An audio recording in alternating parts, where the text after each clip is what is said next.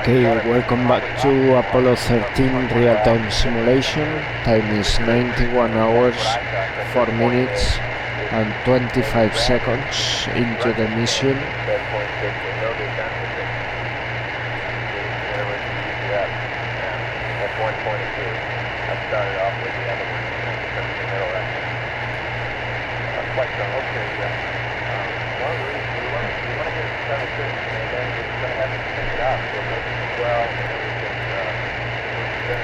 And on the actual mission they were about to finish building the mailbox, the famous mailbox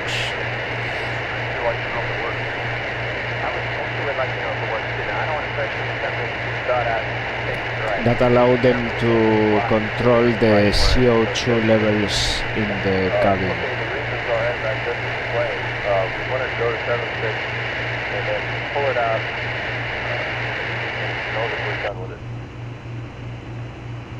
What happened to the air to ground income? They switching on it. You should have that there. Looks like we lost the lead. So why did you plug the secondary back in the 37 just some later time? Tell me. There's no reason that I know of why we can't do that. Too much later.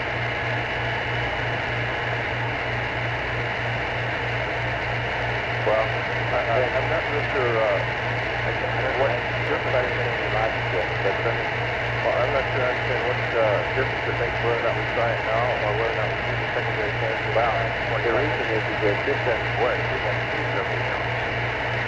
Either modify this somehow or other, or do something out of it. 1.5 to see if then the power from the wind and use this kickstand and start getting all that power. Roger, but the time difference is this secondary transfer is not going to last but half an hour, 45 minutes more. Okay. Okay. You got that going for you. Now see what it looks like. See what the lights look like.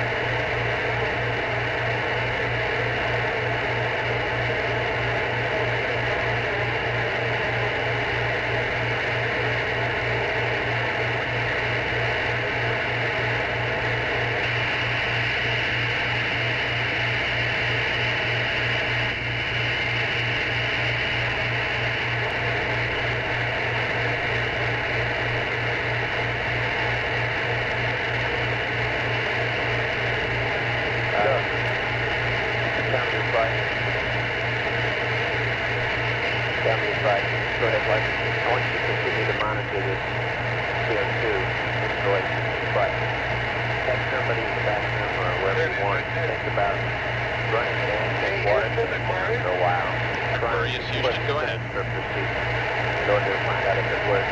The objective is being to find out if it works, and avoid having to do that late in the game before you run margins on water. Just think, your objective being to unload the end of this flight as much as we can. The cardboard is not big enough to position the red hose with the inlet down, and the inlet is, or the inlet to the red hose is lying on its side, but I think it will still work. Okay, Jack, I concur. I think it'll work too. There's one step that I omitted, which you can do now quite conveniently, and it's this: where you stuff the towel into the bypass hole on the bottom. We recommend that you cut a few short pieces of tape and just tape that over so it doesn't fall out. Over. Okay, we'll do. I've got one more little thing to do. That's the inlet top.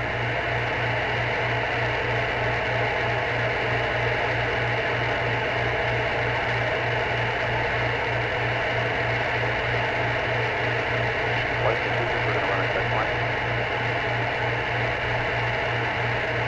That's calling flight. Okay, Roger, flight, we're going to run at that point. Okay.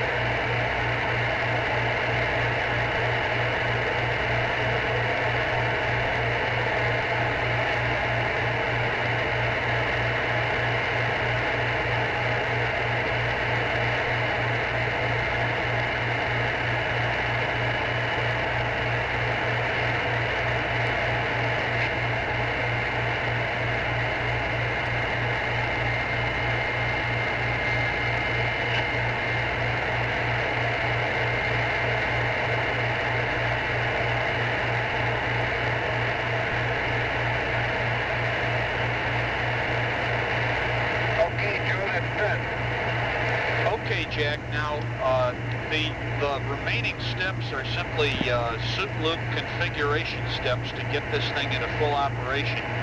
And our ECS people want to hold off on that until the canister you're working on gets to 7.6 millimeters of mercury, which will probably be another 45 minutes or an hour. It's at, we're reading 4.7 now.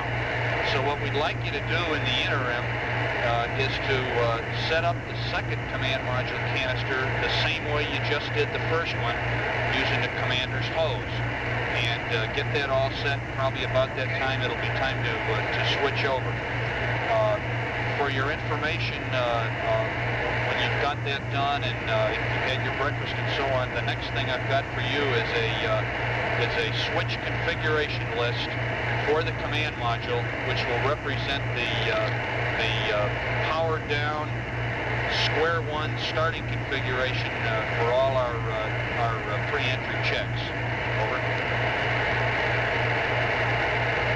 Okay, we'll start setting up the commander's hose configuration, same as the LMP's hose, and I'll get set up. I guess you want me to use my hose switch checklist, which side that interferes going up again. That's affirmative, Jack. What we have done is marked up the liftoff configuration checklist, and we'll run through that for you whenever we get around to it.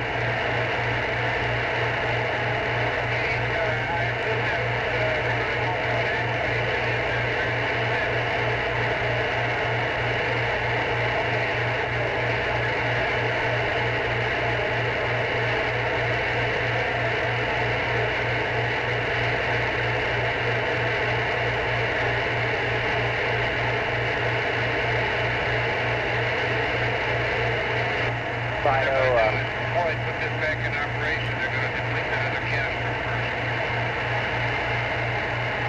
I don't know. It should be in operation now. Well, they know it's on the hose. I don't know. They have some other things.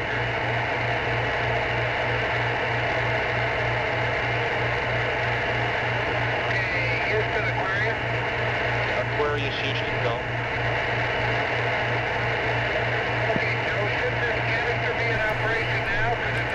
Okay, be right back, guys. Well,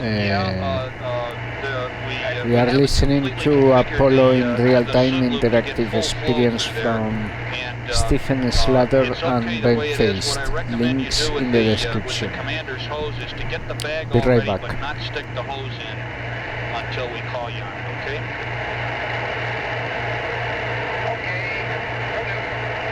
Tell me your flight, go flight. Is the hose connected to the tube disconnect assembly there? You know, if it is loud, you get slow. But what is stopping us from falling through it? Is the hose not hooked up? I don't think so, quite often. Joe, you know? The hose is not hooked up to that assembly, is it? Or is it? Is the end of the hose, the other end of the hose, is it hooked up to the assembly to hook into the tube roof? Is that what you said? It's hooked up?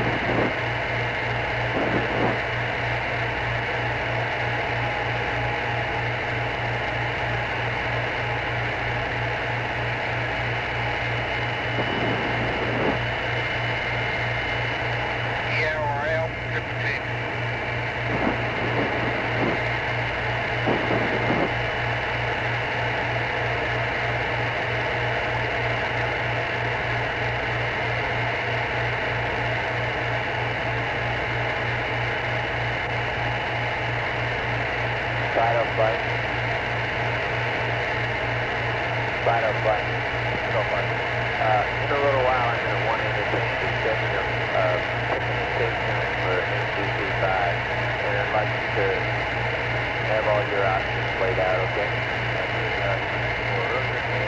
Not later. From 104 to 118 is the range we're going to consider in high jack. Well, I know that, but I want it laid out to what it means to you.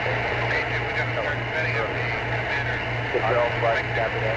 In a little while, I'm going to, as soon as we know where we stand in CO2, I'm going to want to discuss this tick time. But I want you to tell me your thing. Guys, flight, copy. First one, in a little while, I'm going to want to discuss NCC tick time, and I want you to have your opinions ready, okay? FAL flight. Bob, after we find out where we stand in the CO2 configuration, I want to discuss the tick time in NCC5. I don't want to get anybody's opinion, so get your pros and cons in order. We need to start coming up when we can do that. Okay, flight.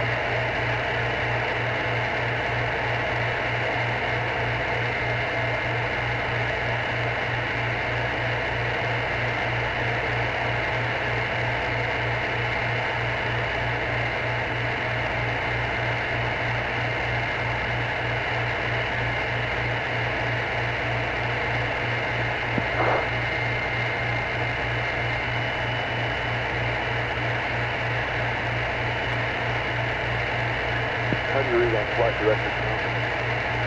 I don't know, he's got the back there. Okay, that's fine.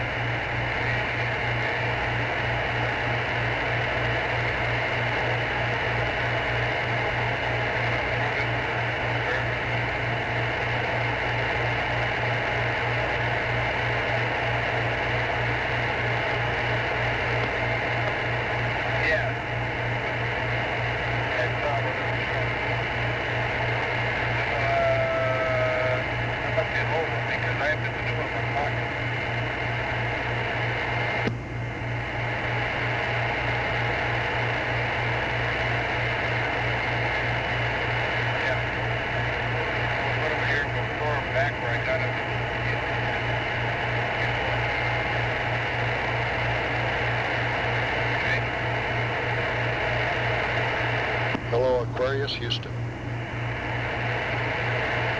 Go ahead. Roger, Jack. Tom here. Just like to pass on to you and Jim that got a little data priority going today, and we're going to convene the CPCB, and we'll have you all kinds of good procedures for later on. Over. Okay, thanks, Tom. You guys are really working overtime. We're getting a little coordination down here.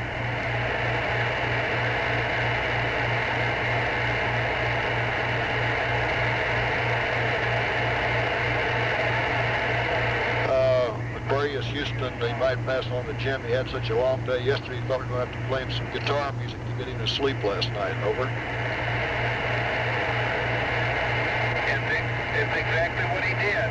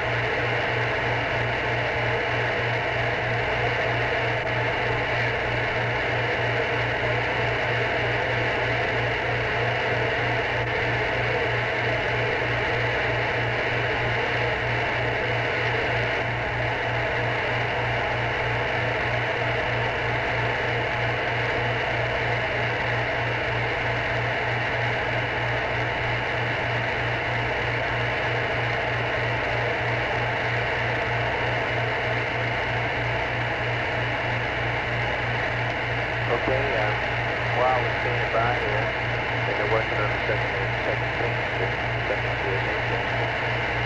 The gentleman was talking about the desire to power me B. You know, quite so. Okay. Are we squared away with the hose situation? It is okay if they go ahead with this second canister package and hook it up to the red hose. The last thing Joe left with them was 6 cans already, but not the other than ours. Can you proceed with that? You can't do that again. Okay, why you can't? Because there is very, very little, if any, oxygen coming back into the CPC that hole. Because the cabin air return is so bad. Capcom flight. Capcom flight. Go ahead, flight. Well, the company guy saying that the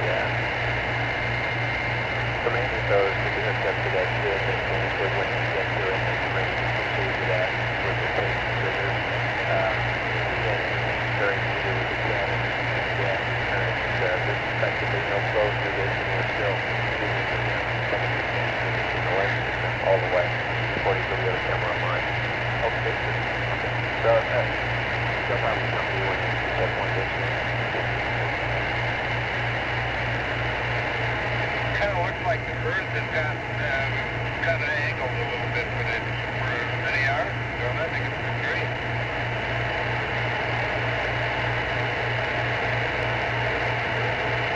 You know how to do this? How?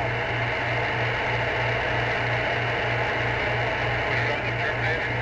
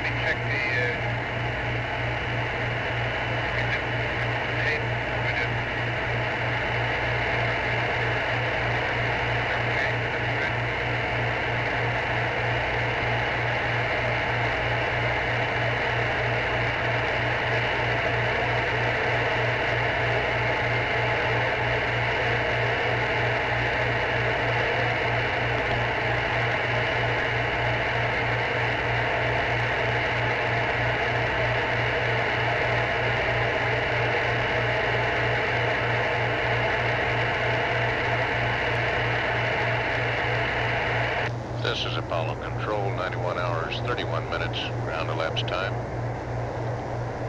In the last hour or so, spacecraft communicator Joe Kerwin has passed up to the crews items of shade tree engineering on how to build the lithium hydroxide canister container, which uses the suit system, or suit circuit return hoses in the lunar module. And these two canisters will scrub the atmosphere, removing carbon dioxide. This is primarily a backup to look forward to the time when the time is run out on the canisters in the lunar module. Present position now as shown by the Space Digitals display, which at this moment are on a moon reference frame, showing 36,688 nautical miles from the moon. This computes out an Earth distance of about 184,830 nautical miles out from Earth. Velocity relative to the moon, 4,284 feet per second. Current usage, electrical current still hovering around 12 to 14 amps. At this time, Hayes apparently is still sleeping. All consumable usage is either on or below the predicted levels.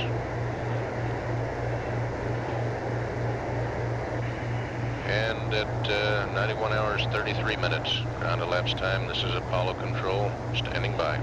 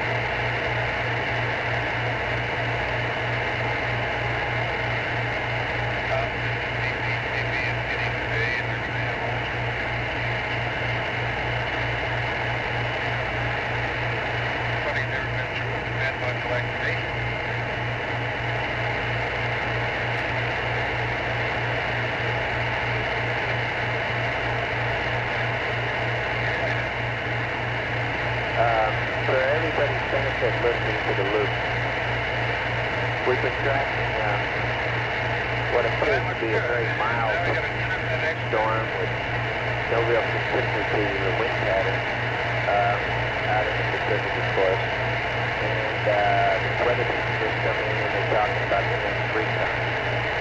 Turning to when to schedule an wind course, we are dependent on a number of things, including, for example, getting the burning checklist available on Verify.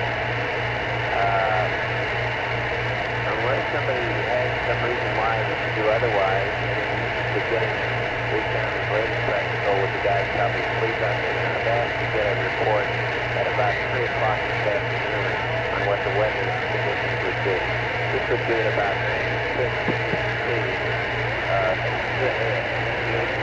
which would be about 6 hours before the currently first scheduled wind course 104. And that would give us some time to look at it and decide that we either wanted to put off the wind course or it was clear that we could go ahead, or whatever else one could learn from looking at the weather. So for everybody's benefit, I'm looking to get a kind of a look at the weather this afternoon at 3. And of course the things this would help us with is if we wanted to add some delivery into the burn to do some weather avoidance. Retro flight. So you might consider down there, Chuck, what you would do if you wanted to move the range further up. I kind of assume that's the way you do it. Stretch the range out? Yeah. Not with the entry range, but with the maneuver at Victoria 5, whenever we do it. Yeah, I assume you're looking at that moving it out of the miles. It would be fine. Let me say one thing about that. That might be a good reason to put this thing off. Yeah. Well, that's why I'm introducing the thought here. Yeah, well, okay. I'm talking weather right now. So we're looking at it. Unless somebody has some better logic, I have to get at least the first 3 times here at 3 this afternoon, and they'll tell us, I think, whether, assuming that we decided we wanted to go at 104, whether we ought to put it off, and we'd be plenty of time to let the crews react, to adjust the fleet schedule for a later maneuver. Okay. Fair enough. That's fine. I don't know why. Well, yes, I do know why. On the 18th, we got 18 went back. Still had purpose on secondary compound.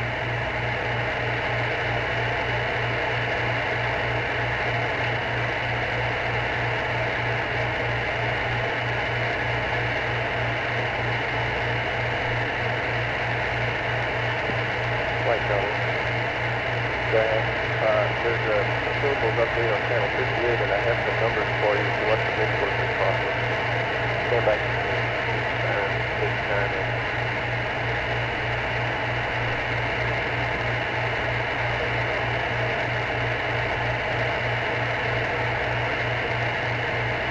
What did you want to tell me now besides that stuff? Tell me what else did you want to tell me? The numbers as to what the wind course maneuver is costing. Okay.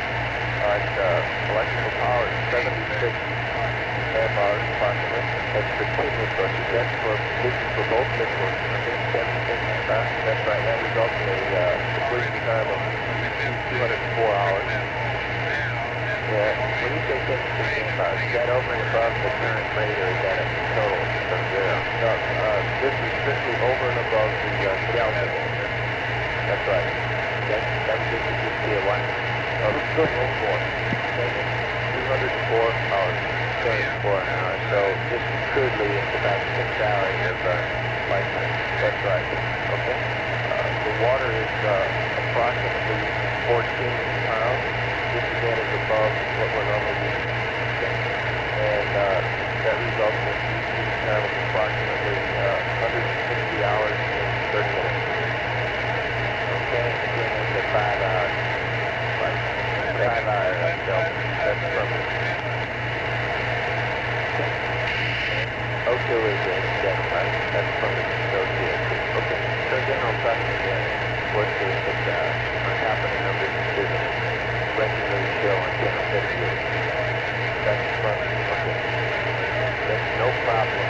Control matter that numbers on count that here. Bring in what? Even for the rest of the numbers you quoted me gives us no problem with the current rate of usage of the vehicle plus these inputs. That's affirmative. By no problem, I mean we are within the constraints of the vehicle. That's right. Thank you.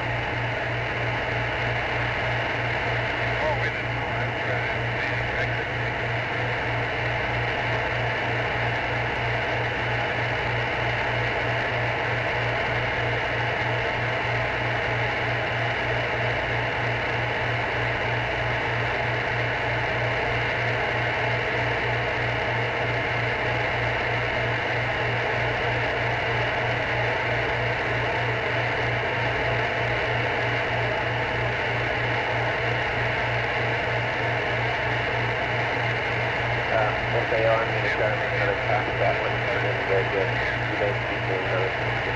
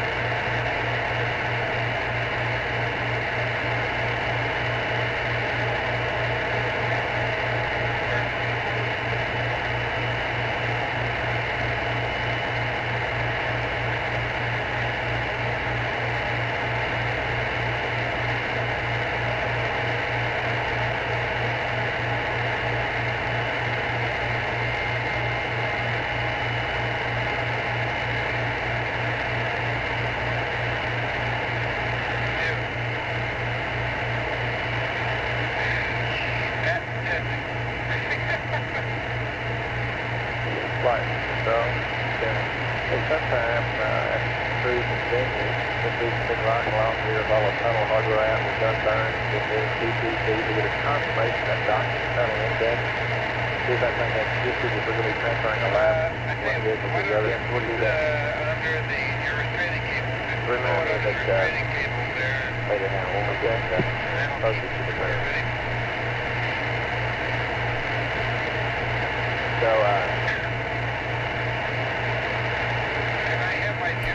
Okay, as Jack Schweiger is now taking a use, I am going to take a use also.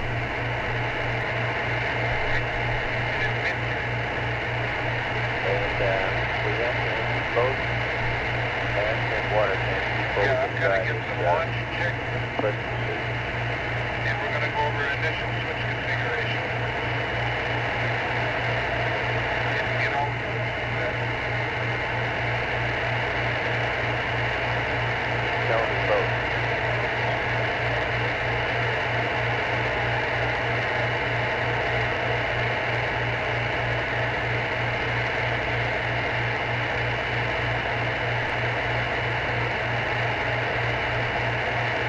Okay, now, go.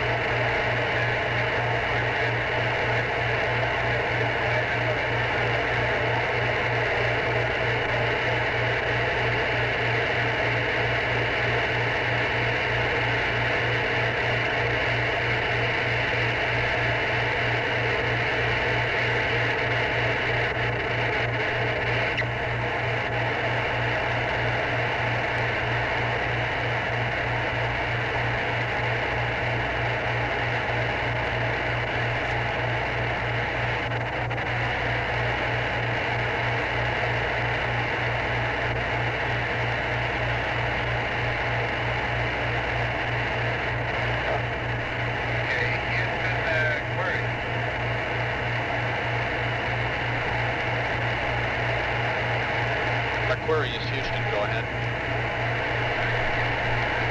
Okay, Joe, I'm ready to start on the command module switch configuration. I'm on page L1. Okay, Econ 26. Okay, Jack, understand you're ready for the switch configuration checklist. Jack's ready And to I copy have in the front of switch me configuration the liftoff configuration, Okay, where's page you got a main L1-1. copy? Are you with me? Okay, let's go with the switch configuration checklist Okay, I'll on the read command these module. in bunches of 3 or 4 at a time. Some of them are the same, some of them are changed, and you can read them back every few steps. EMS function to off. EMS mode to standby, no change. GTA off, down, no change. And GTA cover secure, no change, over. Okay, EMS function off, all standby, GTA off, GTA cover secure. Roger. CMC attitude to IMU, no change. FDAI scale 5-5, no change. FDAI select, number 1. And FDAI source, GDC, over. Retro flight. Go ahead, Mike.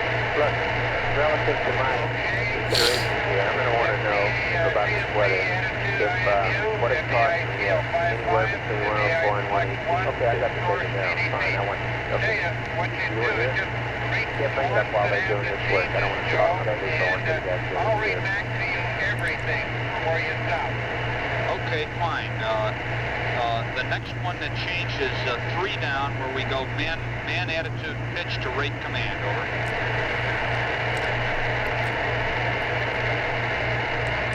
Brad?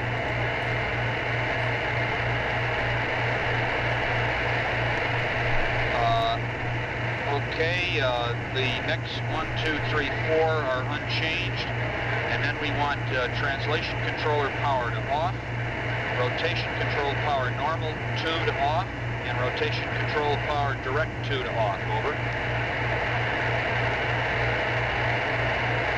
Okay. Okay, the next 2 are unchanged, and we want the 3 BMAG switches in rate 2, over.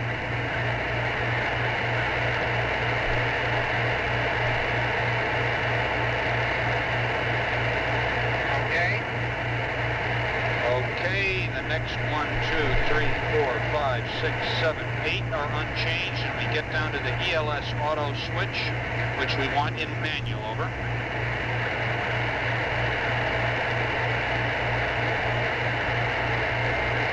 Okay. Okay, and we want CM RCS logic off, down, and the rest of the page is unchanged, over.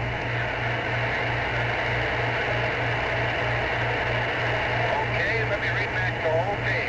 Okay, go.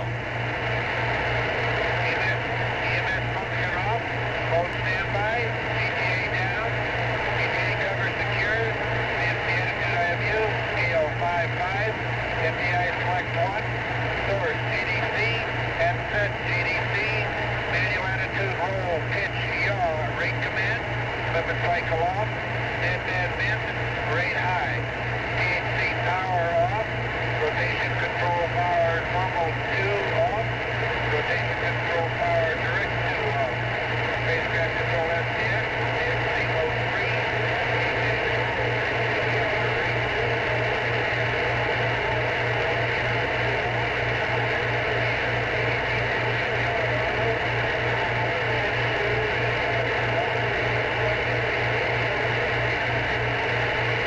Jack Houston, you're not coming through, and request to talk a little bit more directly into the mic. I got the BMAGs at rate 2 and start from there, over.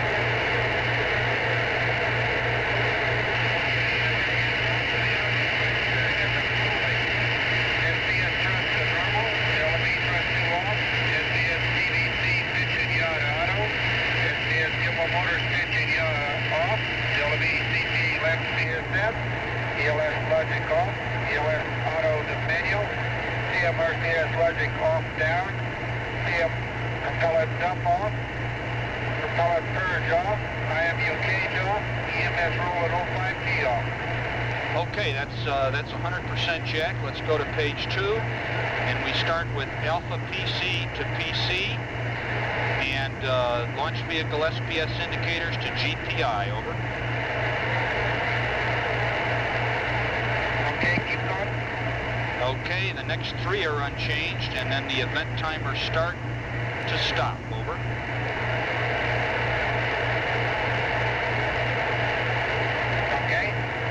Okay, the next ones on panel 1 are unchanged, and on panel 2 go all the way down to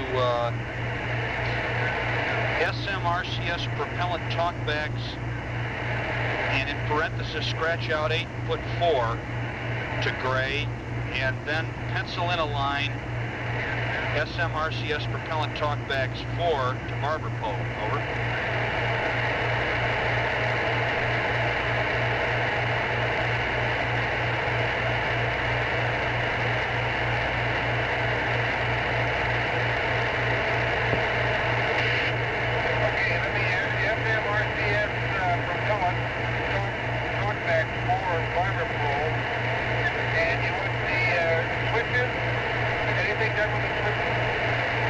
I guess that's the configure. Standby one, and I'll check that.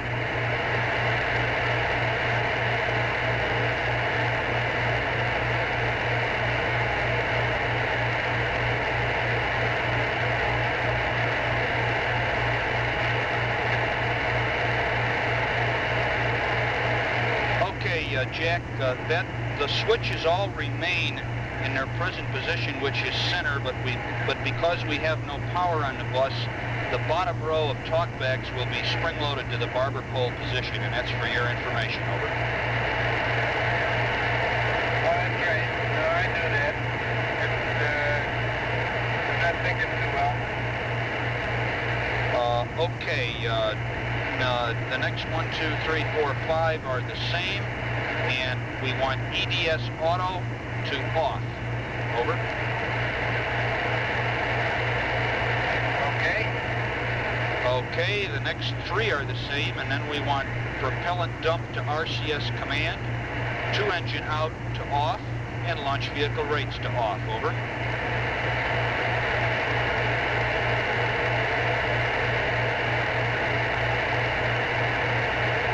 Okay, let me read back the whole page. Go. Alpha PC to PC. Launch vehicle SPS indicator to DPI. CDC gimbal drive engine yacht auto. That timer reset up. That timer start to stop. That timer minute seconds to center. Close sliding vent valve push. Probe extend release to off. Extend release talk back to sub gray. Dock probe retract primary and secondary off.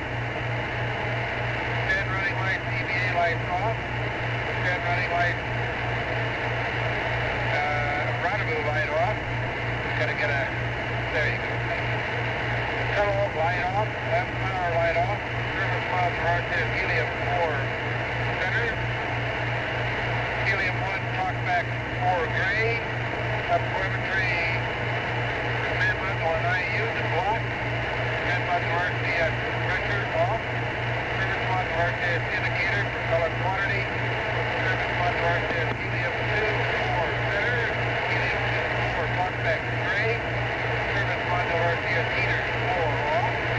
Service module RCS color 4 on for center on up. Service module RCS color talkback 4 gray and 4 button. RCS command center. RCS center. Command module RCS I got the job.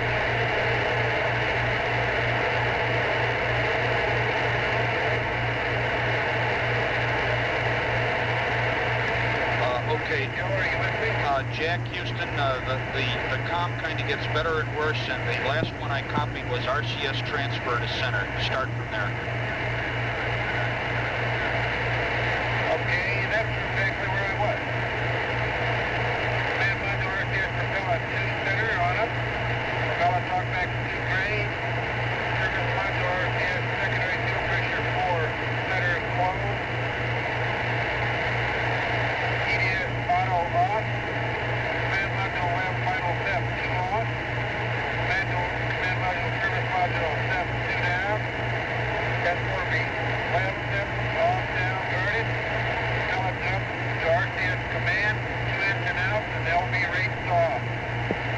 Okay, that's correct. Let's go to page 3. And the first one on page 3, tower jet 2 to off. Over.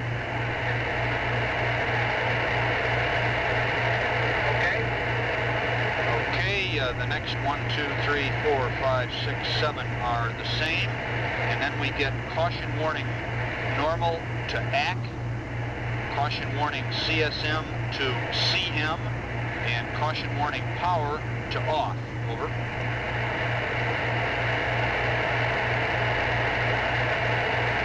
Okay, got it. Okay, the next 1, 2, 3, 4 are the same, and then we get to the H2 heaters to off, and the O2 heaters to off. Got that?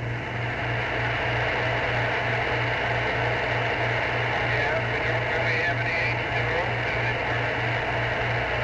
H2. Okay. Okay, Jack, those are the only changes on page 1-3. Okay, tower jet 2 off. And then I'll just come on down. Caution warning normal to acknowledge. Caution warning CSM. Or caution warning CSM to CM. Caution warning power off. H2 and O2 heaters off. That's correct, Jack. Those are the only changes on 1-3. Now let's go to 1-4. No changes on the remaining 3 panel 2 switches.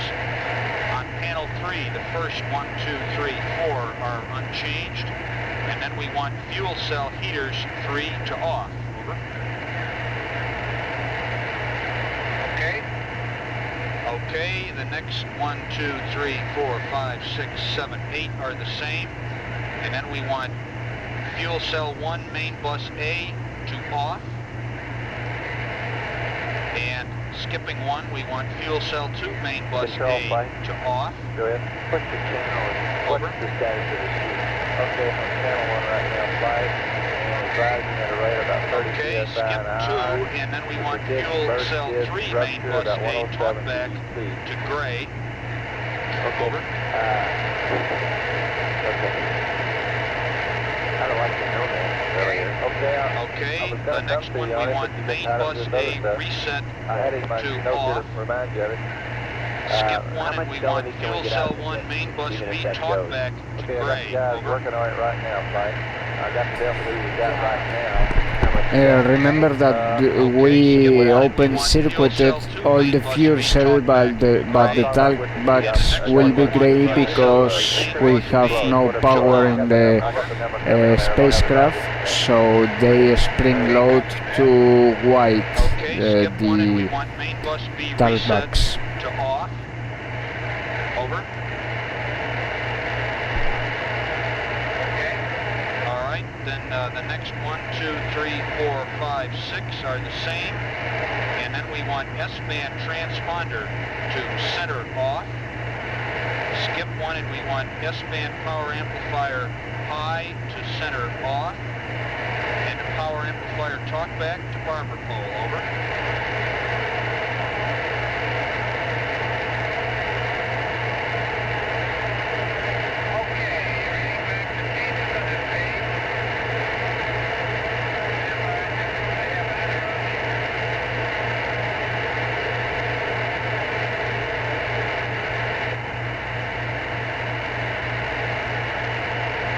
Jack Houston, start in again. I wasn't copying that. Okay, I just had to switch on there. Okay, reading the changes, Joe, on page 1-4. Fuel cell heaters 3 off. Coming down to fuel cell 1, main bus A center, main bus A to off. Main bus, fuel cell 2 to main bus A off. Fuel cell 3 to main bus A talkback gray. Main bus A reset to off. Fuel cell 1 to main bus B talkback gray. Fuel cell 2 to main bus B talkback gray. Fuel cell 3 to main bus B off. Main bus B reset off. S-band transponders off. S-band power amplifier high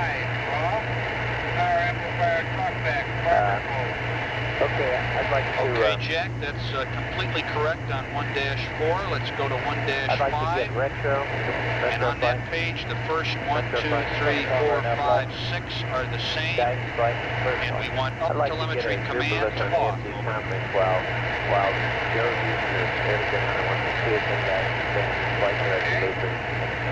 Okay, the next 1, 2, 3 are the same, and we want VHF AMB to center. Use the flight director loop, but I'm going to get some other guys over in the other end to talk about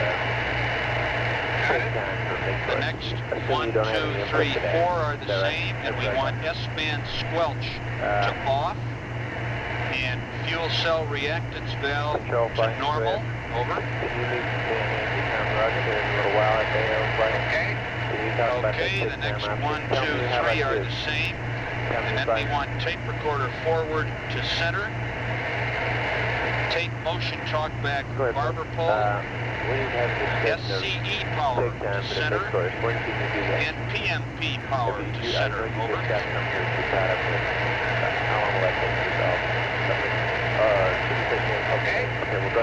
Okay, skip the next one, and we want AC inverter 1 to off, and AC inverter 2 to off.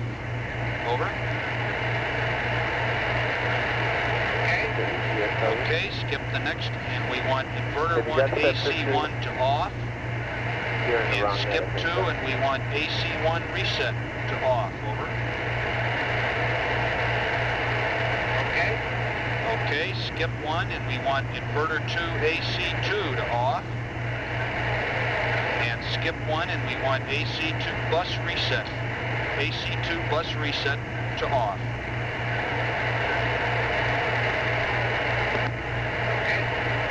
That was AC bus 2 reset. Okay, skip the next one, and on panel 4, we want SPS gauging to off, Telcom group 1 to off, Telcom group 2 to off, and glycol pumps to off. Over.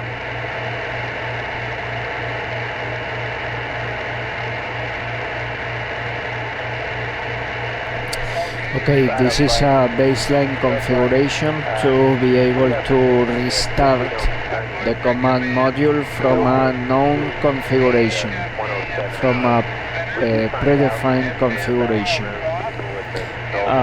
Jack Schweiger has a bit of experience in command module startups when on the launch pad. We are listening to the procedures on the Apollo in real-time experience by Stephen Slater and Ben Feist.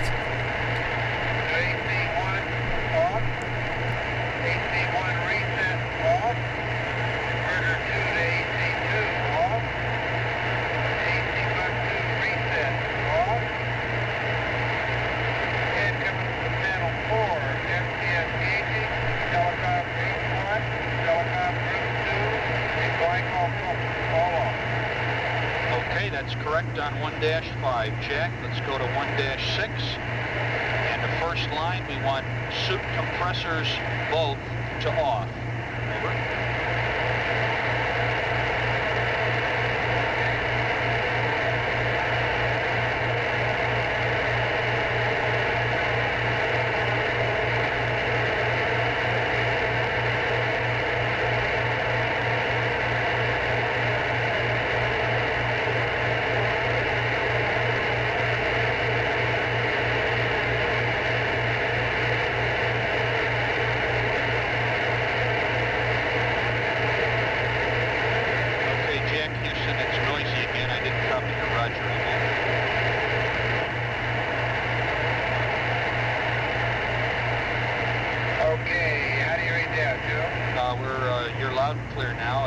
Let's go to panel 5.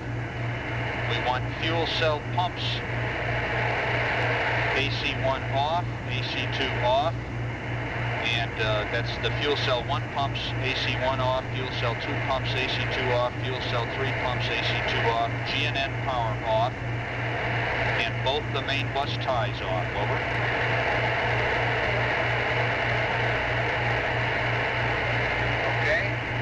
Okay, skip 2. And then we want interior integral lighting off, and interior floodlight off.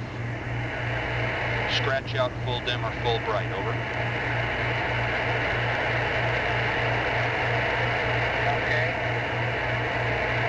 Okay, and circuit breakers on panel 5, we want all open, over. That will be fun to do, to open all the circuit breakers on various panels. We will do it in a bit. Okay, on panel 6, skip the first one. We want power to off, and skip down then to suit power to off, over.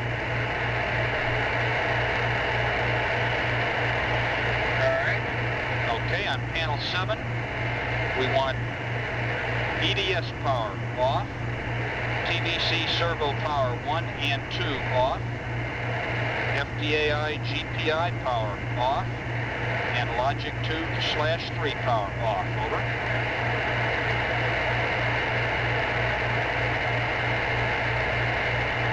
Okay, I'll read back. Compressor 1 and 2 off. Fuel cell pump 1, 2, and 3 off. Unit power off. Both main bus 5 off. Interior interval lighting off. Interior floodlighting off.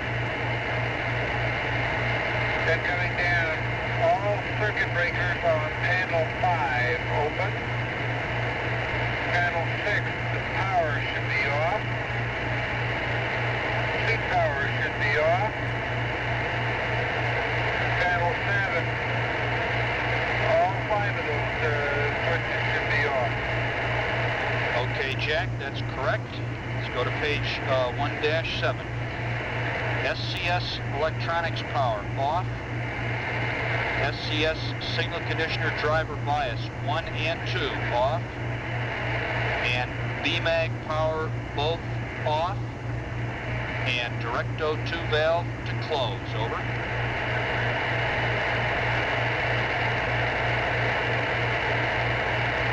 Okay. SCS electronics power off.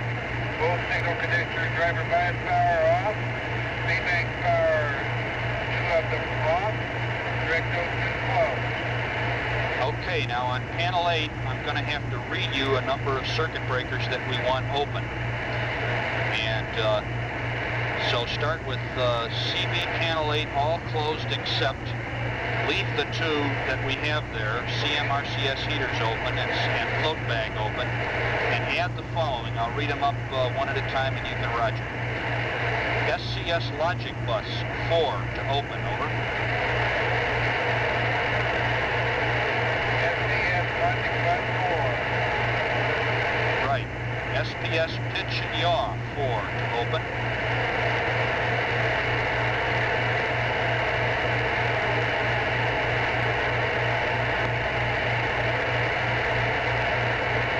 SPS pitch and yaw 4. Roger. SPS gauging 4 to open.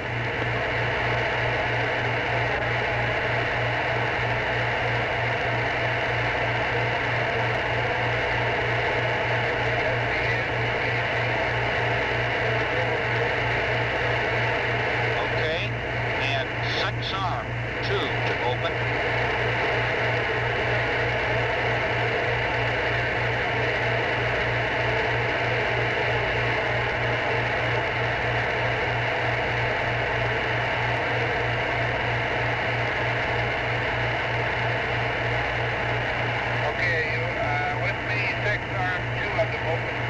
Roger.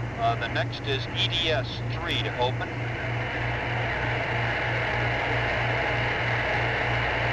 EDS 3 open. Roger. The next are ELS BAT A, BAT B 2 open.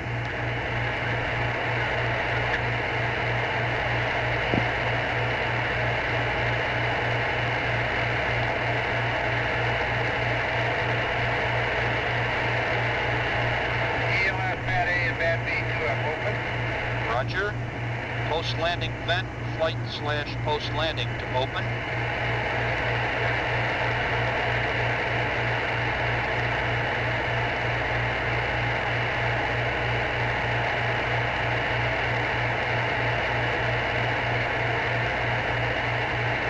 Okay, post-landing and post-landing vent open.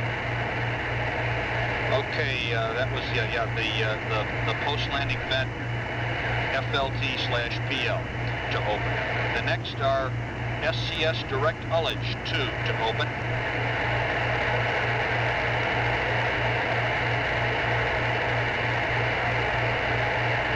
SCS direct ullage 2 open.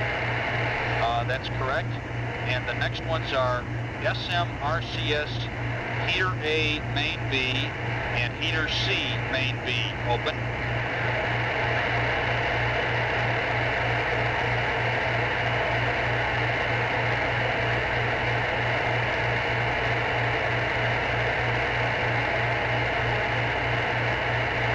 Okay, service line RCS heater main B open and heater C main B open.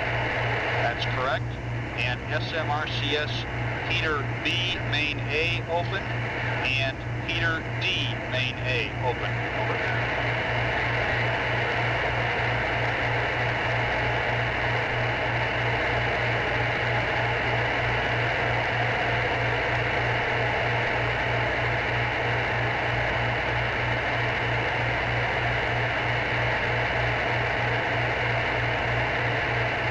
Okay, got those two? Okay, Jack, that's the last of the additions to this page. Go back to the regular checklist and go to the auto RCS select switches. We want all 16 of them open. Over. That is off. Okay.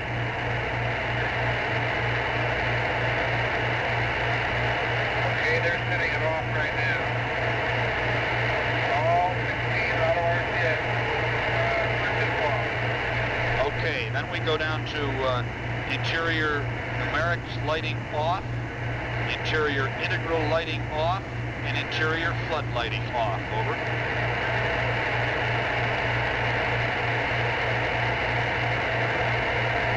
Okay.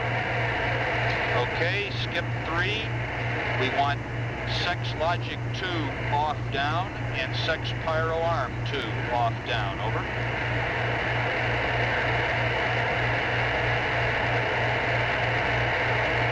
Okay. Okay, and on panel 9, power to off. Over. All right.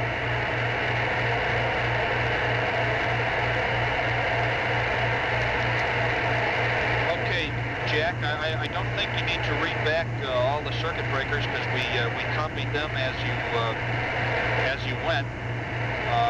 If you just want to read back the panel 8 and panel 9 changes. All right, let's do it. FDS electronics power off. Fixed drivers, those are the OK panel 8. All 16 RCS switches off. Interior numeric lighting off. Interior integral lighting off. Interior flood lighting off. FDS logic 2 down and off. Power arm down and off. And then line the power be off. Okay, that's correct, Jack. Let's go to page 1-8. And the second line, suit power to off. Over.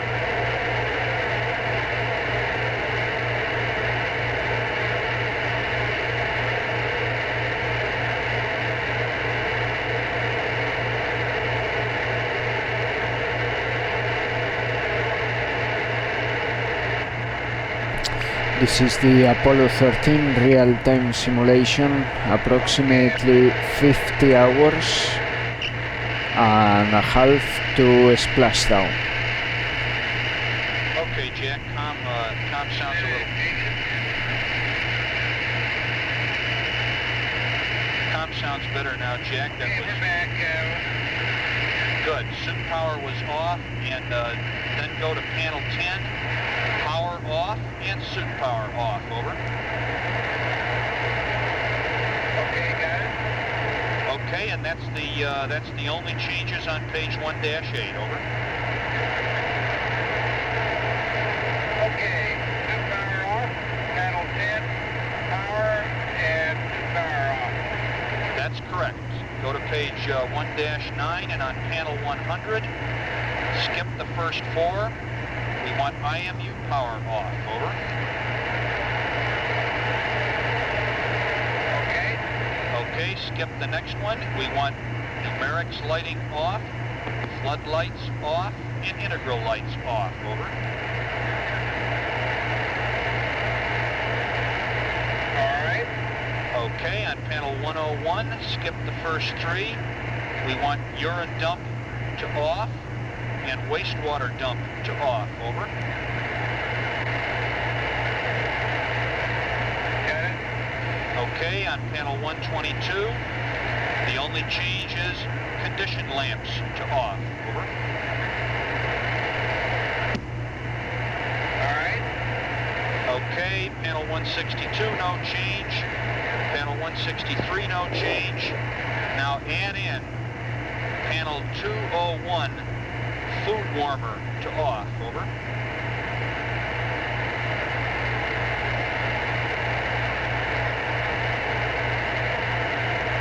Okay, got it. Okay, on panel 225, it will read the same, except I have 3 additional circuit breakers that we want open, and I'll read them up one at a time.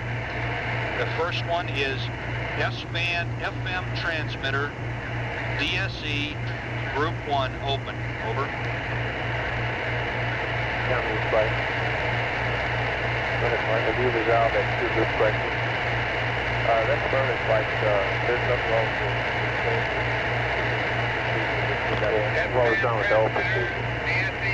There was nothing really Roger wrong that. with the old procedure. The next Did one they is just make it better? flight bus, main A and main B, and that's 2 breakers, both Well, open. I mean, if you agree with the change? Yeah, we agree with the change. It must be making it better or something. Flight bus main A, Well, if flight it's, bus main B. I thought we had to make the change. Okay, that's correct. The last change is No, we don't. We have to make the change. CTE, I guess it does both make it better and open. it saves Over. a couple steps. That's Central timing equipment. Could you say that negative. again? I thought that affirmative. Central timing equipment, CTE, both open. Over. okay, he does not have those things. Would you bring it over and see again, please? Okay, Yes, I will. CTE 2, open. Affirmative, and that's all the changes on page 1-9. Okay. Let me read it back here. Panel 100, IMU power off. Numeric lighting, flood lighting, and integral lighting, 3 up off. Panel 101, urine dump, heater, urine dump to off, waste H2O dump to off. Panel 122, condition lamps off. Panel 201, food warmer off. Panel 245 has the additions that I read as band transmitter DSE group 1. Flight bus main A and main B and CE2 open. Okay, that's correct, Jack. Let's go to page 1-10. And on panel 226, All right, cutter, switch on me. Wait, Joe. Cursor, switch on me. okay.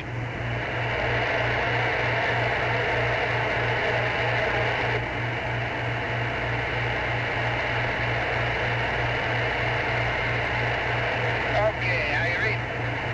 Okay, satisfactory, Jack. You ready for panel 226? Let's go. Okay, on panel 226, we want all open except. So change the word closed to open. And then scratch out the next 3 lines, because we want them open too. Over. Okay, let me go around and Okay, all open except, and you're going to give me the But one. if you have to talk to him about the check Right, I'll that's give doing you on the loop opens other than now. mine, will you? I'm We going to want use this loop for discussion. lighting, Take time. Flood main A, main B, and flight/post landing closed. Okay, I'll just turn that down.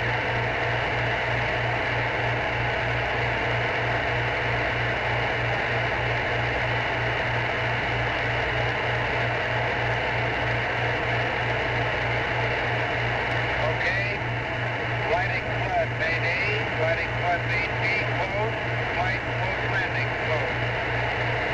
Roger, Jack Econ tells me that's all one circuit Hello, breaker. Michael. The next How one are is you? Good lighting morning. numerics/integral LEB AC2, Copying down the LMDC AC1, and RMDC AC1 to close, and that's copying one down circuit breaker the baseline configuration for the command module to be able to restart it later Okay, everybody, we have the from baseline configuration. initial configuration for the CSMS is also. being Okay, radioed up right stand now. by 1 second while I make damn sure about this. While that's going on, I want to have a discussion of the considerations involved in selecting the picture coming up from this course, whatever we're calling it, 5. Now let me see if I've got retro and FIDO on the loop and they can support that discussion right now, and it's got all the considerations. Happy retro and FIDO? Retro and FIDO flight? How's your flight? You got your considerations thought out? Yes, sir, flight. FIDO flight? Go ahead, partner. You got your considerations thought out for this course? Time selection. This is Apollo Control. We're anticipating a change of shift press conference with the Maroon team flight director Milton Windler and Maroon team retro flyer officer Tom Weigel within the next 10 or 15 minutes in the main auditorium. Check 5 minutes. Do you have all your considerations Apollo for the 13 now 183,306 nautical miles out from Earth. and recovery Velocity flight? 3,907. Who's in?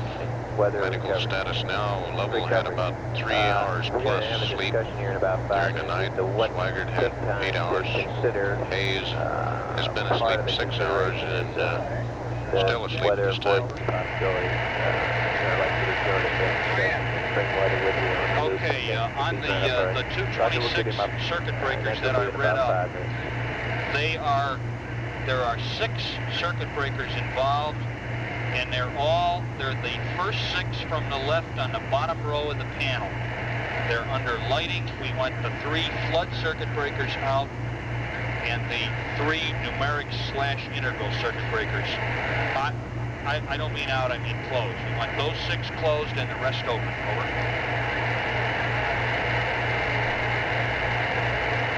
Okay, there are 3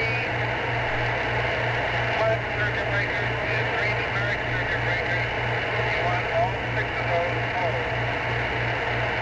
That's affirmative, Jack, and all the rest open. Okay, panel 227, no change, and panel 229, one addition to the circuit breakers we want open, and those are the timers, main A and main B, 2 to open. Over.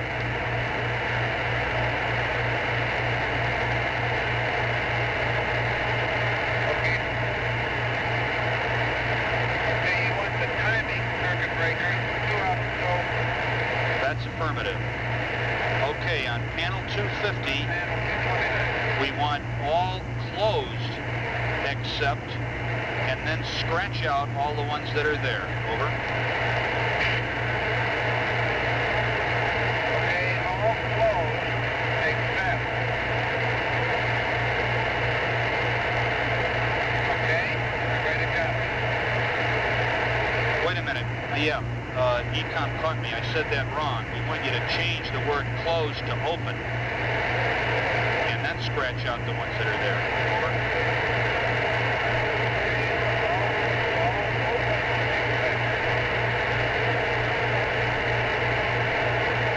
Okay, the 2 that we want closed are sequencer A and sequencer B. Over.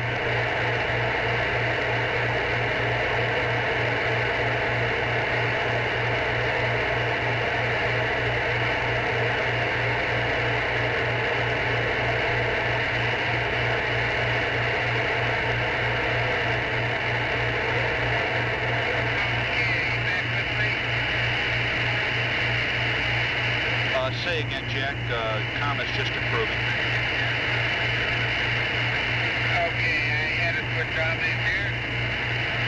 Okay, the two you want all open on panel 250 except sequence A and sequence B. That's correct. Panel 251, no change. Panel 252, waste stowage vent valve closed. Over. Waste stowage vent valve closed. Roger, and on panel 275, we want all the circuit breakers open, no exceptions. Over. Panel 275, all open, no exceptions. Okay, and that's all for page 1-10. You want to read any of that back? I think you've got it all. No, I think I've got it all. Okay, let's go to page 1-11. On panel 276, no change. On panel 278, we want all circuit breakers open, no exceptions. Over. Panel 278, all open. Roger. Welcome everybody to Apollo 13 in where we want the mission timer real-time to simulation. We are 92 hours, 35 minutes, 15 seconds. 55th anniversary of the actual Apollo 13 flight. Listening on the background to the Apollo in real-time experience by Stephen Slater and Ben Feist, link in the description.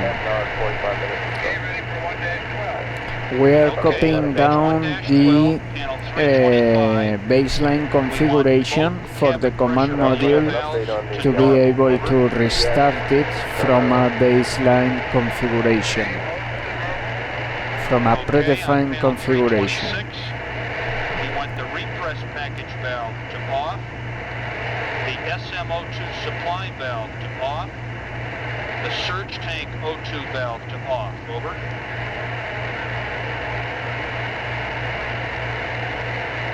Okay, repress, service module O2 supply, surge tank O2, 3 of them are off. Roger, you did include the repress package there. Okay, glycol reservoir in valve to closed, bypass to open, and out valve to closed. Over.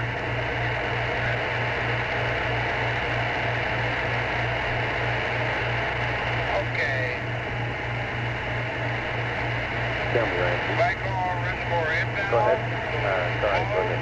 Bypass valve. Okay, and reservoir I gave White earlier That's affirmative. Panel 350, no change.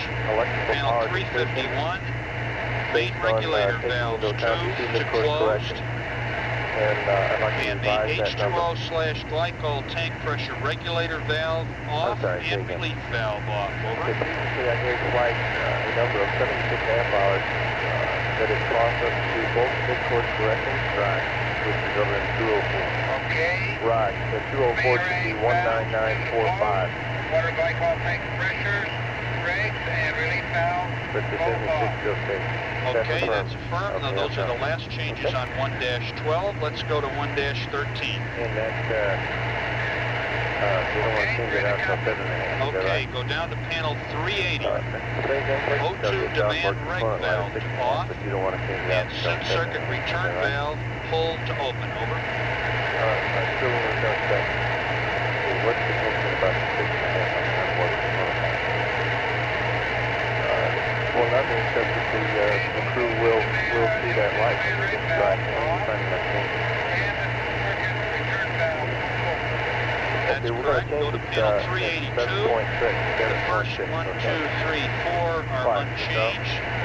We want sec evap H2O control valve to off and prime evap H2O control valve to off. Those are both counterclockwise. Over.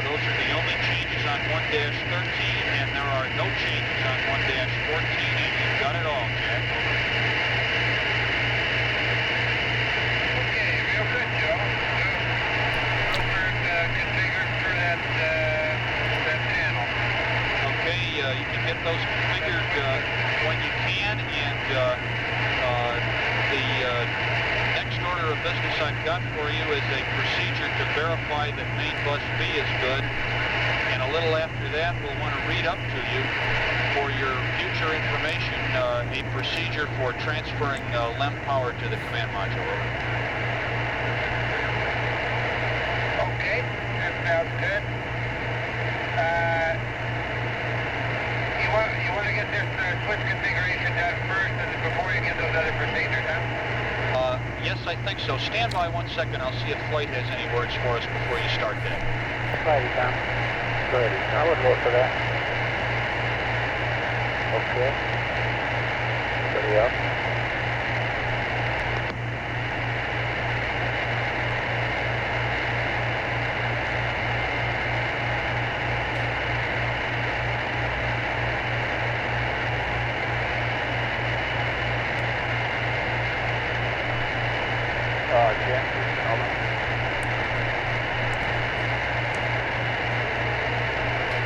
Jack, Jack Houston, over. go ahead. Okay, we don't have anything for you. Our only concern is that you'll wake up somebody. Is there anybody sleeping right now? No, we're all sitting here eating. I'm just going to get a bite to eat, and I'll go ahead and switch configuration, or I'll copy those procedures now if you want. Yeah, okay. Understand they're all up, and did you say you wanted to copy the other procedure now, over? Oh, I can if you want. It's your choice. I'd rather you went ahead with the switch configuration, Jack. Okay, let's do that, and then I'll be back with you, huh? Okay, see you later. And tell Jim that Deke wants him to go to bed. Okay. I'll come in there right now. Okay. Did you tell Jack to go over and do that? Tell him to stand by 1 minute. We have another item for us. Aquarius Houston, over. Go ahead. Okay, stand by 1 minute, Jack. Before you go in there, Flight has got one other item for you. Okay. Deke wants you to go to bed. Okay, let's go to the command module in 5 minutes to get this switch configuration as per the baseline configuration. Hello everybody, welcome. It's my first time reaching 3 digits on the viewers counter, so thank you very much. Thank you very much. 92 hours, 42 minutes, 30 seconds in the Apollo real-time simulation, Apollo 13 real-time simulation, 55th anniversary of the actual mission, listening in the background to Apollo in real-time interactive experience from Stephen Slater and Ben Feist. Links in the description. We do not necessarily have to use battery B. We can use any of the 3 batteries, but it is a less complicated procedure. What Jim we just hooked up to the we don't care what power. Okay, let me get the desk organized here. In fact, I am going to stow the joystick for a moment. No, I cannot do that. Because there is the camera. But give me 1 moment. I don't want to mix it up with something that's not as important. I don't know why I don't like it right now, but that's my reaction. Okay, well, let us get our story together on that one. Yeah, let them go over there. Let them know, Jack, Joe, that we're considering having them activate the battery bus motor switches, main bus side switches, because we think full over there. And as soon as we can determine that, we'll let them know. Aquarius, Houston, over. Aquarius, Houston, over. Okay, Joe.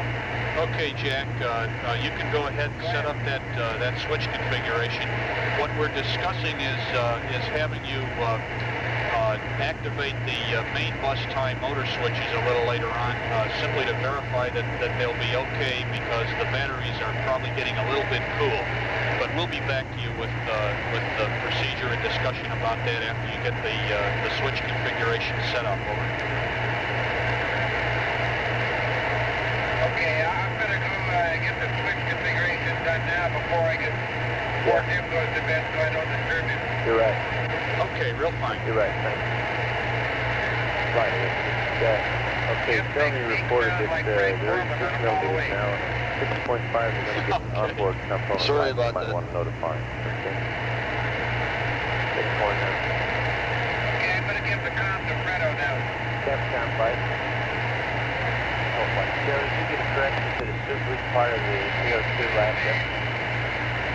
Oh, no, I just tell me flight range there, please. They have changed something that they think just makes it better. Okay. I guess exactly why.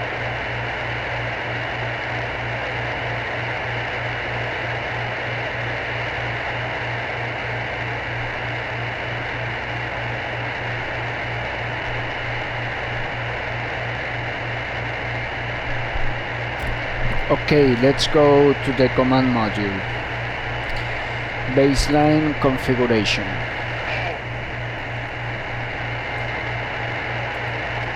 Houston, Aquarius. Aquarius, Houston, go ahead. Okay, before you decide, Joe, I just want to make sure, are you still planning an FPC at 107, or what's the latest thought? What did he have? Okay, Jim, we're still gathering our thoughts on the MCC, but some of the considerations go like this. Fido tells us that we can do that correction probably as late as 118 hours. Okay, welcome back to Odyssey. Significant delta V penalty, and with plenty of tracking thereafter to make sure that we've done the right thing and to set you up for a late MCC if we need it, which we probably wouldn't. We're happy with the PTC mode that you're in EMS now, and function although we are working off. up an AGS PTC mode, EMS mode to standby. use course correction, we kind of like you to stay in this PTC off. for a while because it's GTA doing cover good. closed.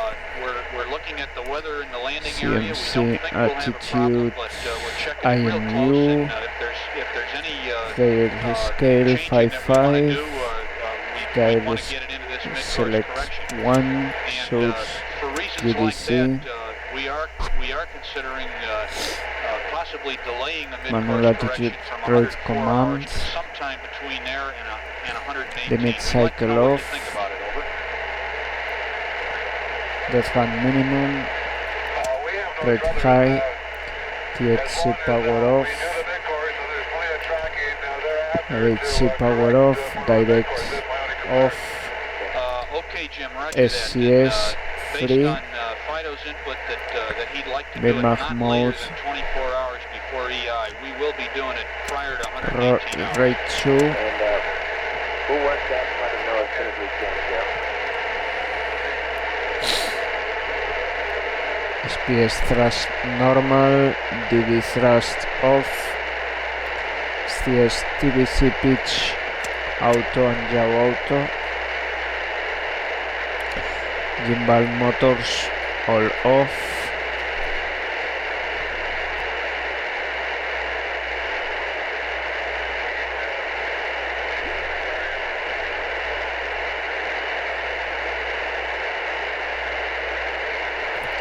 DBCG LEM CSM.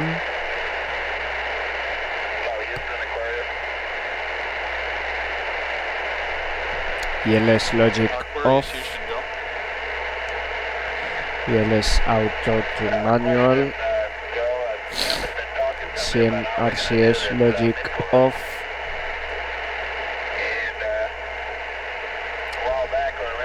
CM propellant dump off. Purge off. IMU cage off. Control flight. Go ahead, Mike. Did you hear that? Okay, They have stand by another it loop, in, Mike. Fred. Fred is asking, it's about having pulled the ASA. EMS roll off. Oh, okay. 0.05G switch 38 off. degrees now flight, and it's been stabilized at that. Answer percent, Okay, indicator we got percent, time. GPI, Okay. 38 degrees. Yeah, we TDC gimbal drives to auto, Okay. reset up center, event timer stop, Next order of business here is what we want to do. center and center 1 sec, We're told that we see 38 degrees in the package and it'll be okay for the burn. We're massaging the detailed procedures for this burn at this time, and we expect to have a real clean setup to eat plenty of time. Okay, very good.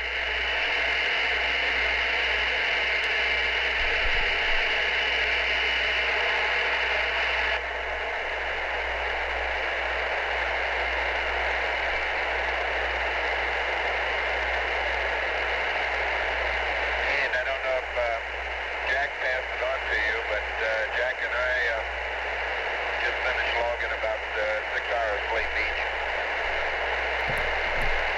okay, sorry, panel 2, post landing Roger, Fred, vents, copy that. Is it closed. a little chilly up there? Yeah. probe extend release off, retract off, And with this power down mode, we're not all the generating lights much off, internally, and it really did all get the chilly. lights off, then Yeah, I guess you'll power have off, to generate your own heat in there for a while. helium Deke 1 says uninstall the center, So, exergy. look, the subject is getting his motor switch activated. Block. We're going to do that. He's going to write the procedure and get it written. The question CS is, when press do we do it? off, Jack's work over there now when he's configuring. Do we wait till he gets all these switches done? propellant quantity, Okay, well, we'll do it. Hurry up then, please. Okay? I want you to get that up there and get it center, straight out. talbacks on gray, Sorry, Joe, but they're coming up on a contour heaters off, 6.5 millimeters, and we'll be down in a little while. Maybe you want to warn them. Okay? Maybe you want.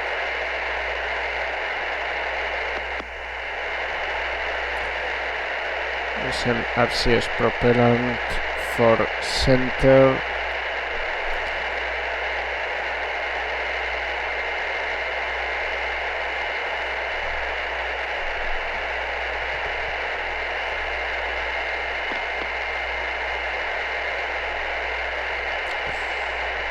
RCS command center, transfer center, propellant off, propellant indicator gray,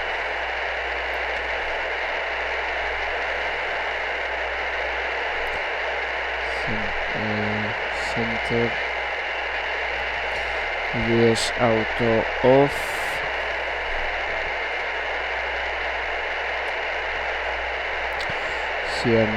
CSM length final separation off, okay, everything here checked, propellant dump, RCS command, two engines out off, launch vehicle rates off, tower jet off,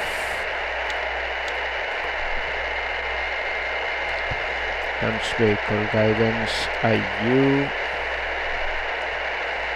launch vehicle stage off, personal jet in jet, main release off, down,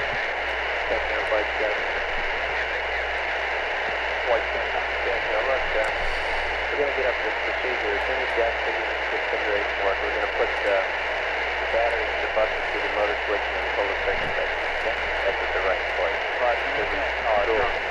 I know what your feelings are This about is this Apollo thing, but Control. check out okay, the caution We're warning anticipating normal, the acknowledge, change of CM, press I think conference we ought to find within the out. next few moments Power in off. the Building 1 auditorium, We ought to main find out. auditorium. Secondly, another thing about finding out is we'll find out if mission the motor timer switches work. start, The I just participants didn't want will to be mix up the two Maroon Team objectives Flight Director Milt in Wendler one test.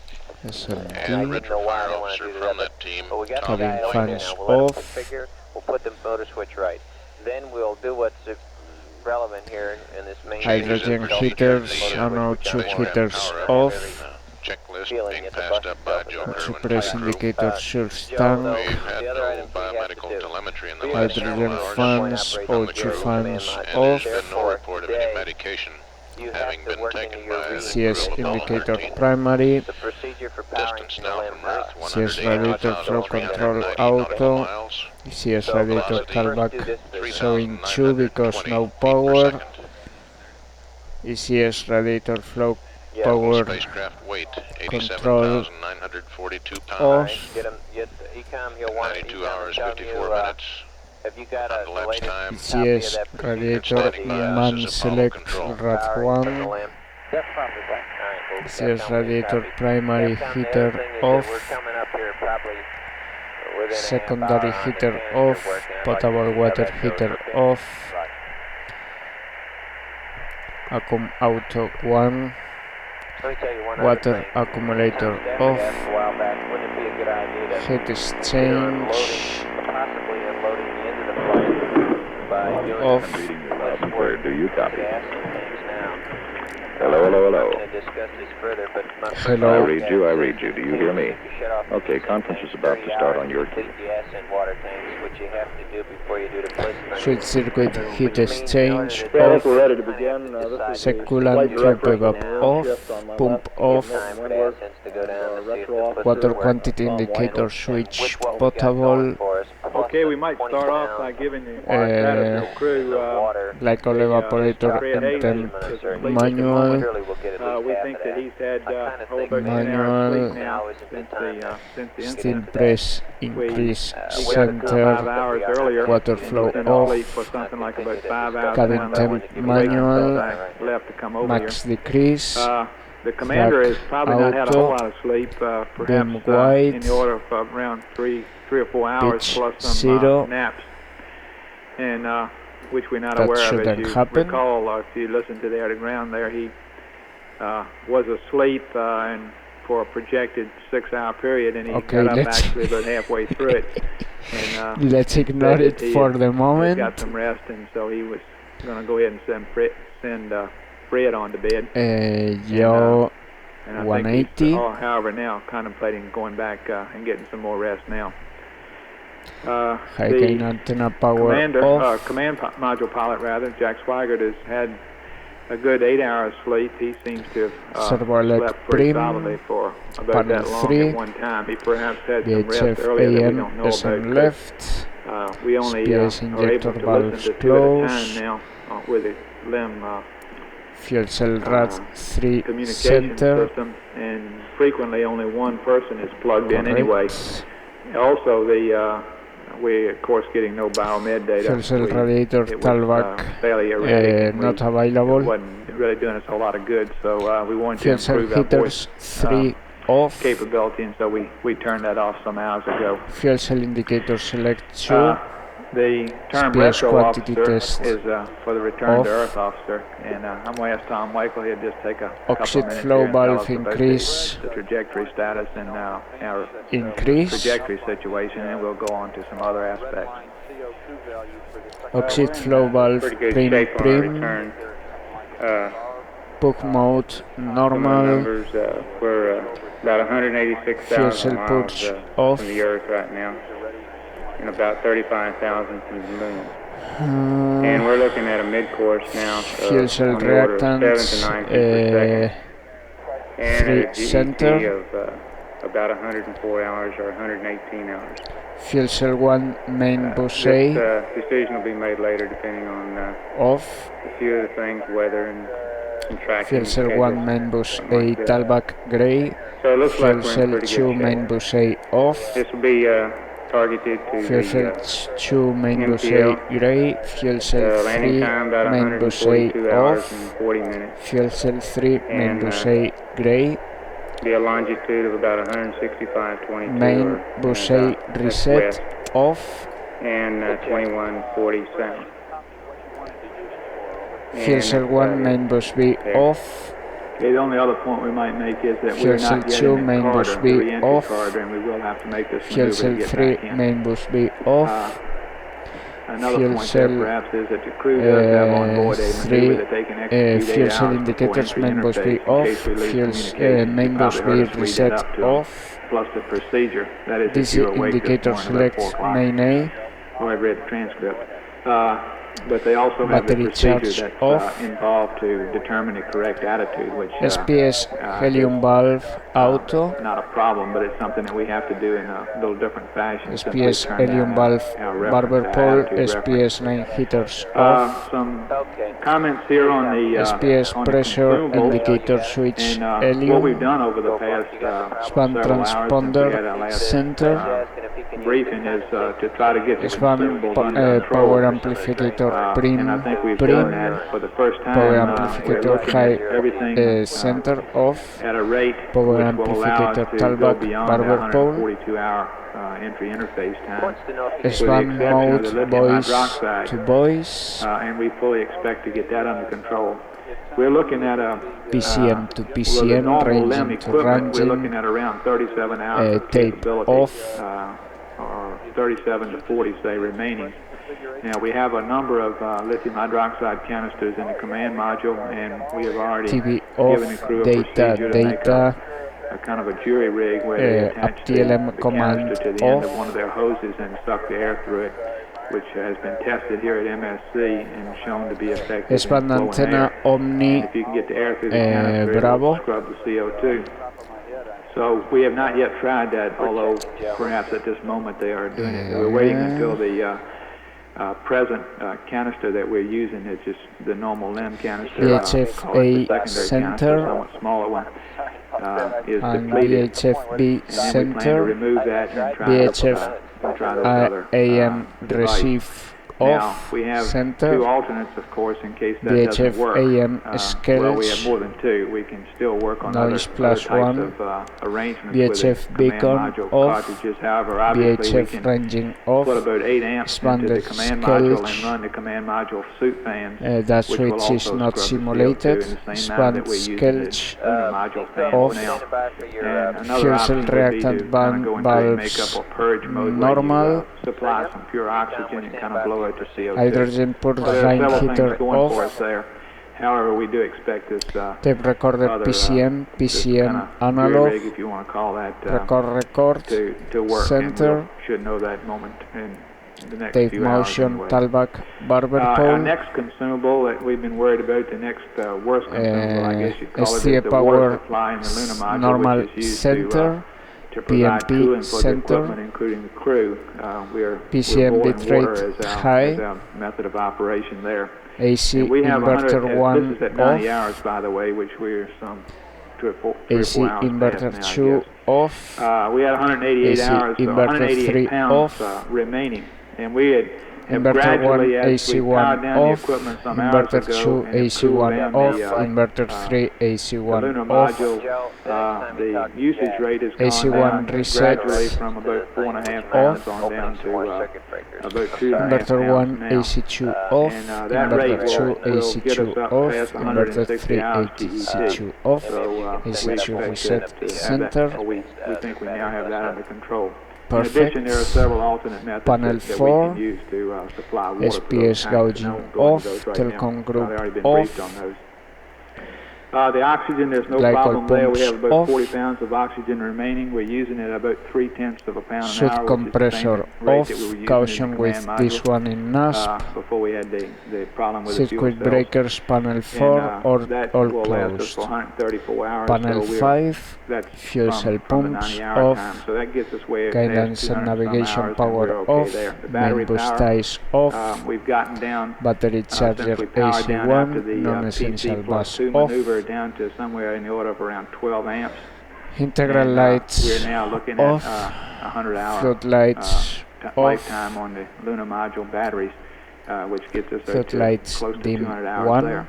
So we think our consumables Floodlights essentially fixed are in pretty good off. shape. In Panel fact, 5 all open. one of the options that we're thinking about now is that we perhaps will have enough lunar module battery power to think in terms of of doing some things that we have to do before the entry in the command module. We are able to transfer 15 amps of power from the lunar module back into the command module. The only thing that, or the problem there is that this does go through the main bus B, and we think that this main bus is okay. However, since we had the fuel cell anomaly, we have not tried to put power on the bus.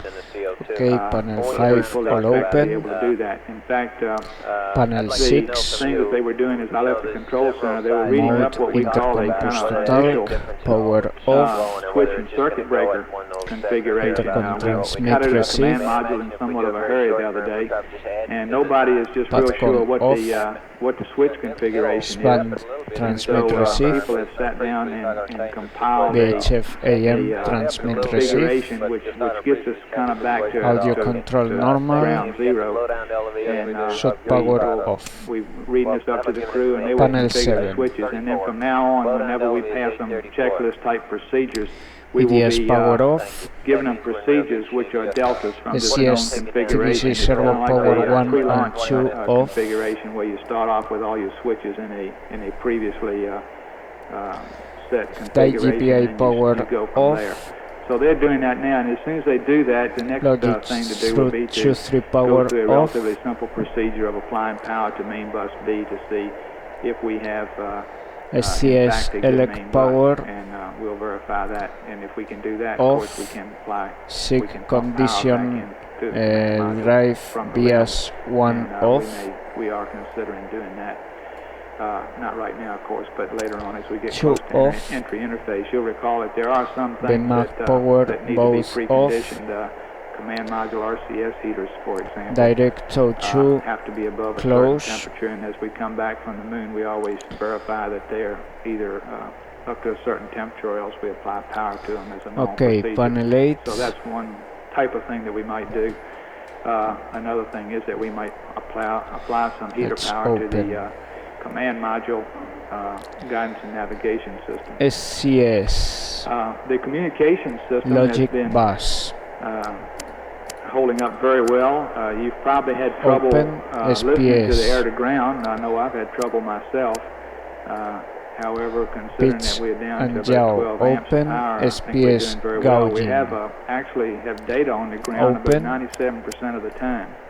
So we're able to monitor the system sequencers quite well. arm, open, We can probably look, this is also an indication that the EDS thermal control open, is going well. ELS, we have but earlier had A, monitored B open, post-landing roughly extent, I vents guess you'd open, say, the way it was going SCS, by having, direct Ray Hayes tell us ullage, the path of the Earth Open. and the Moon as the apparent path as he rotated. And we were getting around a 20-degree wobble at that time. We'll probably see that progress until it gradually gets service worse. And I fully module, expect heaters, some hours from now that we can probably expect some periods where we have no telemetry data for 5-10 minutes at a time, perhaps, while we rotate around until we get back on a good angle for communications antenna. and the rest close. We've already talked about the trajectory. The weather situation is, I got it down here as medium. There is a disturbance out in the Pacific. Earlier it was a storm. It only had about 35 knot winds, I believe, in it. And now they think it's down to around 15. CMRCS heaters, And looked at it, and it really doesn't find anything that really float can be box, classified open. as even a disturbance. We'll send planes out again, but it looks like now that this will be fairly close to our end of mission point. But it's really, the weather is not right now thought to be a very big factor, and we don't see any reason to change our landing point. Some of the things that, in addition to those that I've already mentioned, that are being worked on or that are available anyway. Auto RCS, Well, actually, I guess I really all off, have talked about all the things that we have completely available now. There's a whole host of people integral at the center here, and as you're floodlights probably well off, aware, working on looking at all of the things that we have to do between now and landing time. The first thing that comes up are the real detailed procedures to execute this mid-course 5 that Tom was talking about a little while ago. The actual circuit breaker sequencer's logic off, sequencer's pyro arm off. To give us an attitude reference for that maneuver. Those sorts of Panel things. 9 mode intercom push to talk, power off, bring up the service, the command module, how we would jettison the service intercom module, transmit receive, PATCOM off, S-band transmit receive, VHF AM transmit receive, should power. Whether you use some of your battery power that's available in the lunar module to do Panel 10, some preliminary power up in the command module. We're thinking about whether or not we want to try to turn on any of the instrumentation Panel 10 should power off. Look at how some of the pressures and temperatures are going. And power audio tone, mode intercom push to talk, PATCOM off, passive thermal control with S-band transmit receive, guidance system with tags. VHF AM transmit receive, Literally hundreds of people working on all those. audio control normal, In fact, we've taken the should power in the control center out of the shift schedule and freed them. Panel we 12. operate with 4 teams, and we've gone down now to 3 teams. LEMCM differential pressure, and or not entry interface. Panel exactly, 13. about 6 to 8 hours before entry, and so we've freed Lining the Cranston off. team, the white team, to be free for the next couple of days to help work out these procedures that they will have to implement and to work over the things that they have actually simulated several times here as we prepare for lunar power off, I believe the only other item that we might mention here is the crew did report that they had noticed some venting off, from somewhere mode down on the fast, service module. slew off, we don't know panel exactly what that 15, is yet. coas power off, The thing that you would expect to be utility venting is the power hydrogen off, tanks, the cryo tanks, of course, and the hydrogen post-landing beacon hydrogen cryo lights, tanks are off, still intact, and they would have a normal heat rise, and you would expect those to eye vent. marker off, The area that he post-landing reported off, the particles coming from, Panel however, was 16. not the exact area that was not the quadrant that we would expect the docking hydrogen vent to be target coming off, from. utility power It off, appeared to me, coas though, in power off. listening to what his comment was, later Panel on, 100. he indicated that he was not able to tell exactly where the source of the venting was, and so perhaps it truly is coming from the area that the hydrogen tanks vent in, and because of this roll attitude that he has in the PTC, he's not able to really pinpoint it. So it may in fact be the hydrogen tanks. He also mentioned something about a piece of metal that he saw drifting by, a 4-inch square of metal. Utility power off, there's not much we can do about that. We are lights thinking, dim as you one, probably fixed guess, off, we've given him some settings optics to take power pictures off, of anything that he sees, or whatever that's worth. IMU power And we're trying to off, think of some ways that we might jettison the service module and some transverse attitudes that we might transponder take off, the command module numeric to slide get a off, picture of floodlights this off, area in integral question lights off, during the separation panel procedure, or the jettison 101, procedure. That doesn't look too 4B. promising, and obviously the first thing you want to do there is be sure that you're doing the CMRCS safe thing, and heaters so off. if there's any question about that, why you'd be unable to do it. I weights believe, Doug, unless off, you can think of anything else, why that panel about sums up, I 122, guess, what we've been doing over the last 8 or 10 optics hours. 020, Teltron slave to sextant, optics coupling direct, Milt, can you tell us how and when you might know that the CM X canisters mode are manual, working? What tells them speed that it's low, actually functional? Is it warm, or what happens? No, we have condition two measurements lamps. of the partial pressure of the CO2. We have onboard reading plus a telemetry reading, off, and that would be the criteria that we'd use. We would be able to see UpTLM this decrease. accept. RTL. Right back here in the blue. Panel Milt, how would you 162, compare the mood in mission control this time as with the last shift that you worked? And I got another question after that. Oh, you do? Well, I don't remember the last shift I worked. It was before the all the activity. this is 163, Oh, I think it's, I don't know how to say it. We're, it has to be off we see a lot of things that need to be ironed out, new procedures and things like that, and have spent most of the night thinking about those sorts of things. The first thing we tried to do was to get into a safe configuration. Okay, of course, panel before this time, 225. before any incident, while we felt like we always were in that condition. So it's kind of a relief to get back into what we think is a posture that is stable, if that's the right word to use. That you feel like you really have the situation under control. Okay, panel 225, all When you closed, get back to except using Joe, you want to turn around here? CFM power, high gain antenna, you have some flight left bus in open, one fuel cell, do you, that you can Group that you two can switch to, or open. what is the situation there? The fuel cells are completely gone. That's a irreversible Expands. process when you latch them, as we did there. We have 3 entry batteries essentially, roughly FM, around 100 amp hours. in those. transmitter, data storage equipment.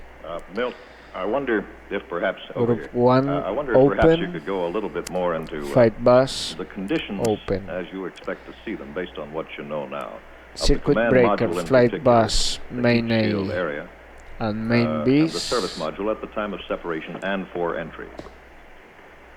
Well, let's take the command module first. I expect to find the command module in good shape. I think we'll find that all the things that are anomalies that we saw as we closed it down are Flight either bus, instrumentation main A and anomalies main that are B. not true ones, or Both open. we'll be able to get the bus powered back up again. I think we'll find that system in good shape.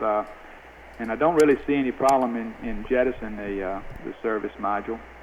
This is more in Tom's area, and I know that they've been thinking about it already. And there's the thing you do here is Central timing you think of a whole bunch of equipment, different ways of doing it, and you decide on which one is the best. And we haven't decided that yet, both since we don't open. really have to. I don't know if you have any further comment on that. Rendezvous Tom, bus, transponder, flight reviewing all bus. the options and reviewing all the the checklist. I'm sorry. Okay. And you ask about the service module. I guess that's just an unknown quantity. Open. We really don't need to use it for anything now, really. Well, to follow it through, what I'm looking at now then is you've made the separation. Your condition's one where you have chunks of metal floating around, similar things. Can you apply that knowledge now to the conditions as they might apply to the heat shield during entry? What are you concerned with? What is your area of concern there? I thought I said I wasn't. You mean with the separation maneuver? No, after separation now. I guess right now I don't see anything to be concerned about. I don't understand your question. Panel I'm sorry. 226. All we know now tells us that the command module is in good shape. Conditions surrounding the command module in space don't concern you. No, and looking at where the hardware in the service module is put, the way it's put together, the locations of things, and what's in between that Panel and the heat shield, for 226, example, all open. leads you to believe that it's very unlikely that's damaged. There's items in the way, and there's blankets and things like that. I mean, there's parts of the fuel cell. There's the problem appears to be essentially localized, you might say, to the tank area, which is below all the fuel cell structure. And those, as you recall, worked on for a while. One of them in particular continued on for quite a while, 2 hours or whatever it was. Get this one up in the front and then come back over. Is any electrical power needed to jettison the service module and the lunar module, and if so, how much of it? It depends on what you call jettison. The normal mode of jettison for the service module is to operate the thrusters for some period of time until they burn out, etc. Now, we cannot do that because we did have to use the fuel cell power for that. So the service module will be... y'all able to hear me? I see everybody looking like they can't. As soon as we do the jettison, the service module will be inert because all the electrical power will be in the command module. There will be no fuel cell power whatsoever. However, the pyrotechnics and all those controls are from the command module, and the impulse from those will be sufficient to separate. Plus, you still have some RCS thruster capability. It's not designed for that, but there are ways of using it to give you some translation type velocities relatively inefficiently, but it can be done. And now you asked me something else that okay. Can you translate 100 amp hours of command module battery capacity into activity for us? For instance, would this permit a normal power-up, platform alignment, and the entire re-entry procedure, and leave you some pad at the end? The word normal is not.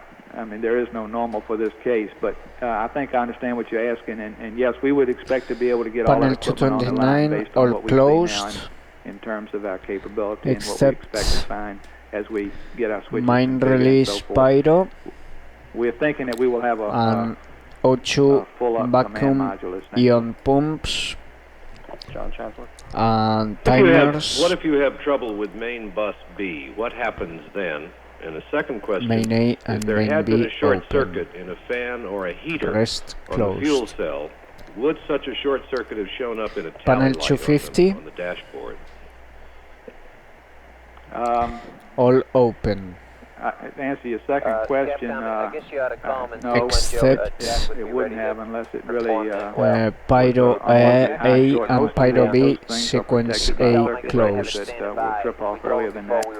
And if we cannot get main bus B on, it's hard to say Panel what the effect will be. 251, waste management, drain dump off. That here at MSC have Panel uncanny ways of coming 252, up with, battery vent with closed, alternate routes to power waste things. storage vent closed.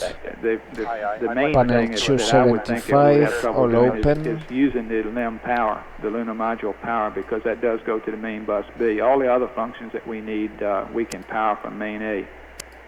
And I would not be surprised if we couldn't think, not myself, but the people that are so clever at this could not think of a way to get that LEM power into the parts of the Panel CS 276. I don't really know that they can do that All yet. closed. Okay, what we're going to do here is... I got in late and I may have missed it, but my office says one of the wire services is emphasizing a threat to the guidance all system open. from cold. That you're having trouble keeping the guidance system alive. Okay, panel 300. Guidance systems don't like to be cold. The people that run guidance systems, however, like to talk in very precise Panel terms. 300, full flow, 301 full flow, 302 full flow, We think that even panel though it gets cold 303, and we have to heat it up again and bring it back up, why primary cabin it may have some errors, temperature, like it might perhaps put us it's 25 okay. miles from the landing Second point. cabin And I don't think we temperature, would mind that so much. But cool max. every time the hardware likes to get within 1 mile or something like Panel that. 304, I really don't cooling think water it, supply to answer valve your off, question, really, that Is it hooked with a motor switch? there is some concern that it's getting too 306. cold, but we think that it's a tolerance type thing, and that actually it'll be usable to us for what we need it for here. Thank you. it's this one here. Down here in the second row. Okay. Slowly Can you get a little more specific about the condition of the crew and their health? Mission Are they timer, getting enough sleep? Are they using any medication? Stop. Are they eating properly? Is the air in the module and the modules stuffy or good, or timer is it compared to being reset. down in a coal mine, for example, with medium bad air? I've never been in a coal mine. I don't know. It must not be, though, Timer because start off. I guess maybe in reverse order for your questions there. The air is fine. Stop. The flow is And good. the The others in temperatures center. are good. In fact, they even commented they were a little bit chilly. Panel up in the command module. 325. So as far as the quality of the air that they have, it's very good. They have. I don't recall if all of them have mentioned eating. I know Lovell and Hayes talked about they were eating, and so I'm sure that they're getting enough food. That's no problem. And essentially, the situation that we are in allows them to sleep whenever they want to, That as should you've be already panel for probably this. seen. In fact, someone was asking me about the flight plan, and it's kind of difficult to do that because you say, well, you sleep this long, except you find out that the guy sleeps for Okay, half they that are long, and he normal. wakes up and he feels pretty good, and so he lets somebody else sleep. So essentially, we have no constraints in this area to speak of, and they're able to take their rest as they need it. And I think that their condition is they've been tired up until we did that mid-course. But since that time, they've been getting rest, and they will get more rest. And I think you'll see a very definite improvement shortly. Oh, I'm sorry. They haven't taken any medication. At least they've reported none to us, and I don't know if no evidence is a reason to think that they have taken any. A question on that consumable water. Is there any way that you can make use of the water that's in the command module, which I understand is not a problem, in your thermal control? Yes. And secondly, how much are you losing in telemetry that you would not have lost if it hadn't been for this power down requirement? Yes, we can get the water from the command module to the lunar module if we need to. We don't now think that we have to. 351 main regulators. Portable life support systems and pumping it into closed. Does that help you any as far as cooling? I'm not talking about drinking water. I'm just talking about water and glycol tanks, pressure, regulator and relief off. Can you circulate it without using more power if you use it from the command module as opposed Emergency cabin pressure you have to off. take it from the command module tank and put it in the lunar module tank. Cabin repress valve And yes, you can do that. Cooling water, I'm referring to now. Cooling water. So the amount of water is not a problem, it's just the problem Panel whether you get the power to 352. circulate. Is that the water problem? No, the amount of Waste water is tank a concern. servicing However, we are now at a closed. rate that tells us that we'll be able to make it. Pressure either relief the bliss water or the command 2. module water. Potable Okay, now one in the tank module inlet tank. open. The part was how much you're losing because of the Waste power tank down. inlet valve Very, auto. really very little. We're on the low bit rate, and one of the things that we wouldn't have if it was up would be the guidance system. Okay, let's It's go not up to anyway. 375. And it turns out that the lunar module has a great many of the parameters on the low bit rate, or at least the systems are pretty well spread out. So we really have good visibility into the limb on low bit rate. It's better than the command module in that respect. I don't think we can say that. Not if you're in front. I know that. What is the life of one of these canisters? Well, there's two different sizes. The larger size that we call the primary canister is are supposed to be around 23 hours. However, as I mentioned, the first one we ran until it got a little bit above the specified partial pressure of the CO2, and it went 27 hours. The smaller ones we think last around 6. However, the one that was in there had lasted longer than that, and it not yet got up to the normal removal time. I don't have that time, but it must have been close to 6 when I left the control center, and it still appeared to be still slowly rising. I was surprised. Okay, trying to find panel 375. Go ahead and do that. It's a master large because Here it is.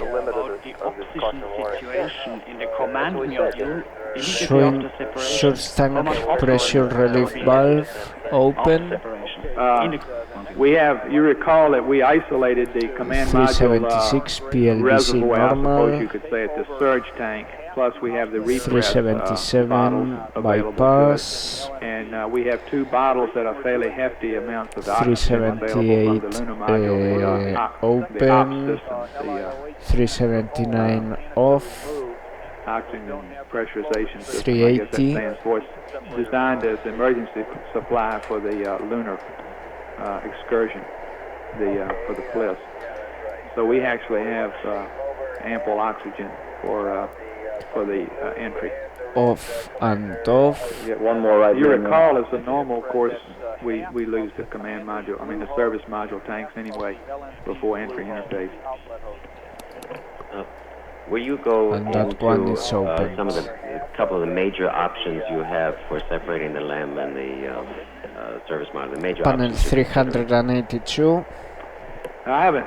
No, I really can't do that very well. I think you'd be better off to get that later on in the day at the end of all the activities today. I think mostly they concern the best time at which to jettison the LEM the service module and perhaps the attitude that's involved, and there must be several of those, and I'm sorry I have not paid much attention to that. 382. Iterated over and over Should again. hit exchange One more over primary glycol flow. How many hours of Should flow lithium relief hydroxide, whatever it is, have you got for screening off the CO2 off. left? And what is the danger level in Primary percentage of glycol CO2? evaporator And in temp what is the margin between the number of hours you've got available for scrubbing it min. and the time of splashdown? Okay, the time of splashdown, I'll let you work out the numbers. The time of splashdown is 142 hours. should hit We have exchange 37 secondary hours available glycol on the normal lunar module system. to flow. We have 168 hours Secondary evap of water capability in control the command module. off. The danger Primary level is evap water the control subject of some off. debate. Water We have normally accumulator operated at valve 7.6 parts per million partial remote. pressure. We have decided that we could go in the case that we are in up to 15. And I venture to say Okay, that now in the we could hatch. probably exceed that.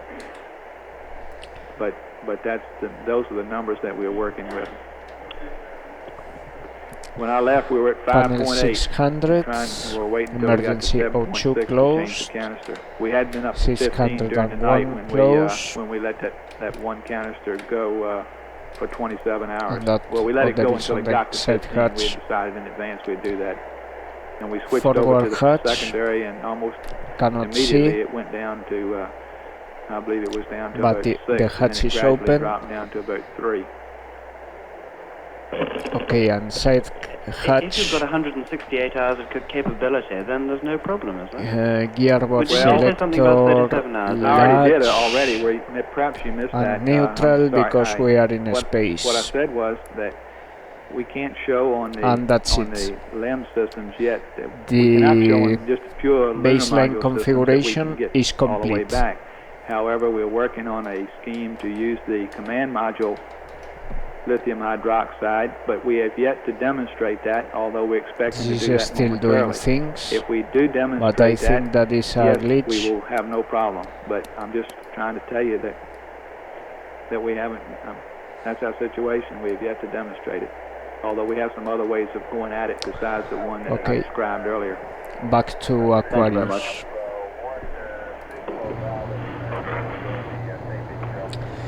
Okay, and next event in our flight plan will be as far as the altitude from the Earth, we're about 186,000 miles, 338, and we're about nothing 35,700. until our And right now we're about 98, where we will start to copy procedures for power transfer from the lunar module to the command module. This is the Apollo 13 real-time simulation, 55th anniversary of the actual mission, 93 hours, 32 minutes and 50 seconds. Listening in the background to Apollo in real time from Stephen Slater and Ben Feist. Thank you very much for watching. Now let's rest a little.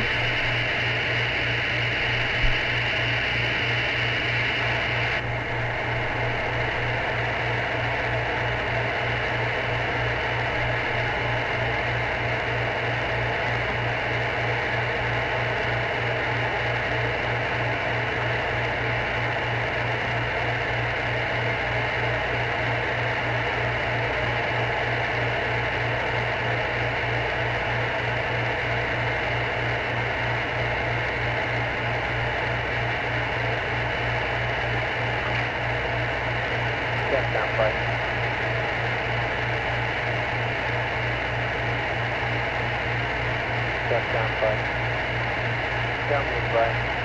Go ahead, Flight. How close is he to being in the configuration where we're going to float to go see if things change completely? How close would it be? He's taking over one hose now. He's got the other hose to go, and then he's got to shove them into the rig. Into the what? Into the canister. I thought that was already done. Captain, are you on there? He's done one for sure, and we expect he's probably done the other one. How close are we to phone, Stephen? I estimate 10, 15 minutes at the most.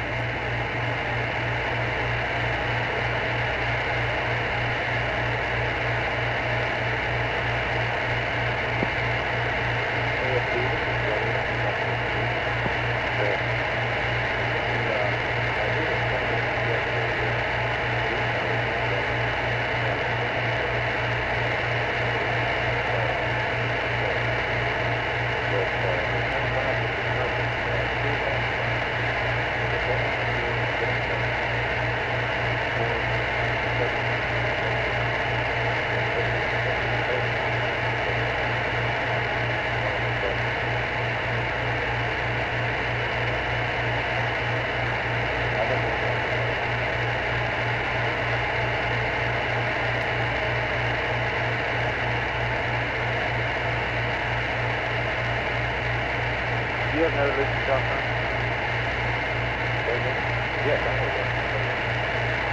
Flight coverage. Okay. We anticipate probably through taking the LSD pose back to the next. Okay. That's not starting medically.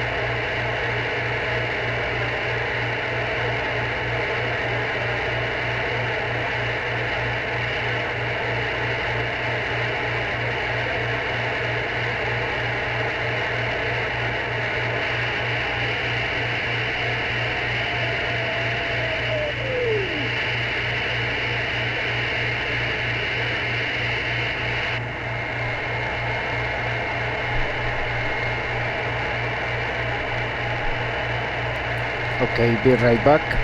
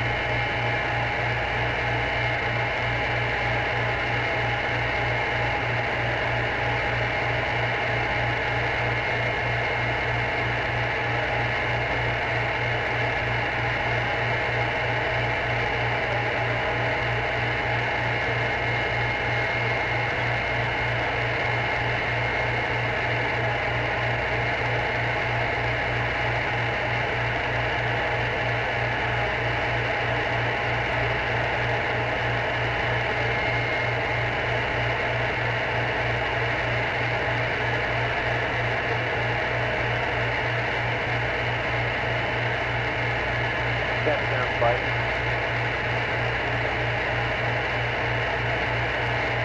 Captain flight. Take go. Do you have the monitor button, Craig? Say again? Okay. Listen, how close are they to flowing to the antenna? Just wait and see it. 5 minutes. Ready to go. Taking all the boats. Come on, Tony. Okay. Okay, we sure as take commander boat now. I'm working on that for a couple minutes. Okay, and the next order of business is to get this battery and bus story up and get that into the channel as soon as we finish with the switches in the cockpit. We'll see it in the cockpit, okay? And then the next order story is you ought to read him up that procedure for the lamp power. So he's had for 2 reasons. One, so that he has it on board, and 2, we're seeing the command module and we're theorizing it's getting pretty cool, and we are going to have to start entertaining ways to warm it up. So we want to have that configuration on board, that procedure on board, to call them and say, okay, go to the procedure for lamp power and let us know when you're ready. We'll have to start doing some warming up. So for those 2 reasons, I want them to have that. They don't have to go do it. I don't want them to do it right now, but I want them to have it on board.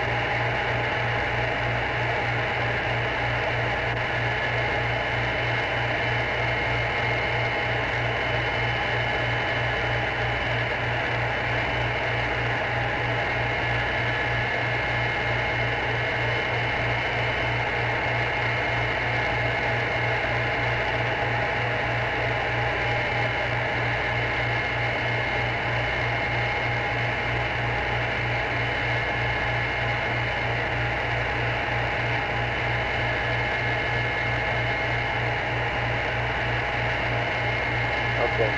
When is the flight?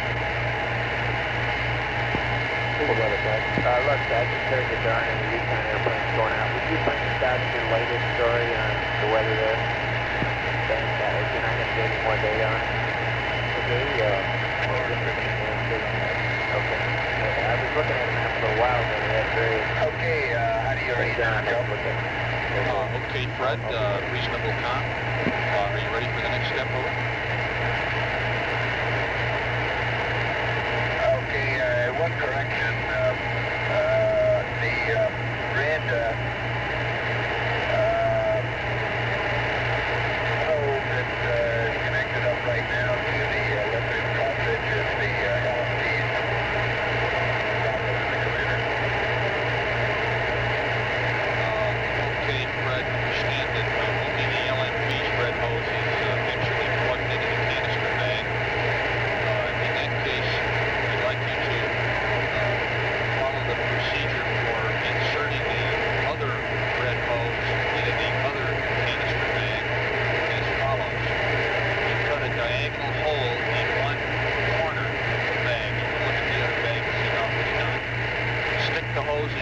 6 inches.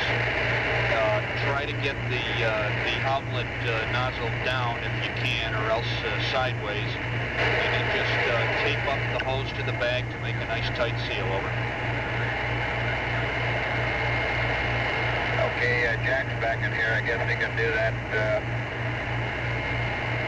Stand by. Did he say Jack just stepped out? Step down. Yeah, we copied this. He said Jack stepped out. Okay, as soon as we get this thing, we have some more work for Jack to do.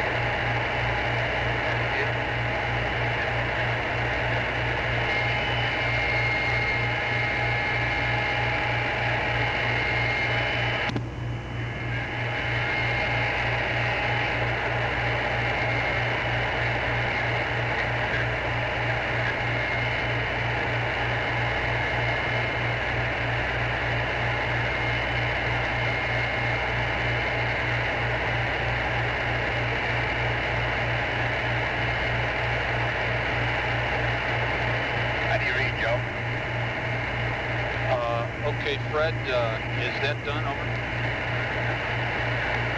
Yeah, that's still at work. Just wanted to comment you might pass on Steve Greger. We thank him a lot for those rendezvous procedures. They went into making up these little boxes. Copy.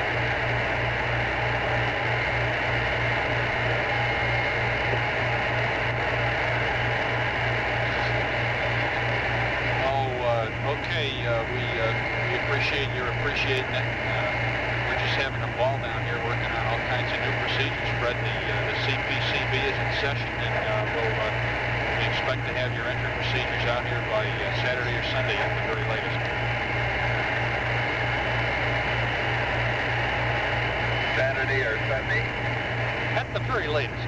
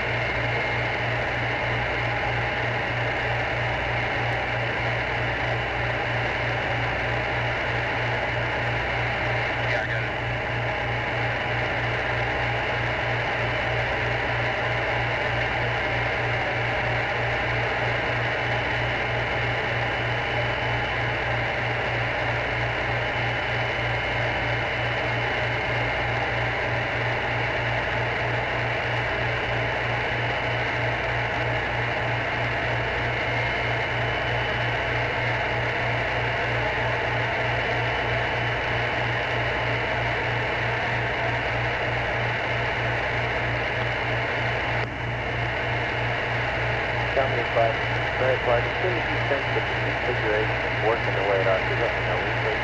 So, Roger.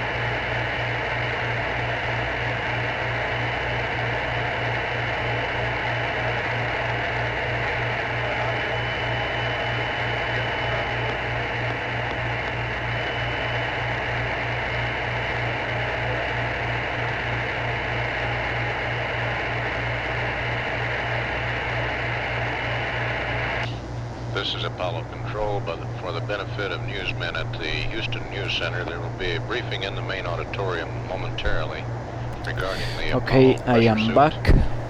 The briefer will be Mr. Bruce Ferguson of ILC Industries in the main auditorium to start within the next few moments.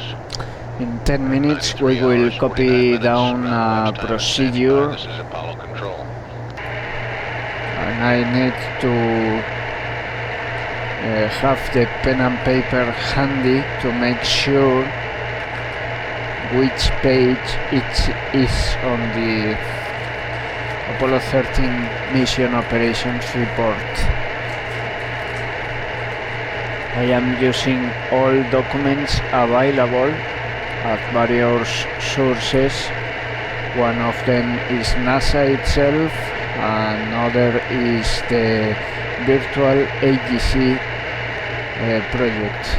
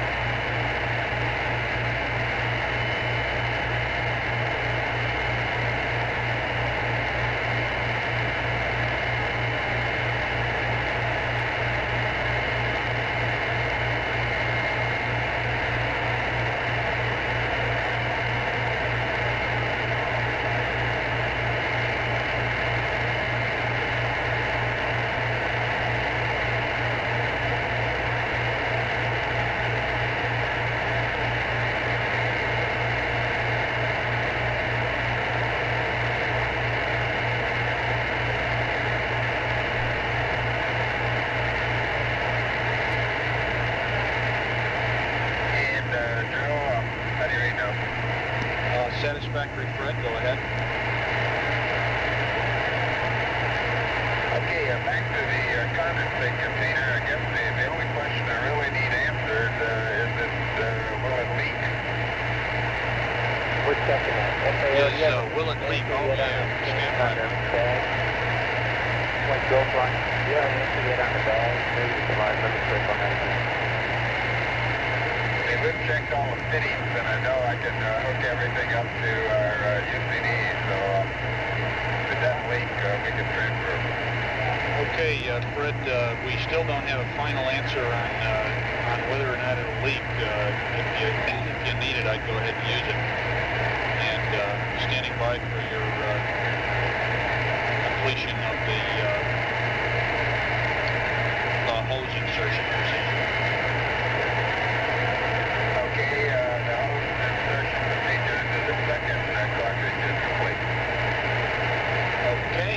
That's complete. The next step is to switch to the primary CO2 canister and remove the secondary canister and stow it. Over. Okay, I'm going to have to get off comm here. I'll let the jack in the headset. Okay. Step down flight. Step down flight. Step down flight. Hey, Joe, I'm on the headset now. Go flight. Are you about to get the jack all that stuff? Okay, go ahead. I'm getting the canisters looked up and I'm ready to the CO2 declined to 122. Flight zone is set. Just switch to the primary manufacturer. Did you want him to do that? That's affirmative. He does that while he's coming right around. Oh, okay. Okay, Captain. You want to get Jack that position to the back? That's the secondary?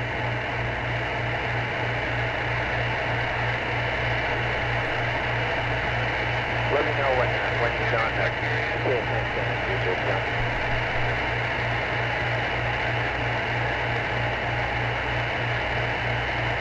Both cartridges are out.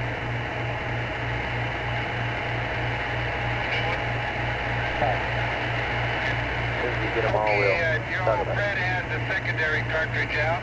We're back on primary now. Okay, Jack. The next step is to place the command module canisters with the hoses attached in a suitable location to permit the bottom of the canister to be exposed to free airflow and tape them in place. Ideally, well, it doesn't matter. Just pick out your own spot. Okay, let me tell you where they are. They're both situated, as you say, with the bottom of the canister exposed to free air, and one is sitting right by the LP, is sitting by the air panel, and the CDR is up in the middle. Jack, Houston, the comm got real noisy there, and I didn't copy that.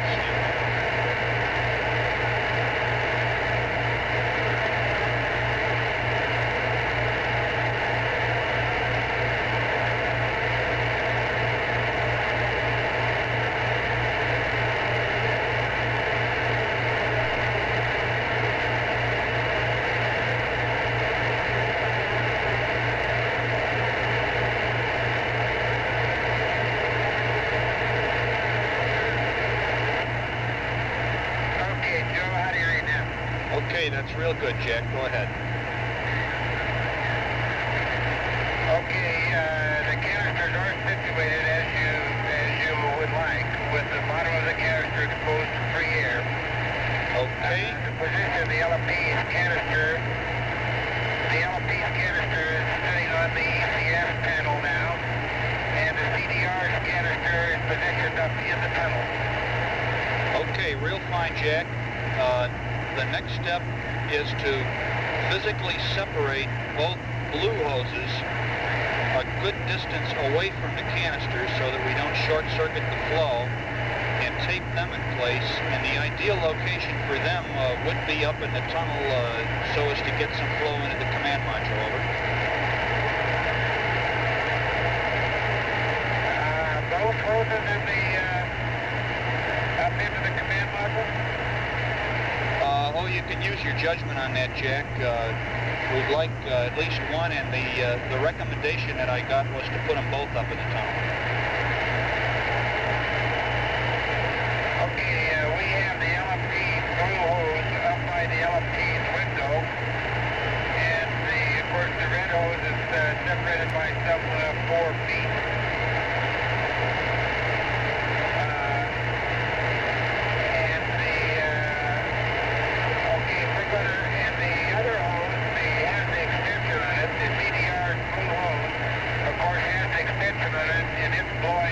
In the command module, and the red hose is about, it's right at the docking ring where the blue latches are. So there's about 4 or 5 feet difference from there too. Is this satisfactory? Okay, Jack, that sounds satisfactory. The next steps are suit loop configuration steps. And the first one is to place the suit diverter valve to the full egress position. Okay, suit diverter valve to full egress. That's affirmative. That's done. Okay, the next step is cabin gas return to egress. Over.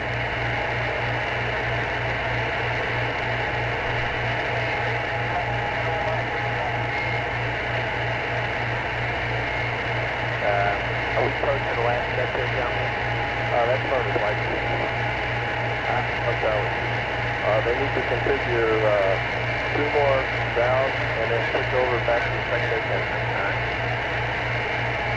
What's in the secondary canister place right now? Nothing. That won't leak fluid. Maybe, did it? So we're just flowing This air is through the Apollo cavity. Control. The briefing on the Apollo suit should begin momentarily in the main auditorium of the Houston News Center. Bruce Ferguson of ILC Industries. Gas return to egress, over.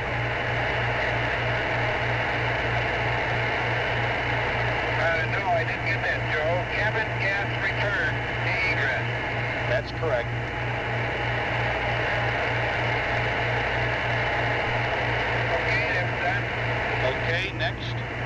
circuit relief to close. Over. Circuit relief to close. Roger.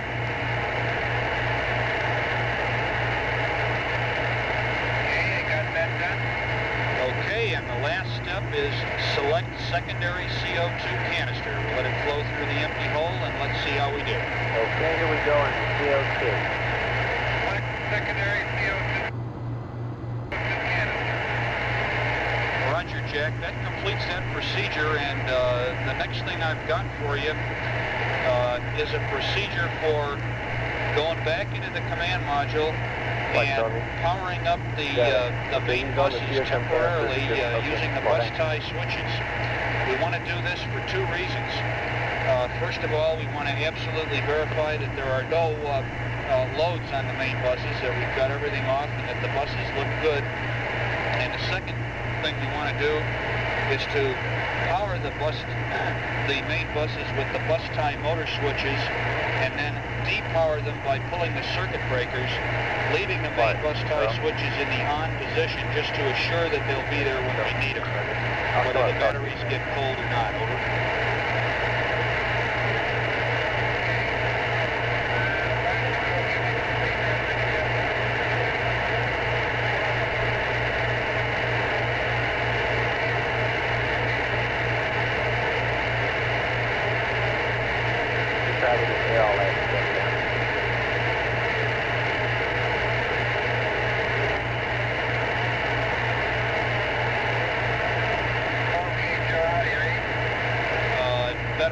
Jack, satisfactory. Did you copy my rationale for the main bus power-up? Yeah, I did. You want to remove, you want to power up both buses with the bus tie motor switches. First of all, to see that there are no loads on the buses. And second, and then depower the buses by pulling the circuit breakers to ensure that the okay, let's copy this procedure down. the bus ties stay so that they're there when we need them. That's correct, Jack. Are you ready to And copy then the we procedure? calculate met course correction 5 to see how it Okay, looks. as the first step, I have one change to the basic configuration that we gave you. And it's two more circuit breakers that we want open. On panel 225, are you ready to write that down already?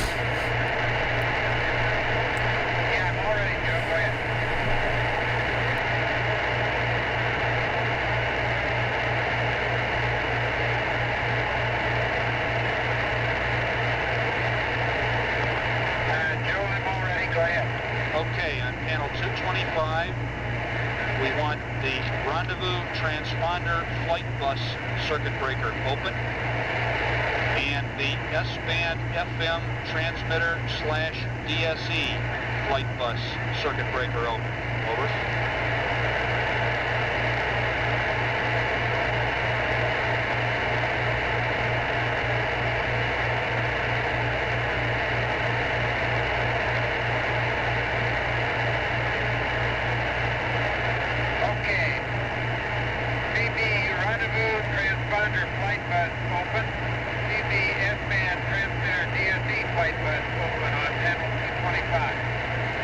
Okay, that's correct, Jack. And now we'll go into the main bus power-up procedure.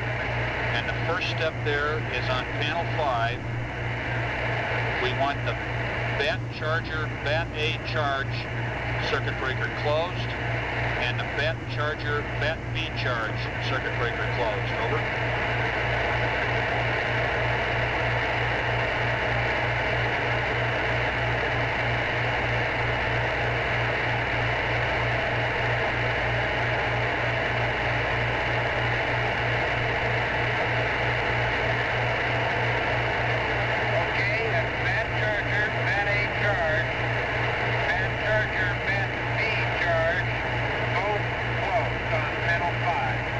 Affirmative. We need them closed to power the switches. Next on panel 5, we want the EPS sensor signal main A and main B circuit breakers closed. Over.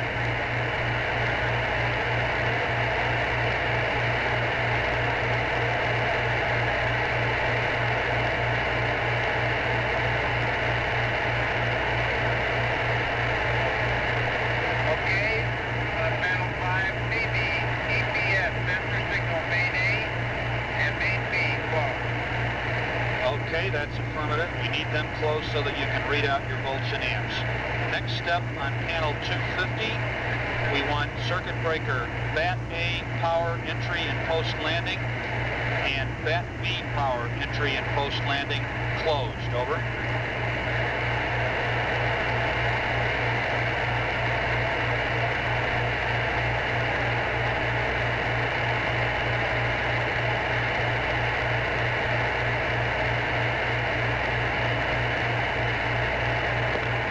Flight, how you liking it CO2? It looks real good, flight. It went up to about 0.7 and it remained stable over the last minute. It went to 0.8 for a while.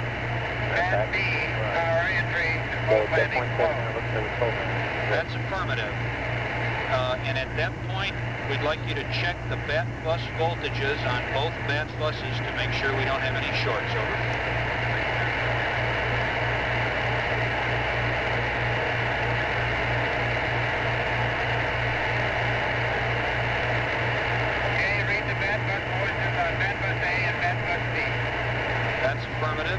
Step on panel 275, circuit breaker main A, BAT bus A closed, and circuit breaker main B, BAT bus B closed. Over.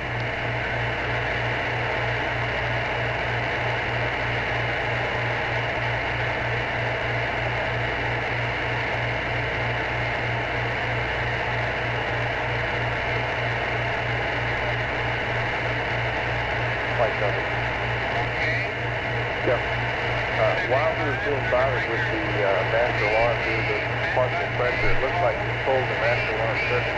Okay. That's affirmative. Is that the whole step TV or just the body now? Or the visual? We want the main bus tie AC switch to the BAT AC position. We'll put that control the tone in the light. Proper voltage on main bus A. And read the amps on BAT A to make sure we don't have a short. Over.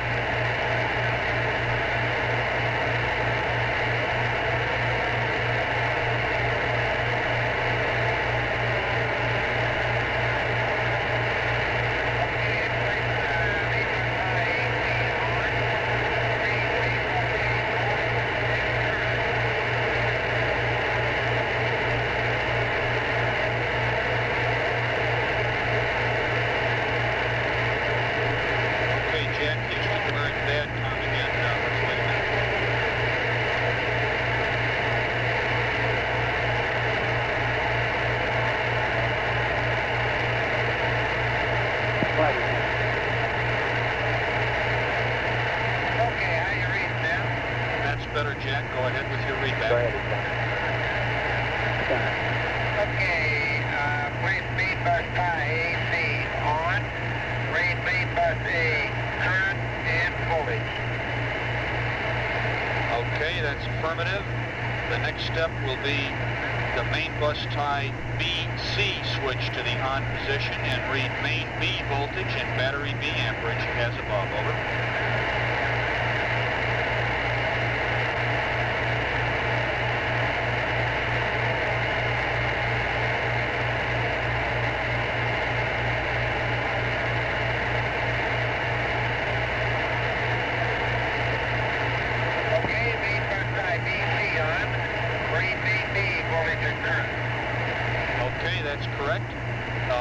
Then to reconfigure from this configuration, Jack, we want you to leave the main bus tie switches in the on position and pull the circuit breakers out. Okay, hello, Hein. I need to pause the transcript for a moment. Let me see if I got it.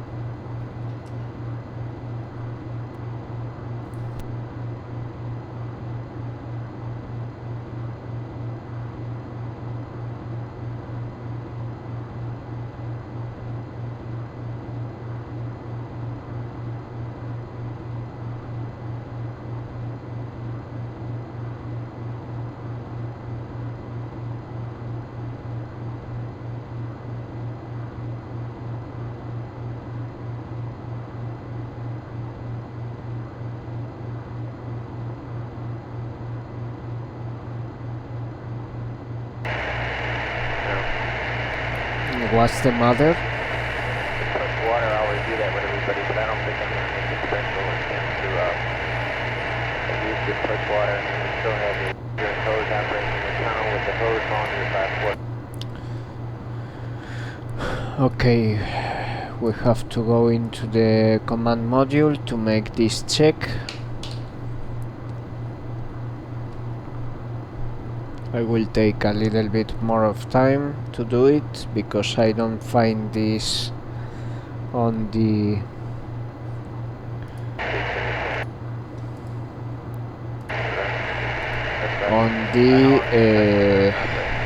ops report. Well, you don't need to do it right now. If you want to get in about 24 hours, the downwind 12-hour standard, look to some of the efficiency. Okay.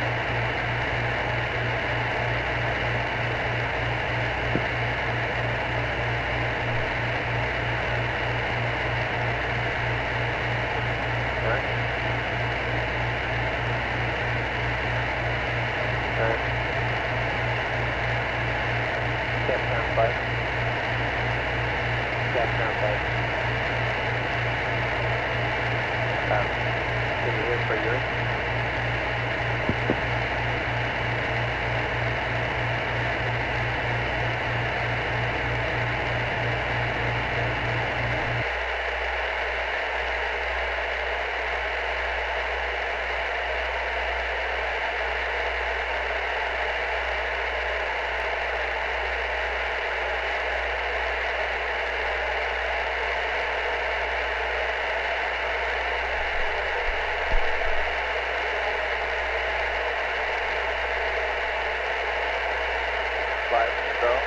So if it looks like it's right, it's not going to be a straight line, but it looks like it's going to be an increasing in rate. In other words, as we go along, maybe an exponential type thing. We're probably going to have to get a pass on it. Okay. We'll just keep following and keep you advised. Control plane. The point is, I want to advise the crew well ahead of time when we're close to top.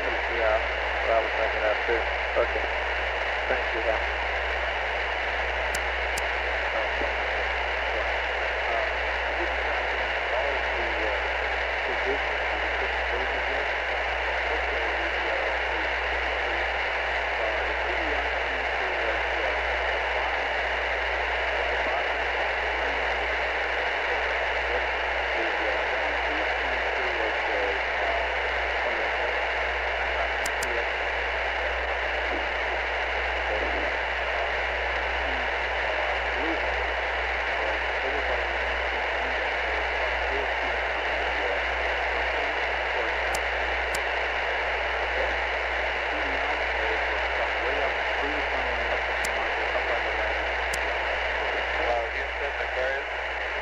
Aquarius, Houston, go ahead. Okay, Jack just braked those back down, and after we put on the pushed in the 250 Bat A, Bat B breakers, he read Bat bus volts as 32.3 on A, 37.0 on B. He then punched in the 275 breakers with the side of the battery for the buses. At that time, he read the 8 volts with 32.0 on A, 0 amp, 37.0 on B, 0 amp. Fred, Houston, the comm got noisy there, and I want to make sure we get these numbers right, so I'd like to ask you to repeat them again.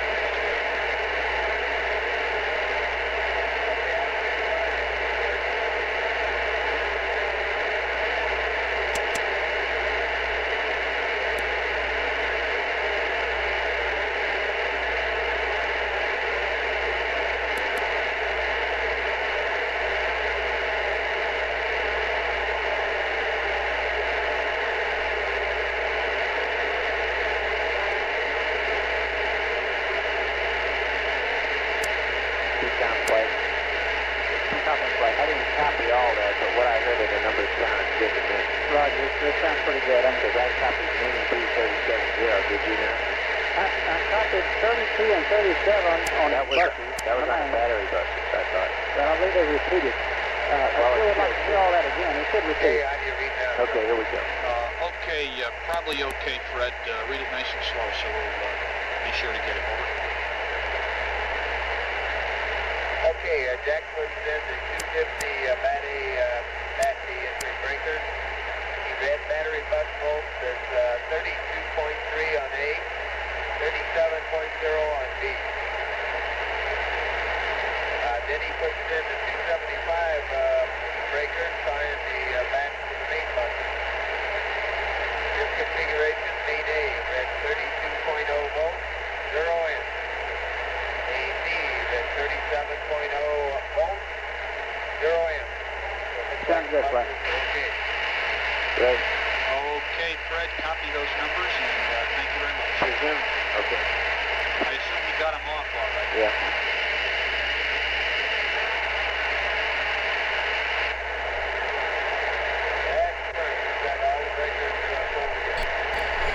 Okay, we did the test. Looks like it passed. Okay. We're getting through here, Joe.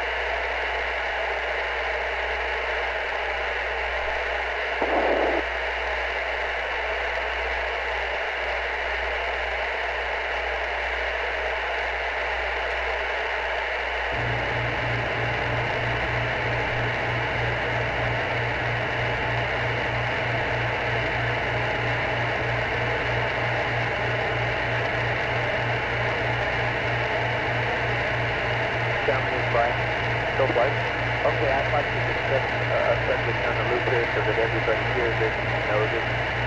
And it's this one. I've been asked whether we ought to try to unload the tail end of the timeline here towards entry against the possibility that we might have to do a feed of water from the put into the system for land cooling. Now, that's a good idea, I think, that is to say, to unload the tail end of the thing if we think we got a problem. However, I understand that we have to turn off the descent water, use all of the ascent water, which takes about 30 hours. Is that correct? That's affirmative. It takes about 30 hours, and then we can use the procedure to put the push water into the ascent tank. And there still is some debate as to whether that thing will really transfer, whether you really got the delta pressure to transfer into the ascent tank by gas. All right, that's right. There is reasonable doubt. It looks like it ought to work, but okay.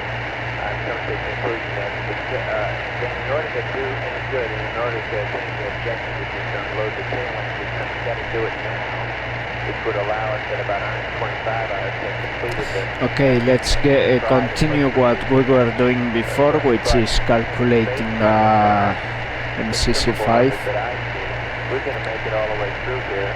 See how it looks. Without even cutting into the 20 pounds of measurement that you have in your water control. Right? We are of that same opinion. Therefore, the conclusion we've reached is that that's not worth doing. That's affirmative. Okay, so that is our present conclusion.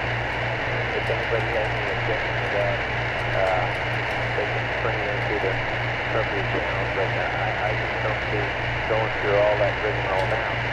If we have a procedure for feeding the push water to the ascent tank, I don't have anything that's reading it up to the pilot sometimes when it's quiet here, and I think we ought to, so they have it on board. Against the loss of time and further problem. Is that a procedure available? Okay, looks quite good. 4.45 delta V.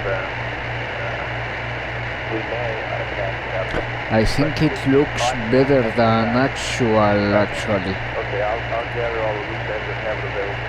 Okay, fine. So, go ahead. One of the things to throw in here, we got a request from Sam a short while ago. It has to do with the abnormal cooling rate of the descent stage. When you're throwing the plug out of the dip engine, you've got a kind of a heat start there in the stage. The engine is cooling out much faster than they like. There's a possibility of freezing the descent water about 140 degrees. At what time? About 140. Okay, what they've asked us to do is to have the crew to, every 4 hours or so, look at the descent fuel knock propellant tank if you don't have a bit rate to him. And it's a very reasonable thing to do. All you got to do is click in one breaker, take a reading, and open it up. What do you do with those? and they will take those and see if their predictions are coming along with what they say they are, based on the data. Okay, and that satisfies the prediction. Okay, but what I was trying to do, is there any action we can take to warm up the water at any point? Let's try to see the burn duration. You were talking about getting rid of all your acid, H2O, and relying solely on the defense later on. So, very good point. And that's another reason for not doing the push check. Okay.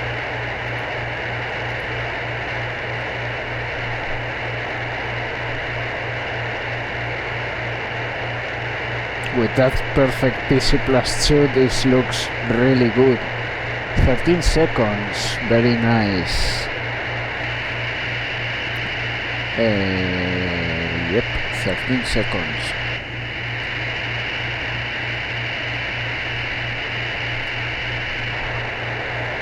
This is very preliminary, we will refine it later. But MCC5 looks really good.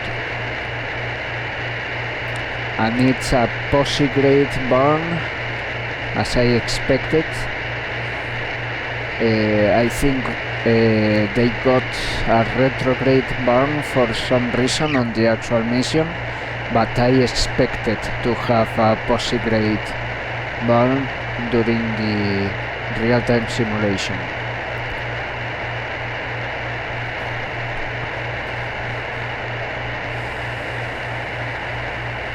Welcome back to Apollo 13 real-time simulation, 94 hours, 27 minutes, 47 seconds. We completed various checks on the command module, and we are coasting to the moon, to the Earth, sorry. Listening on the background to Apollo in real time from Stephen Slater and Ben Feist. Links in the description.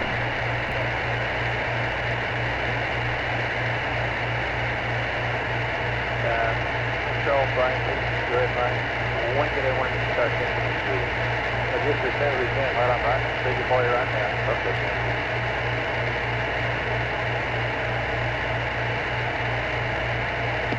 The vehicle has a thermal short with the seems to come down. That's what this right now. That's what you said. Yeah, that's what I said. Oh, yeah. Clear that little gap. Capdown flight. Capdown flight.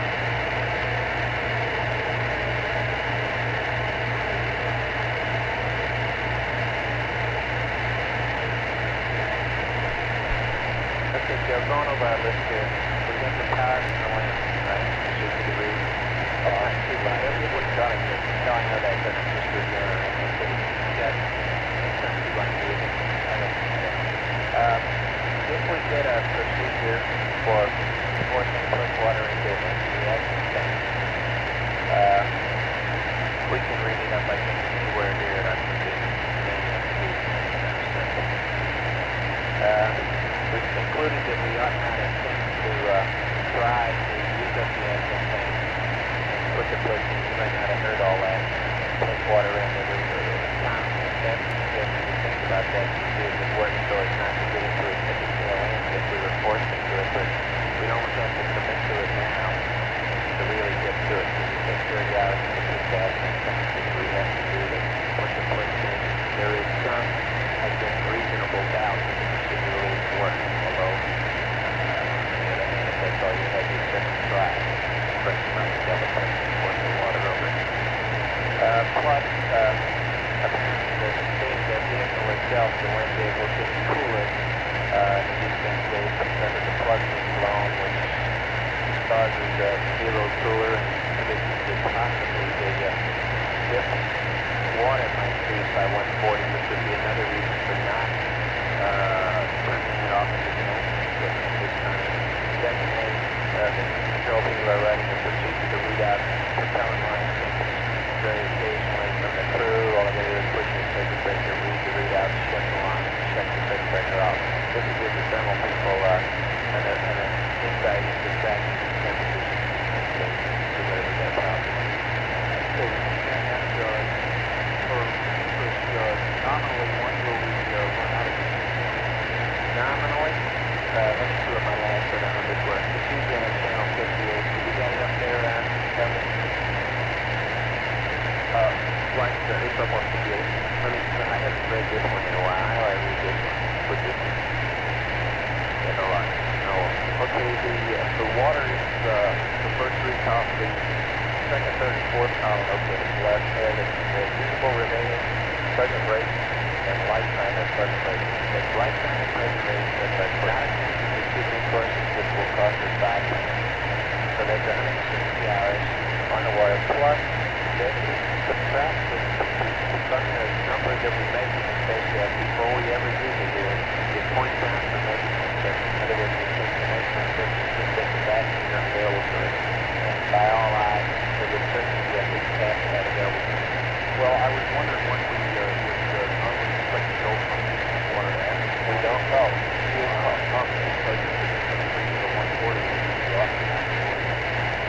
That's right. That's exactly the point. And that's why we don't want to go on after that at certain spots. I didn't copy that. When do we go off with the water? When do we run out of this water? We're getting the number right now. Okay. Okay, Houston, Aquarius, how do you read? Aquarius, Houston, go ahead. Okay, how's our litho configuration appear to be working down there? I'm sorry, Fred, but we got noisy again there.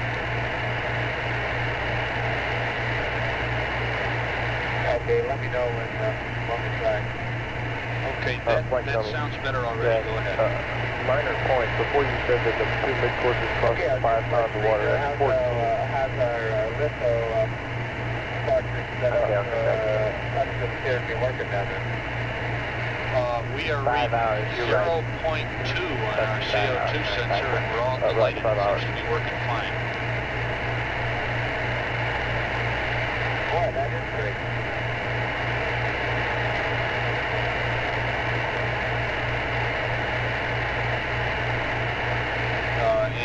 Fred, Houston, in a little while here, I'm going to have a procedure that I want to read up to you and have you copy down for future use. It's a procedure for powering the command module main bus off the LEM.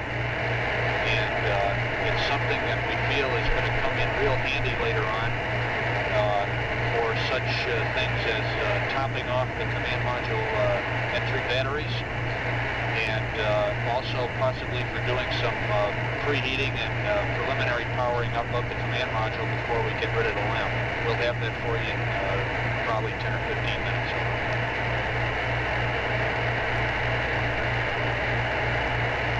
Okay, Joe. Sounds good. Quick. Roger.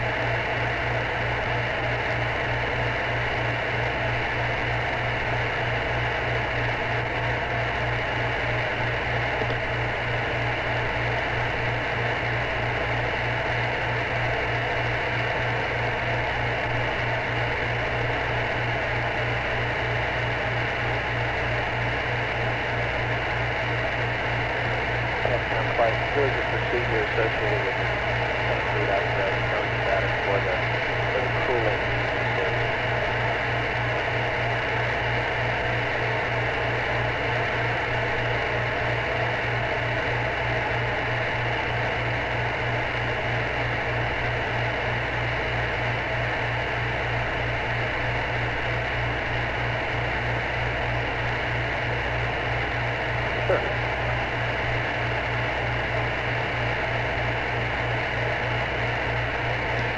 Aquarius, Houston. Go ahead. Okay, Fred, our procedure generating mill has generated another very short one for you here. It's a procedure for getting procedure generating mill. Okay.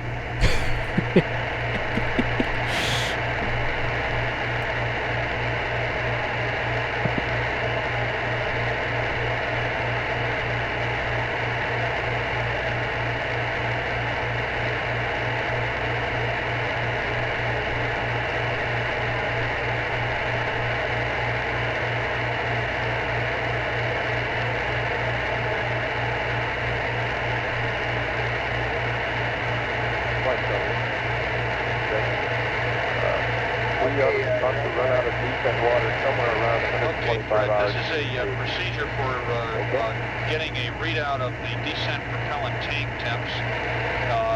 It's no big problem, but our LEM people say that the bottom of the descent stage is probably cooling off, and we just want to verify that the descent water tank will be okay. Right now it looks as if it won't freeze until several hours after it's empty. But we want to have you read these temperatures out to us so we can see how good our predictions are. The procedure is, on panel 16, close the propellant display / engine override logic circuit breaker. Over.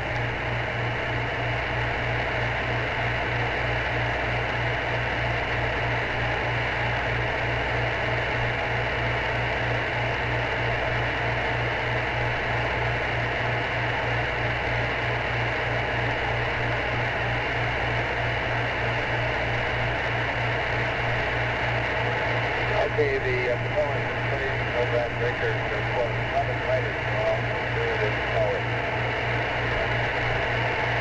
Right, Fred, the next step is simply to turn the propellant temp press monitor switch to descent 1, read the fuel and ox temps, turn it to descent 2, read the fuel and ox temps, tell us what they are. Come on, please.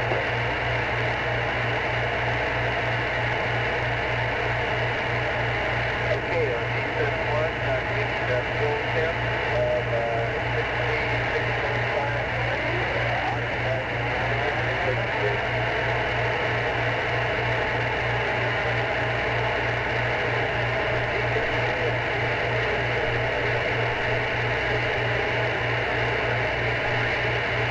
Okay, Fred, we're in noisy calm here. I got descent 1 fuel 66.5 and we'll stabilize it.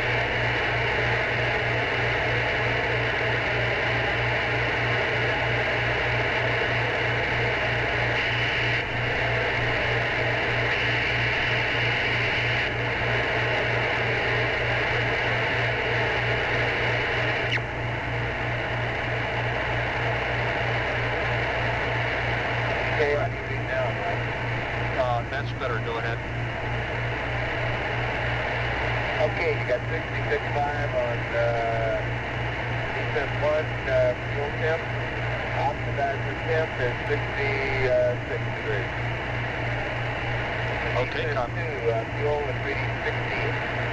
Okay, descent 2, fuel is reading 16. It turns out for some reason I got a little bit cold today. Looks like nothing too serious. 5 or 6 hours for another check. Here in Spain the temperature dropped suddenly for 20 degrees to low 10 degrees. In fact, I will see if I can see the temperature history. Go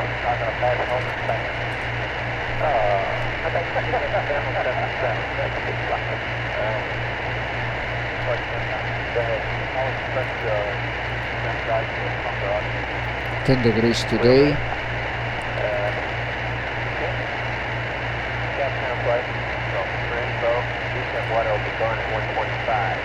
Yesterday 14,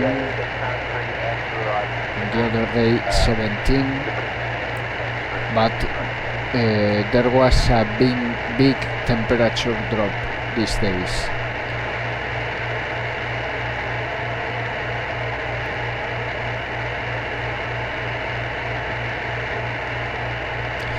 I think it's the minimum temperature that gets me tonight.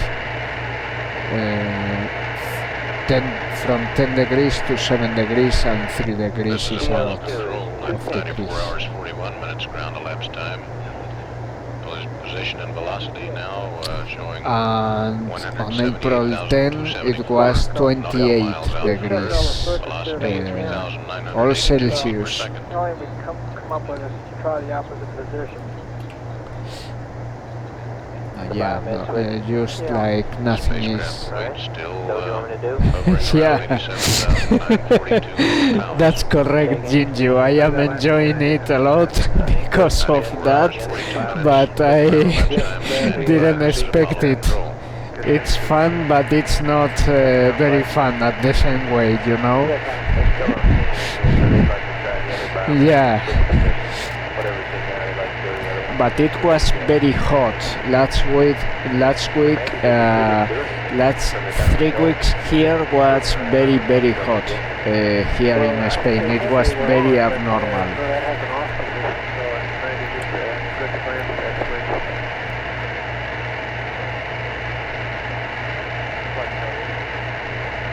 So you just have to drink a lot of water today to make sure that I recover. Flow rate is going up to about 0.6 pounds an hour. Your O2 flow. That's right. That's strange, isn't it? Yes, and what we suspect may have happened is we saw at the same time the heat grid went up, a glitch in the demand reg A position. And what we would like to do is ask the crew whether or not they momentarily went to cabin on that. Okay, thank you, Jinju. Thank you very much, and thanks very much to everyone who is watching. Today is my first day with 3 digits on the view counter. Thank you very much. I kinda want to know where you are coming from, but thank you very much, guys. I am a very small channel and makes me very happy that you are enjoying these things, this madness. Thank you very much, guys. Okay, then we would like them to cycle the rate, close, then back to cabin.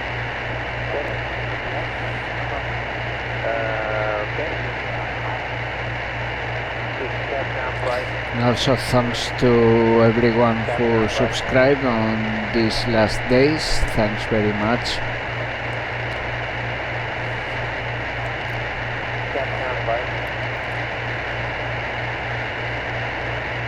Joe, the O2 flow has gone up some.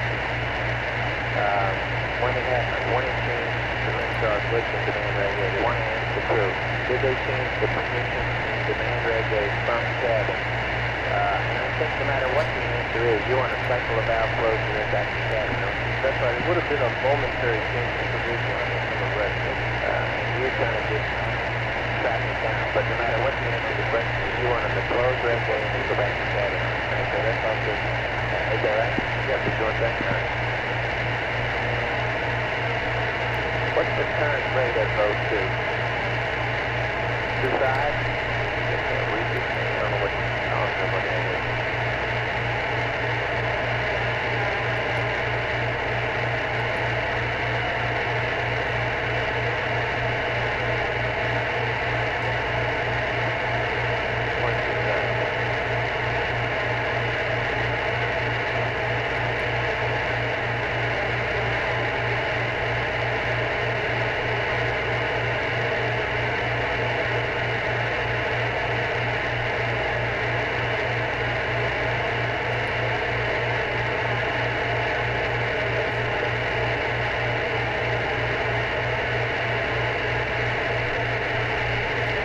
Thank you very much for the views, for the subscribers. Thank you a lot, guys.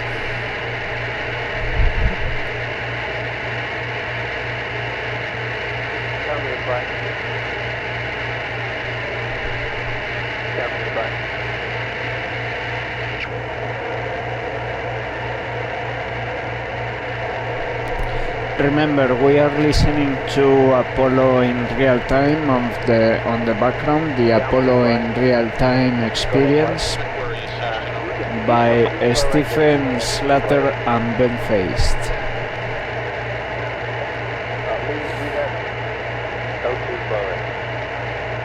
Okay, we computed by hand. We do have it on the display, but the rest data now has.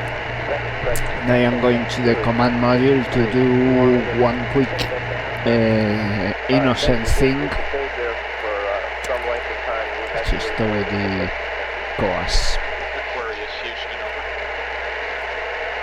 I hope we can restart this. Okay, we're chasing a small glitch that we saw a while ago in the O2 flow rate, which is now normal again. But what we'd like you to do is, first of all, to tell us whether during that canister procedure you moved O2 demand reg A to any position other than cabin. And then we'd like you to move it to off momentarily and back to cabin for us. Move it to close. The position is closed, but... Okay, to answer your question, Joe, it's no. It's been to cabin all the time. Qualitatively, when we switched this configuration, it did seem like the frequency or the fan noise decreased slightly, as if it was being locked down a little bit. I'll tell you, once we take red gauge on the close, back to cabin. I hate it when that happens. I don't know what I touched. Okay, I know what I touched. You have to be careful on this panel because you can click through walls. Also the non-regulator.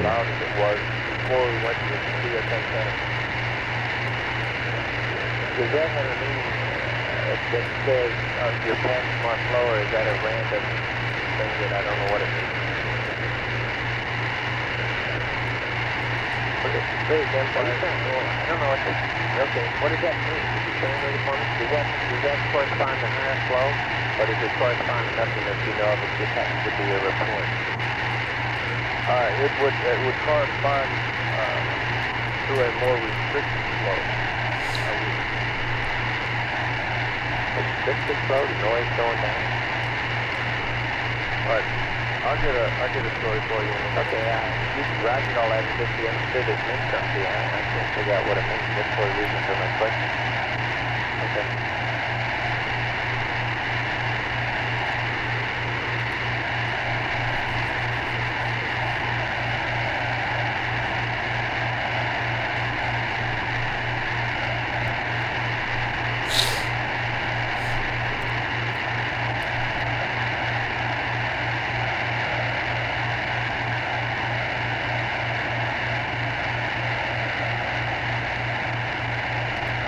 Okay, be right back.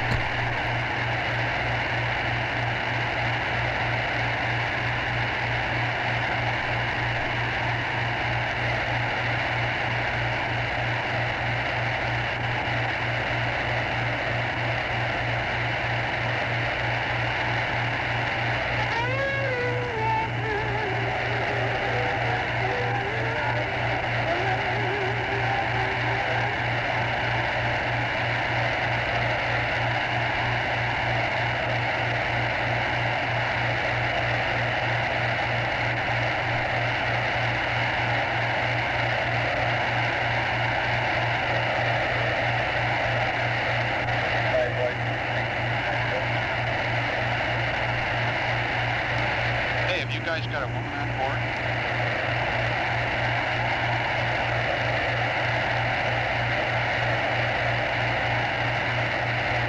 No way I can handle that. Tell me, Flight, did you see the demand reg do what you want? Roger, Flight. We're watching the change to both that's okay, keep me advised now, those two written, okay? Yes, sir. Where's the O2 flow rate change due to? I don't know where that is. flight zone you're telling me? Yeah, where is the flow rate change issue? Oh, there is none. That's a calculation for the RTC. And where is it displayed? And Joe, do you have a... It's in the lower left-hand corner of 1001. I'm not sure I copied that, Fred. 64.8. Whether I had that power up That's right. What I told you before is that the Raticate invalidates this display. We're basing it on hand calculations. Yeah, making the total to total. Now, the question was, do you have a distance out from the moon for it? Still didn't understand, Fred. I'm sorry. Okay, we'll wait to get better call. Roger.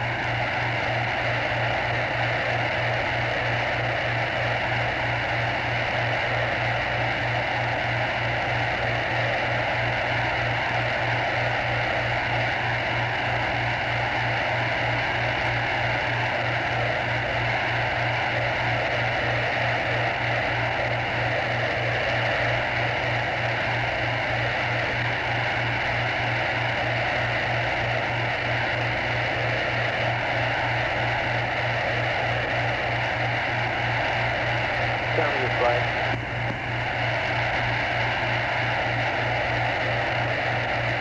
Tell me your flight.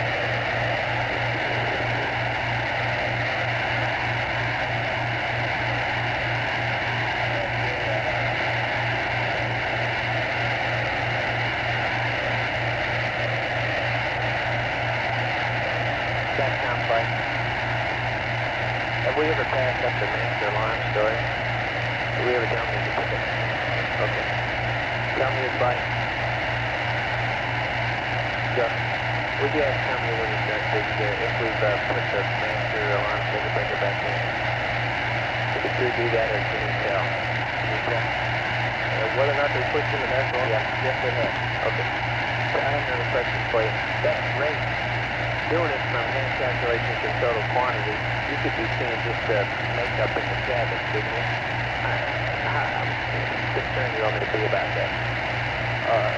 Not real concerned right now. We're watching it very, very closely. Fred, you said you want to try it now. Off and on about that.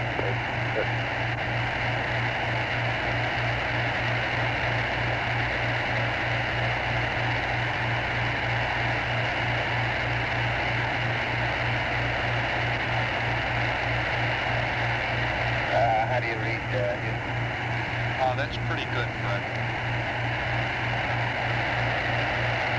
Okay, two things. First of all, we'll notice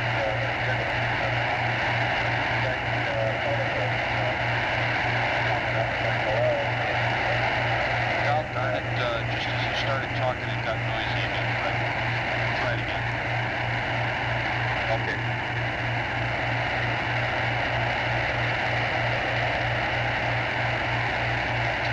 Try it now, loud and slow.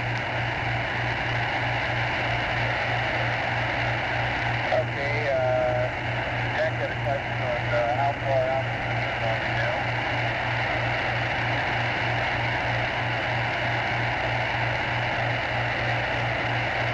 On how far up, what? From the moon we are now. Oh, our little plot shows you just touching the 180,000 mile line. So you're about 40K out from the moon. Okay. Okay, and the other thing is, just noted some fresh new particles floating around outside, so possible the service module is starting to a little bit again. Okay, copy that, Fred.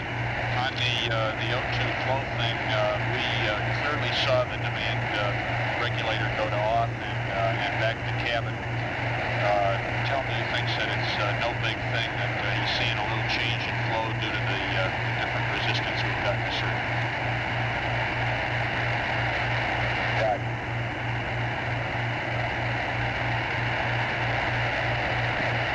Right. Yeah. Look, we can't get that stuff there. Evidently, the signal transcript is too weak. Let's go off in the bottom. Let's get that back and forth line. Capcom flight has to go off on the biomed switch. Should have taken a little bit.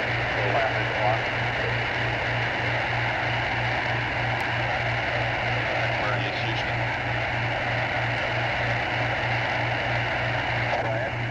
Okay, Fred, recommend you go to off on the biomed switch. We never did get any biomed, and it might clear up the com a little bit.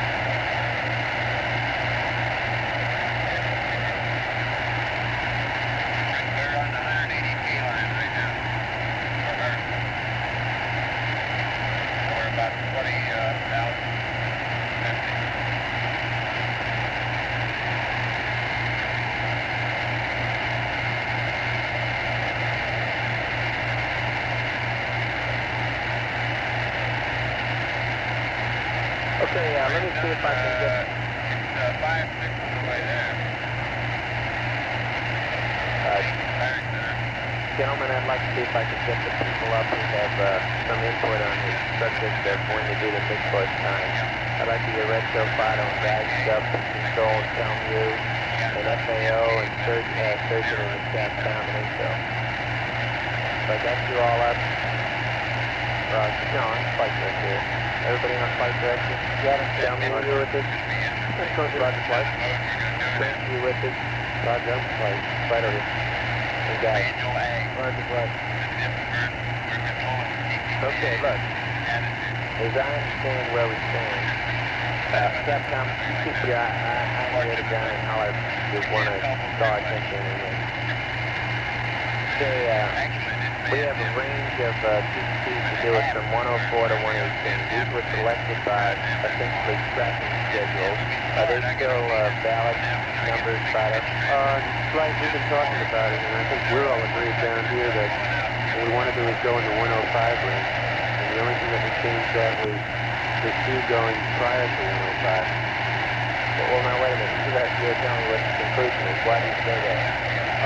Well, what we want to do is we're making the assumption that the speed is going in the area of 107 or thereabouts. We're assuming that between the time the speed goes and 118, in all probability, we won't have a better vector than we had at 105.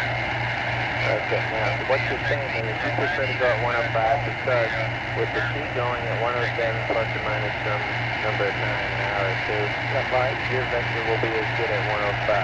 Let me interject something. This speed may go as early as 105. Like I said a while ago, the plate is changing and we're putting a curve to it. Yeah, but let me see what we're thinking is that we would like to maximize the time between the that's right, the speed of the mid-course, whichever comes out of the mid-course. And if we do the speed a little bit before after the mid-course, that doesn't really hurt you, right? Yeah, what we're saying actually is that if we were to get the speed going at about 100 hours, we would cut off our tracking then and turn the mid-course at 103 hours. Okay, but I could just as easily do it at 105. Yeah, we do. Rather than come to a conclusion, I'm trying to get at what it is that you're concerned about. You tell me what the conclusion is. Okay, what we're concerned about, cut off the tracking when the speed goes. We're trying to maximize the post-speed or mid-course tracking. If we made a like that, Apollo 8 in a sim with Houston on bus when turned on the command module heaters and left them on. We activated and we would both take. We had no gas. Just had a real slow rate going. We actually went out in the console and started erasing the left and run and watched it. And some it hop skip out. The hop out under me certain, but not much.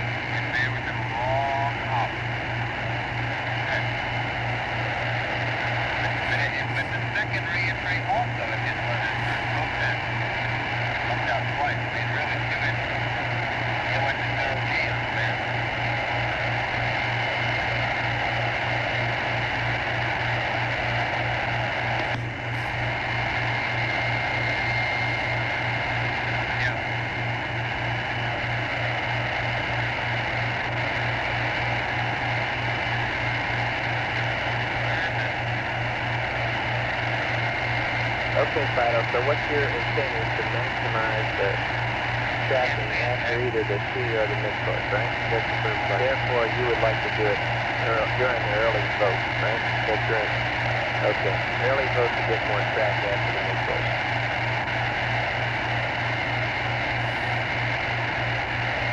With what you know today, though, Jay, right now, presumably we should be able to, with good execution, be in pretty good shape here in terms of being reasonably well within the corridor, don't you think? You haven't got a lot of traffic up till now. I would say the probability is yes, we will be. Okay. Recto, what are your considerations here, and do you have a vote? I got one. Okay, this is a, we all agree on this, that we ought to do this before. Say it again, I can't hear you. Let me say it again. Okay, we all agree that this is the time to do it. Who's all? We the train. Okay, well, what are your considerations? Okay, the only other if in this thing is that 100 hours, we're going to have a plane that tells the discussion we had earlier. Okay? The weather bridge. At 102 hours, if the weather is a problem, they will have enough data to make a decision. This is higher, if we have to make a big deal for weather avoidance. But it all falls in line.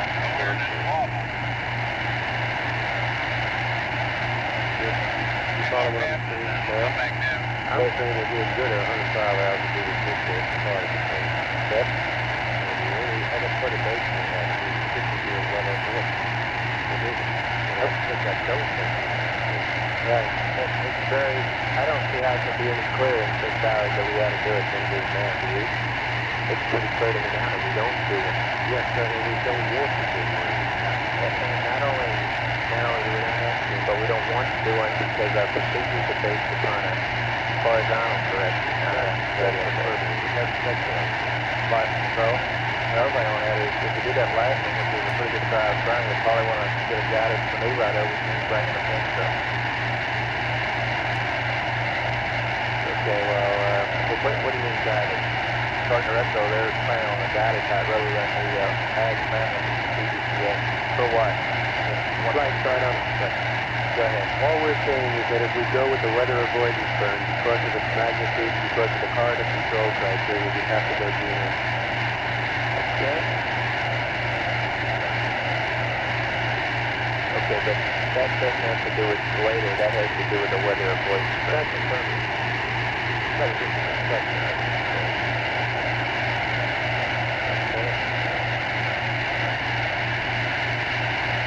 Okay, so with the weather, with the prospect for getting any more information, and with the changes that we would have to make, it doesn't look to me like there's any point in discussing any further a weather avoidance burn. That's affirmative. Okay, now we still remain in where in the 104 to 118 region would be the burn and the voting extension. You've got good data to do it at 104, and you'd like to maximize the tracking post that, so you're in favor of doing it in the early region, right? Roger that.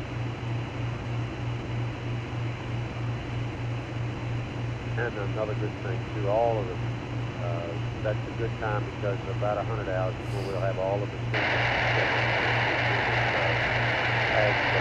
At what time? About 100 hours before we'll have all the data had to be read up to the crew to check this at least 5 hours before the burn. That's affirmative. Aquarius, Houston, okay, go ahead. Schedule work. Well, do you know that they'll be ready? Are you answering the checklist? What are you telling me? Yes, I'm answering the results immediately.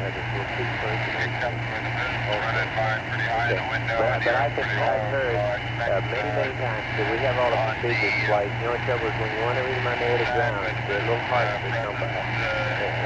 We'll keep leaning on it. They ought to be here to be read up and considered by the crew.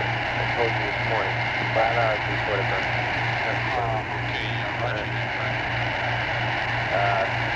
Guidance, do you have any? Notice sliding towards the right station. I'll have to be able to vote with the station. I have that in detail for you.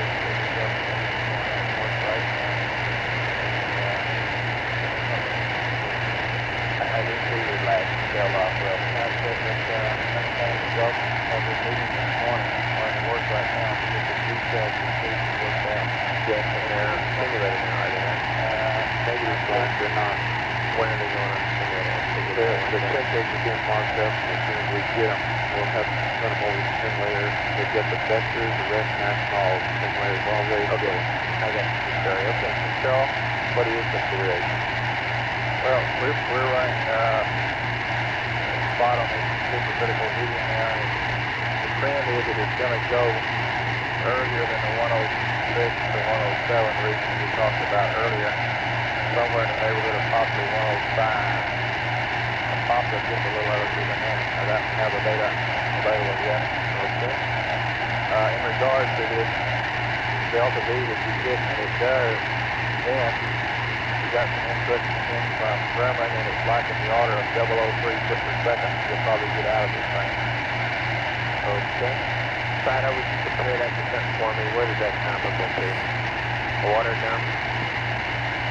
Yeah, that's probably right, John. Like,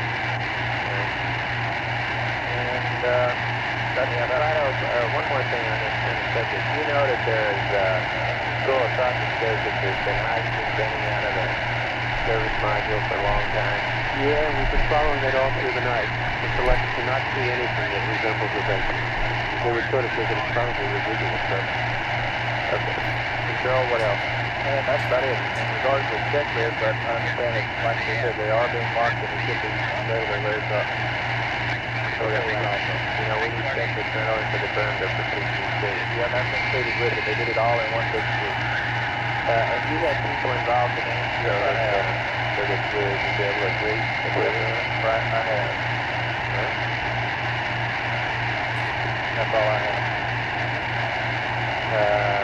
So you don't really care whether we do it Aquarius, Houston, go. early or the latter end of that period. Okay, I have no preference. Okay, but there was no LOI.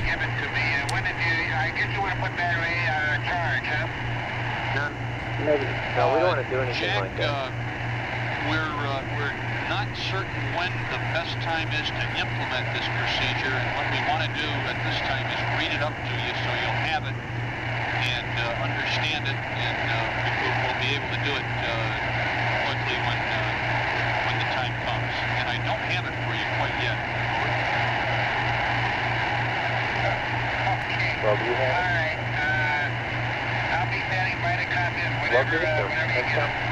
Okay, Jack. Is it right? Okay, there it is there, Joe. The one we had. There it is there. Joe, tell him that... Okay, let me find this procedure on the Apollo 13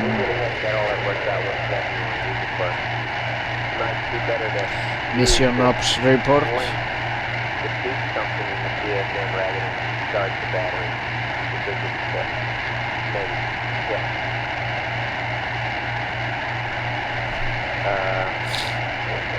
No. Return plan on when it's going to both. Yeah, Capcom fight. Capcom fight. Also, when you call this time, let them know that we're seeing the sea rise and it's going to blow. We're just trying to figure out when, approximately 95 hours. Give or take.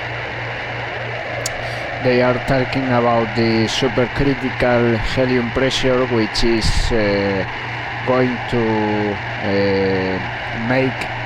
burst the burst disk that is expected to happen, but they are figuring out when that will happen, if after the so they can put the mid-course correction 5 in time, so that we can turn on the engine for mid-course correction 5.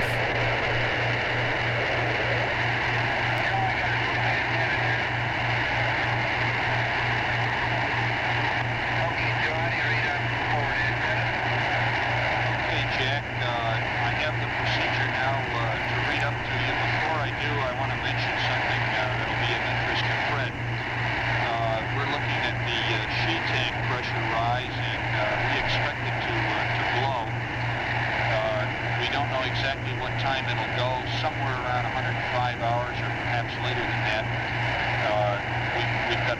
blowdown capability, and we just thought you ought to be informed. Okay, stand by, I'll tell him now. Okay. Fred, yeah, they're looking at the key tape pressure rise. They expect it to be around 35 hours. Key tape pressure. What they said, northwest 40 down here. Okay, Fred nodding his head. Said northwest. Okay, real fine. Are you ready for the procedure now, Jack? Yeah, Joe, how long is it? Is it a big long one or a short one or a medium size? I just want to know how many pages to keep. It's about, I'd say, 15 to 20 steps, Jack. Some of it's LEM stuff, and the rest of it is in the CSM. Okay, I got a fresh page here and I'm ready to copy. Okay, I'll give you the LEM steps first. They have to be done first. And the first step is on panel 11 and 16, circuit breakers, ascent ECA, ASC ECA 2 to close. Over. Okay, I think I got it. It's the LEM to CSM power transfer. 11 and 16, CB, ascent ECA to close. Okay, next step, panels 11 and 16, CB, ascent ECA control 2 to close.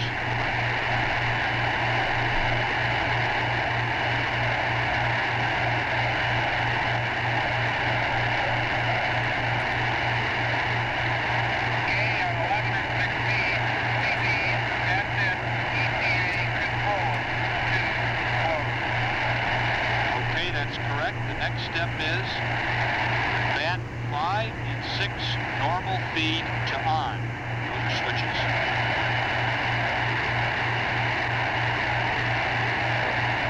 Like that ought to be just on instead of high.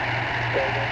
That ought to be on instead of high. There is no high, so Okay, bat 5 and 6 normal feed on. That's correct. Next step, bat 1 and 3 to off/reset. Over.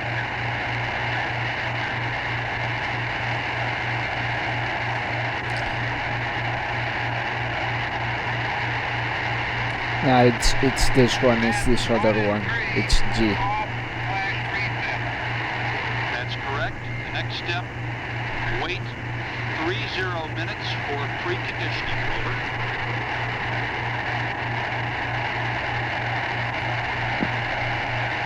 Okay, that's wait 30 minutes for preconditioning. That's correct. And the last LEM step for now is bat 2 and 4 to off/reset.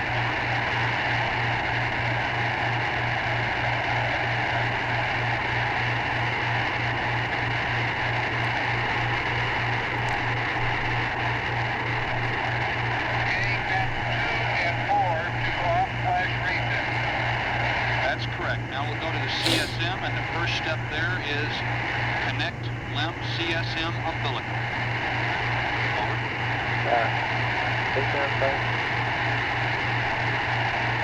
It's clear here where the lane stops and CSM picks up. You get ready out there. Okay, connect You do all that lane stuff first. CSM umbilical. Not all of it. It's clear with them The stuff. next step on panel 5, All right, let's see. You didn't answer my question, but LEM power 1 main B and LEM power 2 main B, both close. Over.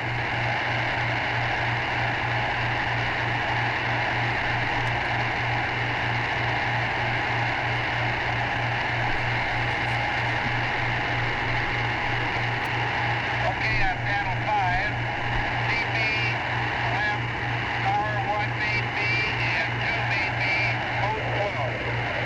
That's correct. On panel 5, CB EPS sensor signal main B to close. Over.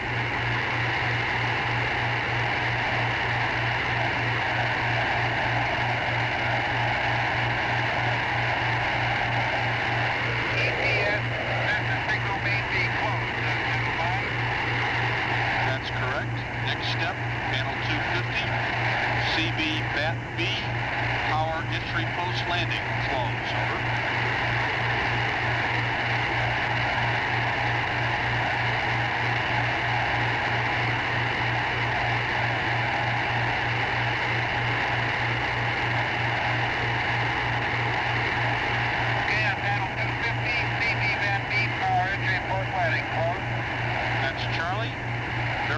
main bus voltage, then LEM power switch on panel 2 to CSM.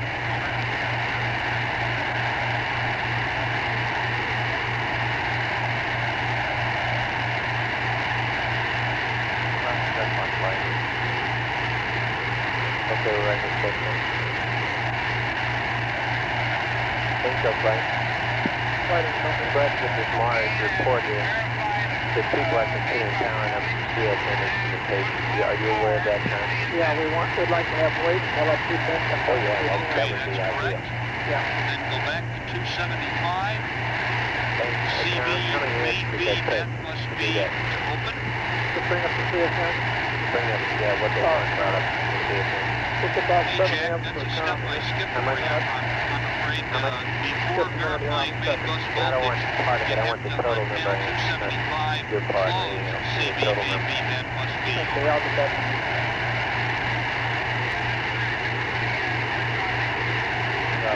Don't call each time right now. You should stop listening.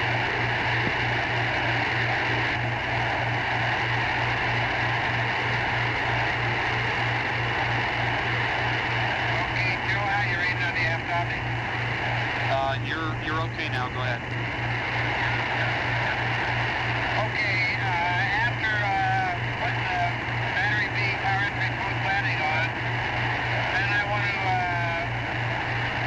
push the on panel 275 main B to bed bus B in.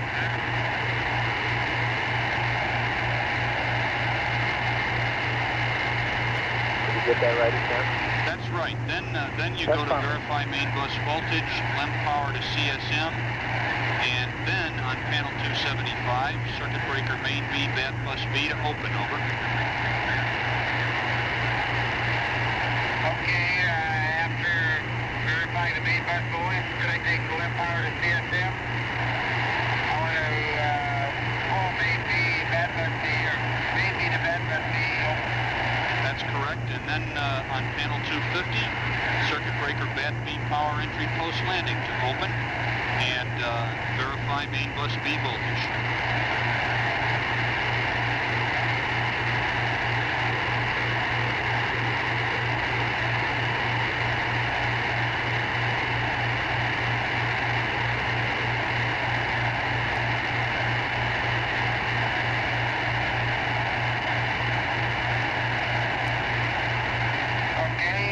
Panel 250, bat B, power entry post landing open, and then verify the main bus flowing.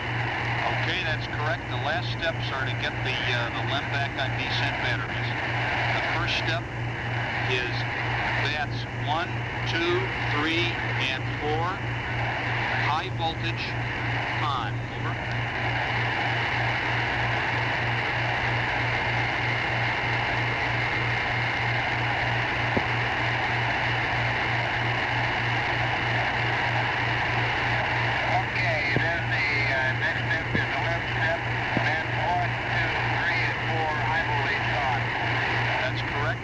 Step in the LEM, that's 5 and 6 to on. Over.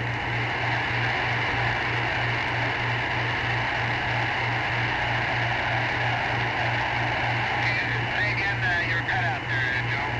Okay, Jack, the last step in the LEM, batteries 5 and 6 to off. Over.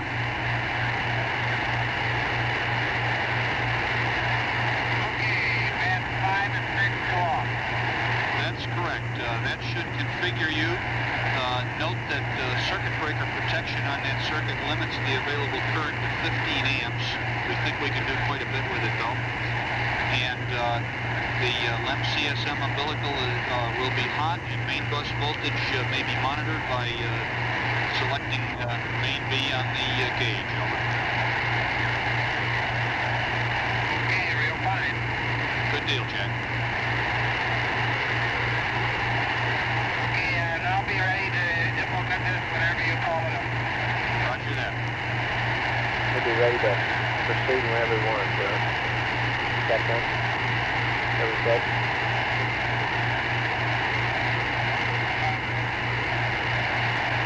We mentioned this, Joe mentioned this, and picked it up. It's something we were positively going to do when with more later camping. Okay, could I have all the guys who were involved in this discussion of whether to do... How do you rate, Joe? Pretty good, Fred.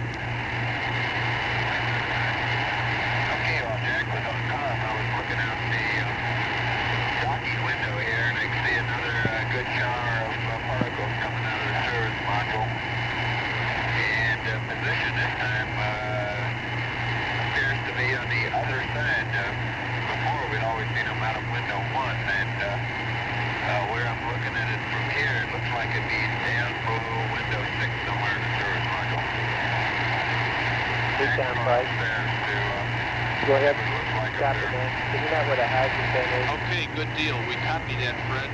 I believe so, Fred. I'll have to verify and check that. We have show the you how housing bin. relaxed Would we you are start about the with the entry. bin? Would you? Ken is Roger? looking at Verify that giving you for me. guys I'd a like to chance tell them, okay? prior to going into entry prep to snap a few pictures of the service line.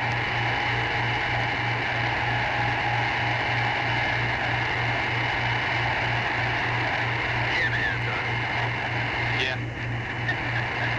He's got all that film up there and he doesn't want to waste it. Oh, I thought maybe you'd want me to do a flip EVA to go get pictures or something. Okay, okay. Yeah, okay, that's a good idea. Let's do a please EVA. You're right, we got a lot of pictures.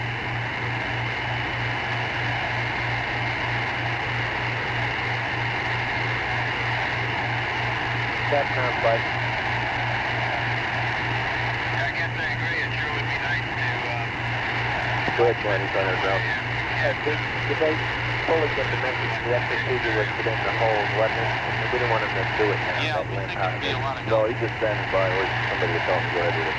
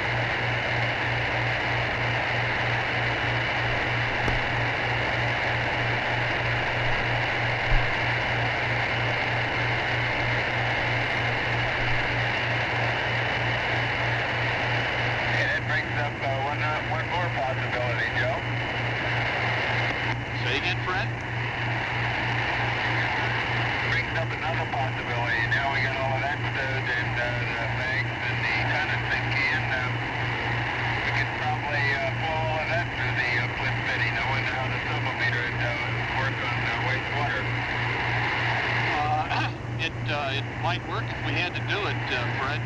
right now we're looking at a comfortable excess of water for the sublimator.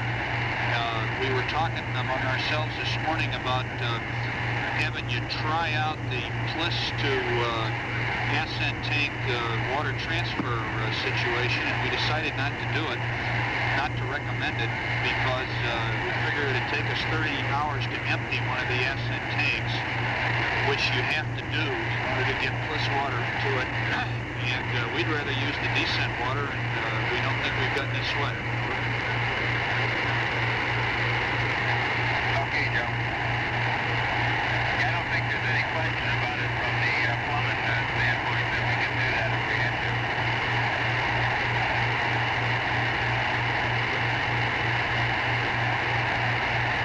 Okay, copy that.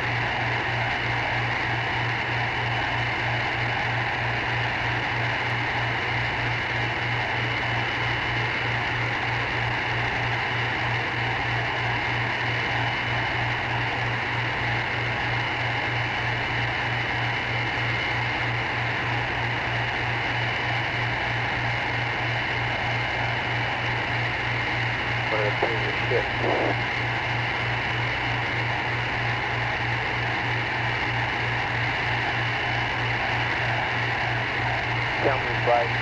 Go flight. Look, I've got a kind of a simple question here. We have this procedure for powering over to the limb. It involves preconditioning the ascent batteries and taking the descent batteries off the line and making something go through the ascent EPA. My question is a simple one. Are there any single point failures in this whole process we're going to go through that can lose me my descent batteries or my ability to put them on the limb buses? Negative, like the only thing that we can see is any of the contactors that when you take the descent battery off, something happens, you can't put the single battery back on. So, are you telling me that the maximum risk I would run relative to single point failure is putting the battery back on? That's one battery. You're positive and everybody's looked at their little EPAs, however big they are. This is Apollo Control, 95 hours, 30 minutes, ground elapsed time. Feel a little better. Okay.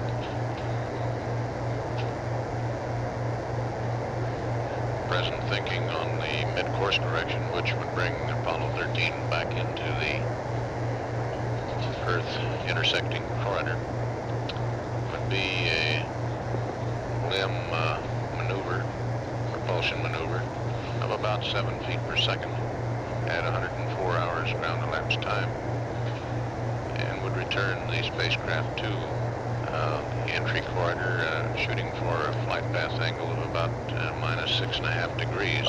Flight cover. There's one point that missions to date, that's not necessarily related a few to exceptions during the trans-Earth coast phase, some sort of mid-course correction has been necessary to get back onto the corridor, depending on the accuracy of the trans-Earth injection. Powers a switch such that if that switch This fails, particular will mission is certainly no different. descent stage power. Well, Spacecraft is that not an communicator, answer to the question I just asked you? Joe Kerwin is away from the console at the moment after having it is a read up some situation that additional we do get checklist into changes. doing this procedure, but it's not related to supplying power to the CSM. It hasn't Continuing been to monitor the air-ground, put the assets on, Kerwin returning to the console. Right. Anytime we push in that circuit breaker. Well, is it pushed in now? Yes, sir. Oh, it's in now? It's not in now. If the mid-course correction in this trans-Earth phase is four delayed, good, big, healthy, decent batteries doing the job. My question is a simple one. Have I got any single point failure risk that's in contention the second time? 118 hours, it would be somewhat greater magnitude, more in the neighborhood of 40 feet per second. I don't have to do it. At least I don't know right now that happened. With the Okay, 7 when we foot per exercise second this procedure, yes, we mid will course have that correction at single point 104 rate hours, totally the pushing the vacuum breaker. perigee would be around 20 nautical miles. And then Flight Jerry path discussed angle of minus 6.51 degrees. breaker to the switch, and the switch can cause dead base if the At switch is 95 short and hours, closed. 32 If the minutes, switch ground fails, elapsed it will time and power the standing dead by. phase This is relay. Do we Apollo have any control. indication that, can we tell when we put power to the switch breaker that the switch failed closed? And that's at the bottom, right? Is the contact with the switch failed closed? That's right. There's no way we can tell that.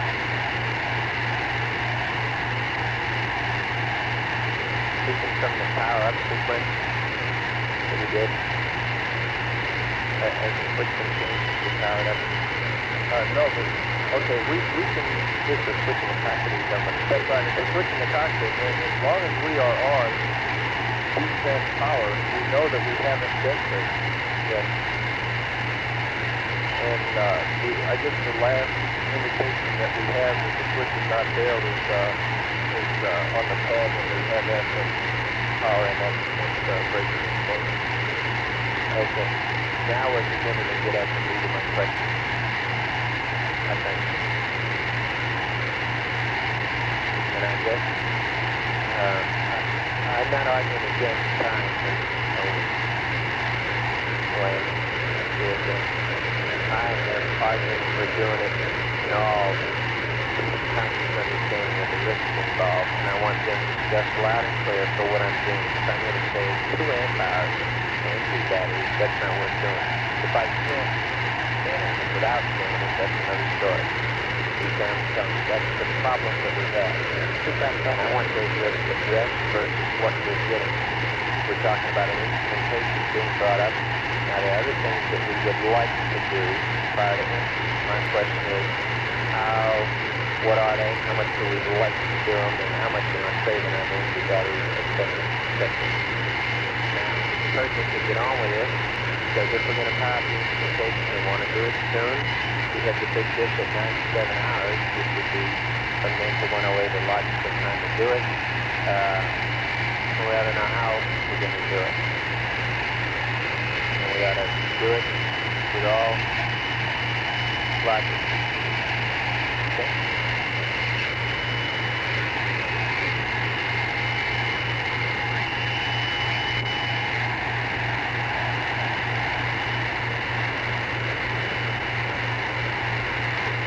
I didn't leave it. John Wellman is asking me if I have concurred on the early, that is about the 104, 105 take time, and I haven't finished that discussion. I haven't gotten all the pieces in as I wanted to.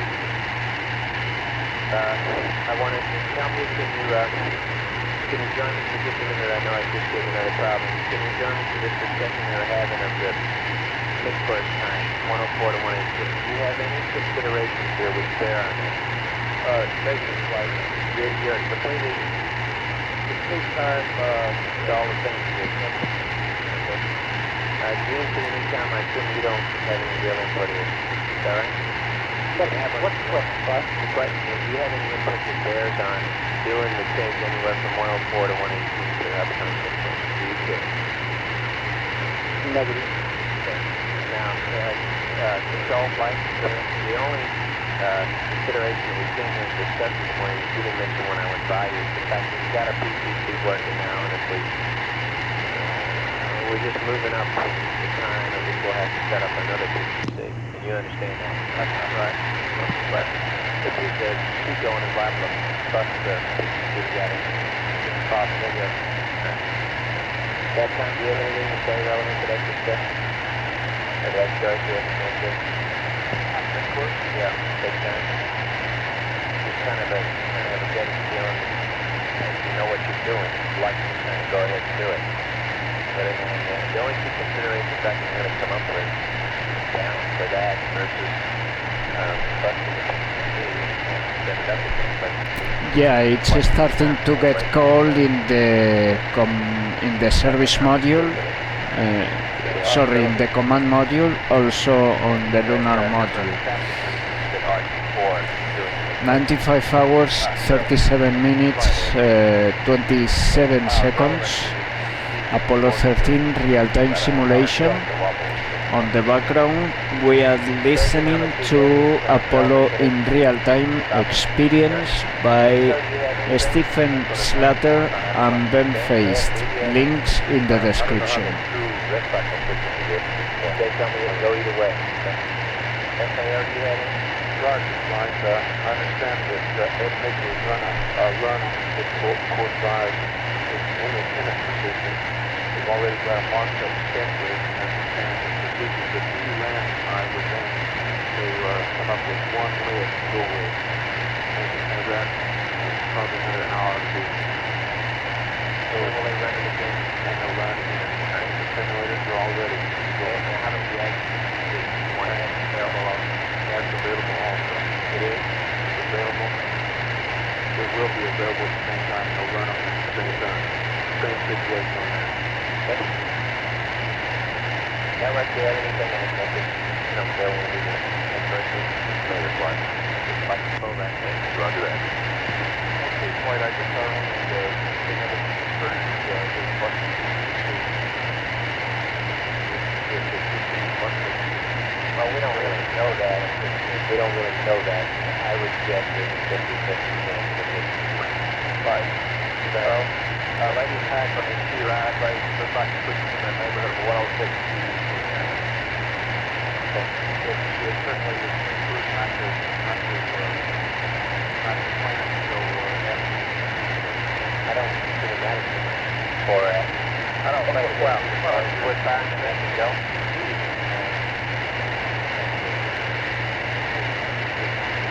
Oh, I see. The temperature is going to go at 106. We might as well go ahead and do the big push. Hard to do it. 105.30.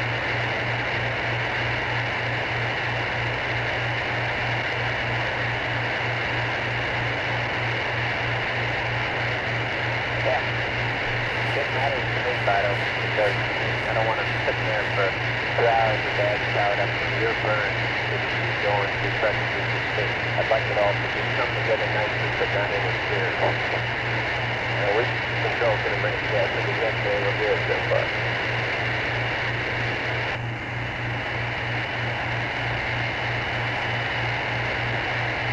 He's working on my thermal problem.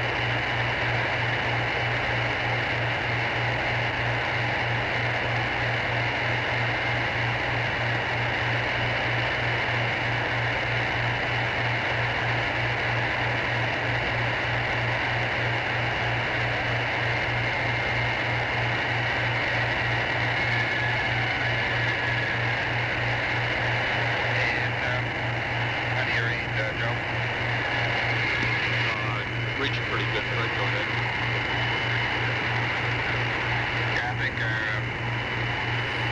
ETC wobble is growing worse. The Earth now is really up at the top of the window. I have to get way down to almost the floorboard to view it. Conversely, the moon is way down at the very bottom of the window.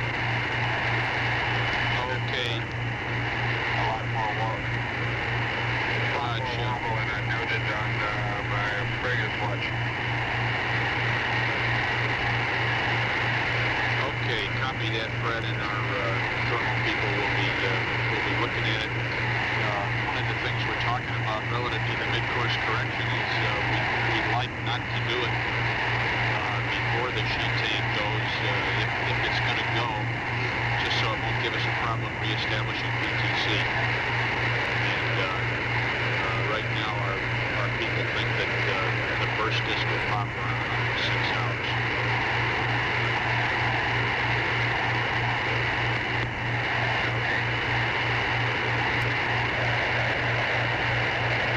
Joe, come up on a loop. What Paul did he say about the wobble? Okay, he said the wobble was getting worse because the Earth was almost out of the window and then it was down hard to see it. So that means he's almost getting down in the Earth-moon plane. He's 9 feet down from where he started. Probably not 90. Yeah, in that direction, direction.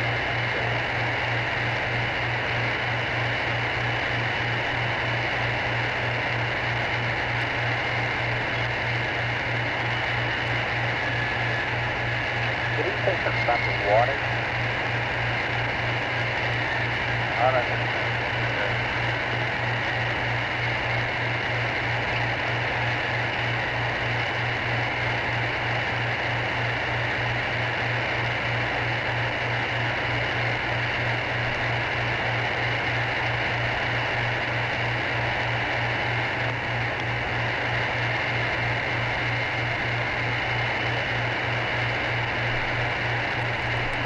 Is a Milt Windler around within the area?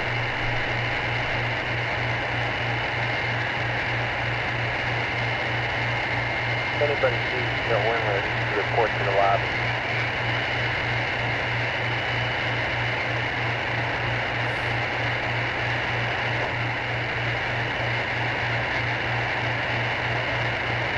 Right, Tony. Okay.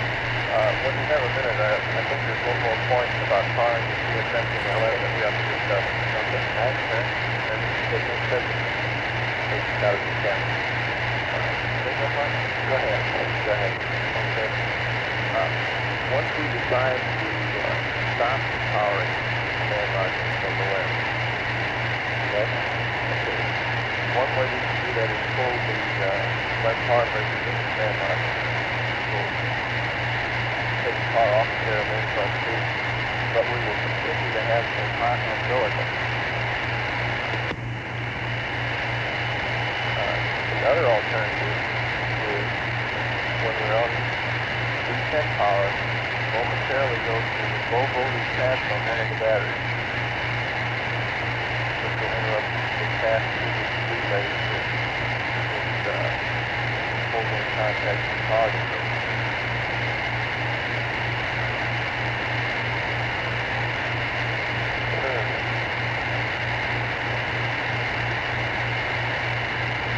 What is showing a low voltage capacitor again and interrupts what?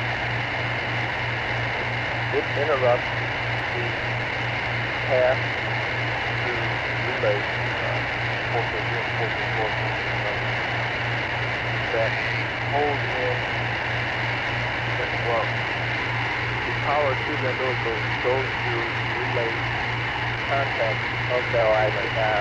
Okay. It's holding power to the umbilical. That's right. Any one battery, any one of the four,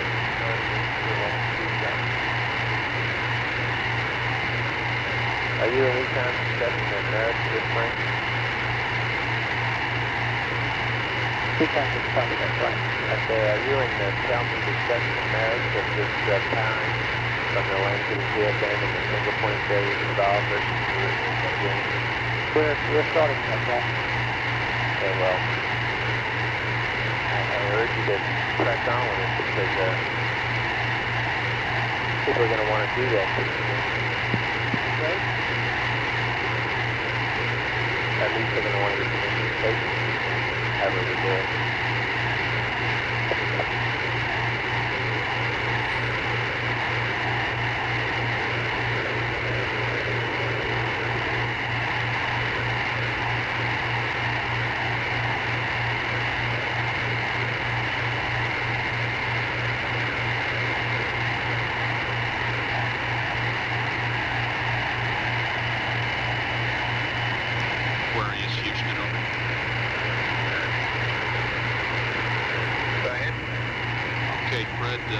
Since you went ahead and used the bliss condensate container, we got the procedure in for using it. I'm not going to read it up to you, except that it cautions a little bit about shaking it too much or about filling it too full because they feel that if you do that, the vent valve might unseat and the bag might leak. Joe's talking to him about it. What is he talking about? Okay. We haven't removed it from its storage spot. We just left it right in place and just demated the connector at the end of the cable and hooked right into that. Understand that's satisfactory and recommended that you leave it in the storage box. That should help the situation.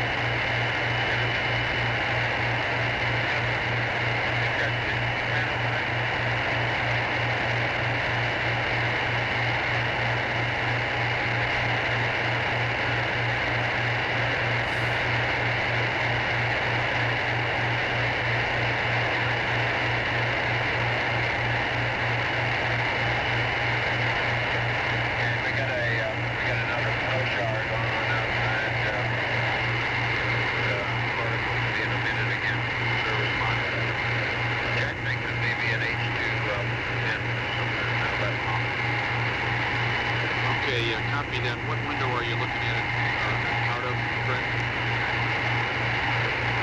Out the left docking window. The docking window, roger that. Fred, somebody just handed me your latest consumable status report, and you're using between 11 and 12 amps an hour, real steady, and it looks real good.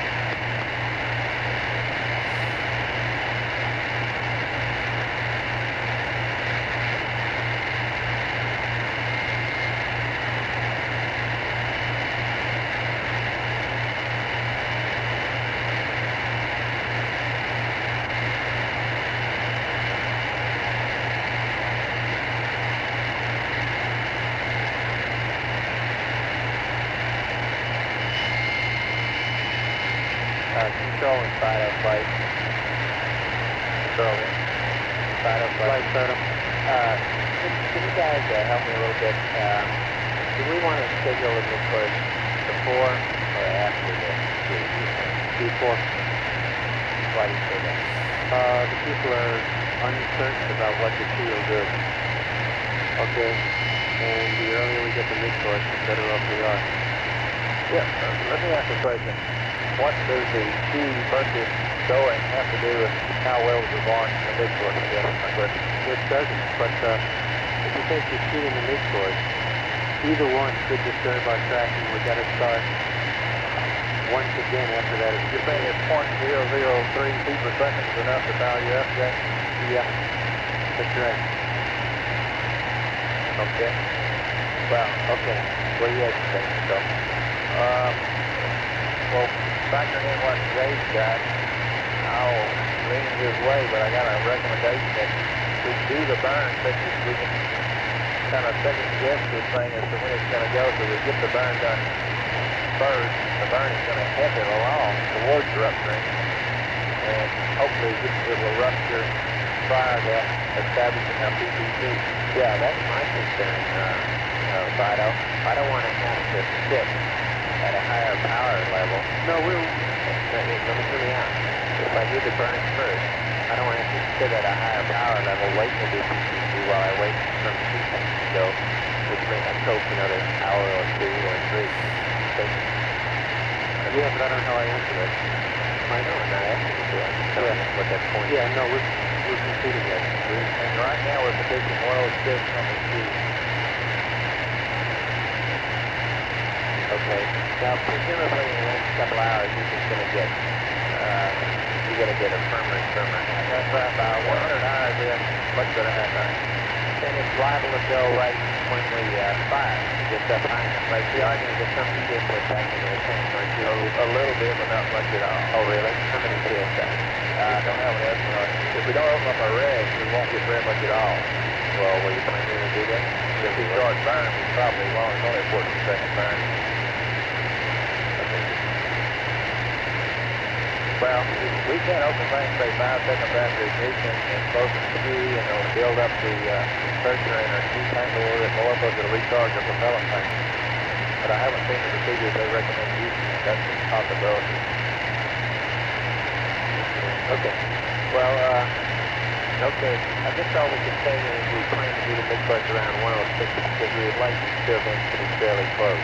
We don't want the key to go early and be sitting there waiting for the maneuver, although I don't quite see anything wrong with that. Just put your back out a little bit early. But I don't want to delay the maneuver just standing by the key, although in fact that's what we're going to do. saw 105.30. Say again? I saw 105.30. What is 105.30? The draw was 105.30. There's nothing wrong with it. I just don't want to sit around too long at a high pressure level, power level. And I think we're just going to have to test this thing as we go along and know what it is. Yeah, I would say that we just have to wait until we get a better estimate. But just wait. We're probably worrying about the machine, and then we'll do anything. That's all I'm worrying about. With the trouble we have with PCC, we better consider it. All right. So, we're talking about approximately 105.30 for the mid-course. And the reason for that is to maximize the track. After the burn, get in the corridor now. It is consistently against the delay. We have the speed going. We think the burn, if we open the regiment, helps that flow. That'll probably affect our PCC, and we'd like to get that behind us before we set up the PCC. So the only reason really for doing it now, I guess, is two. One is to get in the corridor now, and two is to maximize the track and post these two events. Okay, at the present time, that's our conclusion, that we're going to schedule a burn for about 105.30, around the time of the speed going. We want to be a little bit careful so as we don't sit too long waiting to do the thing. And perhaps if we put some speed in the speed, we can get it to top. Hello.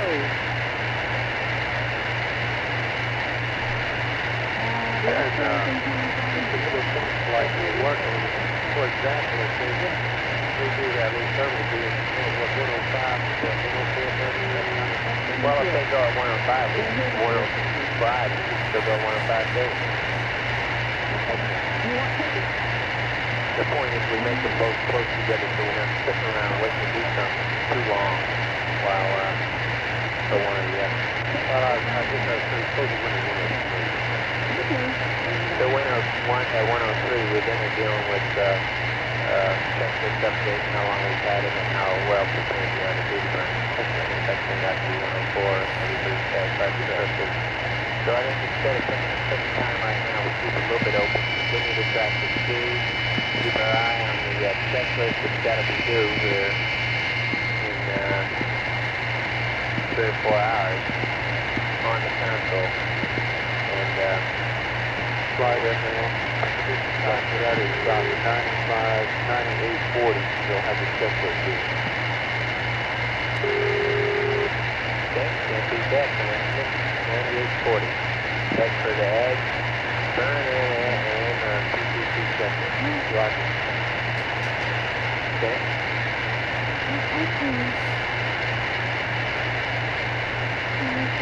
The MCC then will be around 105 to 106, and we're going to kind of watch the speed and schedule around it. Although, schedule around it and turn to around, we're going to both have it in about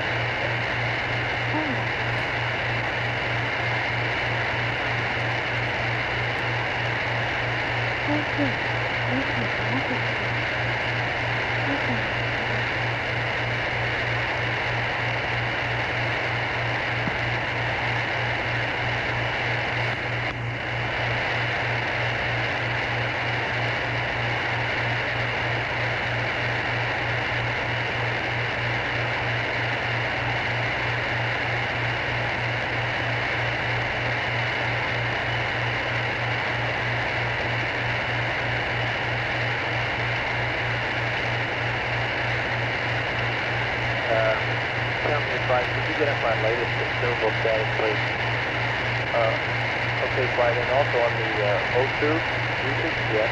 It looks like the flow rate is settling about 0.4 pounds an hour. It's normally very slightly higher than we saw before going to a minute card. So we're a little bit about 0.4, yeah, that's percentage-wise, it's a lot higher than 0.25. Okay, we saw some points up as high as 3.1, 0.2.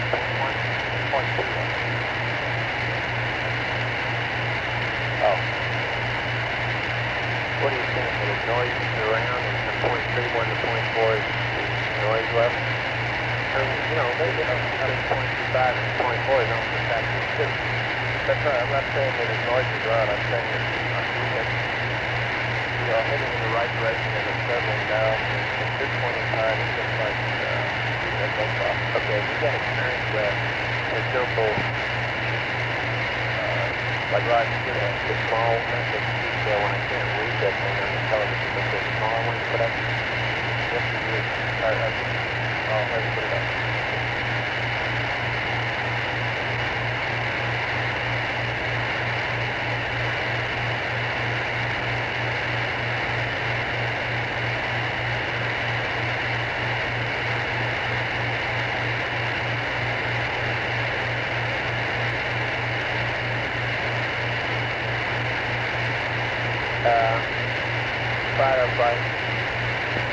The mid-course today is about 7 feet a second. What's the delta speed? Okay, right now we're looking at a movement at 7.6 millimeters with a shift on time of 14.8 seconds. 14.8 seconds duration of time. That's the sunset before part of it. That's 17 seconds.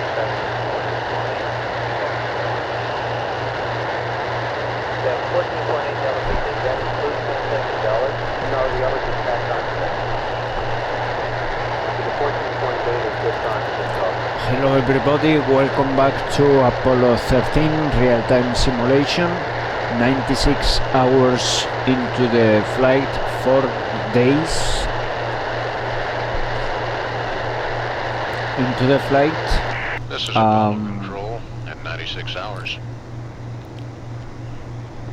Present time, the discussions here in the mission control room about the mid-course correction are beginning to firm up toward a definite time.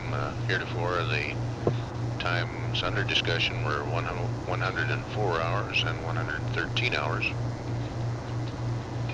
Right now, it's shaping up to look like we'll do the mid-course correction to bend the trajectory back to the entry corridor with a vacuum perigee of around 20 nautical miles. Burn would be at 105.30 ground elapsed time. Descent propulsion system burn 7.6 feet per second, 14.8 seconds duration. This burn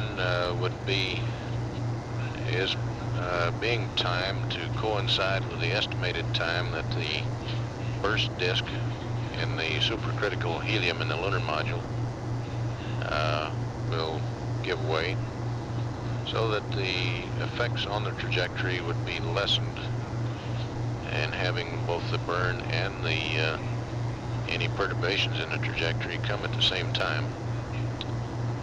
The vent from the supercritical helium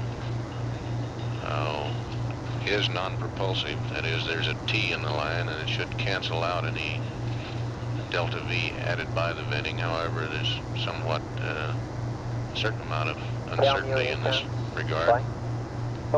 At any rate, having the burn and the burst disk event near the same time frame gets both of these events out of the way and gives a good long bit of tracking to pin down what the new trajectory will be. No, probably more than that. Now showing 0.1 millimeters of mercury, partial pressure of carbon dioxide. Well, we probably couldn't do it in less than so apparently 7 or 8 minutes, Shade maybe Tree 10.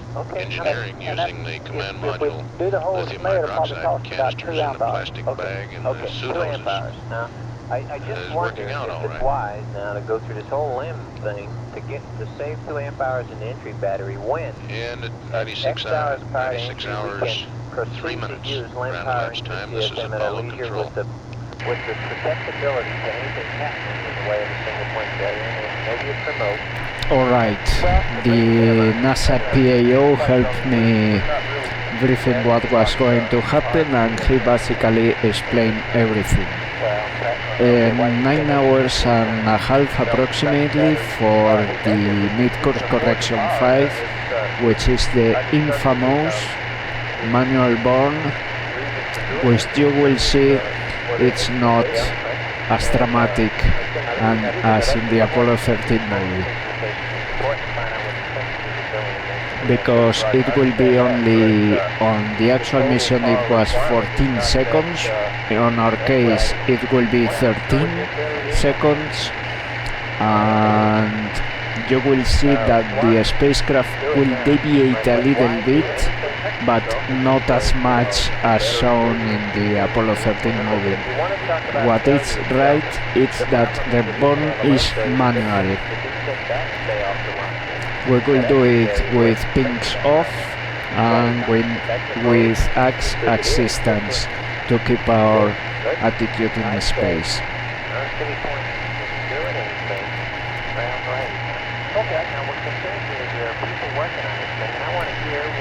And this burn will correct our entry angle to be on -6.5.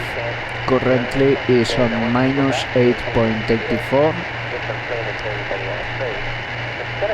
Our height of perisyntion is currently 17.7, and the burn will place the perisyntion. Let me try to look at it. If we could fill up, we could recharge our batteries later in the flight, that I would be prone to agree with you that we ought to go ahead and use the 2 alcohol. Perigi, sorry, Perigi. Recharging the batteries full up at some later point. I understand that the LEM guys have about a pad of about 400 amp hours. Yeah, and we could shake there, I think. And also, maybe you end up saying to yourself, you'd rather not charge for some reason, I don't know what it is, but you know, by effectively by using the LEM for some of the suppressed stuff, you expect to get the amp hours, but you otherwise have to take out the PM. So you can get it back, and a single point failure in his end of the system at that point is too bad, but it doesn't hurt us like it should right now. Of course, that assumes that you can't make the tank so perfectly, which we feel like we can do. Okay, but if you can't, then the whole thing is that thing, and we're going to do it on the empty bag. It would seem to me that this would be the safe approach this time. We're talking about trivial amount compared to what we need.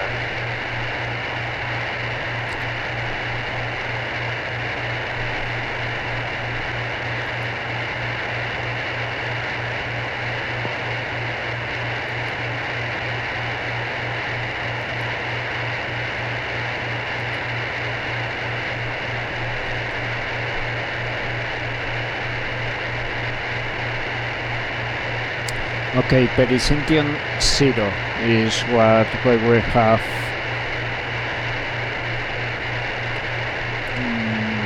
But our speed at entry interface will be 36,210 feet per second, entry angle 6.51, and entry expected in okay. Let's see, doing the calculation. Okay, so you see my point. About the charge. Yeah, charging is a possibility, but if we haven't really exercised this thing at the landing, we come down to 24 hours DPI. I personally don't see motivation. Okay, let's say you're saying that you would, if we do that sort of thing, you'd like to do it earlier than DI minus 24 hours. Yeah, later than okay. Or alternately, run some of the CFM tests off this year. 30 something, let's see. It just makes it in time happen much later. Right, but the decision 46. we need to make right now is related to 2 amp hours. Well, that's what I think it's related to, yeah. But again, I haven't seen this thing people have been working on already. 46 hours and a half. 46 hours and 40 minutes approximately for entry interface.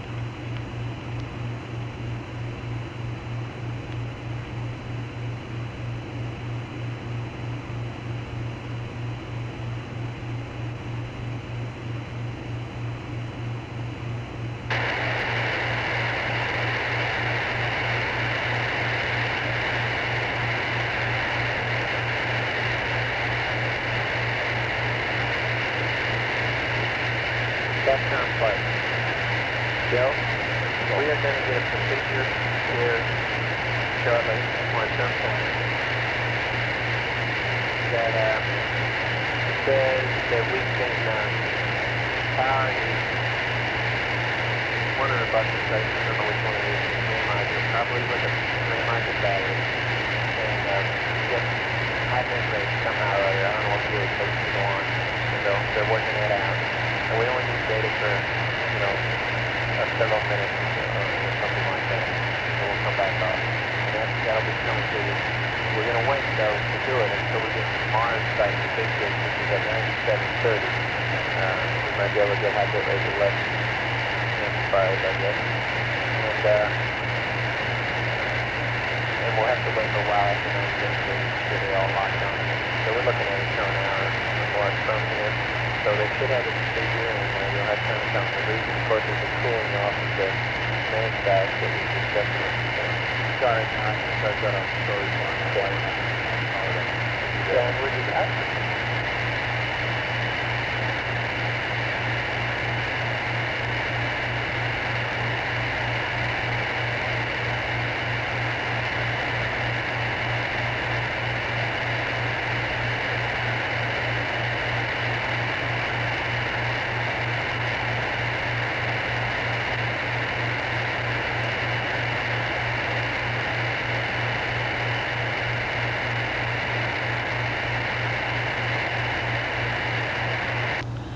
This is Apollo Control at 96 hours, 15 minutes ground elapsed time. Some white sacks with sandwiches being brought into the room by a young lady. Getting back to mid-course correction in the trans-Earth coast phase here in Apollo 13, the current thinking is to do a descent propulsion system maneuver at about 105 hours, 30 minutes ground elapsed time, 7.6 feet per second. The burn time of 14.8 seconds. Apollo 8 back in December of 1968 did a similar burn at about a similar time. However, it was a command module or service module RCS burn of 4.8 seconds, And I want to talk about it. or 4.8 feet per second at 103.58. The burn is intentionally timed to the estimated time frame at which the lunar module supercritical helium burst disk is supposed to let go. It's not anticipated that this burst disk, the venting of the supercritical helium, will cause any perturbations to the trajectory, and that the vent outlet has a T on it and thereby cancels out any propulsion. It's called a non-propulsive vent.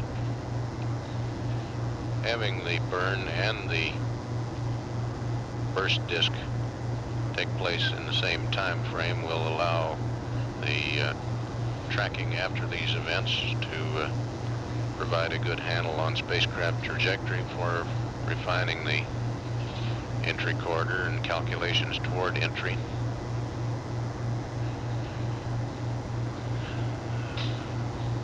There's quite a bit of propulsion available out of the spacecraft, some 28 feet per second still available with a vehicle that weighs in the neighborhood of 87,000 pounds. With the small RCS thrusters on the lunar module, 28 feet per second available out of that system. Still a great deal of propulsion available in the descent propulsion system, and one as yet untapped system, that's the ascent propulsion engine in the upper stage of the lunar module, which likely won't even be used at all.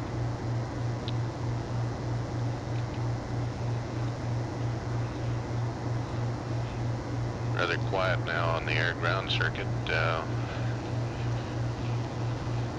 Taking a lunch break here in mission control. Sandwiches were brought in, as mentioned earlier, and most of the people are taking this opportunity to have a mid-afternoon snack. 96 hours, 18 minutes. And standing by, this is Apollo Control.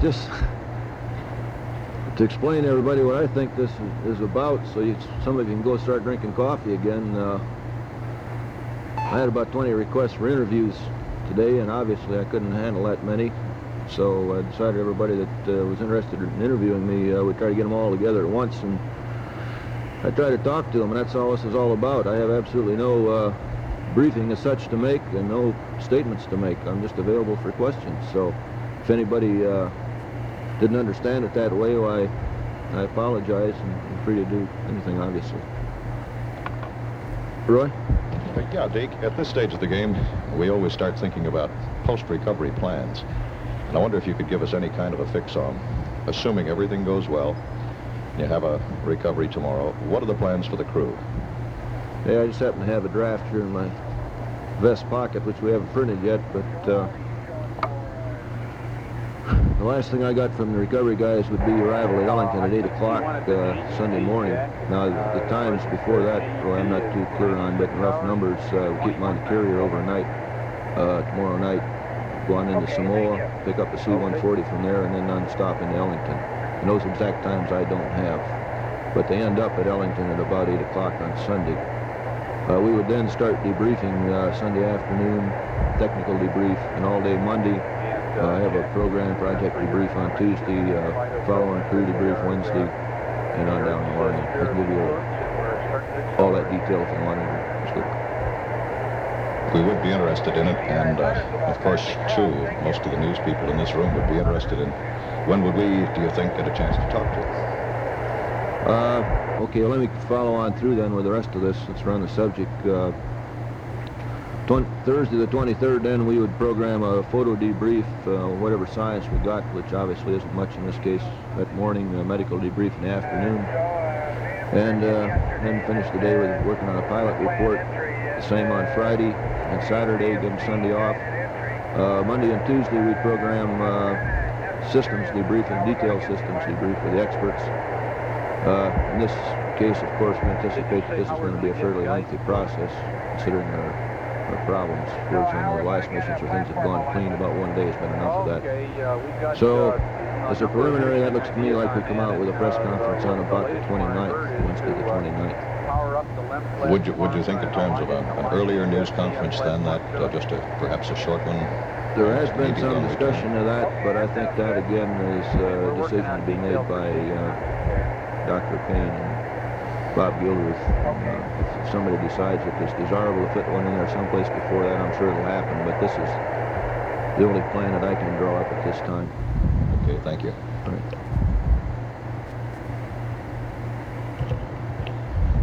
Yeah, Deke, can you give us a fairly thorough rundown of Tuesday night, Monday night in the simulator?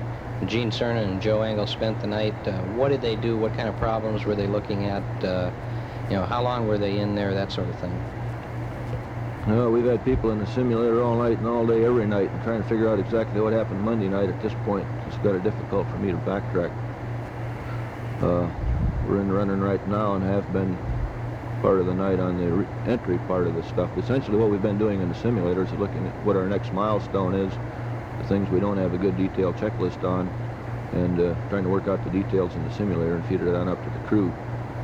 I think the things we were working on Monday night, we were concerned about PTC using the LEM instead of the command module, which we hadn't done before, and worked that out in the simulator. Of course, we worked out the AGS PTC thing that we've been doing here the last day on the simulator.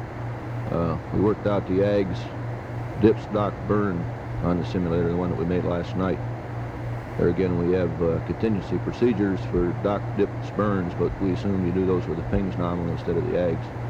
So it's these kinds of things that we've had to vary due to the particular situation that we're in, that we've tried to work the details out on the simulator first.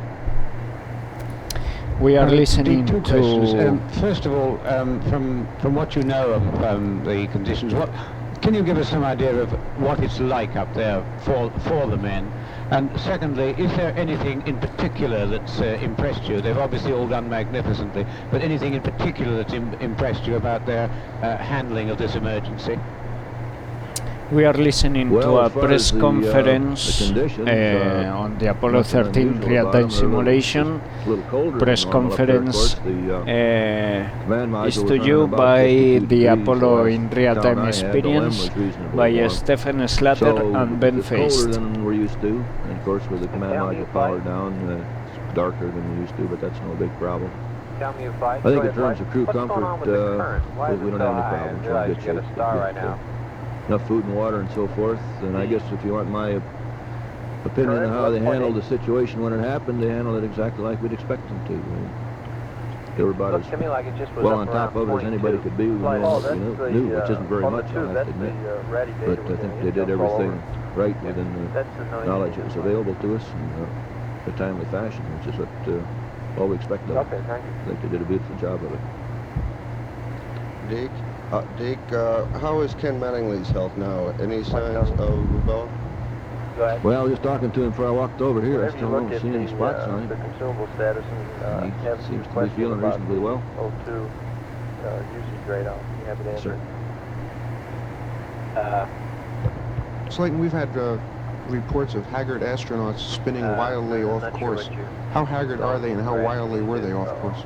Okay, I told you a little bit earlier that doesn't mean a thing to me. We are not off course at all, and we weren't off course at all. I don't mean to be smart. I really don't know. Are they haggard? Are they haggard? Yeah. I see that's 0.25. I don't think so. They haven't had as much sleep as we'd like to have them had, but nobody else has either. And I think if you get 4 hours here and there, well, you're in pretty good shape. I think they're rested enough to do a reasonably good job.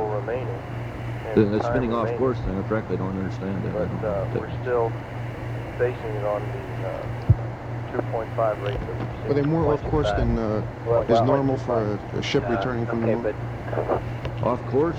Yes, in other words, I needed a course correction to get back on the course. No, we made a mid-course last night, which is normal. Yeah, we you expect it to be normal. Was it an abnormal correction? No, totally not. Well, last hack we I guess that's what's confusing me here. There's been nothing abnormal about the trajectory at any time. We were on a hybrid trajectory at the time the incident happened. We burned back onto a free return, and then we made the burn on the loop around PC plus 2 to get us on a faster return. We expected we'd have to make a mid-course on that burn, which is the one we made last night. And you're a little bit out of the quarter until they make that burn, but that burn is insensitive as hell. You can make it about any time and in almost any direction, as long as you're pointing approximately. So, as far as trajectory, we haven't been concerned about that at all at any time and still aren't. We may make another mid-course somewhere around 5 hours, someplace in there. It could come out a couple feet per second. Whether we make it or not doesn't make a bit of difference. It just tunes things up a little bit. How would you evaluate the value of Jim Lovell's previous experience in space and coping with the emergency, and does it raise any thoughts in your mind about the advisability of having an experienced man in the crew in future flights? Well, that's a tough thing to put a handle on. I guess you aren't experienced in anything until it happens to you. This particular thing hadn't happened to any of us, so he wasn't any more experienced at this particular thing than anybody else. On the other hand, I'm sure the fact that he's been there before is bound to have some benefit. Try to put a number on it, frankly, I can't. But I think we've always felt that we can start in with anybody and train them up to the condition where they can fly a very good mission, and the experience factor isn't all that great. Because if we really didn't have that capability, we wouldn't have flown to begin with anyway. You just have to assume that you can train people to do anything that's required of them on the ground when you're in the space business. Say you're not concerned about the trajectory. What is your chief concern now in the next 24 hours? What are the what? What is your chief concern in the next 24 hours? You say you're not concerned about the trajectory. This is going well. What are the chief concerns in the next 24 hours? The main concerns? Yeah, what is your chief concern, yes, in the next 24 hours? Oh, I think I don't have any great concern. We've got some work to do, lots of it, and it's primarily concerned with the entry. We've got an unusual combination of things here. Number one, we have nothing in the service module, which we normally have, to provide sustenance to the command module. Normally you keep the service module on, which provides you power and oxygen up until somewhere around 30 to 40 minutes ahead of the entry. We haven't got that. So we do have the service module on, and it's given us some thermal protection. So we're caught here in one situation of wanting to get rid of the service module reasonably early. On the other hand, we've got to make sure we don't get rid of it too early and give us some thermal problems. Secondly, we want to keep the LEM as long as possible, because this is where we are getting the things we normally get from the service module, at least to a limited extent. So trying to work out this timeline from both ends gets to be a little bit sticky, and we've got a preliminary one that's been worked out yesterday through the night last night. We're simulating it this morning. We hope to have it in pretty good shape by noon today. We may have to do a little more work this afternoon. Do you expect any problems, in fact, in the jettisoning of either the LM or the service module? No.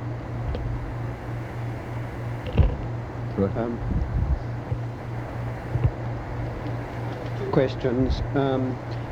Presumably, with your responsibilities for Apollo 14 training, you're already wondering what should be done about that, whether to delay it or not. And a more personal thing, can you tell us if Ken Mattingly is now feeling more friendly disposed towards Chuck Berry? Well, as far as 14 is concerned, we're pressing on as usual. We've been using the 14 crew to work out some of these procedures that we didn't have a handle on.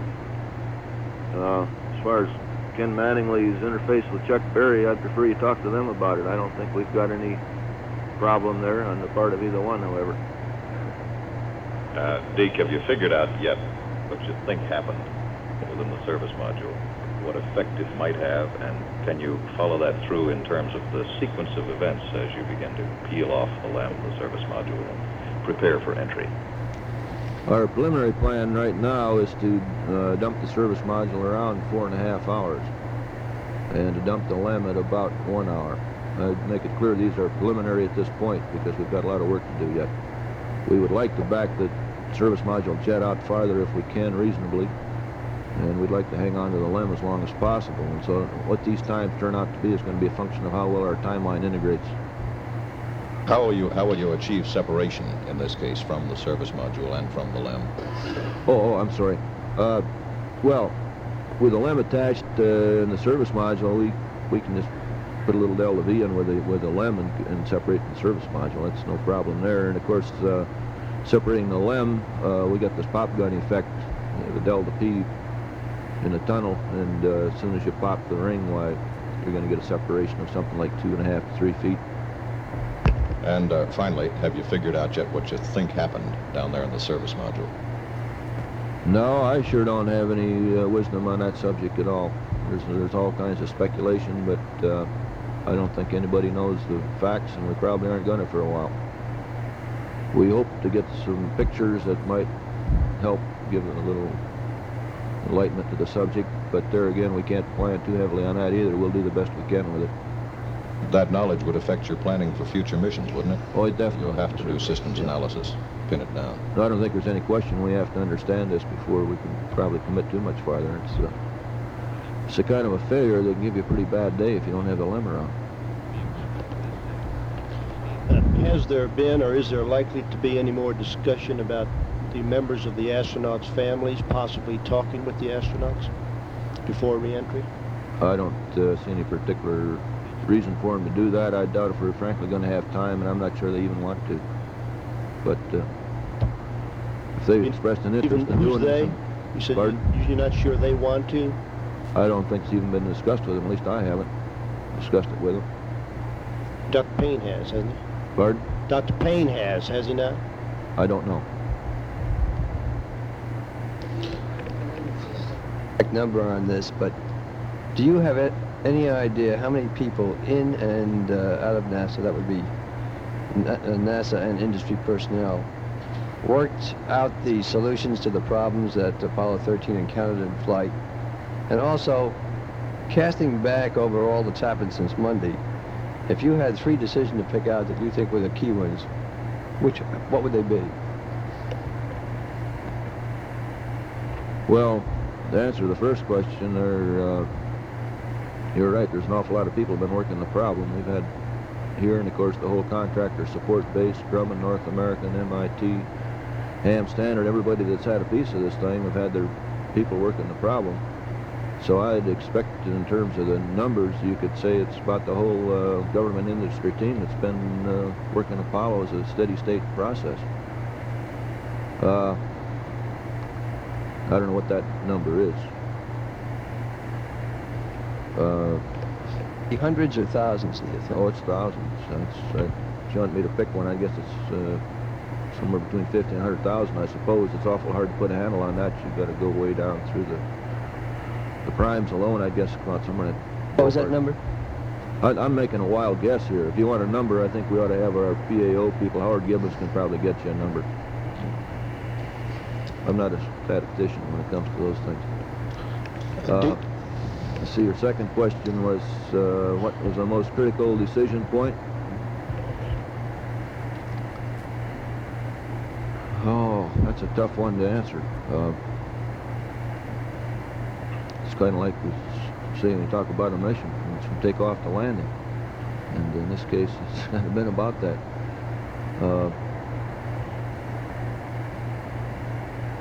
Well, I don't think any decision was really very tough because we didn't have a whole lot of alternatives. Probably the one you'd prefer not to have to make was to essentially crank up the LEM and use that as your prime mode of operation. But that wasn't a very tough decision because we didn't have any choice. So that's kind of been the way, you know, you've got a certain number of options, but not too many. None of them turn out to be too tough a decision. It's a process of technically figuring out the best way to do something. You know you have to do anyway. I don't know if I answered your question or not. Deke, are there reasons other than thermal protection that you have kept the service module for this long? And could you go into what kind of thermal protection it gives, how this works? Well, the heat shield on the command module, for example, the main heat shield, of course, was not designed to operate in free space for extended periods of time. It's designed for re-entering the Earth. And there was some concern if you jettison the service module real early that you'd cold soak that heat shield and possibly get debonding or some other problems. It's just an area that hadn't been looked at in great detail. We understand how it works with the service module on, so for that reason we preferred to keep it. Of course, the other thing we've got is we've still got the RCS quads on the service module, which are usable if for some reason you had to use them. You can take in a real extreme case. I guess I gather there's been some hand-wringing about that mid-course last night. Well, man, we could start in, we had the dips. Okay, that didn't work, we got the apps. If that doesn't work, we got RCS on the LEM. If that doesn't work, we still had the quads on the service module. And if that didn't work, we'd have probably gone to the big engine, you know. Whether we thought it was going to work or not, if we thought it was important. But before we got to that point, I suspect we'd have taken what we had and come in and entered. It wasn't that big a deal.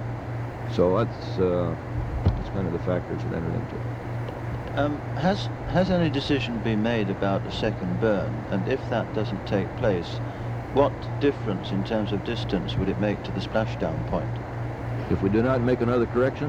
Yeah. I don't think we know that yet. We still got to do some more tracking. Would it just be a marginal distance, or would it be considerable? No, I don't think there's any question. We're in a return trajectory right now that's going to be an entirely safe and nice clean, and we'll probably land as close as we're going to land anyway. But probably want to tweak it up. And I don't think we're just going to know that until we spend a lot more time tracking, but it'll be a very small correction if it's any. Deke, how much concern, if any, do you have for those chunks of debris, things like a 4-inch piece of metal that floated by the window, as it pertains to entry? I don't think that kind of stuff's going to bother us much, because that's all going to be behind us when we get... In fact, the things like that should have disappeared behind us when we made that burn last night. That would have given us enough delta V to separate from whatever might have been floating around up to that point. Now, if you assume that some other things are going to bust loose someplace in the interim, I think we're not really very concerned about that. Could you give us an idea of the temperatures inside the command module and the LEM? We've gotten some reports that the astronauts had experienced some very cold temperatures. And could you give us a range of the temperatures inside these modules, and perhaps the latest reading? I didn't come over here with all the numbers on the latest status of the spacecraft. Glenn Lunny and Milt Windler have those. I'll give you my best guess on what I remember on it, and I think the command module was 52, the last data point I had. The exact LEM temperature I don't have a number on, but it's comfortable. Deke, from LEM separation on down to interface, do you expect this reentry will be quite nominal all the way? Yes. There are no special plans being made for that particular area of the flight? No, we intend to bring up the pings in the platform and make a normal reentry. Thank you. Now, if we, for some reason or another, don't get a good alignment or something, we can always come in on EMS anyway. We think we've got about a 25-mile capability just on the EMS alone, so we're really not too concerned about it. But we'd like to have everything going for us we can, obviously, and try to make a good normal entry. Yeah, on a related point there, when you have the pop gun effect to separate the LEM from the command module, and you say the separation is just a matter of feet, how do you keep that tail of the kite from crashing into your command module on the way down? Is there anything that you've worked out on that, or is that not a concern? By feet, I was talking feet per second. So if you've got for example, a 2 foot per second separation, you're separating 120 feet every minute. So you don't see any hazard from this thing being that close? No. You just mentioned that when the DPS wouldn't have worked, you would have tried the APS, and if that wouldn't have worked, you have to try the reaction control system of this service module. Wouldn't you turn that around and first try the reaction control system before using the APS, because you would have to lose the descent stage then of the LM? Oh, that's all speculation. The only reason I went through that sequence is to explain to you that this is an ace in the hole way down the stack if you had to use it, which is very, very improbable. If you got to the point where you had, then we'd have got around to worrying about how you were going to do it, and you had all kinds of time to worry about that. So I don't want to mislead you on that section. No, I understand that, but it's just that I thought because the descent stage contains all the consumables and so for the hours needed until splashdown, so you would rather use reaction control system first before? Probably, yeah. Thanks. I didn't mean to outline a program plan here for that operation. I was just trying to make a point here in terms of... Is there any concern that the heat shield might have been damaged by whatever happened in the service module? No, don't think so. Dick,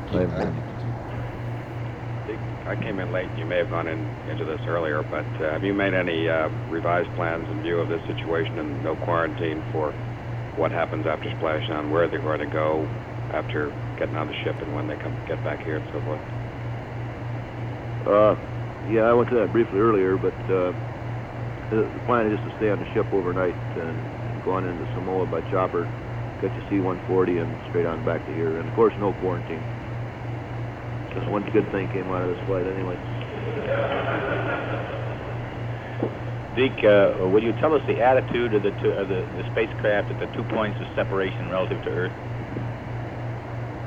At the time we separate the LEM and the service module. I don't think we've got that totally worked out yet either, Harv, but we're talking about a radio separation. The exact attitude, we haven't really got that in our plan yet. How do you see the water situation? I think we're fat. We got 162 hours, the last count I had, and that doesn't count our 20-pound contingency, so I don't think we have any concern at all about water at this point.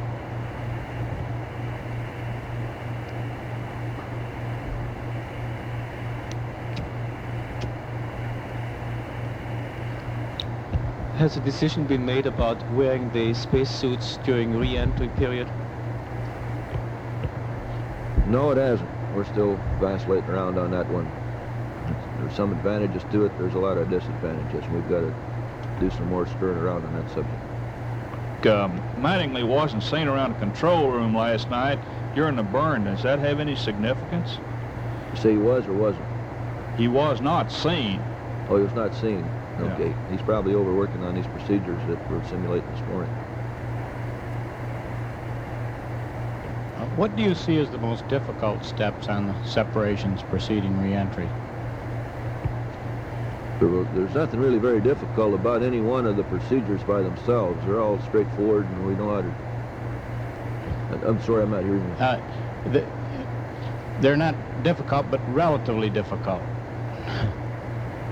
Well, no, I think the point I was making, maybe I didn't make it very well, is that the problem is one of integrating all of these procedures into a reasonable timeline where everything fits. Gives the crew adequate time to do everything we have to do. It's not any one procedure by itself that is all that difficult. They're all fairly simple and straightforward, and we know how to do them. It's just the problem of trying to keep the LEM as long as possible.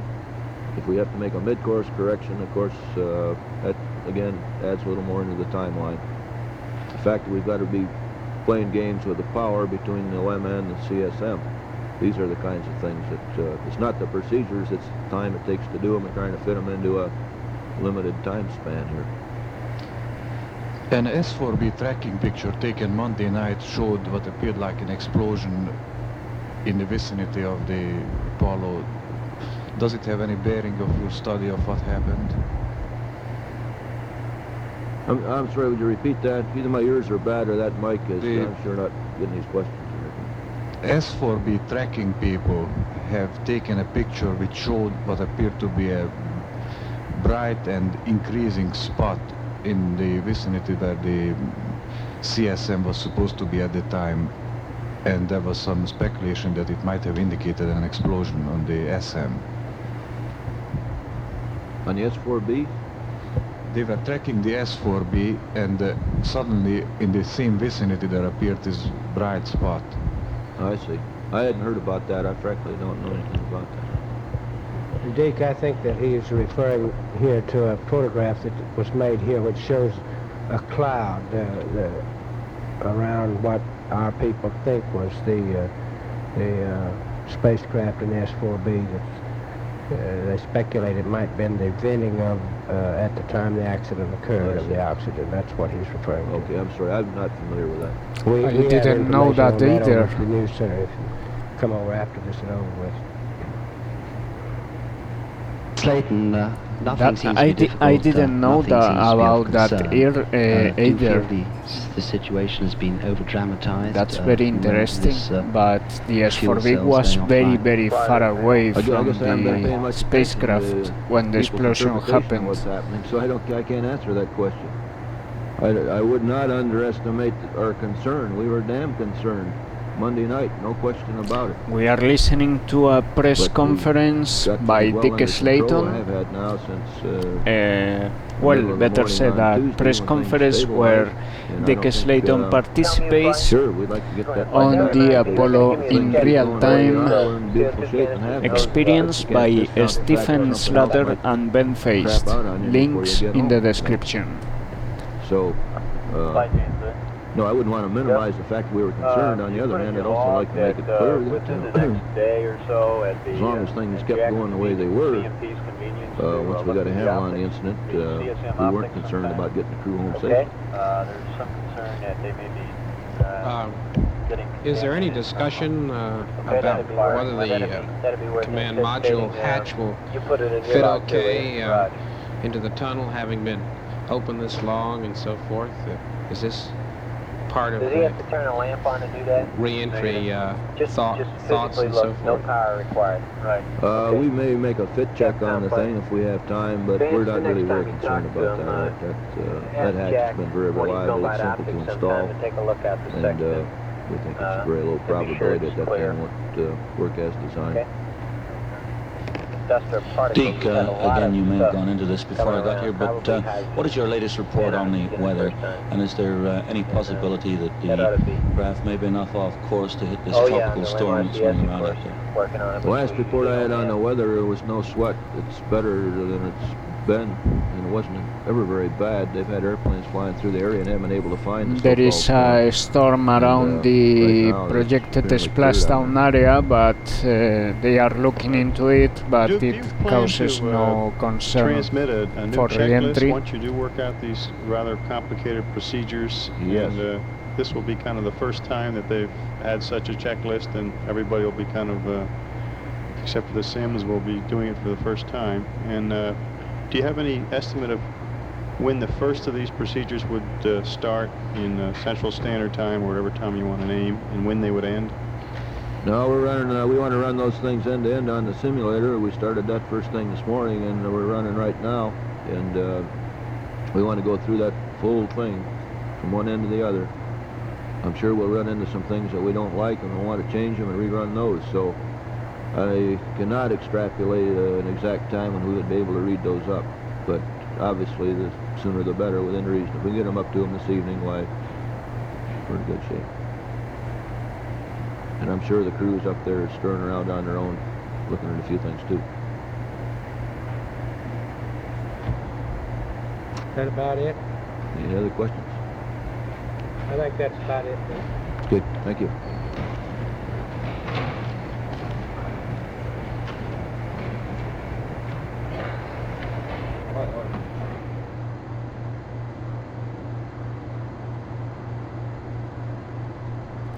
That was a press conference where Dick Slayton participated on the Apollo in real-time experience by Stephen Slater and Ben Feist.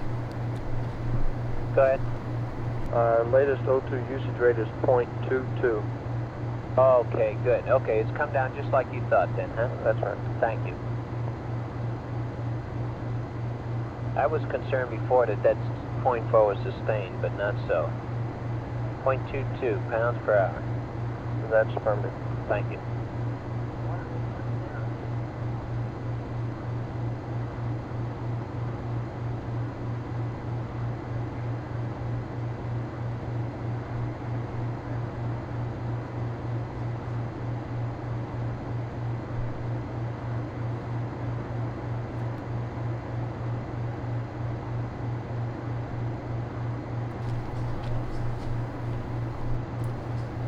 Okay, this is the Apollo 13 real-time simulation, 96 hours, 52 minutes, 17 seconds.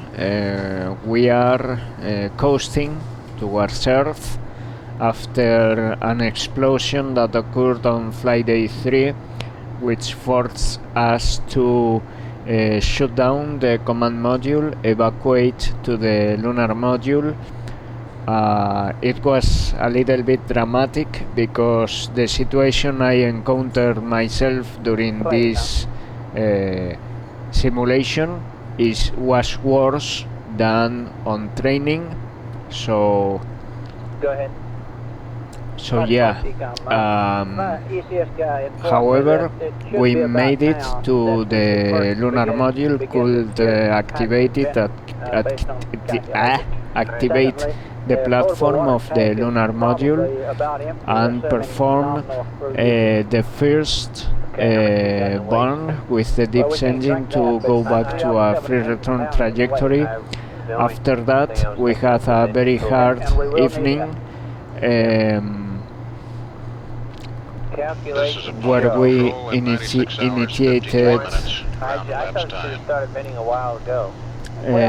initiated a PTC in phases of 90 degrees. After that, when we were passing behind the moon, we performed a sun check, and after that a second burn to increase our velocity and to return to home earlier. That burn has been very successful, and after that burn we were able to execute a procedure to shut down the lunar module also, because we need to save power and perform a PTC in a more traditional way. Of the lunar module would do the burn. We will perform another burn in approximately 8 hours and a half. That is a corridor control burn to fine-tune our trajectory for an entry angle of minus 6.5 degrees.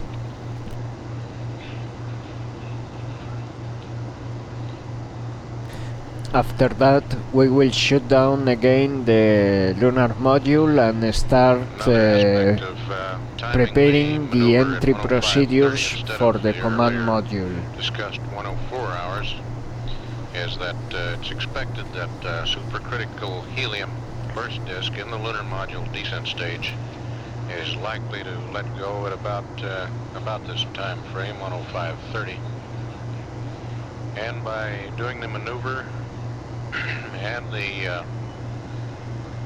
and having the burst disk rupture at this time would put both of these events close together, so that you wouldn't be expecting the burst disk to go, which in turn may or may not affect the trajectory as far as tracking is concerned.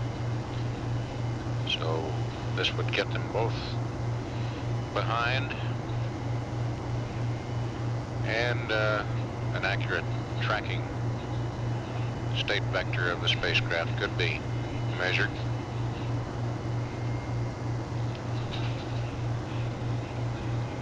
It's expected that the new thinking on the mid-course correction will be passed up to the crew before too long.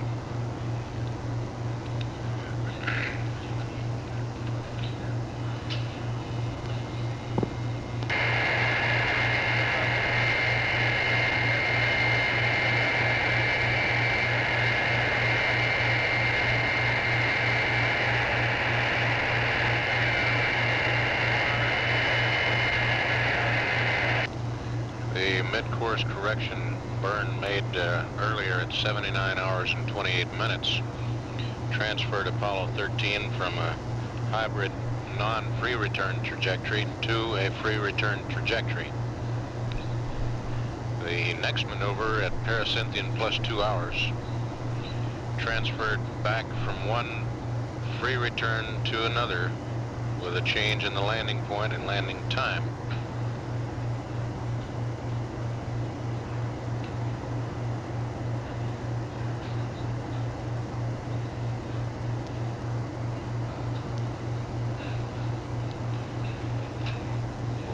Continuing to stand by.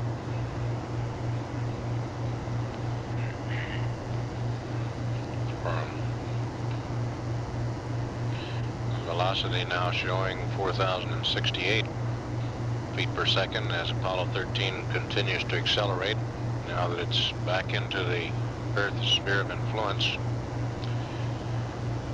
Some 172,937 miles out from Earth. At 96 hours, 57 minutes ground elapsed time, and standing by, this is Apollo Control.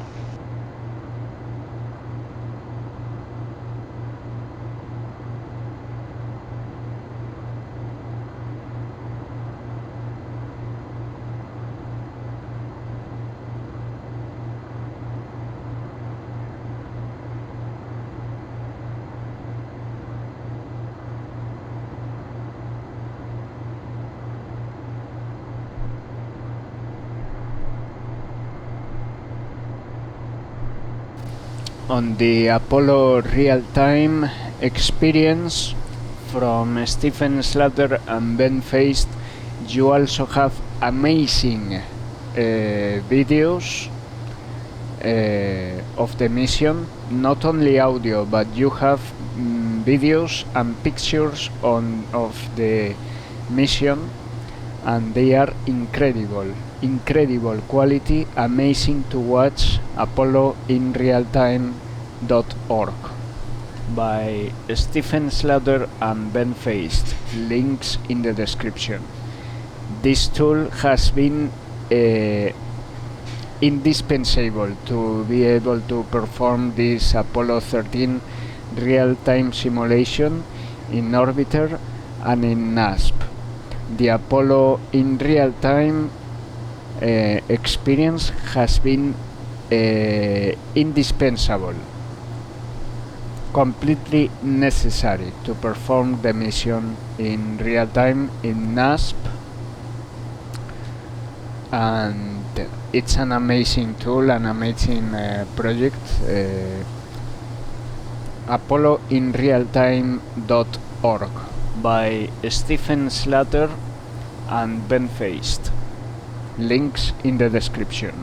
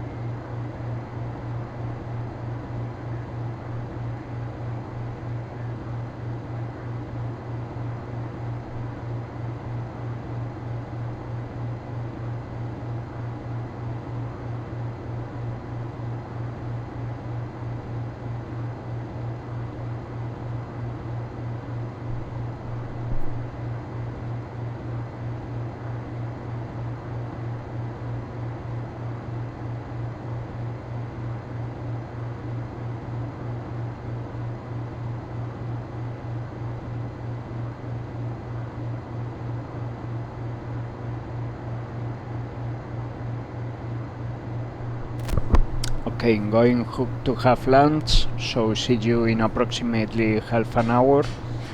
Activities for the barn will start approximately in 1 hour. Capcom flight. Capcom flight. Go ahead, flight. Econ flight. Hello, priority right. Hello. I was just summarizing the last 2 days of the flight. Everything going very good so far. Yesterday we performed a perfect PC+2. Residuals were almost completely zero. So everything doing very good. We will start preparing for the infamous mid-course correction 5 burn, which is the famous manual burn depicted on the Apollo 13 movie. But as you will see, that burn is nothing too special. It's true that it's completely automatic. Completely manual, sorry, but it's the actual burn was 14 seconds long. In our case it will be 13 seconds long. axe control to keep our attitude. It's true that we will have to keep the Earth on the center of the coas, but it's not 39 seconds and with everything moving to everywhere like on the Apollo 13 movie, which of course I am doing this real-time simulation because of the Apollo 13 movie that I saw for the first time in 2008, I think it was. So right now I am going to have lunch. This is the Apollo 13 real-time simulation, 97 hours, 3 minutes, 34 seconds into the flight. On the background we have Apollo in real time, experienced by Stephen Slater and Ben Feist. Links in the description.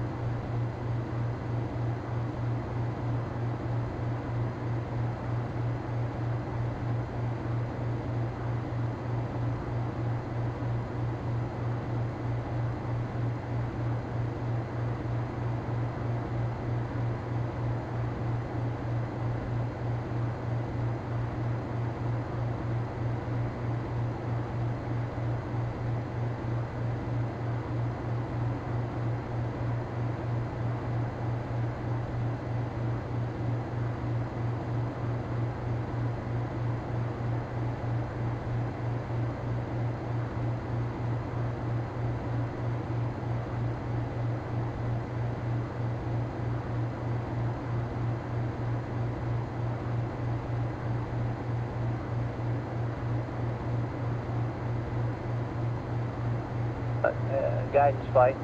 Go ahead, flight. Correct me. This alignment technique for the egg has to do with aligning it. Is it on the LPD or the COAS? I understand it's supposed to be the COAS, Glenn. It's the COAS, and you line up the Earth with the terminator. Affirmative. Where the point of the crescent is on the horizontal line of the COAS. Yeah. Okay. Yeah, like that, on the horizontal line. Yeah. Right.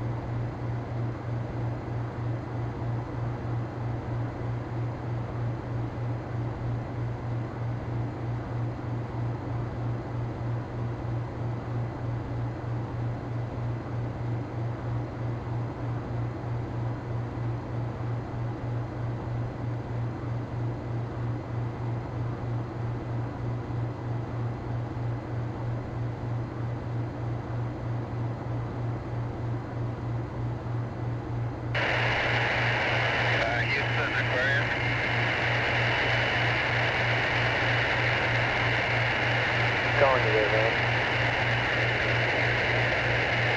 Aquarius, Houston, go ahead. Okay, Vance, I just heard a little thump. Sounded like down in the descent stage, and saw a new shower of snowflakes come up that looked like they were emitted down that way. They've already subsided, so I wondered what the wind pressure looked like now. Okay, understand you saw a thump in the descent stage and a few snowflakes. We'll take a look down here, see what you see. How many flights you seen in there? Down there anything? No, we got no funny flights. You got what? Everything looks normal. The only thing we can't see is our dip stock tank pressure flight. We don't have it on loaded right. Okay, she's okay. That's fine. That's not the only thing we don't have is the stock tank. Everything else looks okay. We just don't have the stock tank data on low bit rate. Ambient tank. The ambient tank. That's the key. The key is okay. Aquarius, Houston. Outside of flight, we've seen a little shower of snowflakes from the dip stage this time. We can't see any cracks or anything else.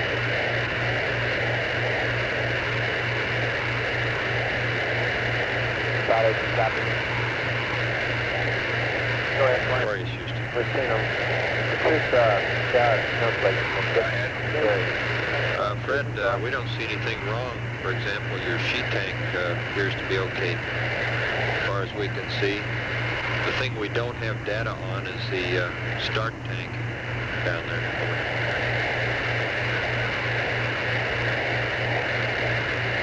Okay, I doubt it would have been that anyway. Well, we have you on the horn. We're still getting.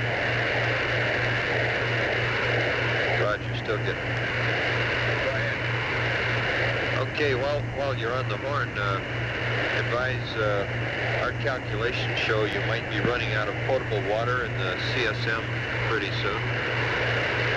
Also, that you might start to have hydrogen tank venting in the CSM. And a question, next time Jack looks through the sextant and telescope, we'd like to see how it looks. Do you have anything on the optics, any specs or anything?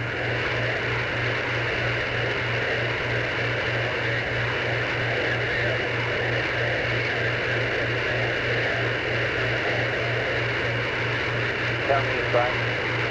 Go ahead, Bart. Have you factored in drinking water? I don't suppose you have after the wind. Very good question. We think we're about out of potable water in the CSM, at least in calculation. Might get together with the station and make a couple estimates on what they might drink out of the lamp. You understand what I'm saying? Right, I understand. Or is there any other place they can drink out of? How about the plus water? That's the first thing that comes to mind, Mike. Why don't you see what you can do? Talk to the surgeon, see what you can do to work up some water. The plus water looks like that would be difficult to transfer into the ECS. If you can get it out to drink, we're a little bit ahead. Roger, routine data says it is drinkable, but it's going to taste awful funny.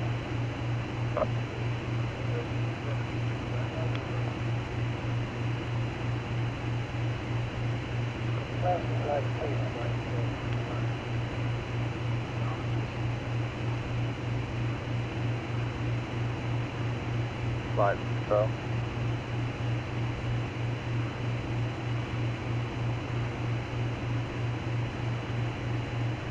Flight Patrol. Ed, go ahead. Did they report what particular area of these things they got came from? Not really, no. Now that question leaves me hanging a little bit. Control, why did you ask? Well, just give us an idea, a little more confirmation on that start model. It doesn't have to be something. Well, our indications are now it did not look at our data. Okay.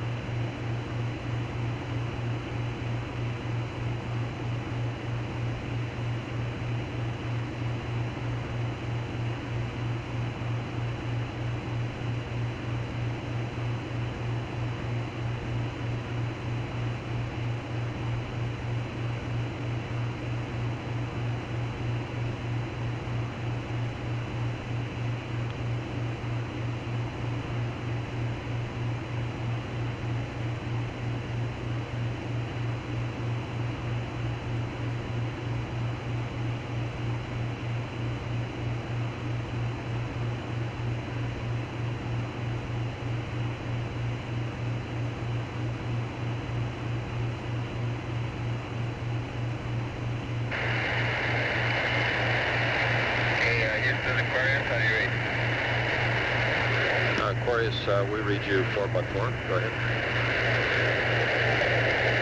Okay, it looks like this PCC is deteriorated enough that this is now coming through the window of the lamp on the pad. And there's going to be one period in each rat where we're just going to completely lose power.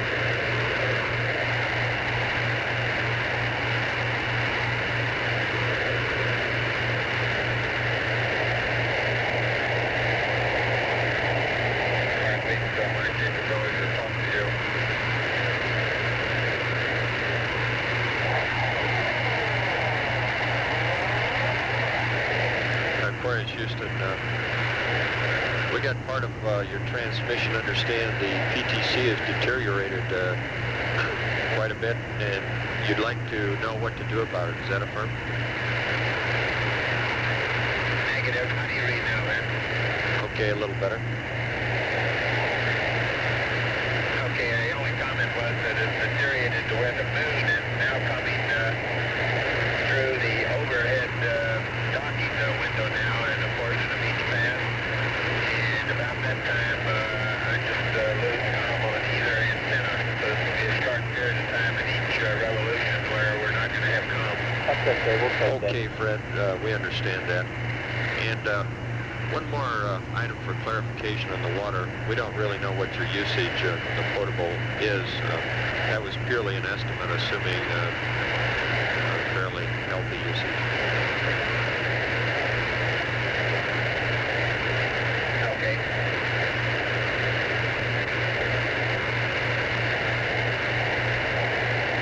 Big sound flight. Still flying, what rate did you assume? 8 pounds per man day? You mean on the water? Yeah. 6 pounds per man day.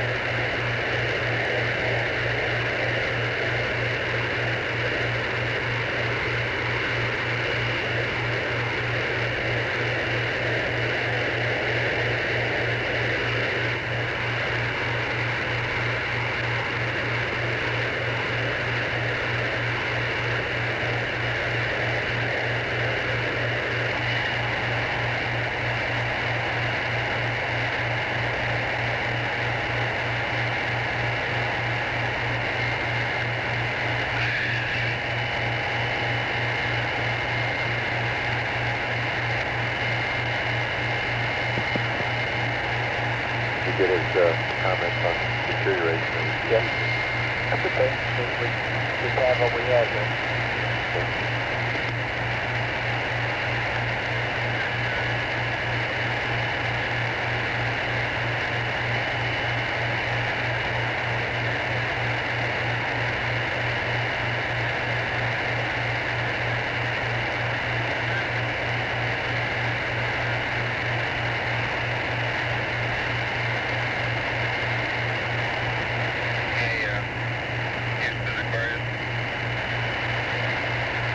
Big sound flight.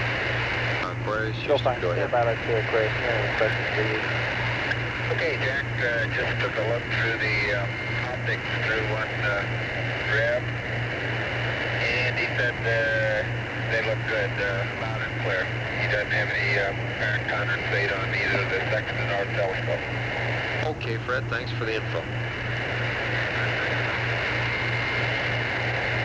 Big sound flight.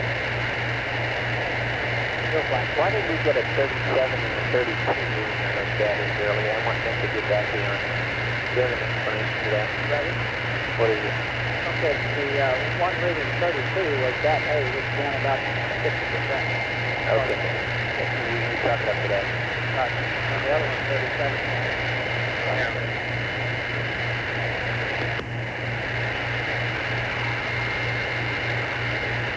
Right. Flight procedure, step monitor. Okay, you coordinated. Go ahead and step from flight. So, go ahead. We're about to get a little additional report on that tuning they saw. Well, to be specific, what is it that you'd like to know? What particular general areas of the phase golf is it getting up from? Well, it's probably pretty hard to tell with the vehicle rotating like it is, don't you think? Okay, you're probably right. If you have something in mind now, I'd be glad to do it. Or else, I think we could spend a lot of time talking about it and not know any more than we do now. Do you want me to ask you something? No, it's just a regard. Right.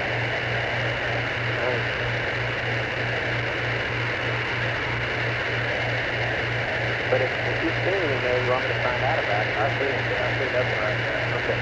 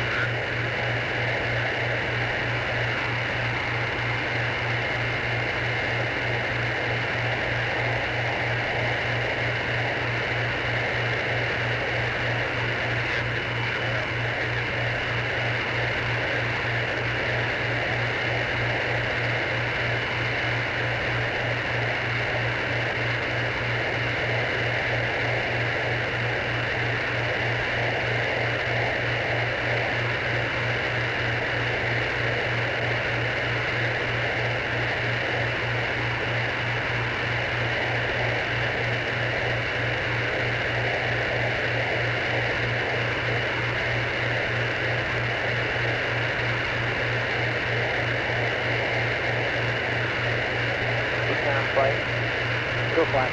How much water do we have stored in those recovery survival kits? About 15 pounds. Let me give you a more precise reading than that, but it's about 15. Okay. Telemetry flight?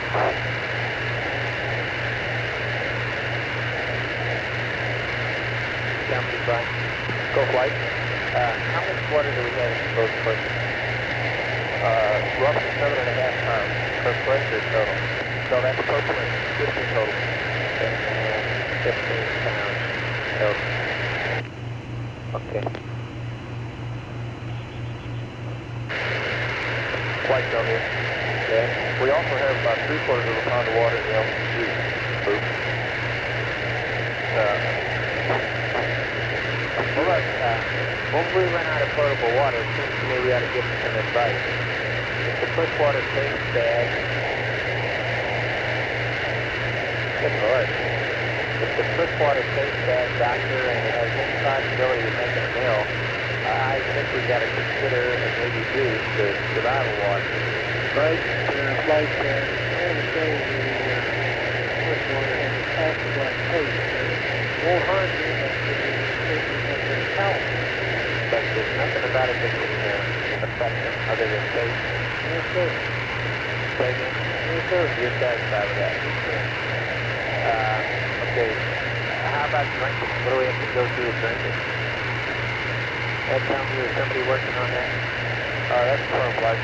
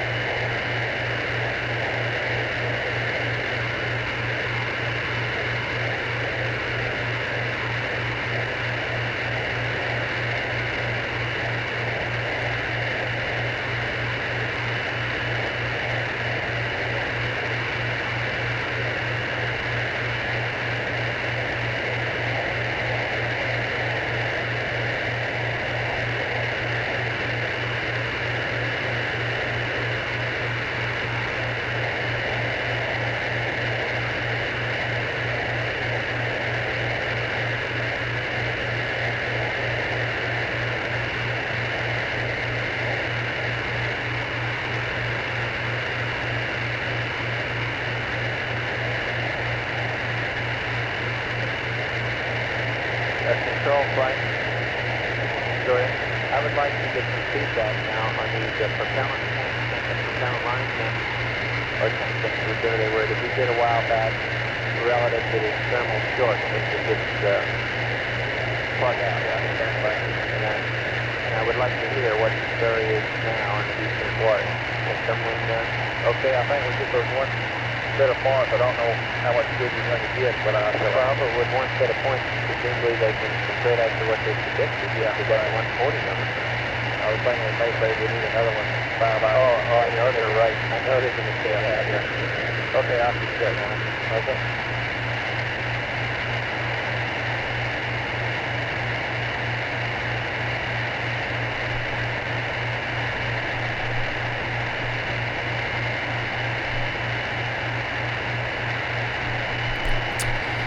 Welcome back to Apollo 13 real-time simulation, 97 hours, 32 minutes, 10 seconds, coasting towards Earth, command module shut down, lunar module in emergency power down configuration, preparing for mid-course correction 5 in approximately 7 hours and 15 minutes. 15 minutes.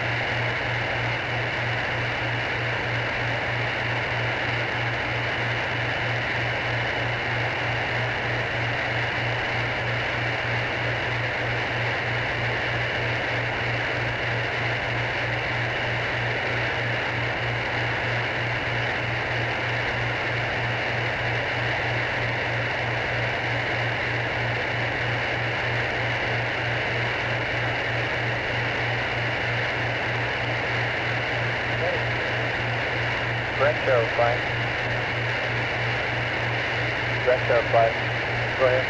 In the Earth Moon Sun system, when you give this mid-course, it's going to be horizontal. Are you pointing at the sun with the engine, or is the disk engine pointing, are you going to thrust towards the sun or away from it?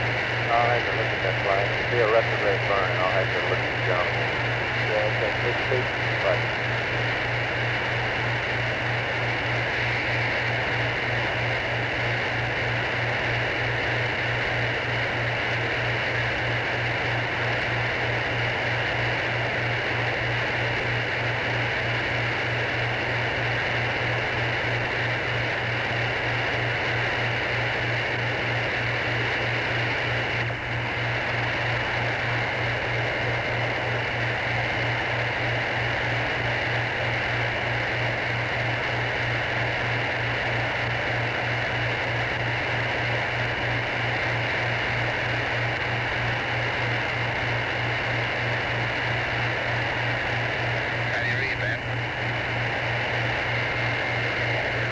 Okay, I'm reading you weekly, Fred. Go ahead. With all those other procedures you've been working on there, I thought I was going to have a new one for you. How to get 4 gingerbread cubes apart. I think they were stuck together with a pop stick.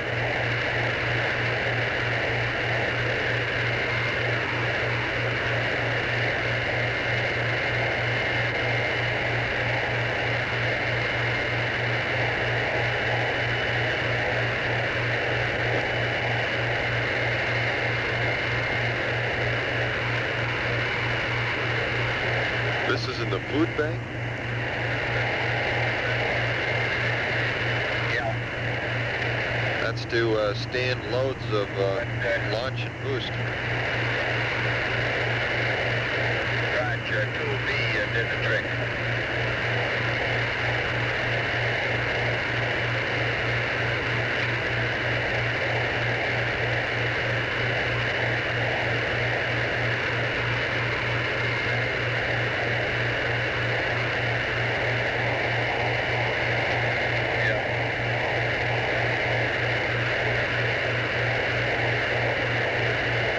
John says you could use the dikes on it to get them apart.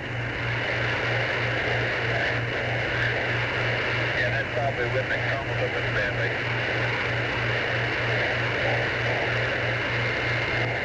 I generally don't use the soft approach. You can tell we're feeling pretty good, Van, when we start complaining about the food. Yeah, that's good to hear.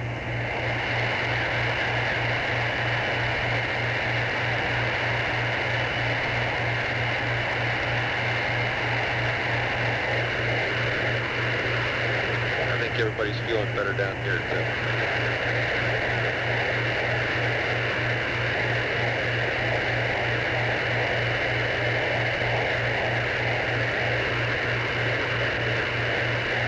Right, let's go.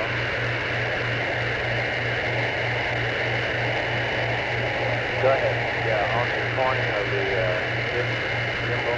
Yeah, we got that here. The away from the sun is the way I see it. The engine is away from the sun. That's the way I see it. You'll thrust towards the sun. No problem. Okay.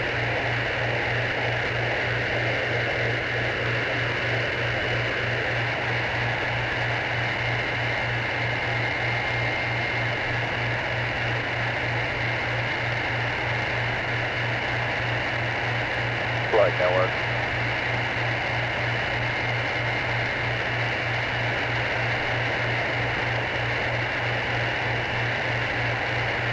Go ahead.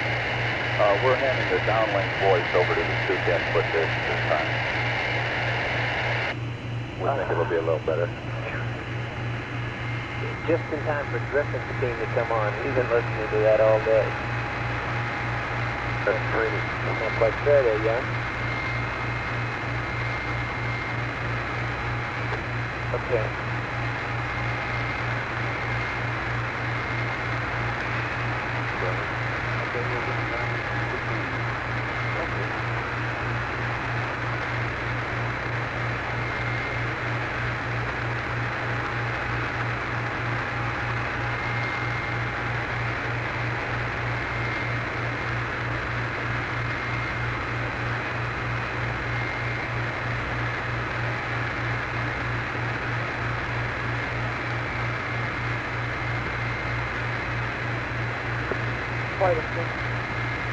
Go ahead. Now we got the two things we can call that biometric. Okay.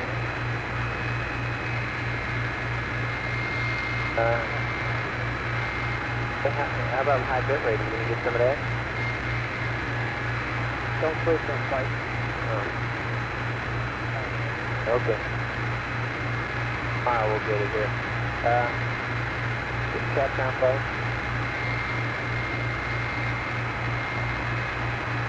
Cap down play. Go ahead. Then you can tell them we now on the change dish at Goldstone, and they can try to biomet switch again. Our comms cleared up quite a bit.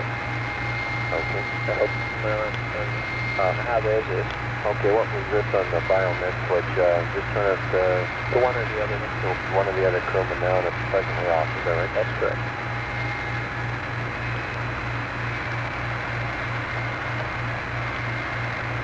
Aquarius, Houston. Go ahead. Fred, we have you on the Goldstone big dish now, and our comm is much better. If you'd like, would you turn the biomet switch on to either crewman now? Okay, stand by up to plug in first. Okay.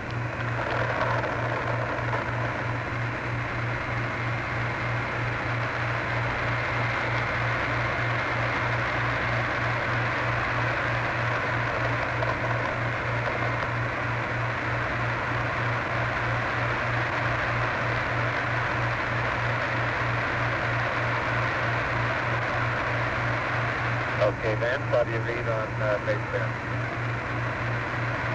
We read you, just stand by.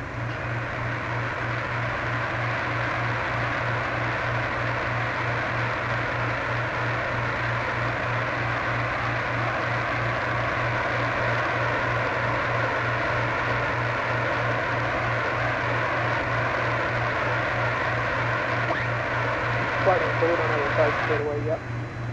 On the final.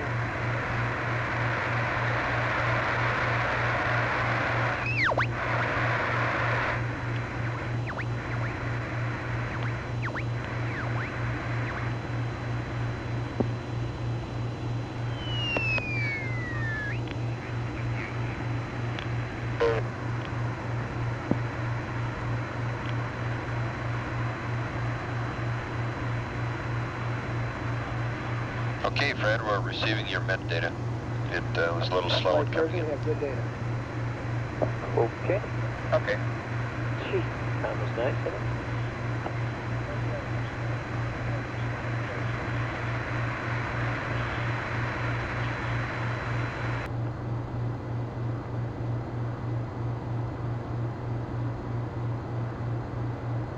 FAO need gas smoke down.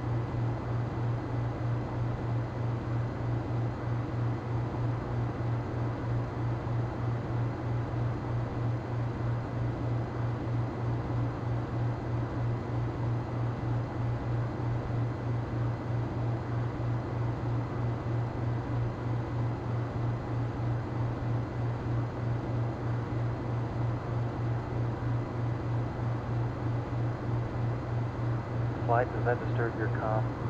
What? The biomed on. Can't even hear it compared to what I've been hearing all day. Okay. Then do you have any restriction against leaving the biomed on? I don't have any. Good. Okay, we'll leave it.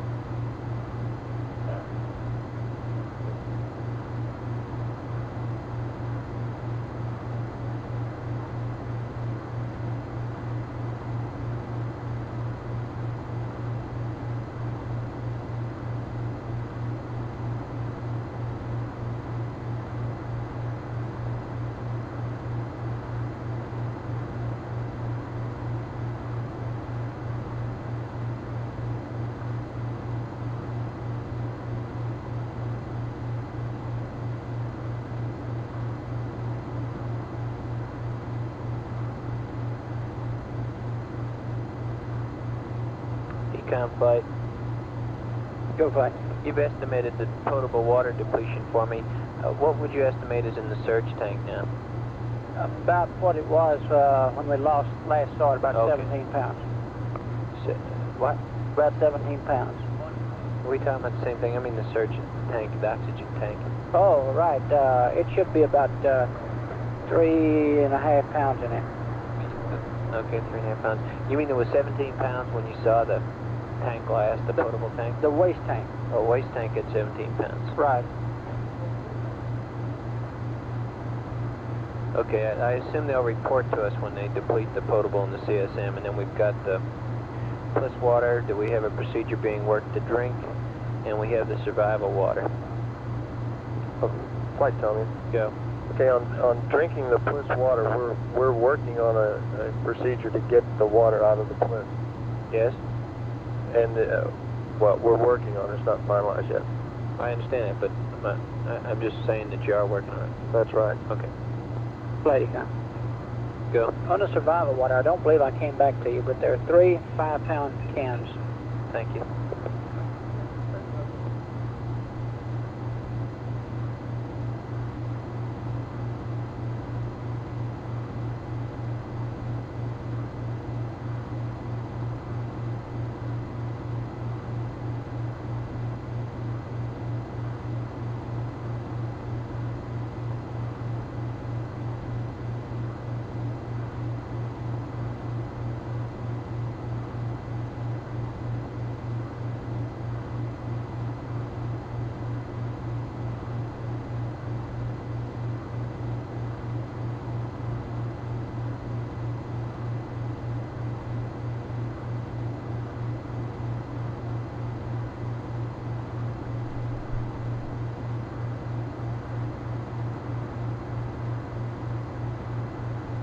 ahead, sir.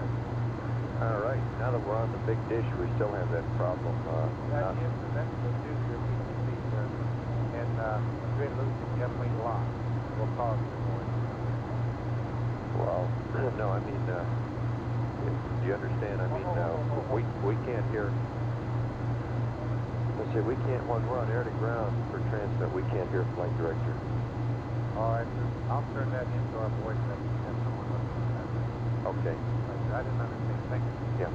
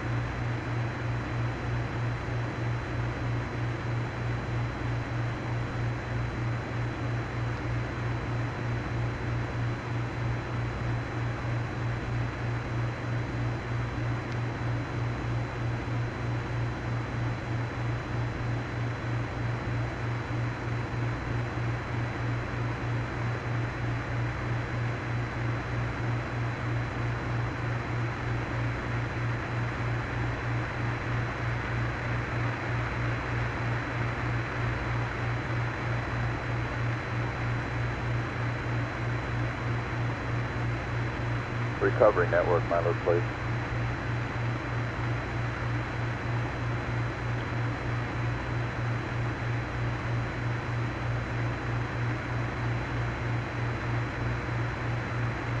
Decom, touchdown, you flight. Go flight. How many amp hours have you chalked up for measurement uncertainty?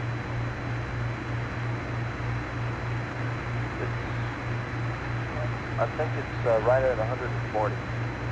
Okay. 40 amp hours, 50 cents. Flight only, that's not included in the chart that you're going to present. What do you mean by that exactly? That you haven't subtracted it out? Right, has not been subtracted But you did subtract it out in the water. That's right. Righty, Tom. Okay. If we're concerned about what's in the portable tank, when we get this bit of data, if we ask the crew to pressurize the tank, we ought to be able to get a handle on it. Well, let's not have pressurized unless they want to drink out of it. Okay. And we're not going to do anything here different by knowing it, right? Okay. I agree with you. We could do that, but okay. But I don't think we should be doing 99. Okay. How about that? Clint, I haven't checked you in a while. Where do you stand in your batteries? Could you quickly review those for me? You have that's phone is like 98, how many amp hours do you have? 100? We have a total of 120 normally. We have depleted down to about a total of 98. 98 out of 120. This is with the 40 amp hour rig, right? That's right. And as we discussed a minute ago, when we bring up a battery for this data, we're planning on using bat B to take some out of bat B rather than taking all out of bat A. And I agree with that. Okay. So that means we'll be bringing up bat bus B and main bus B. Very well. Now, how about, okay, give me your waters.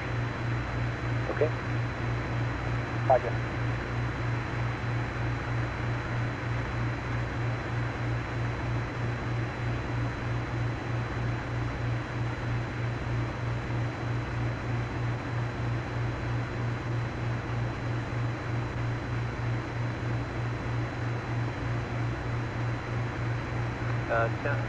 Inco flight. Flight Inco. Are we going to have the 210 over in Australia tonight? Stand by one.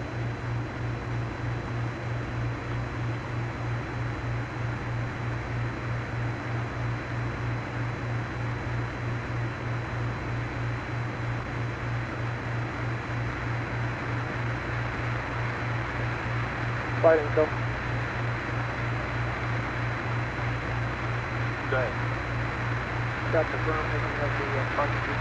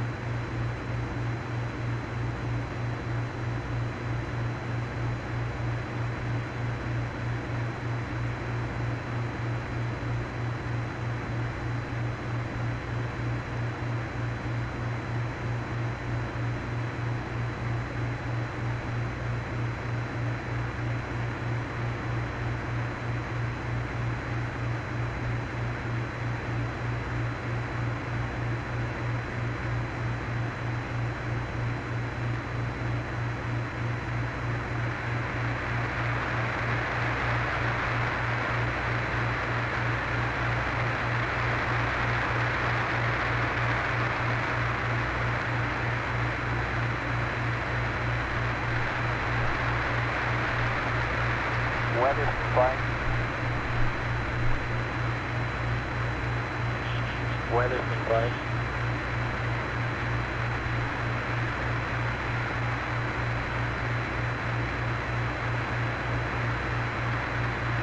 This is Light Strong Weather. Yeah, hey Roger, how you doing? Good. Hey, listen, we saw a map out here a while ago with the past history of this whatever you call it, storm out there, and a prod for it. Is it possible for you to copy that?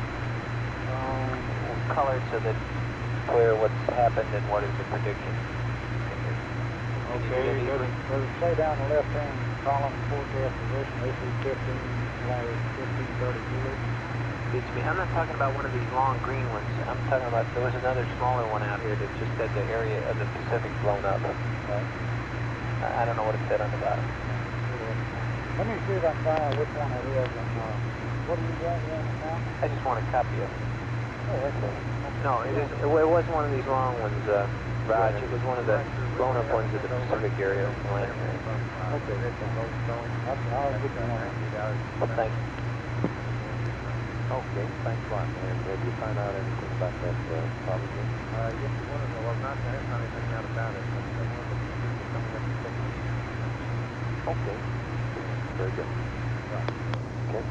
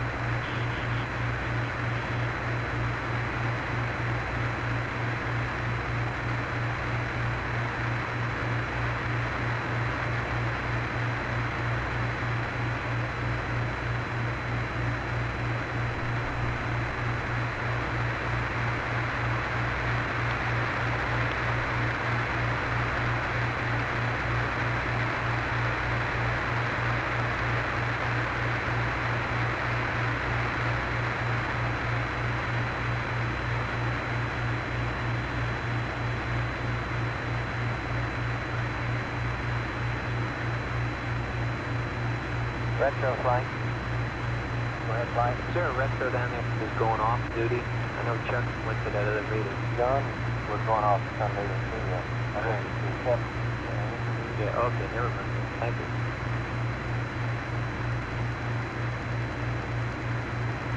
We can get some on here if you want to. No, it's okay. Flight network. Yep.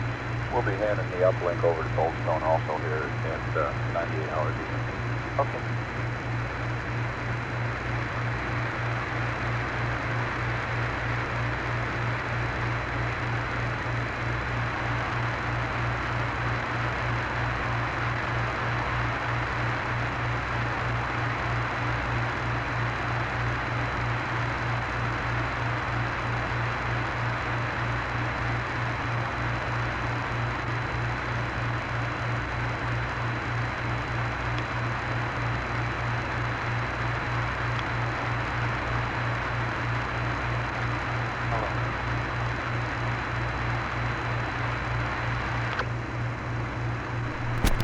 Okay, this is the Apollo 13 real-time simulation, 98 hours, 10 seconds into the flight.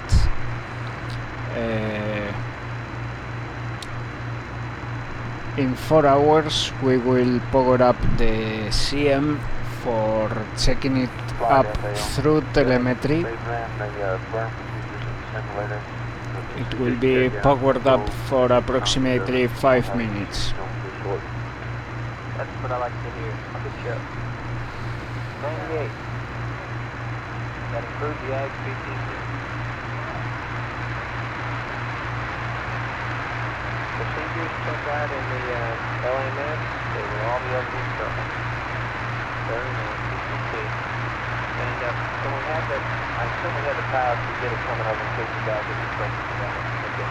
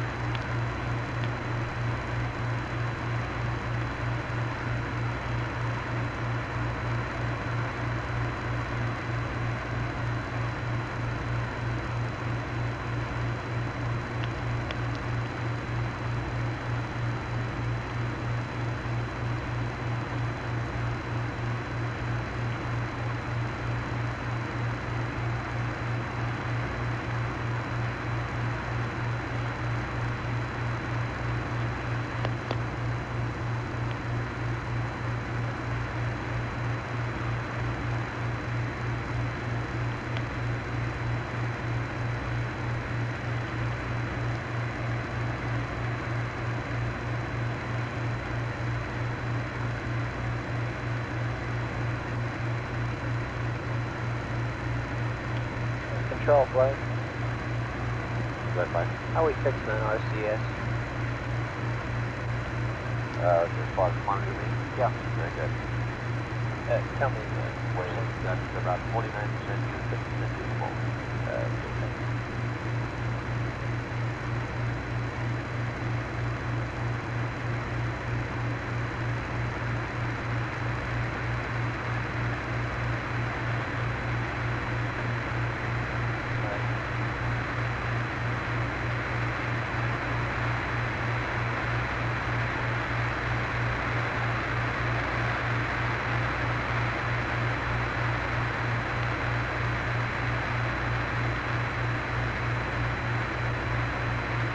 FAO flight.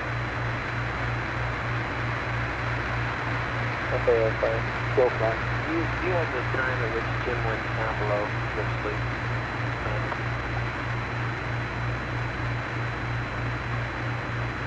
And how long is scheduled to sleep? when this other guy set up an hour on his flight. Yes, Can you get there for That's about 90 hours he went to sleep flying. Okay. Well, not really, because I heard him for a while and I was here. Okay, it's approximately around that time. Okay, we estimate he went to sleep. Okay, how many hours did the other two guys get? Fred, I mean. 6 each?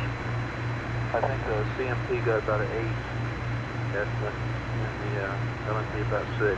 When did they both get up? At 90 hours? About 90 hours right flight. Okay, thank you. Up at 90 hours, okay.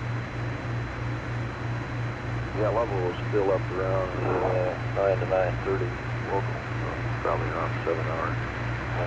Yeah, what do you do then?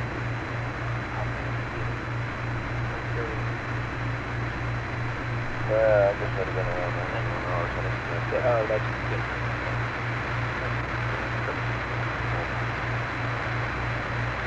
They were talking about when whether to kind of block out a thing by individuals and all that, because there's time when they can have 2 up versus 1, and things like they don't get anything.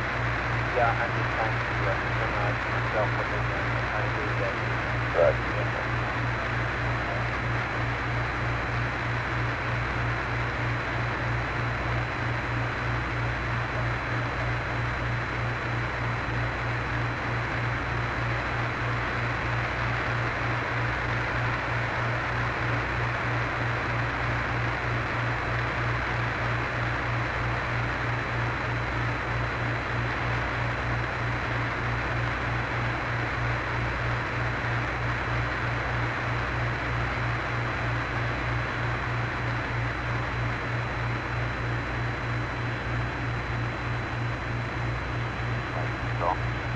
Okay. Interested in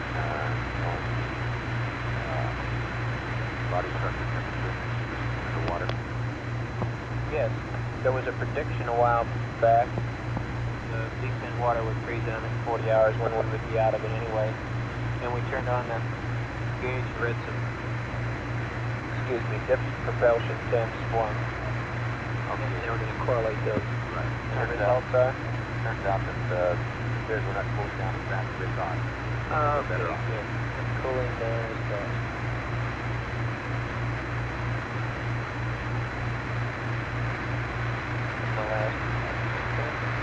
And Dick, you may not have it in your log there. It was agreed that you would come to us when you wanted another reload. 5 hours, right? Yeah, every 5 hours. When that'll be 99. Okay, well, it's up to you to bring that in. Right.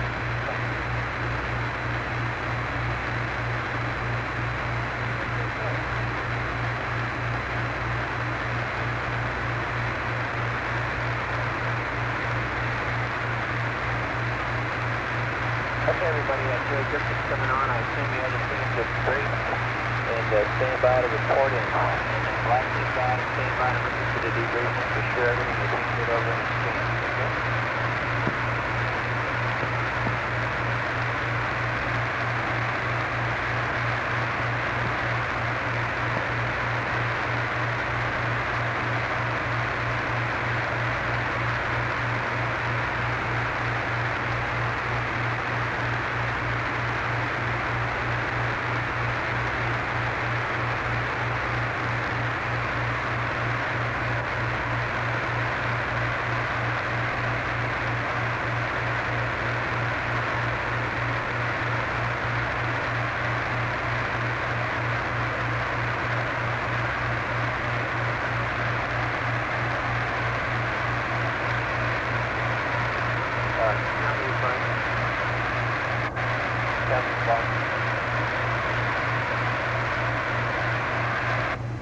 Tell me if you flight. Go flight. Marlon, would you have somebody bring me out the oxygen plot? Okay. We'll play this for a little while.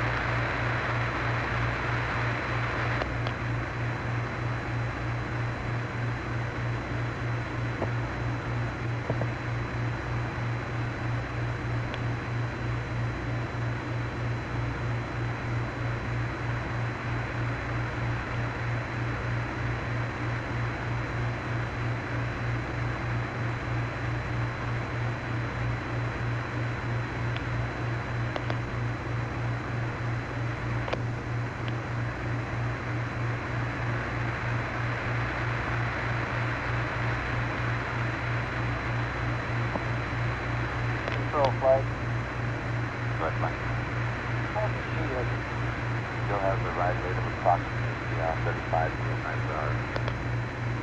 And where should we be at the time when we do this mid-stage? What pressure? It'll be slightly below it. The burst pressure is about 8 gauge. Temperature before should begin to rise. Okay, and then we'll have the predicted burst. That's the low limit. Right now,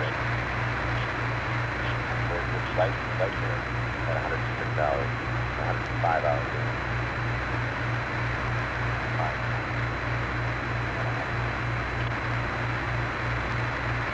So we shouldn't get there prior to the mid-stage. Probably right after.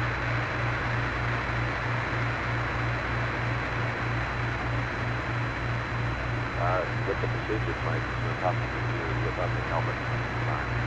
Helmet design for the thing.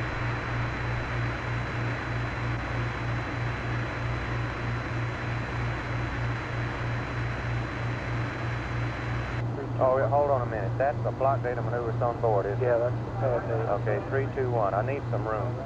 3, 2, 1. Roger.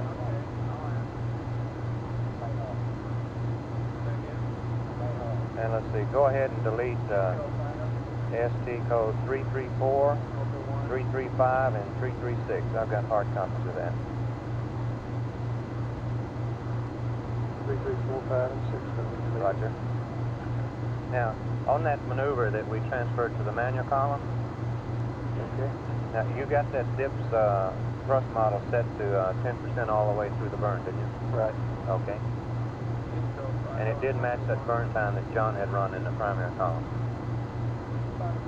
Yeah, I think so. I see 15.1 seconds. Okay. Yeah. Okay, I think we have everything configured right. We went back and reconfigured the target table, didn't we? Yeah, 1250. Okay.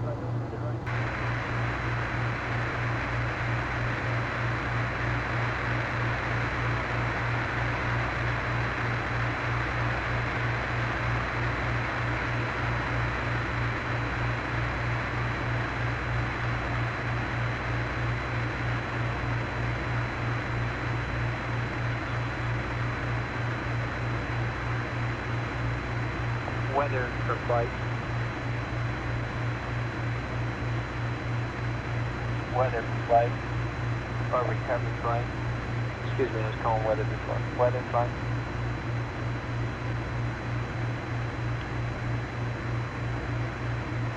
Flight district recovery, you want weather too? I was looking for weather. He was getting me a map of the projection of that, whatever they call it, storm. Oh, okay. Okay, Fly, we're planning that short for you in more service. Okay, thanks, Fly.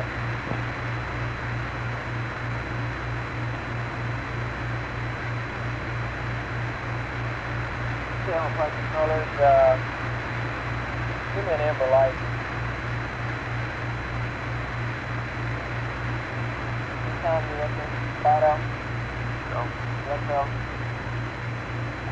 Retro, you with me? Roger, Fly. Okay, I'd like to go over now what we've got in front of us to do during this shift, and I'll start down on the front row. Retro, I think I've got most of your status. You're staying about 100, good course, and you're expecting somewhere around a 7 to 8 foot per second burn at 105 to 105.30, something like that. We're looking at the 105.30 cruise right now, Flight, and understand that we will play 6-time route. But we understand that we are going to enter the book course at about this time. Okay? So, just one point we want to make is that we're going to play this as close as we can as we shoot. And if the shoot goes early, we'll be looking for it quickly after that as it's operational possible. Okay,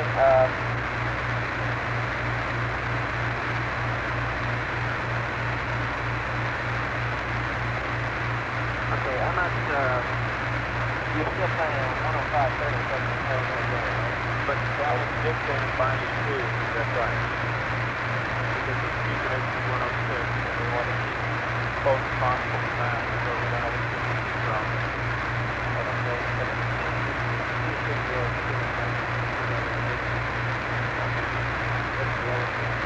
I understand you're going to play it close to a half-hour prior to speed. Okay. Anything else to do, retro or flight up? Just a question, flight. If we plan to wait until after the speed to go to that's what I'm that's correct. That's correct. Okay. So if we're done with this door, we have to wait for the speed. We are going to wait to go to speed. Yeah, hopefully that will be one more thing. We'll be checking it down there, but it looks like if non-attitude and CCRD will do just a simple pilot roll maneuver of 90 degrees. We'll get those exact numbers down here, but it'll be a very straightforward maneuver. Okay.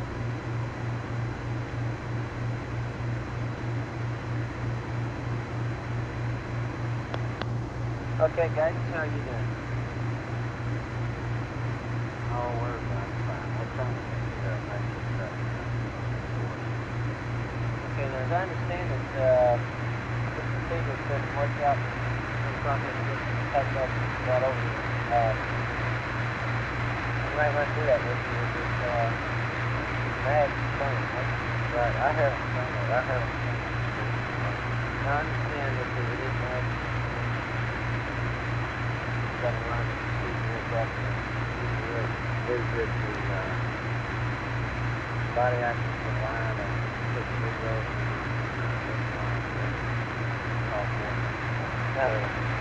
I don't know, I haven't seen the procedure. Okay, where is it? Okay. So you're running on the simulator. Right. Okay, control flight. Guys, go back to control. Okay, how do you got? You got the sheet thing that we're watching. I understand your latest prediction looks like it's get into the range around the 25, 30. That's right. And we have the leg closed now. We cut the burn. We'll open the leg and pressurize it. That'll rise as maybe even higher. So probably first a little bit sooner. Okay, but it's the noise here curves, so I don't know how to show that. Okay, if we do this maneuver at 105.30,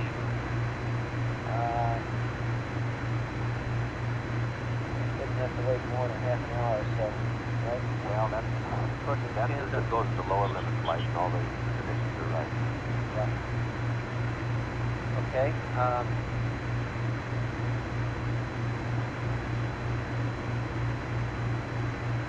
in the event that we lost the sheet early, we just go ahead and do the bump later. That's how long it is.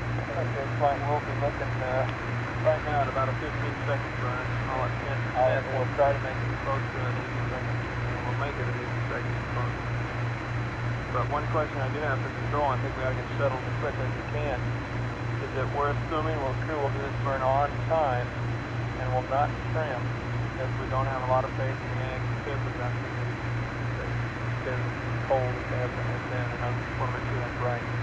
I'm not sure of that. Okay, I'm not either, but So, I'm asking.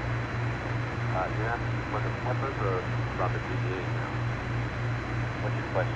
Okay, I understand the ag abilities to measure acceleration will be diminished. That's definitive. Therefore, we will do the burn on time and we will not trim. Okay, right.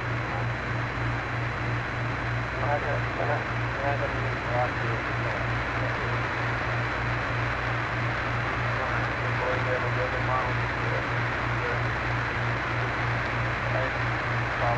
Sound like it's acceptable time.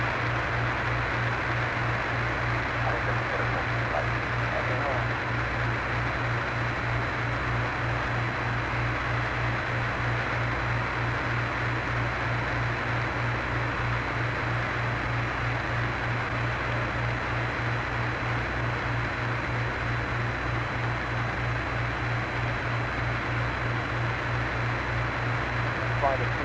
couple numbers on that.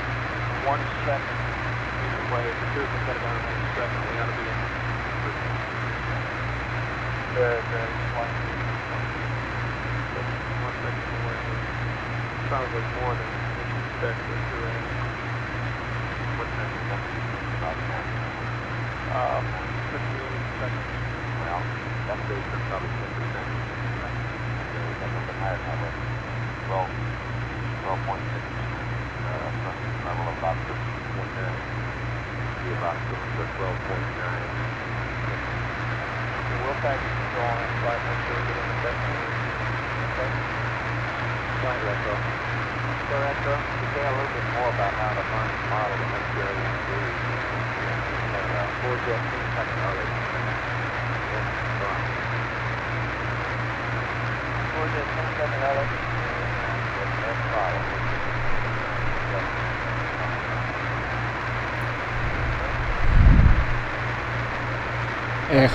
Hello Houston, hello Indy. Well, same as yesterday because we didn't use anymore. I think I disagree with your comment. I am more important than the lunar module, but because without a pilot, the lunar module cannot fly. When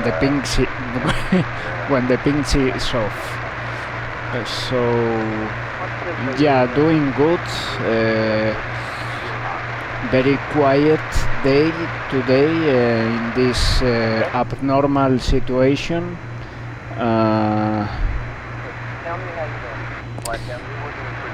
We did the switch configuration in the morning, the switch checkout baseline configuration in the morning on the command module, and I got a cold.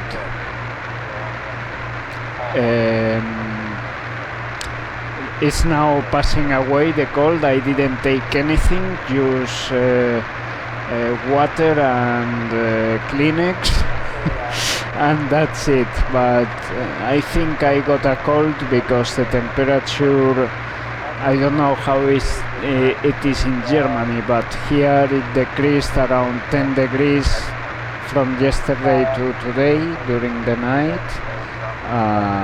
So it's been a realistic environment for the Apollo 13 real-time simulation. But I am fine. I am confident that MCC5 will be okay. And I was telling to the viewers before that the one that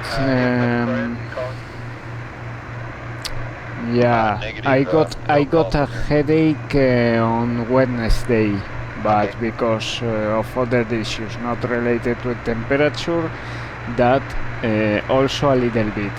But I was telling before of I was telling before to the viewers that the one that we will do today is the infamous manual burn depicted in the Apollo 13 movie, but it's not as dramatic as depicted in the movie. Yes, things move around a little bit during the burn, but we have the axe to keep our altitude stable, and the burn is only 14 seconds long in the actual mission, and in our case 13 seconds long. I have the path here. We will have to refine it later, but here is the path. Here is the path for MCC5.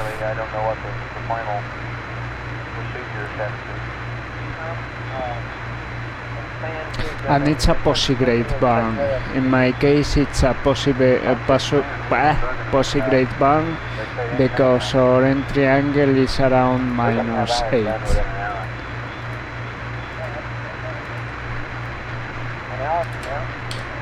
Well, soon enough. I guess we're about ready to take them. Let me check.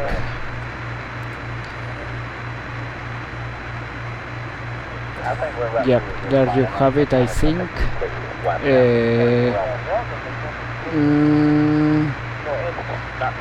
10%, I think, yes. Have you also got the back out of it? Well, you just reverse yourself. I really... I have it in other... 1 second. Really kind of reverse the procedure. We're going to leave it. This is the shutdown criteria. This is another notes. 1 moment.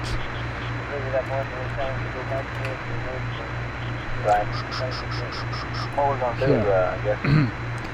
Yeah, 10% thrust. 10% thrust. I will not use the +X translation button. I haven't met the +X translation button yet very much. I haven't got intimate with it. But yeah. Hour shorter. And man, go ahead, Fred. How is the weather around Germany, Indy? I don't know if it happened. They are the same that happened in Spain. Very high temperatures last week, 28 degrees for almost 3 days straight.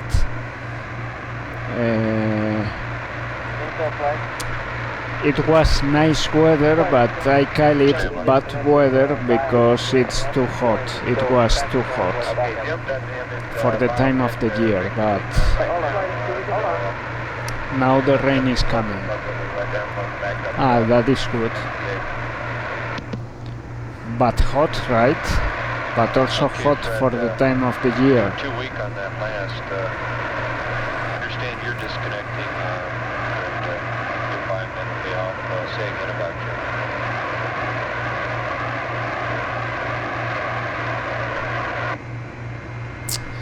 They said now in the news before that the Mediterranean Sea last year in summer reached the water temperature on the Mediterranean coast of Spain reached 28 degrees. Therefore, you have storms that caused what happened in Valencia last year. Okay, we copy your voice backup. And floodings in Europe and all that.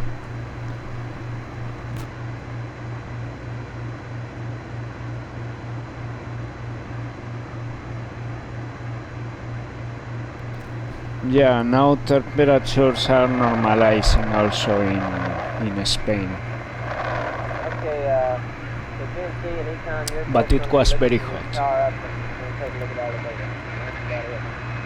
That's about it. The only other thing they got open is earlier we requested a refresh back to read out. I don't believe we got that yet.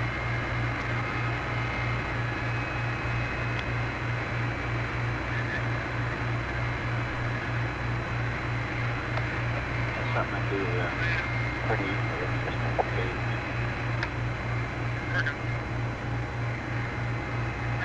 Okay, start your flight. Yeah, go ahead. Any problems? We got a few questions. Well, I'm thinking about the last 10 hours we lost our new compressor. Because we don't want to use the power. And I hope I can restart the command module without issue on Thursday.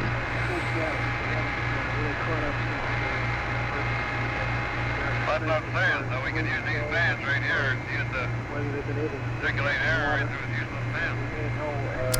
I saw some glitches on the command module that I haven't seen on the training. In fact, I think I can show you one glitch right now. The command module is completely power off, but look at this. Roger, Jim. Good morning. Morning, man. how things going down there? Oh, quiet and smooth.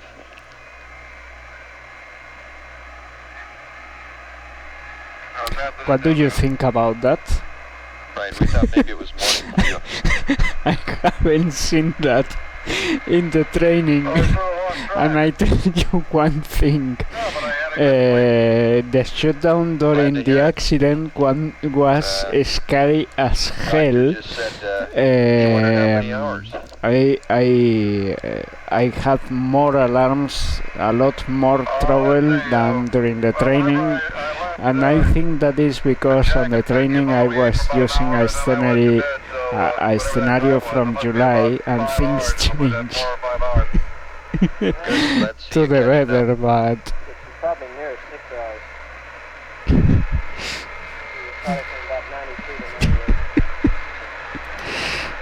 no, but it's not the signal strength, it's the antenna pitch.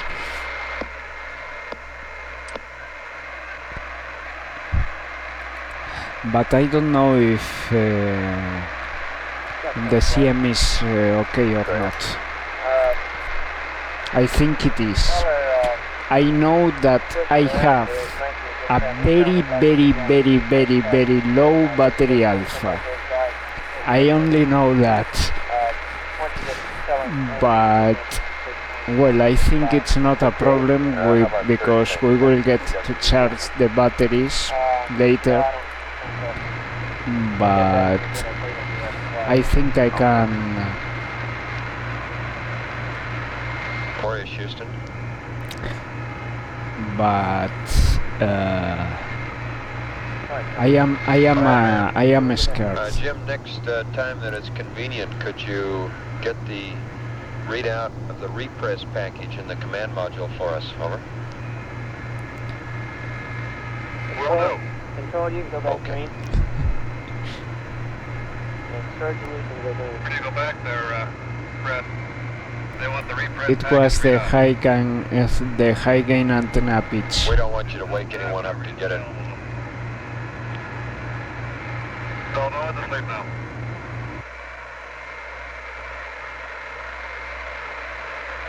Info flight. Flight control. Do you have anything we need to talk about? No, I'm getting ready here for the CFM power-up procedure. We're on Mars weekend now. Until 110 DET. Then we pick up parts weekend a little bit farther up. We'll get 112. Remember, we are listening to audio from mission control thanks to the Apollo in real time project from Stephen Slater and Ben Feist. Links in the description.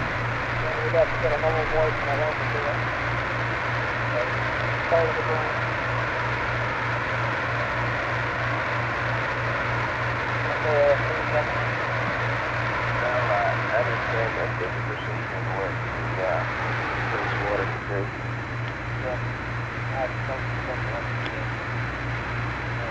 Okay, is anybody trying to run this report of bidding from Final. Go ahead. We haven't seen anything like that. Was it? So if there is a man, we're not... Look here, you got forward to it. Has a pretty good view of the bedding. Sure.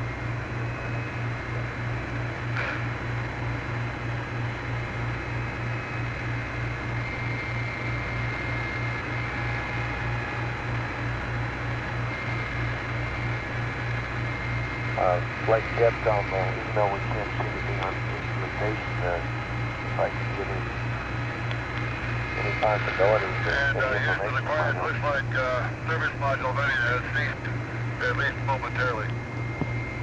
Roger, understand service module venting has ceased momentarily. How about the descent stage? Does Fred reported venting down there? Do you still see that? Stand by. What did you report on the descent stage venting? Was it venting?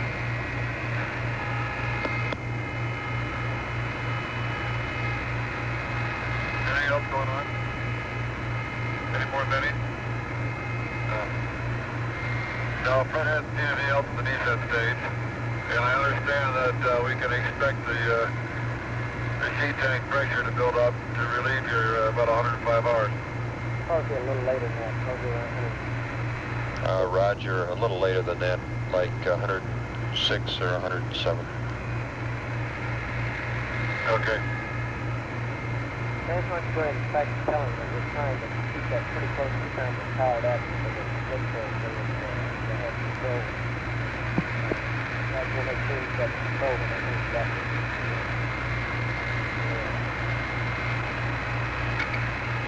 Yeah, we'll power up and try to do the burn, and then hopefully right after that, so that we're not so caught up with our own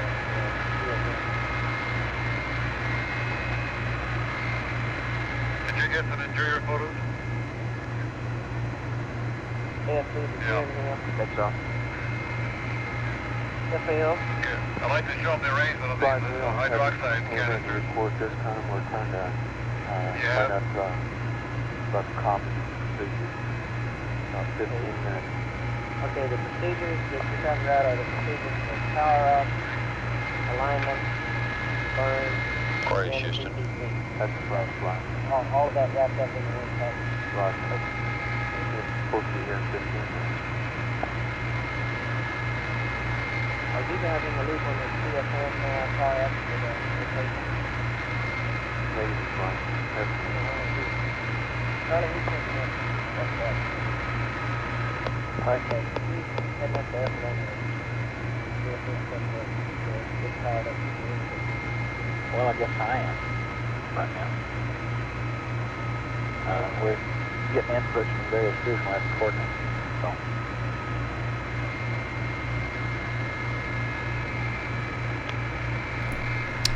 Okay, I'll give you an scenario.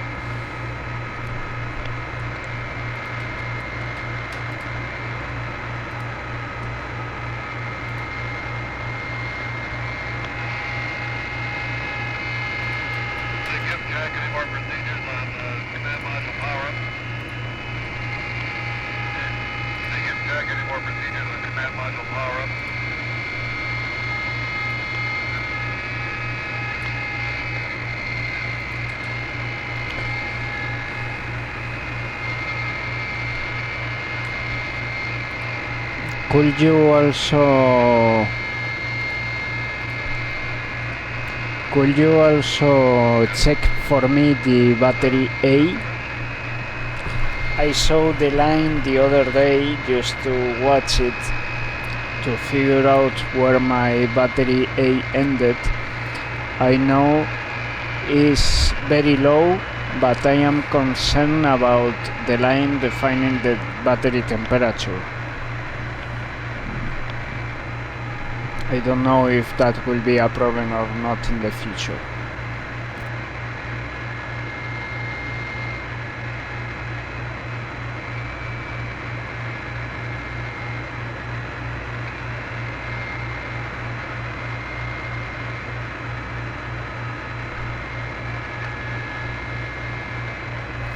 Beware, LEM and CM are very dark.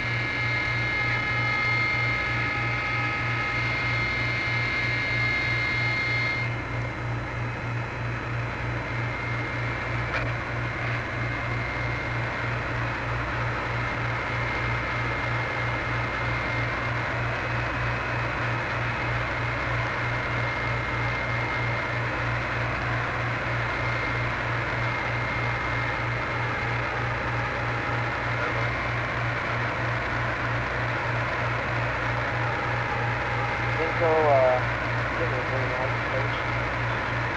Network flight. Flight north. Negative flight, we're in good shape, and we have the time for the sequence report. Right.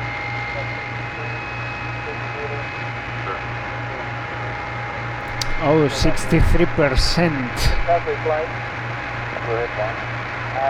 How you doing now? Okay, copy that. Oh, the latest we have is good. This is this morning.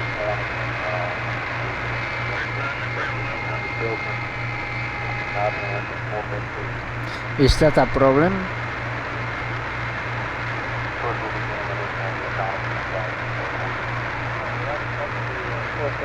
Okay. Thank you.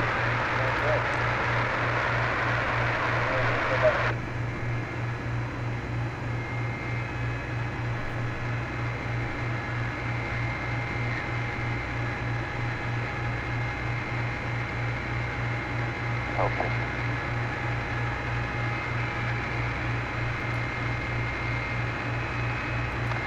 All we have to do is turn a mile bit, but Donna will be in that.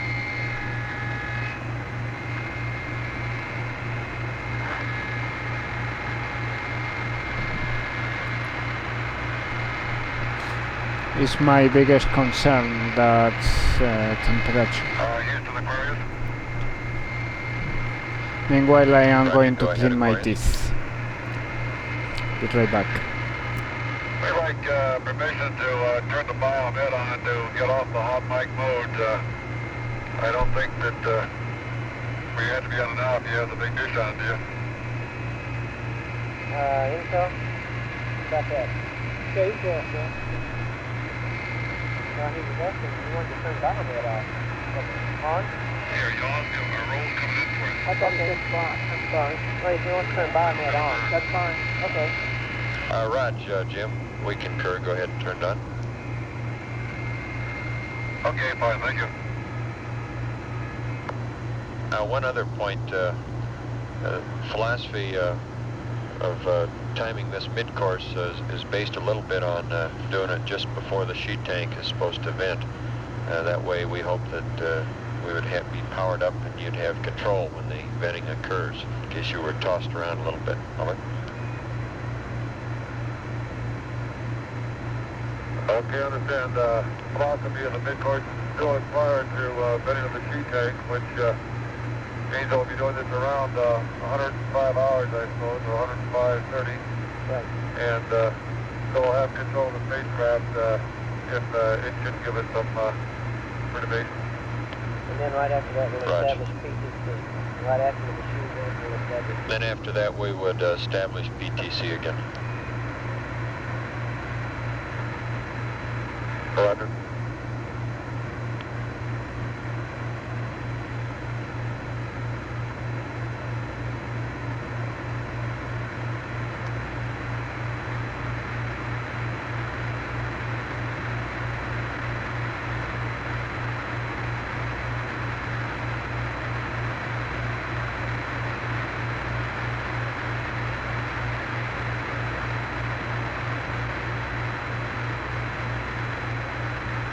Flight plan.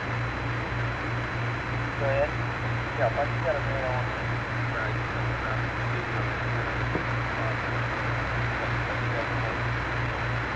Okay, Jim, I want to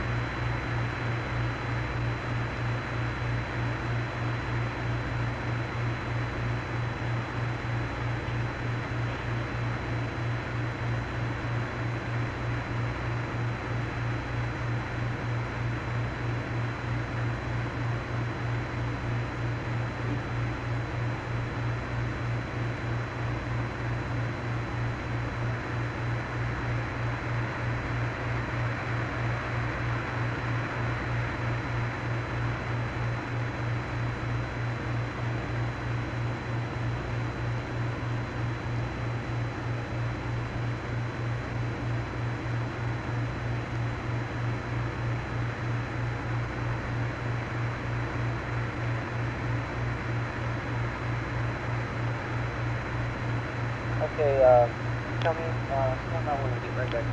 All right.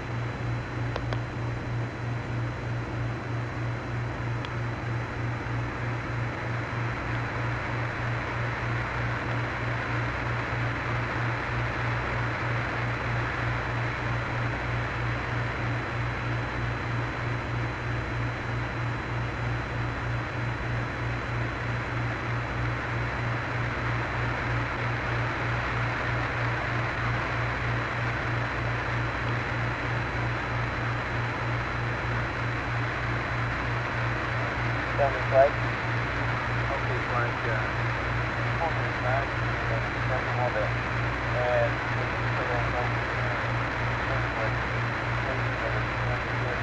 transfer. I don't propose size of the crew or anything. The things they have will work. We have caution. Point later. So that we won't lose our status. If we decide at some later time that we want to indeed power the CFM from rim power, I propose we do that extent. Okay. And so advise the crew. Was this procedure right up? This procedure was right up to the crew. As far as the flight. I didn't pick that up. Okay. Would like for you to get this in your procedure and also the cab count. What's okay, it's the ASN ECA control circuit breakers on the panels 11 and 16. The ASN ECA control. Okay. That'd be, you have a procedure there? I don't know. Capcom flight, are you with us here? Yeah, we, okay, go ahead. Okay, at the end of the procedure there, after battery 5 and 6 off. Okay, just be EPS, or CBE, EPS 11 and 16, and the ECA control open. And the reason for this is to avoid against a single point failure that if a failed dead phase switch would lose all descent GPS power. What it does is the dead phase switch is failed closed while it turns all our descent batteries off. So it's just guard for descent stuff.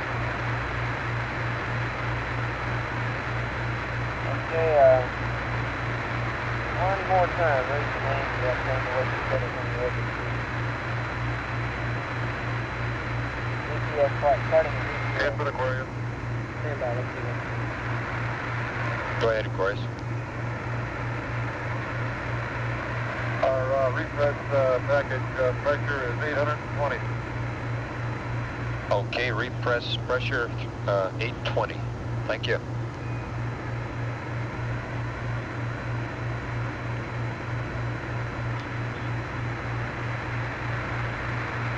Good next. Right.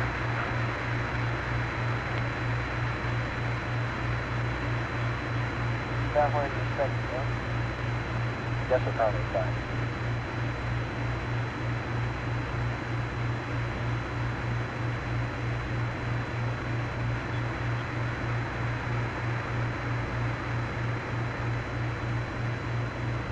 Tell me, flight. Go ahead, flight. Say the name of the circuit breaker again, and we can see how it goes. Okay. CB, EPS. This is Apollo Control at 98 hours 49 minutes. ECOM says that repress package One? No, there's two. One on each panel. Oh, 11 and pressure is good. Okay. It's about where he would expect to see it. He was pleased with that 820 pounds per square inch reading. The repress package consists of 3 1-pound oxygen bottles in the command module. It's used to quickly repressurize the command module after it has been depressurized. The name repress coming from repressurization. In addition to these 3 1-pound bottles of oxygen in the command module, the surge tank contains an additional 3 pounds of oxygen. for the command module. Flight Director Jerry Griffin and his gold team have relieved Glenn Lenny and his black team. We have no estimate yet on the time for the change of shift briefing. Flight final. Well, yeah, I missed some of the discussion they must have had on the black team shift, but I would be interested in knowing if anybody really believes. We'll continue to stand by for live air-ground transmissions. She versus the noise due to the blow us out of PCC. That's the whole philosophy we're designing this mid-course time around. Okay? They didn't want to go into PCC and have sheet blowing back out of PCC and then have to go back in. Well, I don't think anybody can say exactly what it is. It'll probably disturb, it's undisturbing function. I mean, to what extent, velocity... Okay, welcome back to Apollo 13 real-time simulation.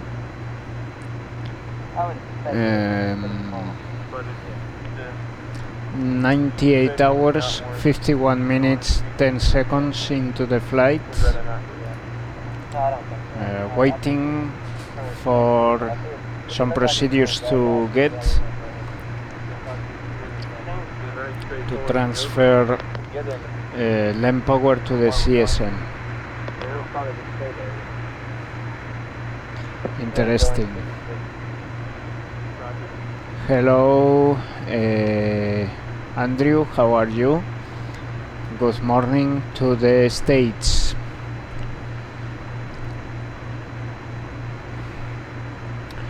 Which region are you from? East Coast, Center, or West Coast?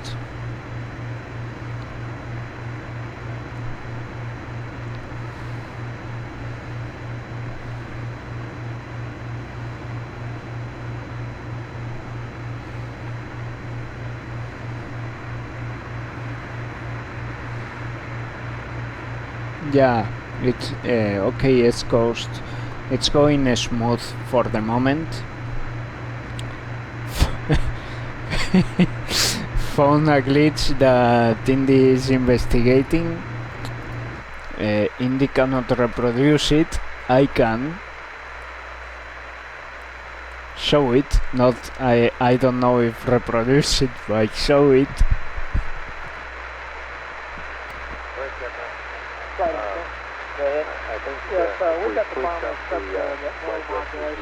Oh, really cool. I have to go to the Space Coast. I have to go to the East Coast. I don't know when, but I have to. Tell him we got the biomed subcarrier, but we don't have any data on if he's got the right position selected. He's probably got the position. Fred Hayes had it on his side, and probably got it. He probably plugged in the other side. What do you think about that?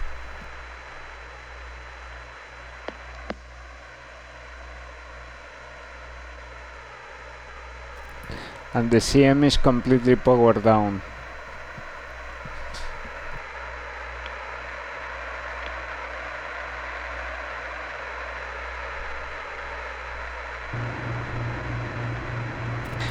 Yeah, I have Indy investigating it.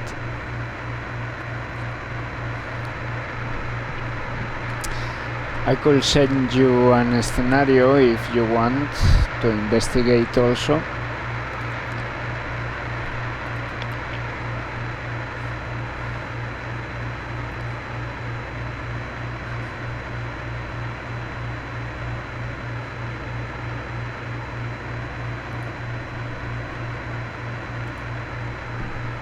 Aquarius, Houston.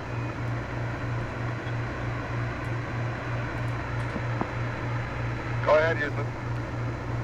Jim, could you switch your biomed switch to the position opposite where it is now? We are getting a subcarrier, but no data. Over.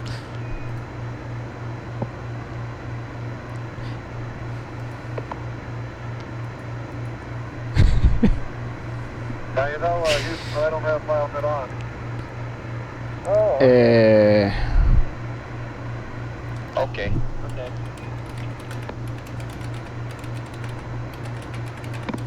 And we have a small addition to the procedure that was read up to you earlier, which involves power transfer from the LEM to the CSM.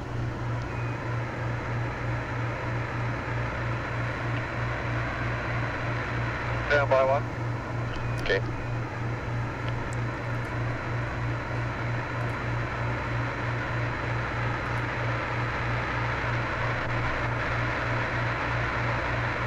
Okay, I sent you anyway.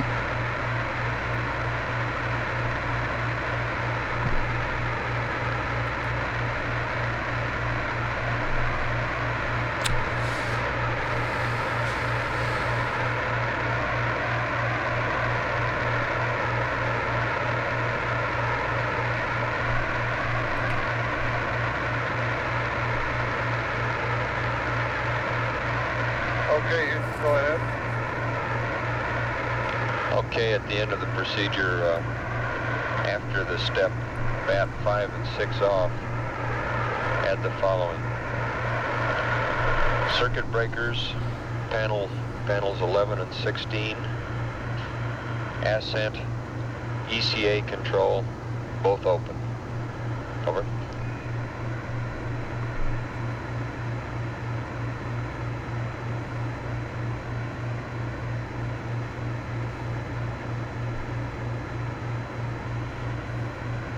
Okay, after the step bat 5 and 6 are off, step 3 will be circuit breakers, panels 11 and 16, and ascent ECA control both open. That's correct, Jim, and this is to guard against a single point failure, that a remote possibility that would preclude you from getting the batteries back on. Roger.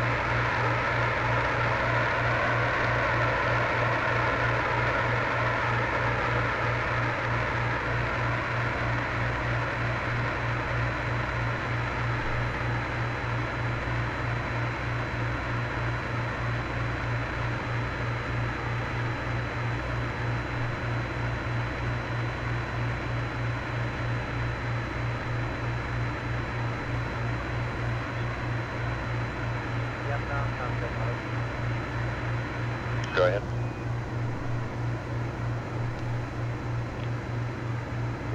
Go ahead. Right, sir. Control zone contact just reported that everything that you start talking before you get down, you know, you're switching from. Go ahead, fine. Have you got this procedure now? I'm looking at it. We just pause just a minute and then start talking. Be all right. Okay, I'll try to remember to hesitate a little bit. All right, now one other thing. Okay. You can monitor volume control all the way up now. Yeah, all the way. You'll do this. Well, let me listen in again. Just a second. All right. I'll call you back. All right.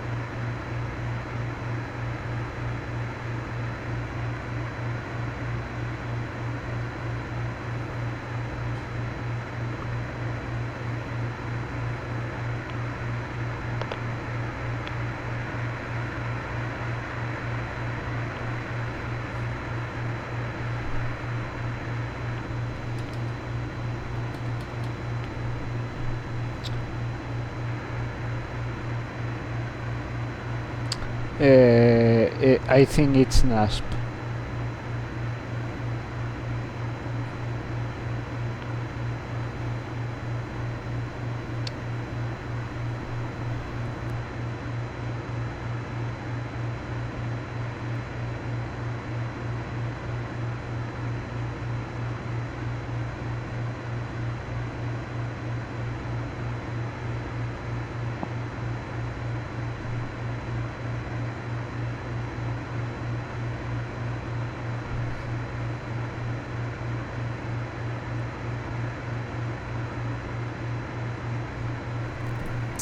but well, I need to thank you guys because I asked for a few things on Apollo 13 in NASSP that were incorrect. Very little things, but Apollo 13 really, correct me if I am wrong guys, but Apollo 13 has not official support in NASSP because it's under a work in progress scenario, so Apollo 13 does not have full support from NASSP.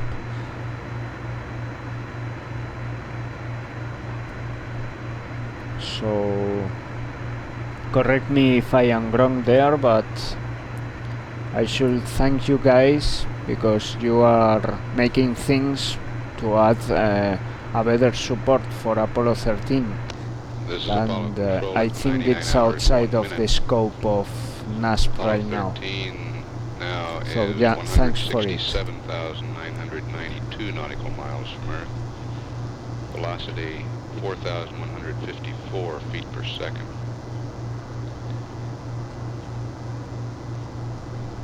As you heard on air ground,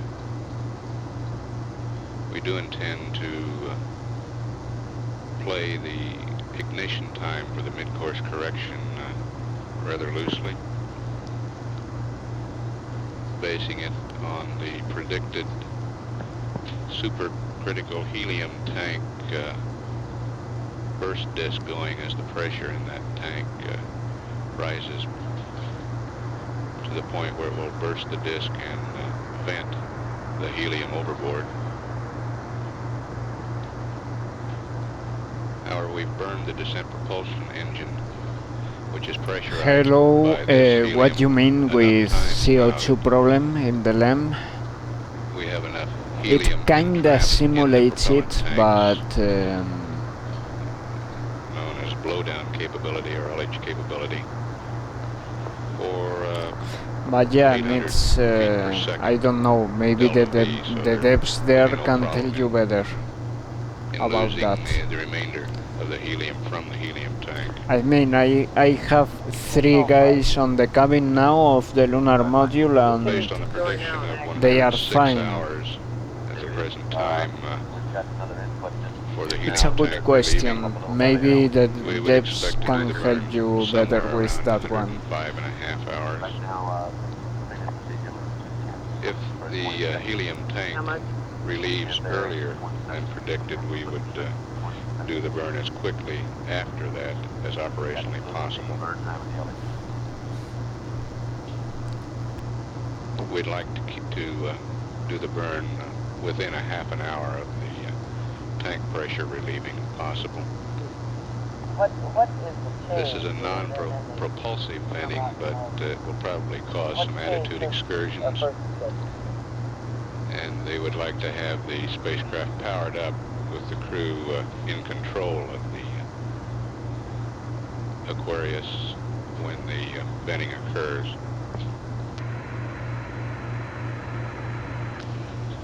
The mid-course correction itself will be a straightforward maneuver.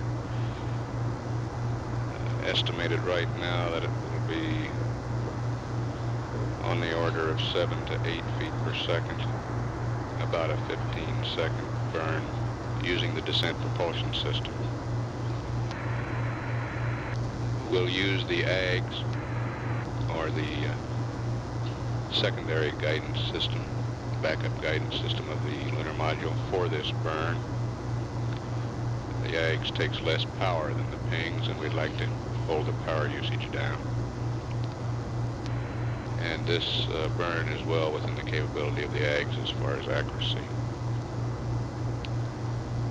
It'll probably be a burn on time rather than velocity achieved. It will be done with the throttle in the minimum position.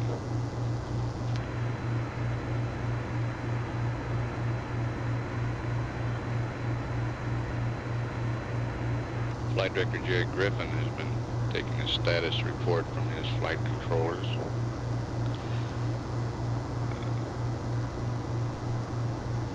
I will, however, about the supercritical helium disk, I have, however, something planned for tonight. Don't worry, guys, nothing related to the spacecraft, but I have something planned here on the script. If you if you paid very much attention on the first days of the stream, you may have noticed this script over there and this red line here that I tried to hide the next days. We have enough water. Because I realized that it was going to call a lot the attention. What is that red line there on the middle of his it's when the accident was supposed to happen, and I tried to hide it from you. We have enough oxygen to last until an elapsed time of 273 hours 27 minutes under the present usage rates, and enough electrical power for 209 hours 8 minutes. We calculate we have enough lithium hydroxide for 164 hours. Yeah. That's not a GET. Okay, I think the same, Mindy. Is that a problem? All of these consumables I think, well above is that a problem? what is required for a 142-hour elapsed time landing.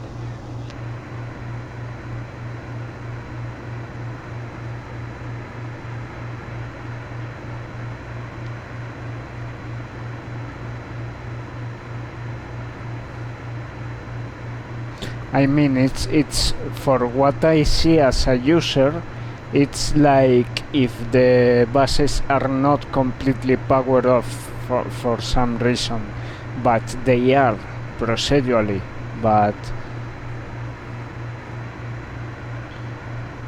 in theory,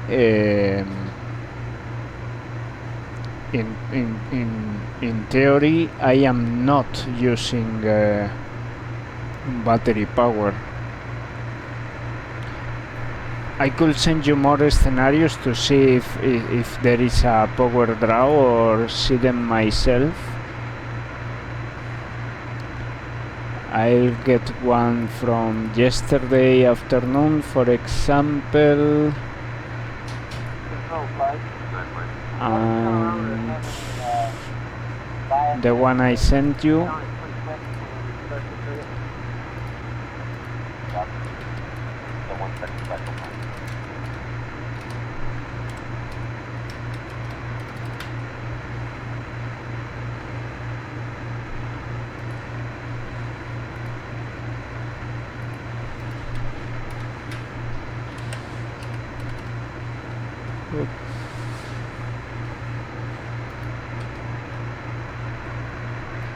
No, I am not using battery power, confirm. I am not using battery power. We're somewhere below 115 degrees, so at 100 degrees, you wouldn't want to do it, would you? What about the temperature? What if it's 90 degrees? That's the worst. That doesn't work. So, it sounds like my way, something like that, what would have been right, but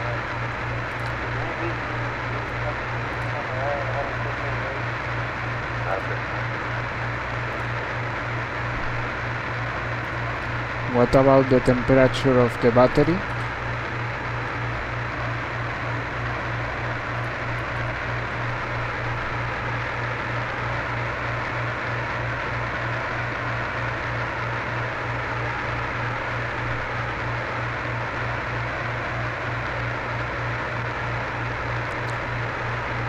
I don't show amp-hour decrease on my scenarios on those batteries, so I am sure I am not using them.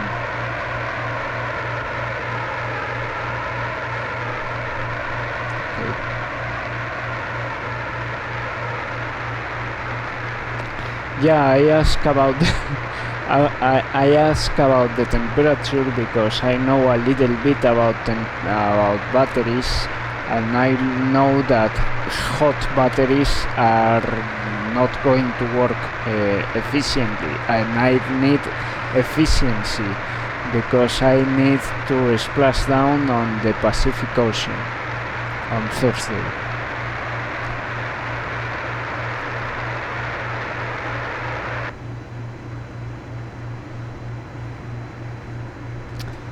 So we are still go, right, Indy?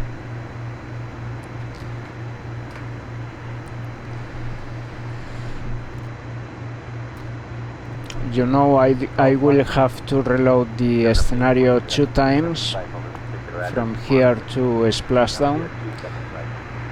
One when we complete all the battery charges, and another just before Lem Jettison.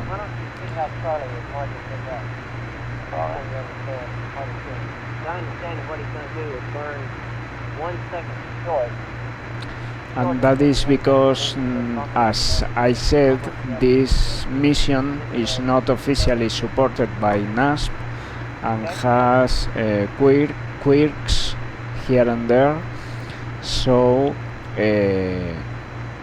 the flow from the lunar module to the command module, when we start charging the batteries, we can do the switches procedurally, but nothing will happen. We will not see bolts on the command module, we will not see indications of battery charging in the command module. So after all those charges are complete, I have to manually edit the scenario to set the batteries as full charge. It's not cheating, it's just a limitation of the simulation right now.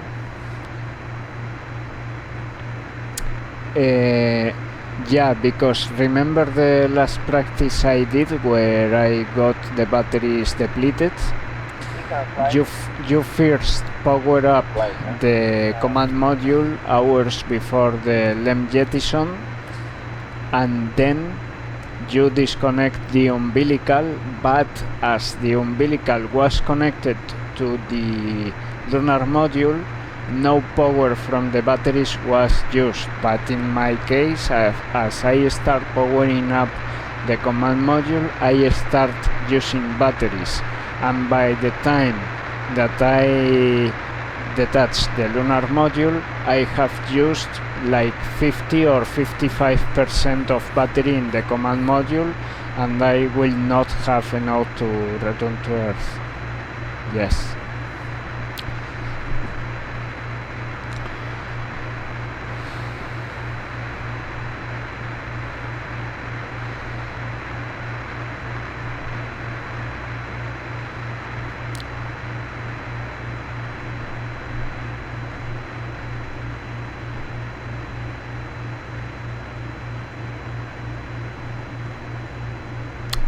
You haven't given me your go, Indy. NASSP development team on the chat. Are we still go?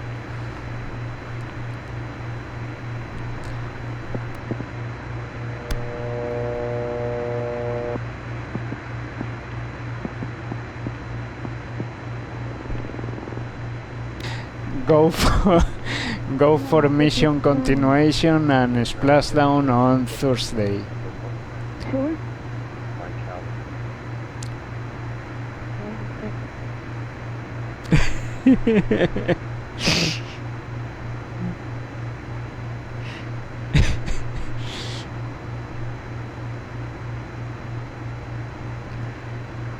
If we were going to return to the moon, you will have to talk with someone for a holiday extension.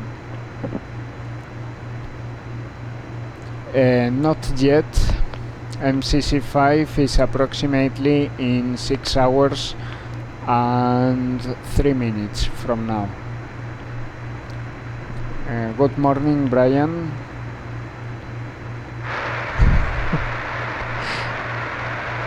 We already turned it around a little bit.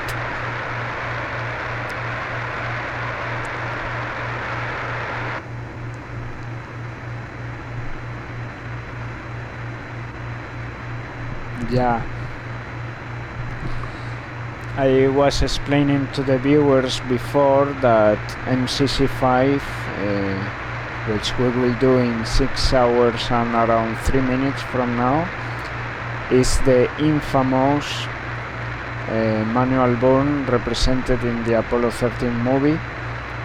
That dramatic scene with Jack Swigert timing the burn, Fred Hayes controlling the lunar module, well, helping Jim Lovell, Tom Hanks controlling the lunar module. That 39 seconds long burn with the lunar module moving everywhere.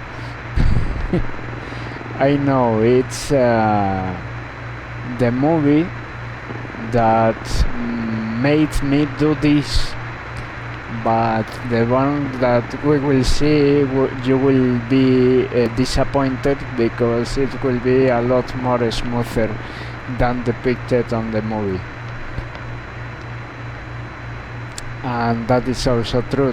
What Indy is saying now, the actual mission, the burn duration was 14 seconds, in our case 13 seconds.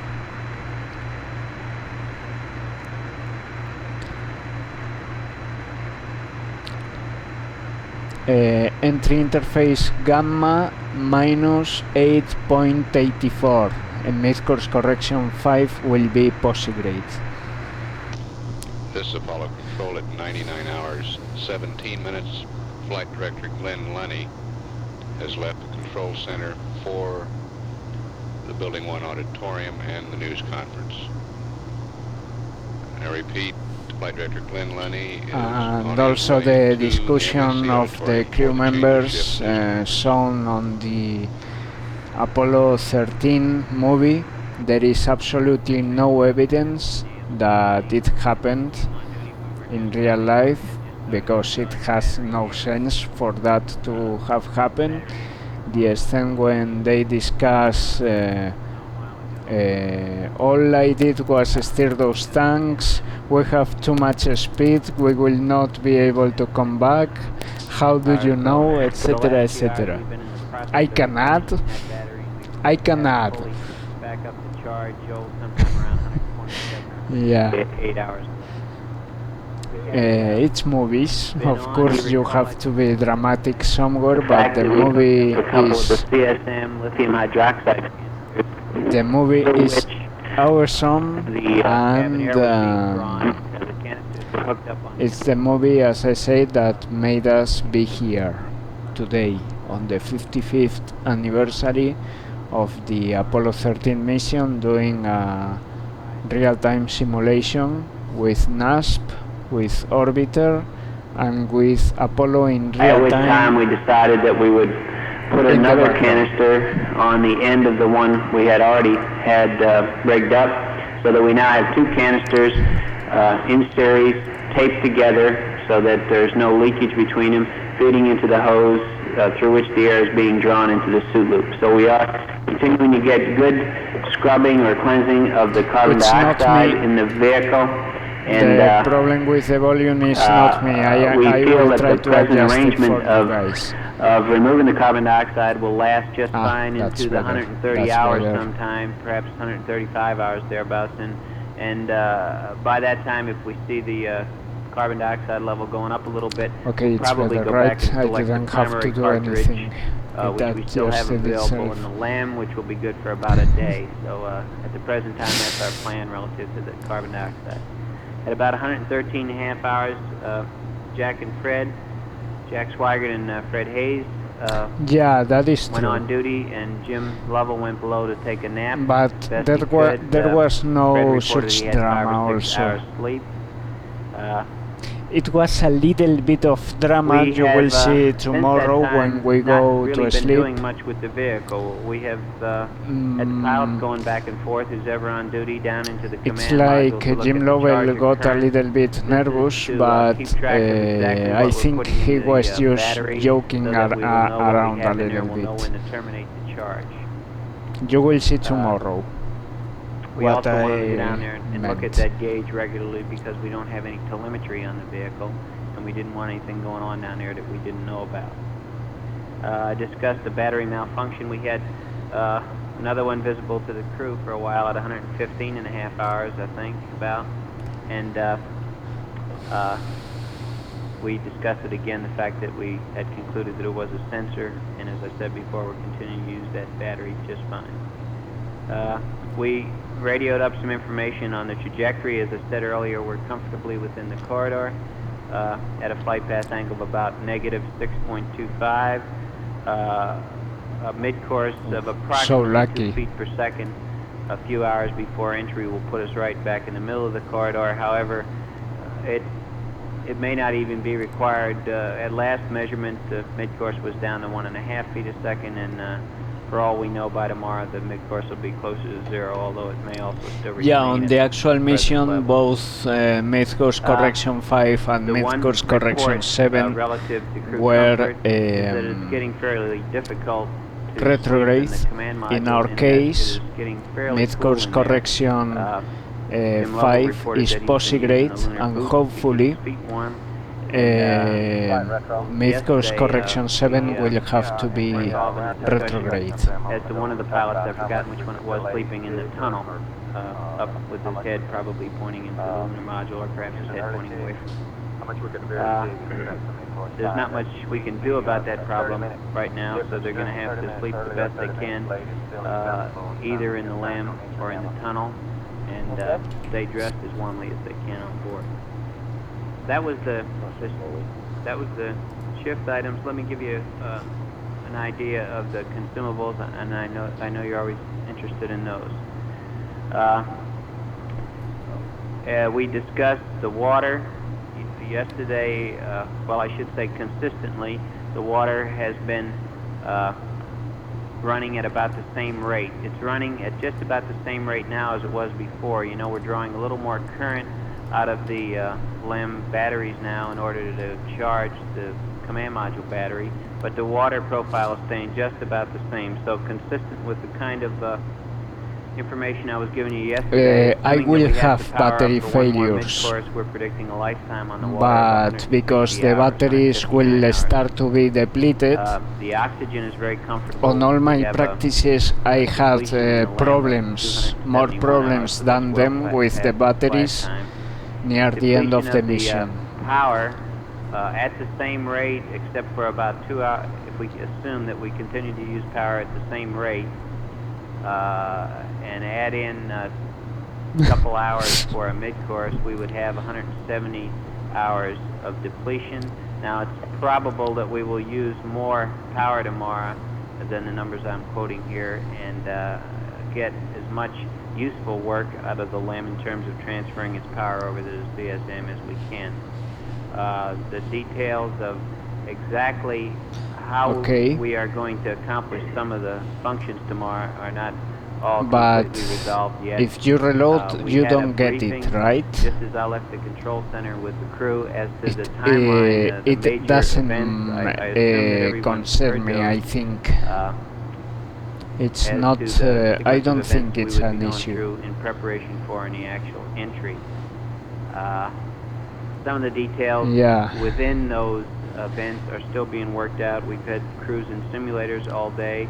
There'll be another meeting this afternoon on exactly what the checklist ought to be.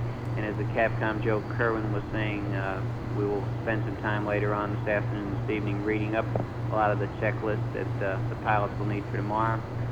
We're basically going to be modifying the checklist that they have on board, and a number of the parts of this activity we have another press conference here.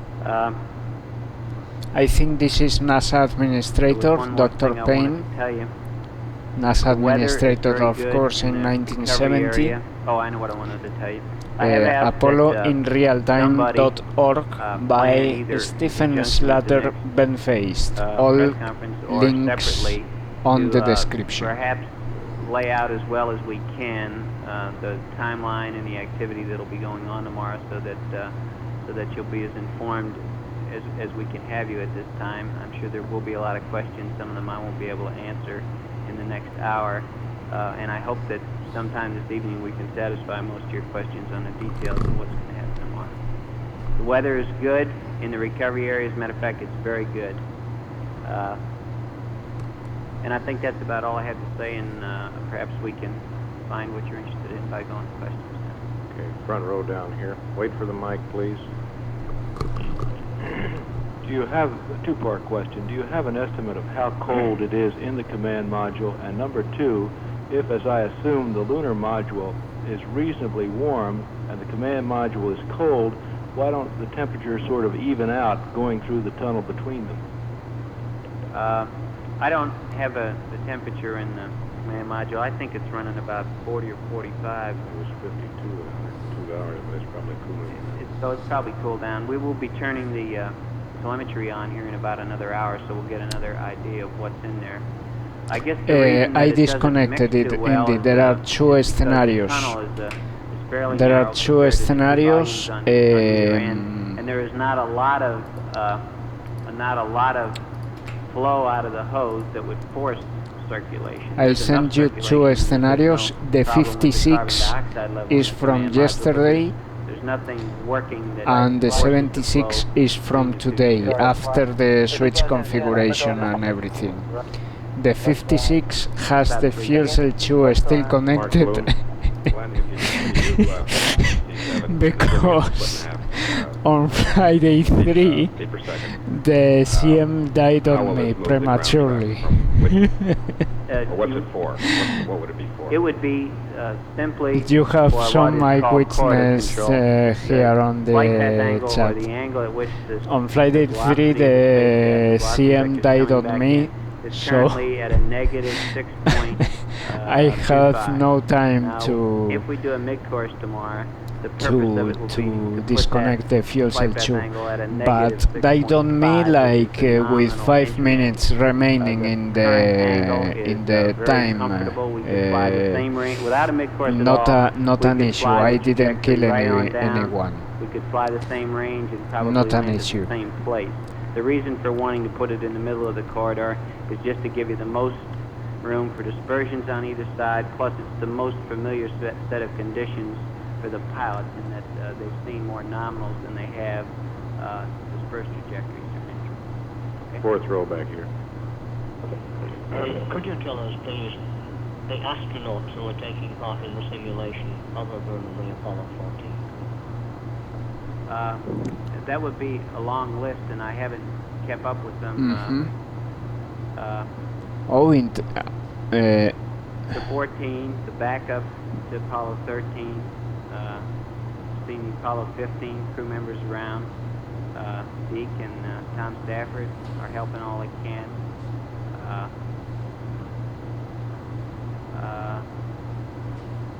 And there are probably a dozen more, but I can't recall who they are right now. Front row over here. Have you seen any signs of anything you might describe as fatigue in the crew so far?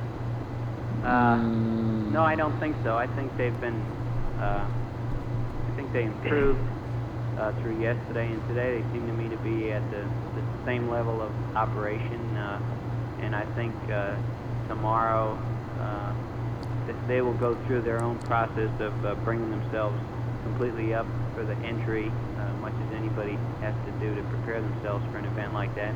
And I think the best indicator is the tone of voice of the pilot. It's been very good. Again, not an issue, right? When I am to power up the CM again, that issue will go away because the switches are configured to not have power. The only thing I will have to do probably is to flick the switches on and off again, I assume. Why aren't they wearing spacesuits? What are the differences? Yeah, it was that. The battery relay bus, it was that. And it Yeah. limits Okay. what the people can do. It's cumbersome to try to squeeze around in either the LEM or the command module, especially if you're trying to squeeze through the tunnel. Definitely not an issue, right? With one man on watch, we've had him busy moving back and forth, so that they just haven't felt the need to put the suits on. Now that's entirely up to them. And again, thanks very much, because this is out of scope so for NASSP at the moment. 13 mission is not officially supported. Under the plan for the separations that you have now, where will the lunar module re-enter? Where will the service module re-enter in relation to the command module? Well, I hope that the men who come over this afternoon, this evening, can tell you some more about that. I don't know offhand. Of course, we fully expect both of them to splash down in the Atlantic. The nice view of the moon. That we have are primarily designed to be sure that they're away from the command module during the coast above the atmosphere and during the re-entry portion. But I hope that they can help you better with that tonight. Back here. Why aren't you going to be using the normal technique for jettisoning the limb rather than letting it be pushed away by that pressurized tunnel? Well, the reason for that is that we don't have the service module. We would not have the service module with us. The normal procedure for separating from the LEM is to undock from it and then translate away with the service module thrusters. At the point of the flight that we'll be at, we will have already detached the service module. The command module does not have a thruster configuration that allows it to translate. It can just rotate, pitch, or yaw. Okay? There was some discussion about the possibility of the astronauts getting into their spacesuits just prior, I believe, to jettisoning the LEM after they put the tunnel hatch in place. What was the final decision? How much RCS usage is 10% of...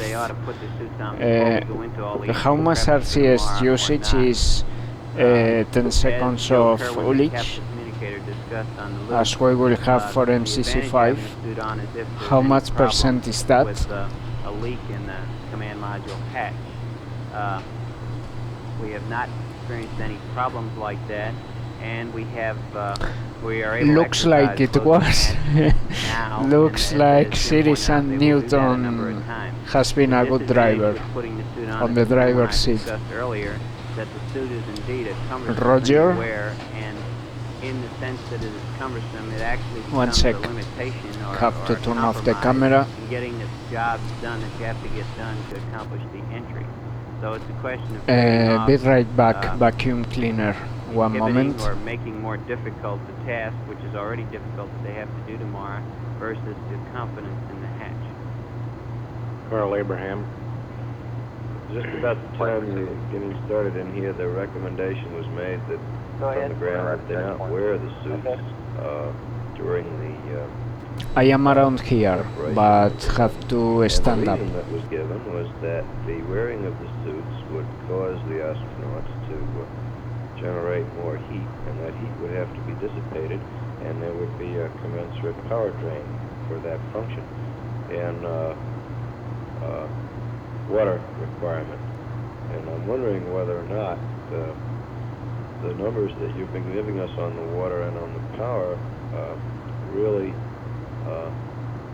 indicate as large a margin as one might think if you don't have enough to be able to handle suited the heat generated by suited activity. That's the metabolic heat. It can't be all that much in calories, and yet you don't want to expend those consumables for that function and pick up the protection of the suits. Now, I'd like you to review that again. You'd like me to what? I question the. You give us some numbers which would seem to imply that there is a large buffer in some of these consumables, or at least adequate for doing the mission without any sweat. But it seems that now the decision on the suit doesn't reflect that whatever little amount would be needed to dissipate the body heat, they're not willing to expend it for a period of several hours that they might otherwise do so. Each time that at least I have quoted the numbers to you, I have tried to carefully explain that they are based on the current rate of expenditures, allowing for 2 mid-courses 2 days ago, and allowing for, from this period forward, a couple hours for 1 mid-course. The numbers that we've been quoting are consistent with that. Putting the suit on is an additional load. I don't think it's an overriding factor in determining that the water availability would be much more marginal than it is right now. I think the primary reason for not wanting to put the suit on is that it definitely encumbers the operation of the astronauts in getting the ships ready to do the task they have to do. An additional argument for not putting on is that they'll get warmer and we'll have to dissipate the heat, but I personally don't consider that an overriding reason for not wanting to put the suit on. Glenn, I have several questions on the crew and how they've been living in space. You mentioned that they're having difficulty sleeping in the command module. Where have they been sleeping, first of all, and wouldn't those beta sleeping bags provide some warmth? Well, I assume that they have continued to go down into the command module to sleep. I don't know what all they're doing to stay warm while they're down there. Jim talked about putting the lunar boots on for his feet. He talked about wearing a couple sets of underwear. I don't know how much good they're getting out of the sleeping bags, but they generally seem to be getting cooler and cooler as they sleep in the command module. In other words, they definitely seem to be noticing it at this time of the flight. Somebody remarked that they were rubbing their hands when they came up from the last sleep shift down in the command module. Then, secondly, on the food, in the hurry, to transfer into the LEM and what have you, there seemed to be, they were sort of snacking there for a while. Do you know what kind of stuff they've eaten? And have they been able to use any hot water, or have they been eating cold stuff? I don't know. Do you have any comments? I mean, have you heard any comments? There's no hot water in the LEM, no, but I really don't know what they have been eating. I just assume they've been working about through their regular menus, or deviating as they see fit. And the other thing was, outside of the comment that Lovell made that there'd be a long time before another moon mission, which he made several days ago, I haven't seen any comments from the men, particularly on their flight in space. Have you heard any? On their flight? Yes. Well, good things. No, I haven't heard any hand-wringing or anything like that. I think their primary interest, as ours is to keep the ship working like it is now and get thought out what they have to do tomorrow. I wouldn't expect to hear that kind of thing. Realizing you'll be able to fill in more details later, could you still give us the outline of this pre-entry sequence and a rough estimate of what time each step will happen and perhaps what altitudes? No, I'm not going to give it altitudes, but I'll give you the same times that Joe Kerwin read up to him a little while ago on air to ground. They're to start the IMU heater and the RCS preheat check in the command module at 1:36:10. They're to start powering up the LEM ag and getting in the line at about 1:36:40. They're to do mid-course 7 about 1:37:40. Service module jettison. Am I going too fast?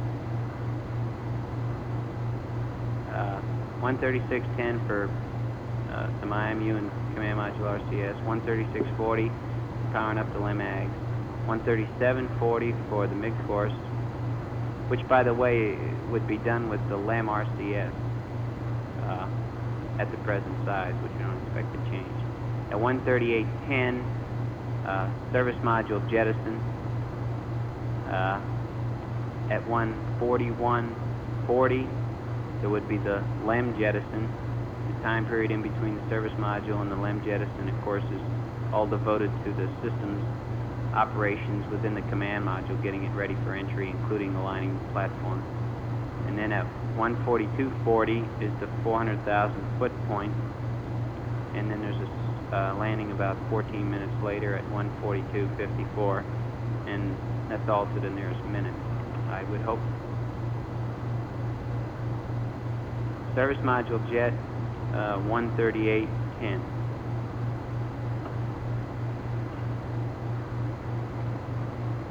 Talked about earlier. Is it still the what? It's still going to be a push and pull exercise. It will with the service module. Okay? And yes. The service module jettison will occur in plane. I haven't looked at the pictures or the drawings, but I think what they will do is as they're coming down, they'll point the service module behind them. The service module will be trailing, and they'll be in plane. I don't know what pitch attitude they'll be at. And what they'll do is translate that way half a foot per second or a foot per second, and then they'll separate the service module, and then they'll translate with the LEM thrusters in both cases back the half a foot or a foot per second that they put in with the push.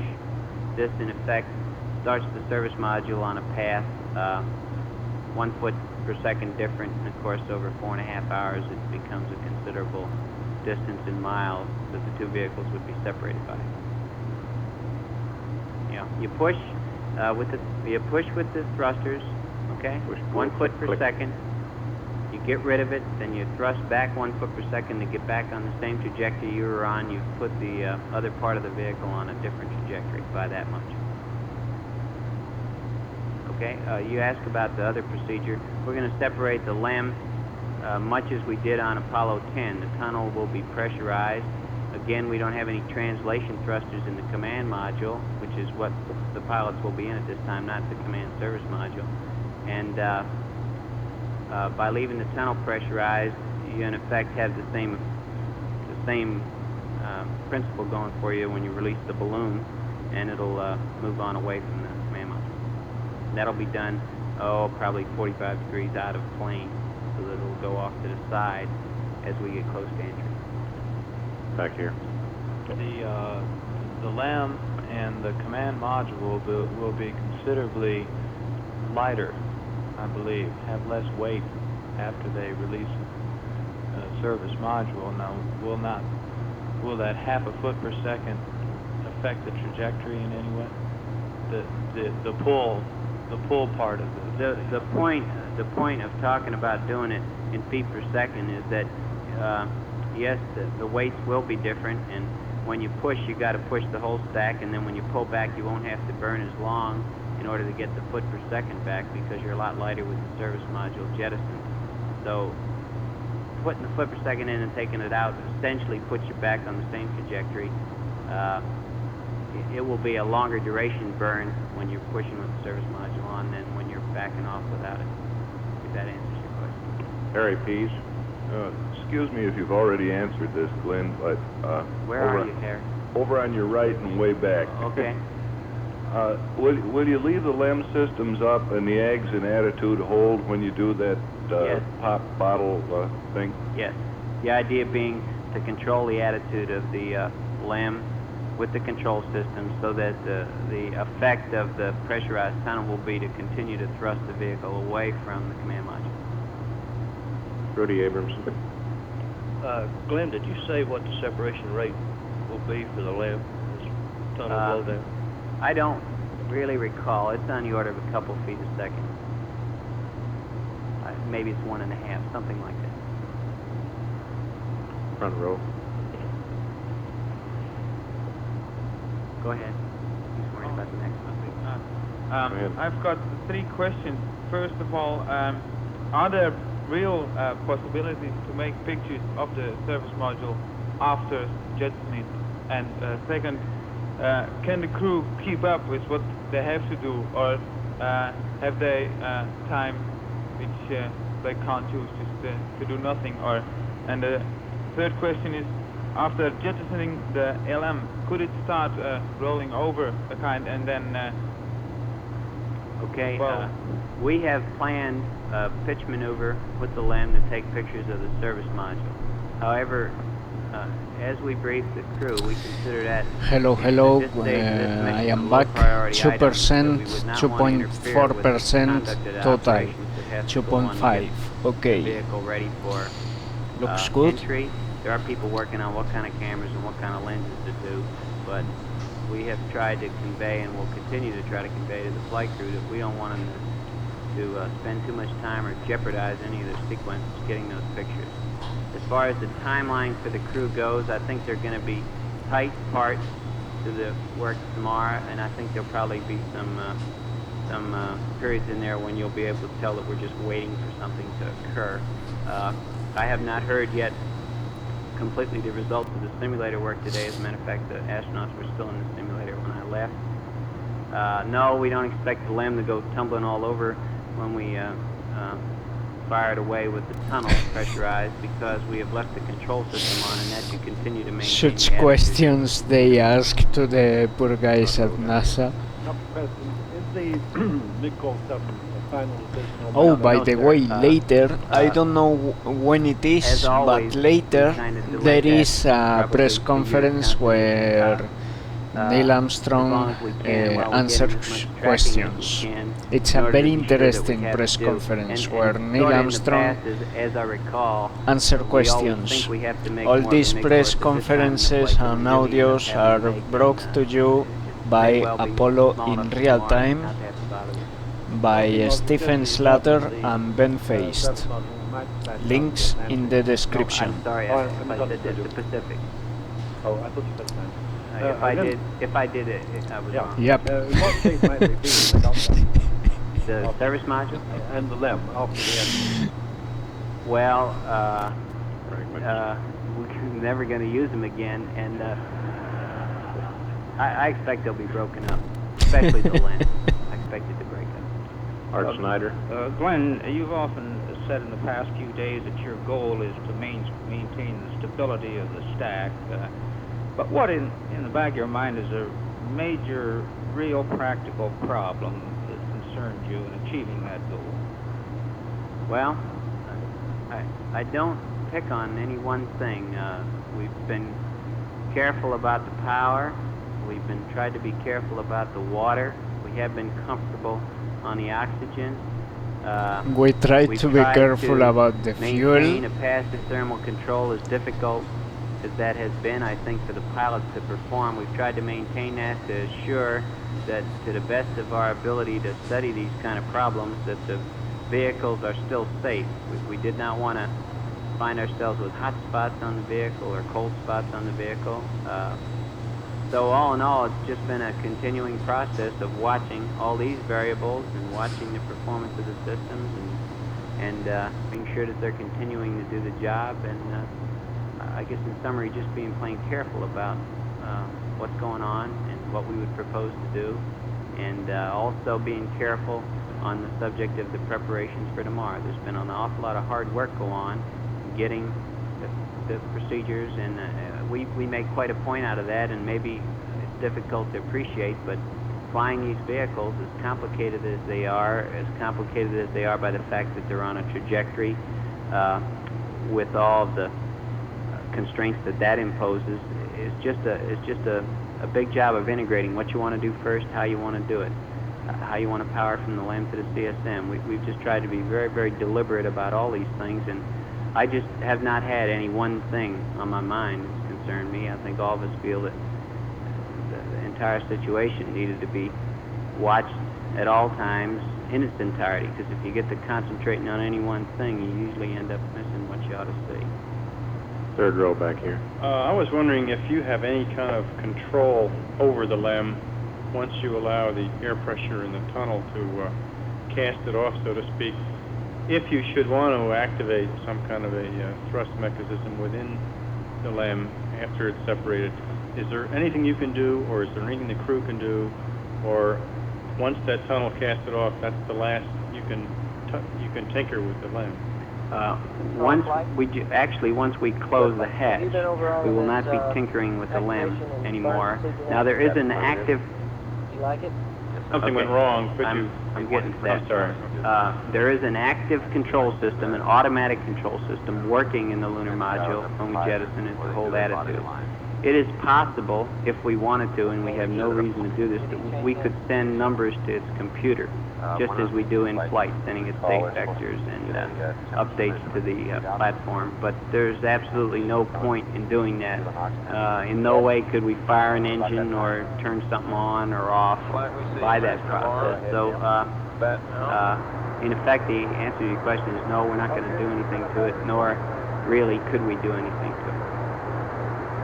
Thank you. Are you satisfied as a result of today's check that you now know the full extent of the damage caused by the original explosion? If so, what is that? And in particular, is it true that the pyrotechnic devices go down into the service module? And is there any doubt in your mind that they may have been damaged and may have given trouble when separation?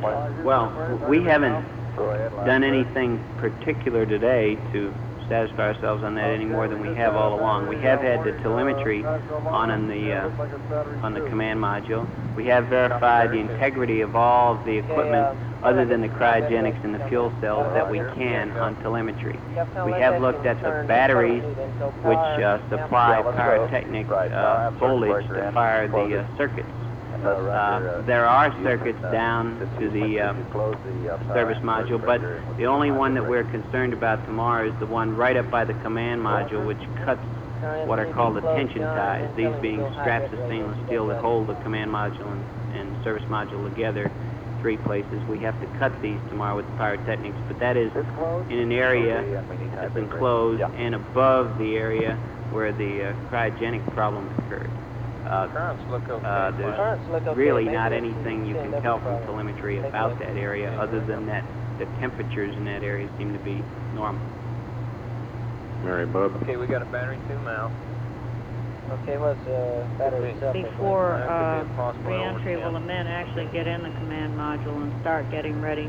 And how does this period of time of X number of hours compare to the X number of hours that they would normally use in the same checklist? Well, I know they're different, but I mean in getting ready for re-entry. And usually the men always have a stowage problem too, getting everything put away, that kind of thing. And I was just wondering how they would compare. In reverse order, the stowage problem, strangely enough, is a little bit easier because we haven't had time to take much out where it's been stowed.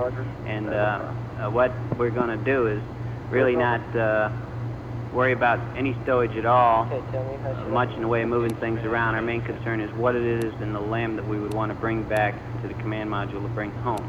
And there really aren't very many items in that class.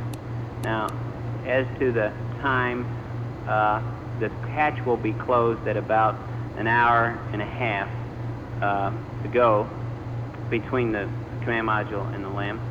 At which time the 3 men will be in the command module. Up until that time, I think there'll be some traffic back and forth, but primarily the CMP will spend the last 6 or so hours in the command module actively doing something. That is, in a sense, getting the ship ready to fly, although he won't be doing something every minute.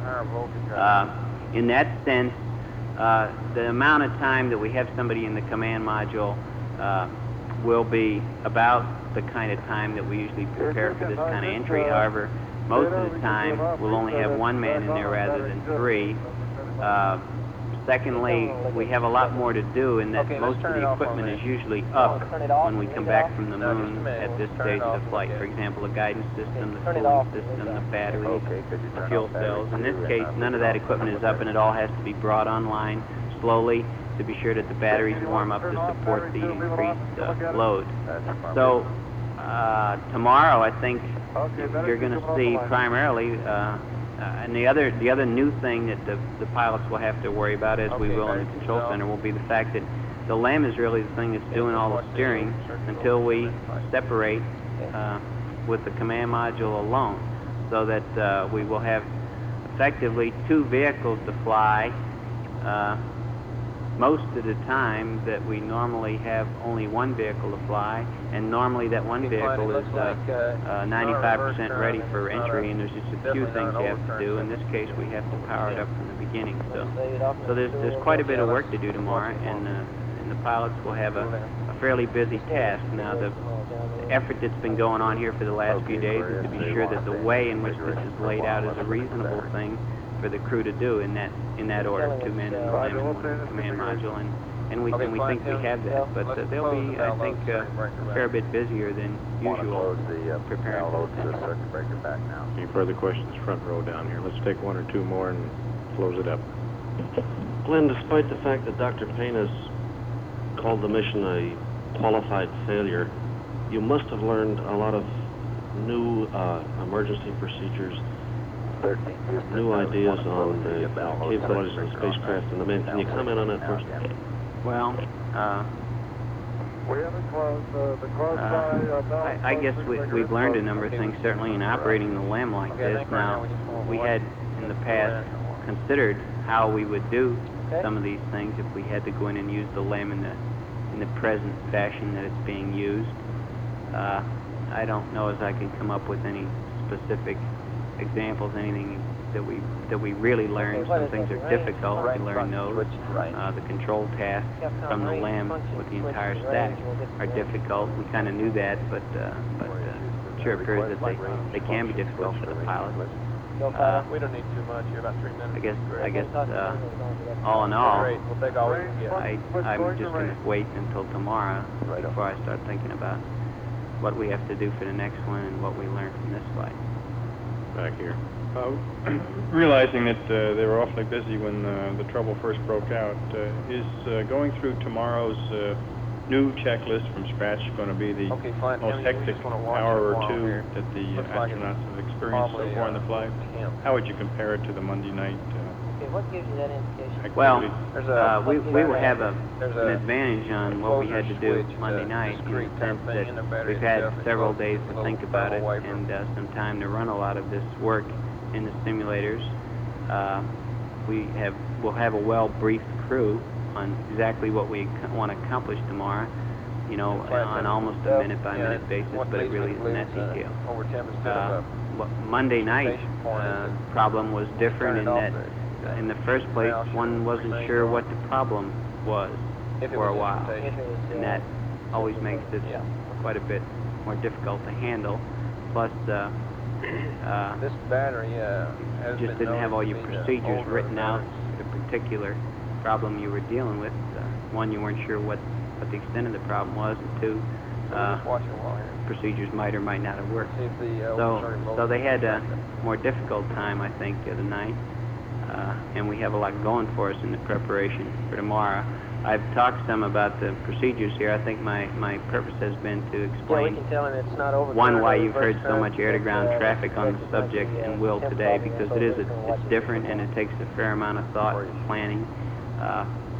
And two, just to acquaint you with the problem that the pilots will have in getting the vehicle ready for entry tomorrow. I don't mean to overdo that in the sense that we've given them an impossible task. I think we've tried to make the task a reasonable one with the power that we have available and with the systems help that we can get from the LEM tomorrow. Jim, on the battery. Any further questions? I understand Neil Armstrong will make some sort of briefing in here, presentation at about 3 o'clock. Glenn, if you want to run for the back door, I'll try to hold him off. Thank you very much. Okay.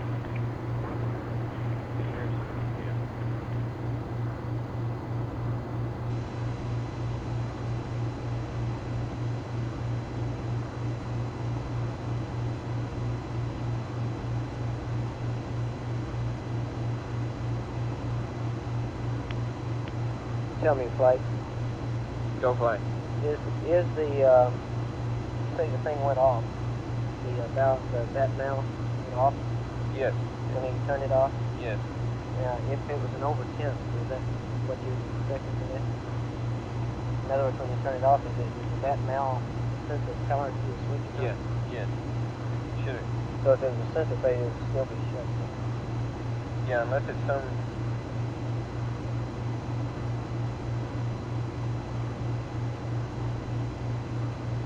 Wait, that doesn't sound right. That sounds like. That doesn't sound Okay, like. stand by. It sounds like either way it would have to go off if you turn it off. Okay, stand by.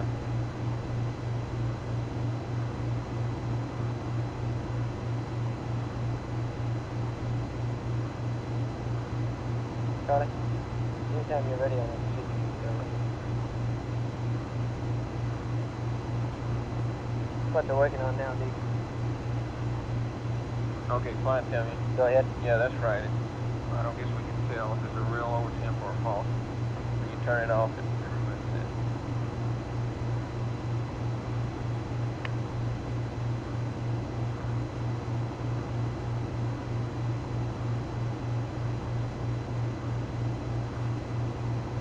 right, Captain. Go ahead. I guess the point is that it's still valid that it's not an instrumentation failure other than the thermal wafer itself. It's not like a signal conditioning failure.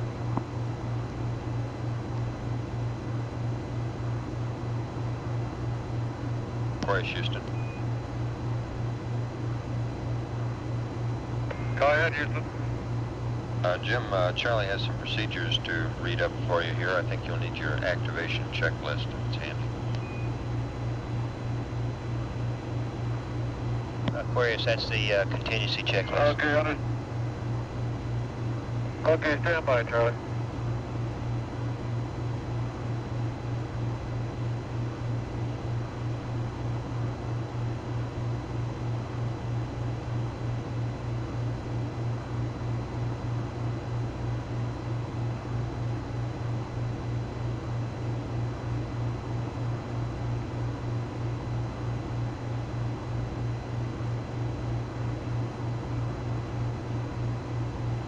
Okay, Charlie, I've got the contingency checklist.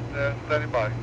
Okay, Jim, we'd like you to turn to page 24, which is the 30-minute activation, and this is going to be a procedure for the mid-course burn that we got coming up at 105 with the ags up. Over. Right to the mid-course at 105, and I'm on page 24. Righto, we're shooting 105. Okay, 30-minute activation.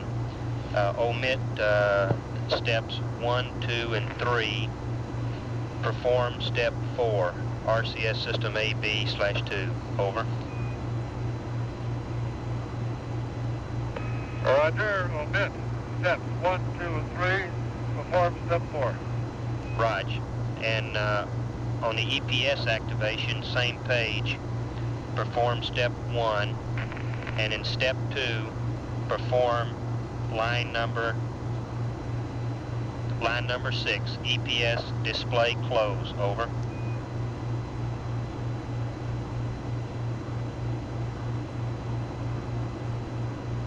Okay, on EPS activation, perform step 1 and perform step 2, line 6 only. Is that correct?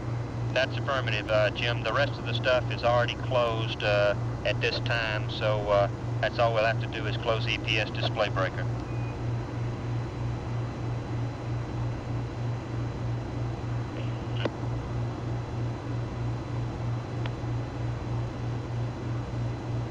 Okay. All right, turn to page 25. On page 25, omit step 3. Perform step 4. On step 4, last line, scratch CB16 EPS inverter 2 closed. Over. Roger, omit step 3, perform step 4, except for the last line, circuit breaker 16 EPS inverter 2 closed. Rog. That's correct. On step 5, perform step 5 under primary glycol loop activation. Step 1, line 1, CB16 ECS display close. That's a crew option. You can have it if you want to. Omit the rest of step 1 and step 2. Perform step 3. Over.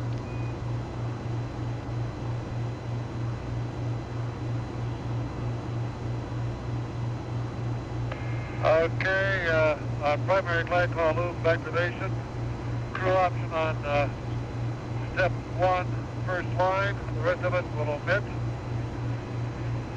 Step 2 will omit, and we'll do step 3. That's affirmative, Jim, with the following deltas on step 3. And if you'll turn to page 26, I'll give you the deltas on the activation circuit breaker list. Over. Okay, I'm there. Rog. On line 1, row 1, under AC bus A, tape recorder should be open. Deca gimbal open. All the other ones as shown on the page, over.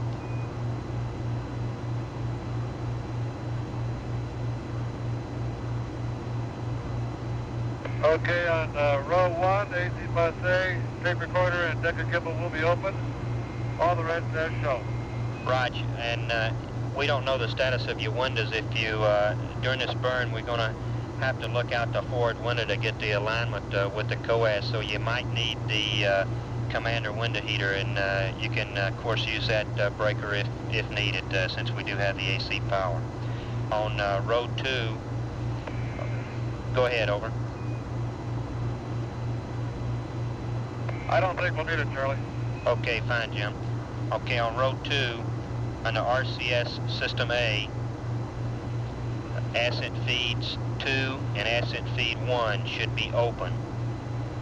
Under flight displays, mission timer should be open. GASTA, open. Ordeal, open.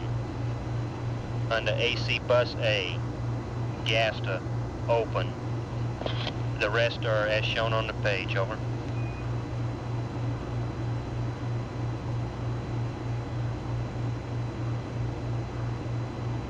Okay, on row 2, we're going to open up ascent feed 2 and ascent feed 1 under RCS System A.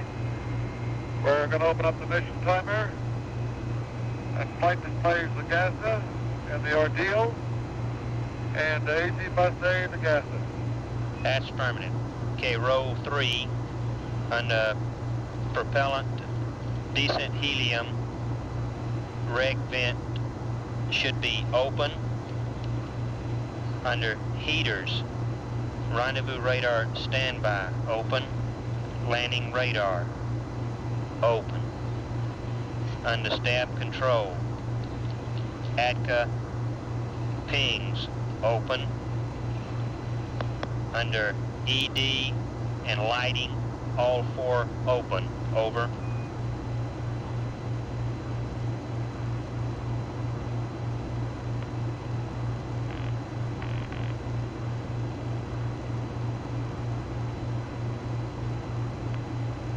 Okay, row 3, under propulsion, the decent helium reg vent will be open. The standby rendezvous heater will be open, and the landing radar heater circuit breaker will be open.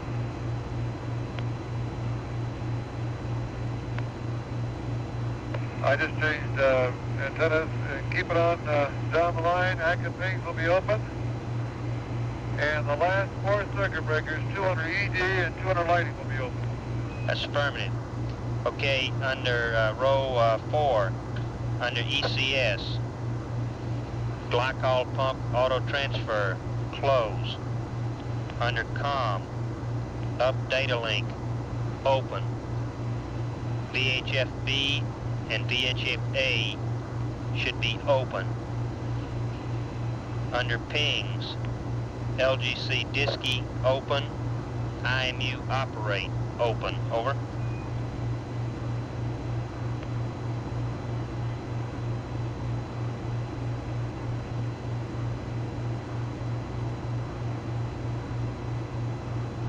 Okay, under row 4, the auto transfer will be closed. Up data link open, VHF A and B open, DISCI open, and IMU operate open. That's firm. On the last row, the only delta is under the cross-tie bus, and it should be open, over. Say that again, Charlie. Okay, under the last row, under EPS is the only delta, and that is under the cross-tie bus. It should go open, over. Roger, the cross-tie bus should go open. That's firm. Going on to page 27, activation, panel 16. Under RCS system Bravo, ascent feed 1, ascent feed 2 should be open. Under propulsion, pugs should be open. Acid helium rig, open. Over. Okay, line 1 on panel 16, ascent speeds 1 and 2 will be open. And the BQGS will be open, and the ascent helium rig will be open. That's affirmative. On the next 3 rows, we only got the 9 deltas, so I'll go through the next 3 rows completely, and then you can read those back. Under lighting. Okay. Under lighting, flood, open. Track, open. Under ED logic, under ED logic, open. Under stab control, descent engine override, open. Under ECS, suit flow control, open. Under row 3, COM, display. That's open. a firm. VHF-A, transmitter, open. VHF-B, receiver, open. Under ECS, display, that's crew option. Last row, under EPS, inverter 2, open, over.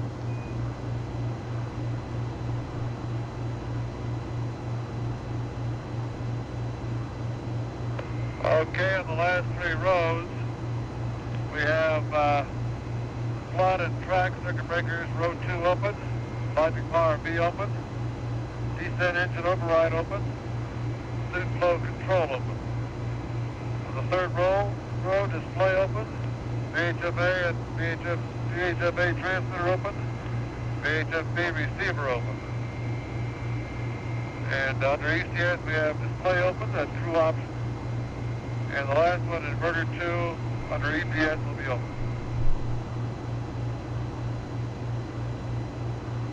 Roger, that's a good readback under that ECS display. It shows it closed. If with it closed, you can have some readout of onboard readout of your ECS system. Draws a lot less than a half amp, so it's up to you whether you want it or not. Okay, on page 28. Roger. On page 28, perform step 4 with the following changes in the warning light status. Under the warning lights, you will have ascent pressure and an LGC light. Scratch RCS-A and RCS-B rig. Under caution lights, you'll have a preamps light, over.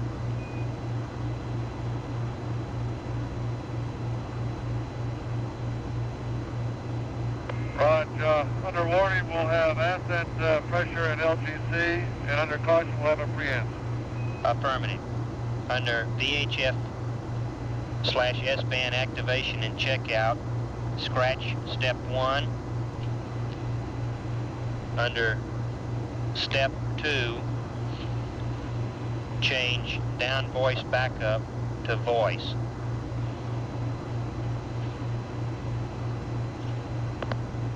Scratch step 3. Under pings turn on, scratch the entire procedure. Under DAP set gimbal drive, scratch entire procedure, over.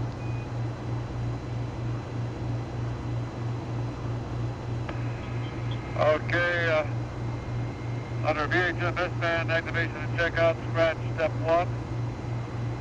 Do step 2 with the following change. Down voice backup to voice. Scratch step 3. Scratch the entire remaining of that page, over. That's affirmative, Jim. Going on to page 29. We've got, at this point, there's a write-in required. It's about a 6 or 7 liner, and I'll try to go fairly slowly and let you write it down if you're ready to copy, over.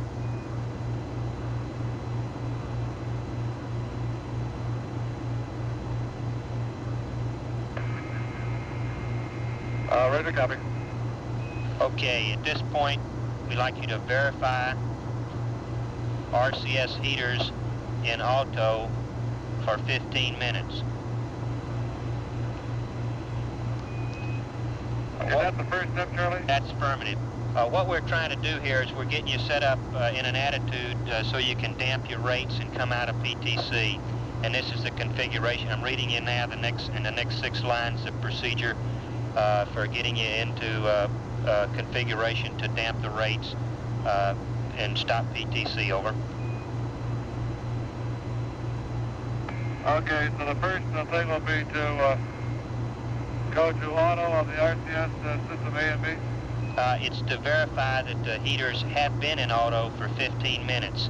Back on the first page of this procedure, you put the heaters in auto and you push the breakers in, and we'd like for them to warm up the quads for 15 minutes before we start to stop in PTC. Over. Talking to you here about what preliminary indications on it. Roger, verify heaters RCS on for 15 minutes. No. Okay, step 2. Balance couple off. Dead band. Okay, go ahead. Minimum. Right. Right now, I'm beginning to believe that attitude, it's not a valid temperature. Control. Not over temp. It's, pitch and roll we see no response to pulse. Black all loop. Yaw the inlet to direct. Is about 36 degrees temperature-wise. Mode control. And it takes 145 degrees eggs. for that thing to close that wafer, that thermal wafer. At hole.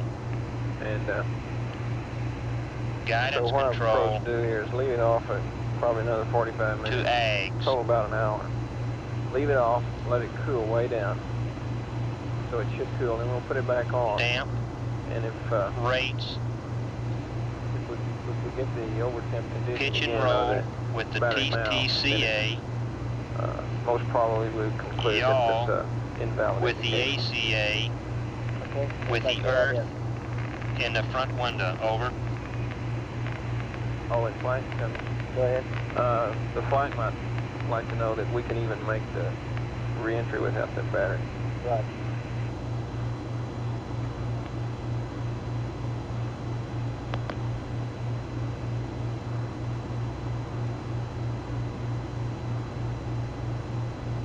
Okay, let's see if I got it.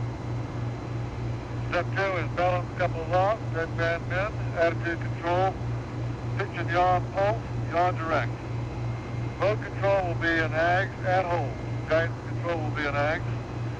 We'll damp the rates, pitch and roll with the TTCA and the yaw with the ACA, and we'll probably have to add some reference points, so I'll have to try and stop on the earth, over.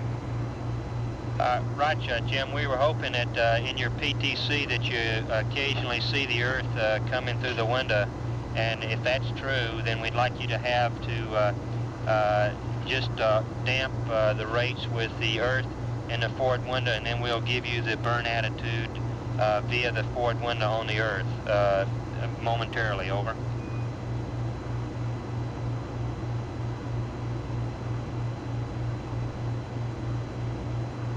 Roger.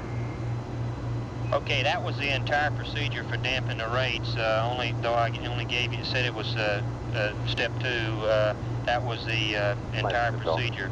Now, continuing on to what's printed on page 29. Switches, would you please?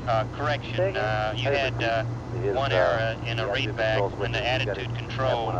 It was pitch and roll to pulse. Right now, yaw to direct. Continuing on page 29 with the printed procedure, the first 4 lines, scratch. Step 3, scratch. Under AGS, activation. 1 change, add a step. First step will be verify ASA CB 16 in for 10 minutes. The rest of the AGS activation is as printed. Over.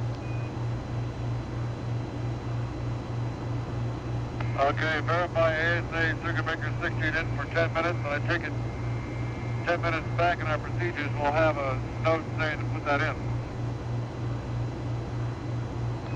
It's the circuit breaker goes in on the circuit breaker activation page, Jim. So by the time we get here and have the rates all damped, we feel that the PIPAs will be up to temperature by this time, and we can go ahead and turn the ags on at this time. Over. But we just want you to verify that. Okay, one other question, Charlie. I'd like to know if the notes you gave me about damping the rates is before the other information on page 29.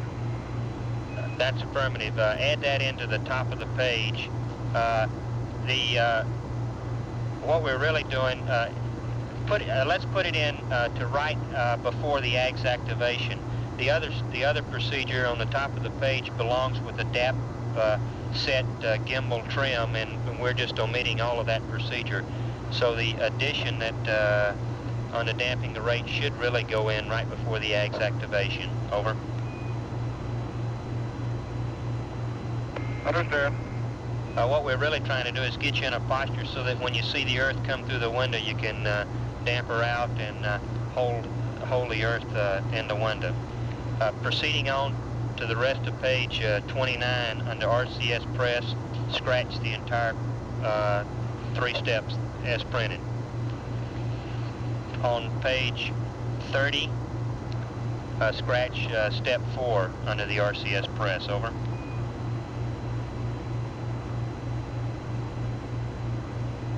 Roger. So under AGS activation, I included that step on the ASA circuit breaker, and we'll do steps 1 and 2 under AGS activation. But then we'll scratch steps 1, 2, and 3 under RCS press, and on page 30 we'll scratch step 4. Affirm. Under DIPS press, step 1, line 1, scratch. Line 4, decent helium reg 1, talkback barber pole. Under step 2, scratch. Step 3, scratch. Landing gear deploy, scratch. Over.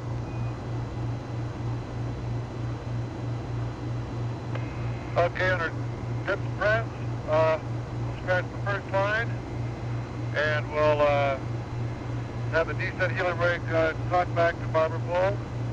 We'll scratch steps 2 and 3, and we'll scratch the landing gear deploy.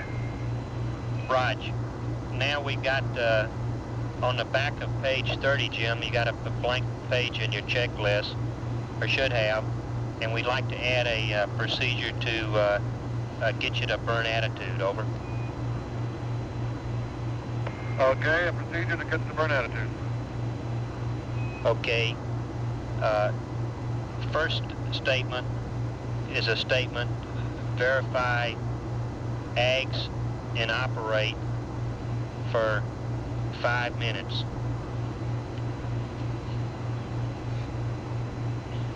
Then we go to AGS address 400 plus 5. Then 400 plus 0. Attitude control, pitch and roll to pulse. Yaw, mode control.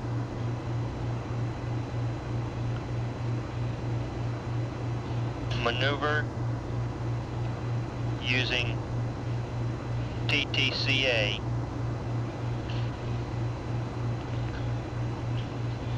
pitch and roll.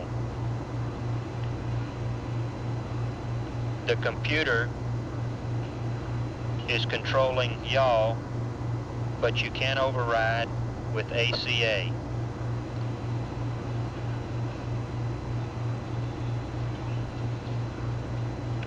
You with me? Over.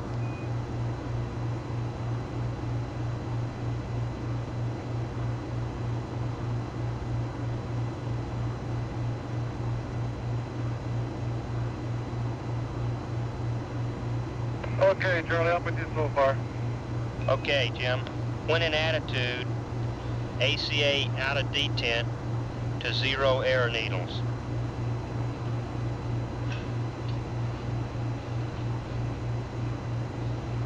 Then set event timer, and we'll give you a countdown on that when you get to that step. Over.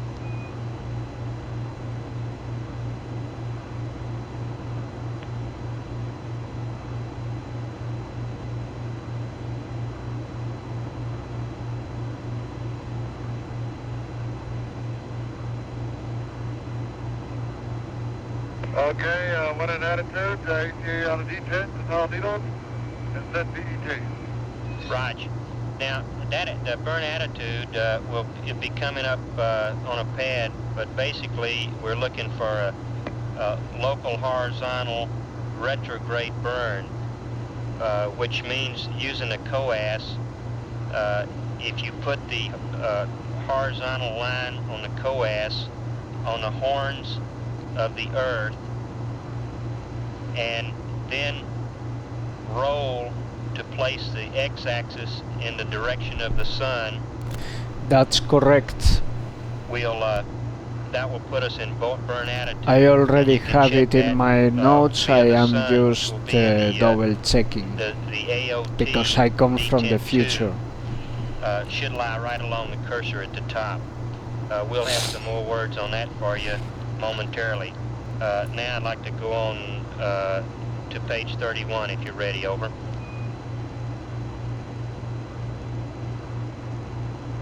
Okay, I think I have a handle on the attitude, the way the Earth should look at the coas, and you're going to give me some words of what the sun would look like in the AOT, is that right? That's affirmative, Jim. We haven't got a picture of it yet. It's going to be in the top part of the top part of the AOT, at the top of the top of detent 2, in the top part of the AOT, and it should, in attitude, if you're right on, the sun should split the cursor. Though that roll angle is not too critical. If we're in about 10 degrees, we'll be okay. But I think we think you should be able to get it better than that.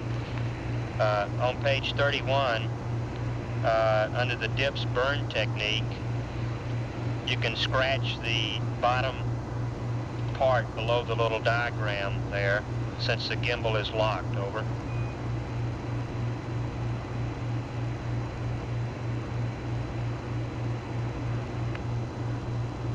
I understand, scratch the bottom part underneath the diagram because the gimbal is locked.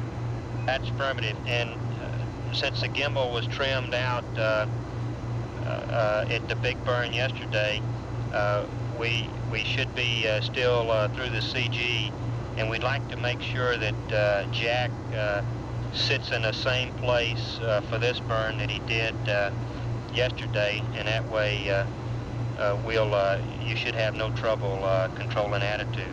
Now I'm ready to go over to page 32. Over. Okay, let me see if I have that right now. You want Jack to sit in the same attitude so that the gimbal's in the same place so we don't have trouble controlling attitude. I have it. Okay. Now on page 32, top of the page, first line, scratch, verb 76. Third line, mode control, AGS, at hole. At minus 6 minutes, scratch, lines 1, 2, and at burn attitude, scratch, verb 4920, scratch, lines 2, 3, and 4. Now, at burn attitude, we want you to do a 400 plus 5, and then a 400 plus 0. And we have a caution note at this point. Over. Go ahead. Okay, the caution is after 400 plus 0, do not go out of detent on ACA again. Over.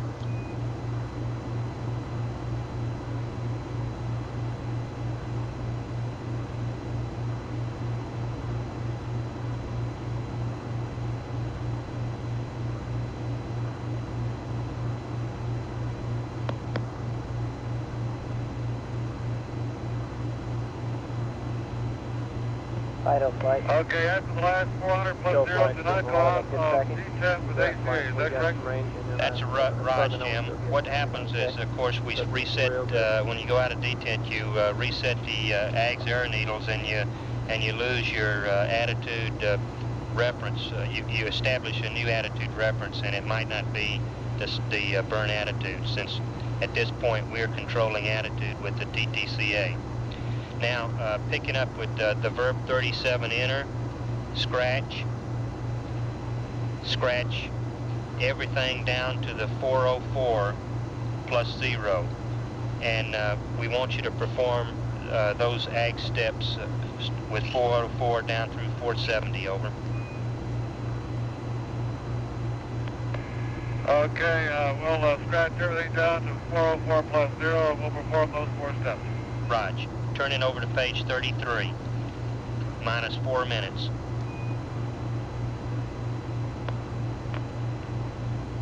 Okay, moving down the page, it's about line 7 to engine gimbal. Engine gimbal off. Down to mode control. Make that read mode control AGS at hole, and then scratch propellant quantity monitor descent 1. Over.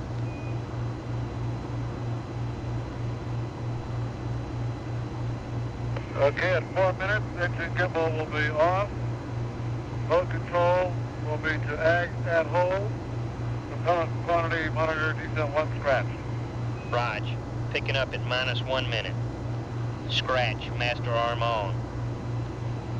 Minus 35 seconds. Scratch, first 2 lines.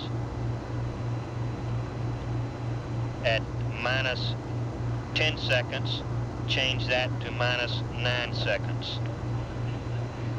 So at minus 9 seconds, it will be manual ullage. At 2 seconds, scratch CMC mode free,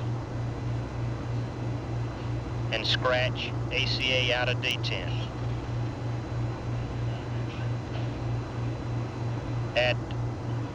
After ignition at plus 1 second, terminate ullage. It's getting awful noisy with down me, there in over? the trench. Can you find it down a little? We'll keep it down, please.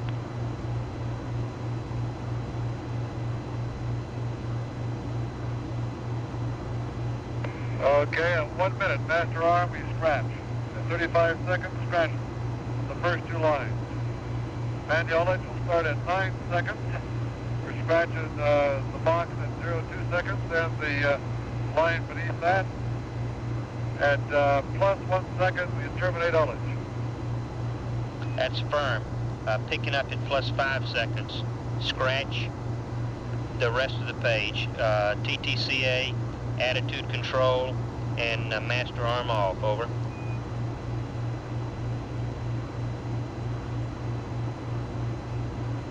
Scratch the remainder of the page. Okay, now I'd like to verify that under the 35 seconds, minus 35 seconds, the only thing you have remaining is this engine arm to descent. Over. That's affirmed. That's the only thing I have. Okay, turning to the next page and the last page, Jim. 34. Top of the page, monitor Delta VX via 470. Scratch next 2 lines when propellant quantity equal 37 and the decent helium reg. Scratch TTCA commander, reduced to 10%. Now we want you to add a line, it's a shutdown criteria, shutdown on burn time minus 1 second, over. Go ahead. Might maybe remind them that when you do this burn with the end rate 1, both rates closed. In the procedure, these changes say that. Yeah, but I want to make sure that they understand that. Okay, the shutdown is on burn time minus 1 second. Let me give you an example. If we have a 30-second burn, we're going to shut down at 29 seconds. Is that correct? That's affirmative. We'll give you the pad, be coming up here from Fido in a couple hours, I guess, when we stabilize that on our tracking. The reason for, if you're ready to copy, I have a couple of more steps here, and then I'll explain the reason we want to shut down on this burn time minus 1 second. Picking up on when delta Vx equal to the final delta Vx, scratch that line. Scratch attitude control yaw to pulse. Add scratch damp excessive rates via LEM YZ translation, and add at that point null arrow needles. Trim address 470 to 1/10 foot per second. Over.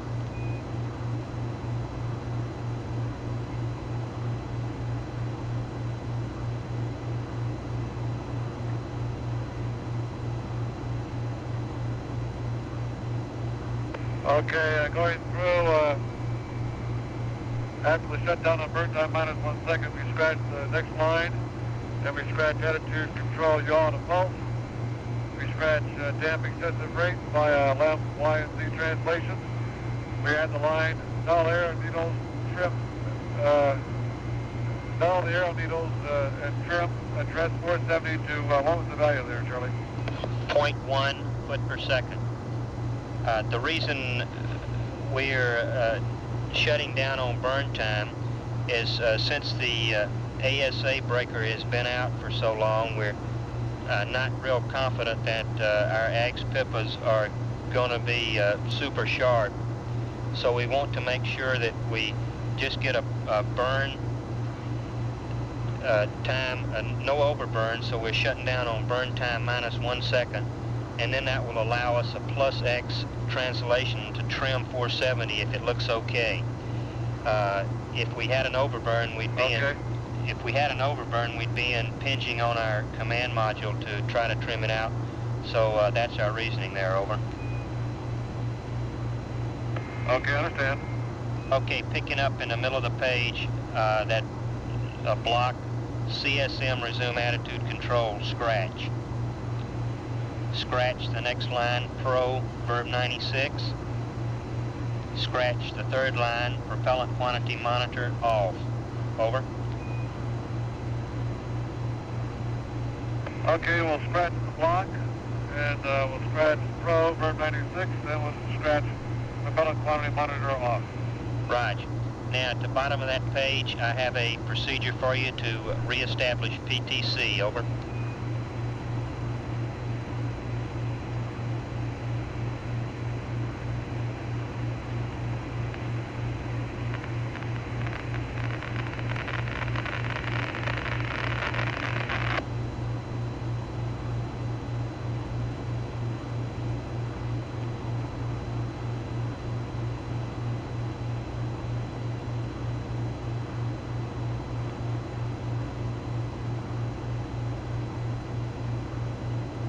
Reestablish PTC, go ahead. Okay, first line. Attitude control 3 to pulse.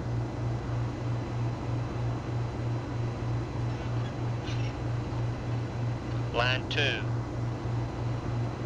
Roll with the TTCA until attitude is roll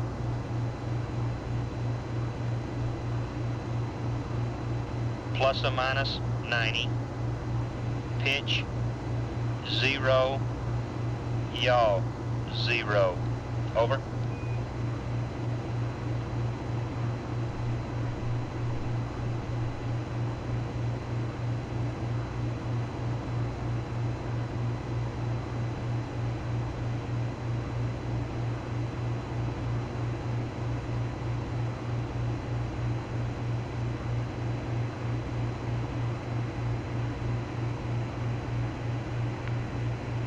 Okay, step 1, attitude control 3 to pulse. 2, roll with PA.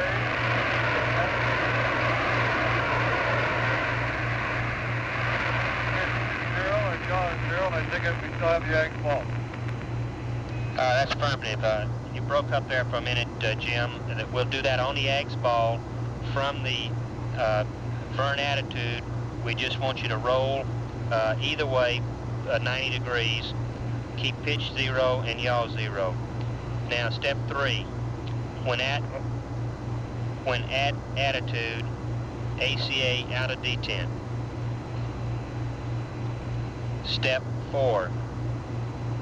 Attitude control, yaw to mode control. When rates are less than 0.05,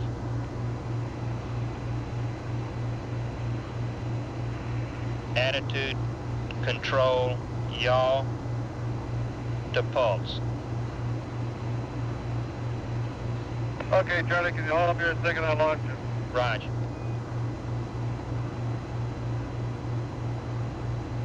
Start with step 3 again. When attitude, AC out of detent. That's Raj.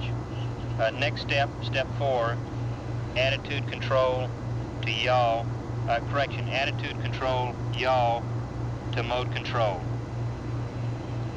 Over.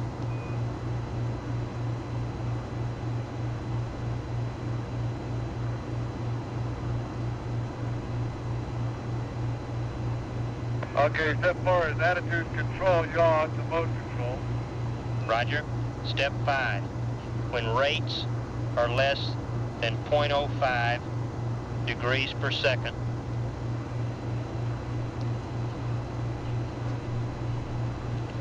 attitude control, yaw to pulse.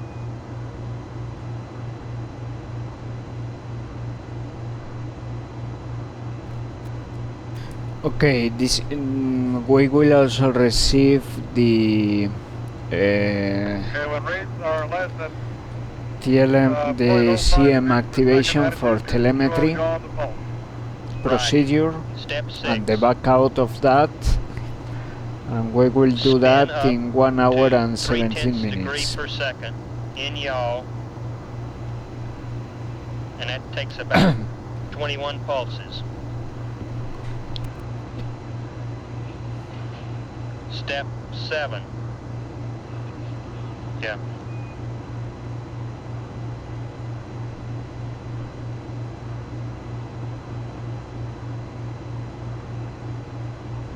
Okay, go ahead. Okay, step 7. Mode control, AGS off.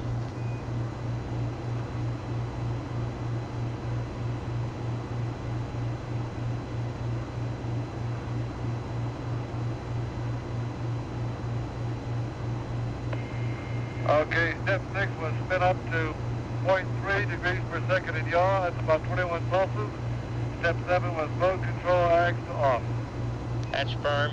Step 8, power down per power down per contingency checklist, page power 5. Over.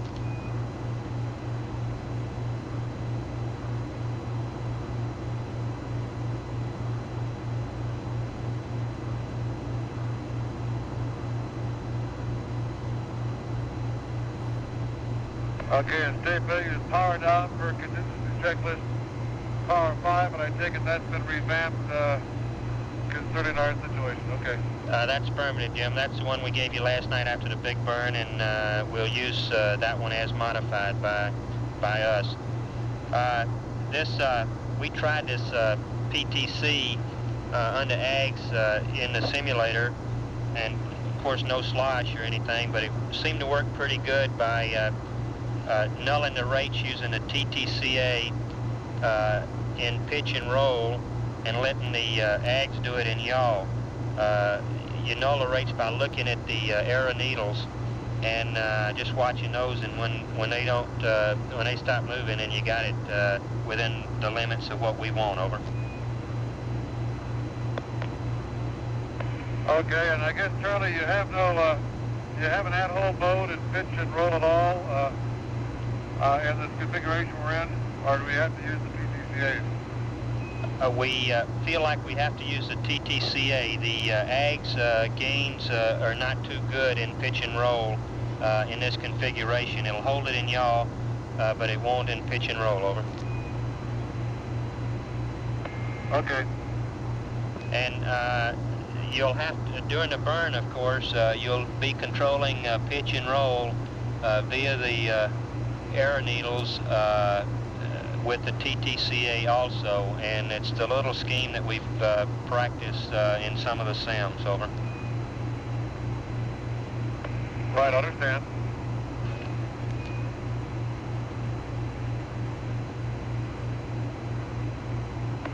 And Houston, want to make sure that we allow enough time to get to the proper attitude for the burn, so that we can be sure we establish the proper attitude and don't have to rush the burn.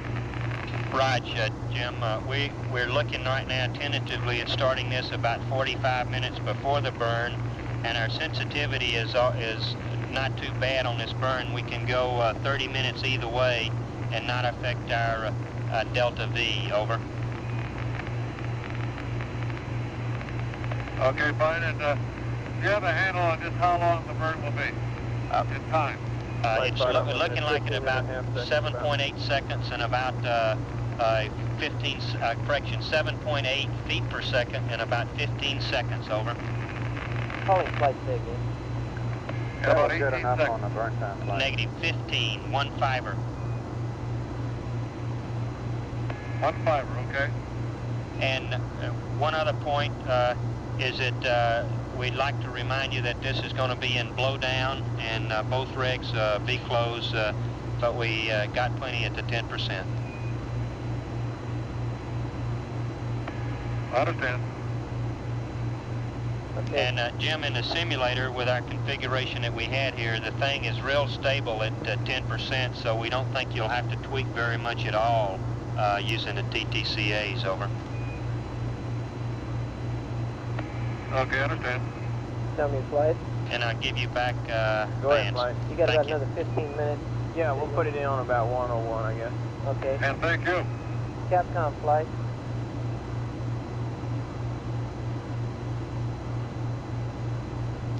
Go.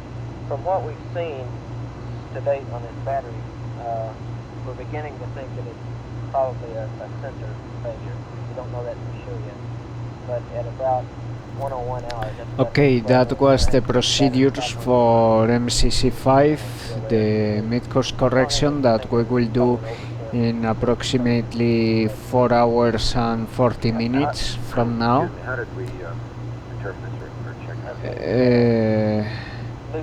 Now we will receive a procedure for bringing power to the command module for looking at various things over telemetry to make sure that our command module is doing good. And Probably a 10%. We're going to wait for 101 hours to make sure that it will take around 5 minutes to do that, but we will do that procedure at 1 hour, 100 hour and 2 minutes. 102 hours, sorry, at hour 102. Right? In any of the batteries. Any of the batteries? Right. Okay. Okay, well, we'll clear him up on that after we get the battery back on the line. I was just telling him that, right, okay. We'll be putting the battery back on the line about 101 hours to take it away.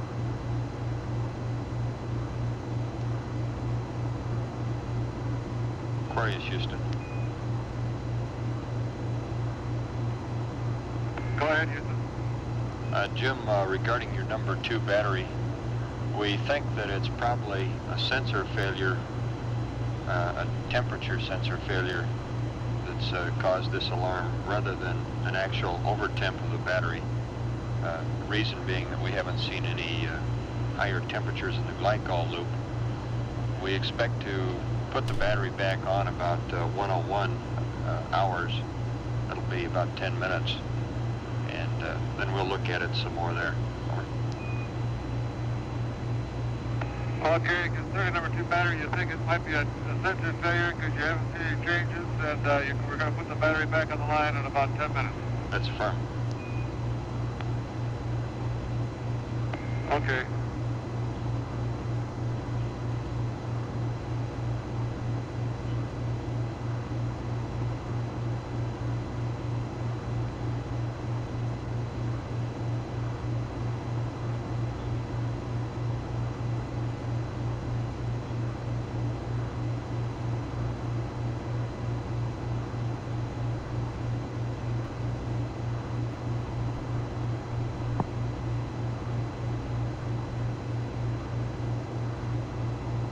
Flight, tell me.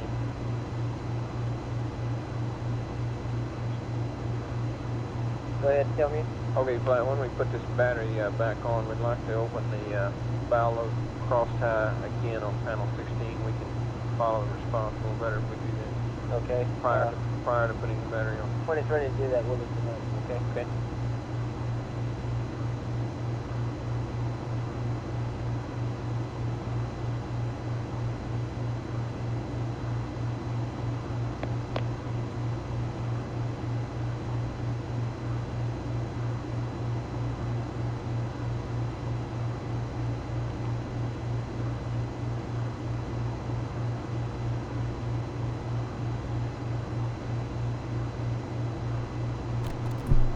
Okay, the next procedure will be received by us in approximately 15 minutes from now.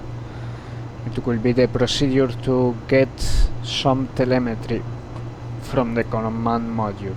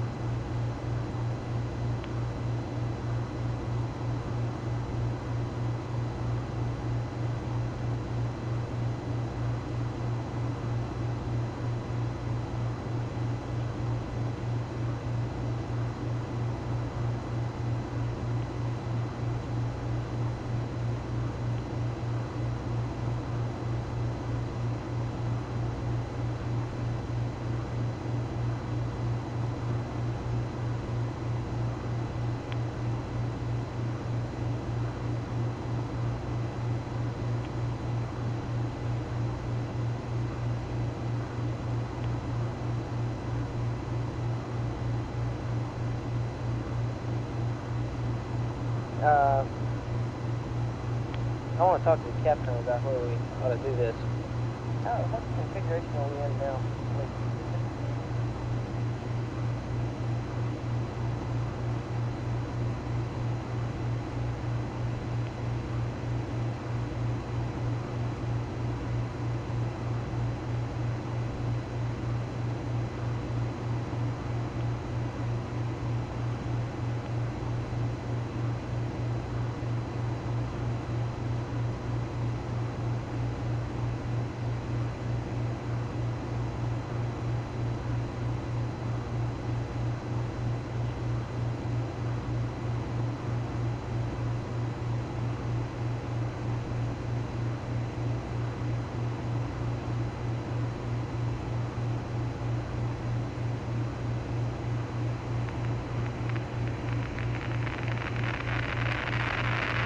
Okay, we got the power.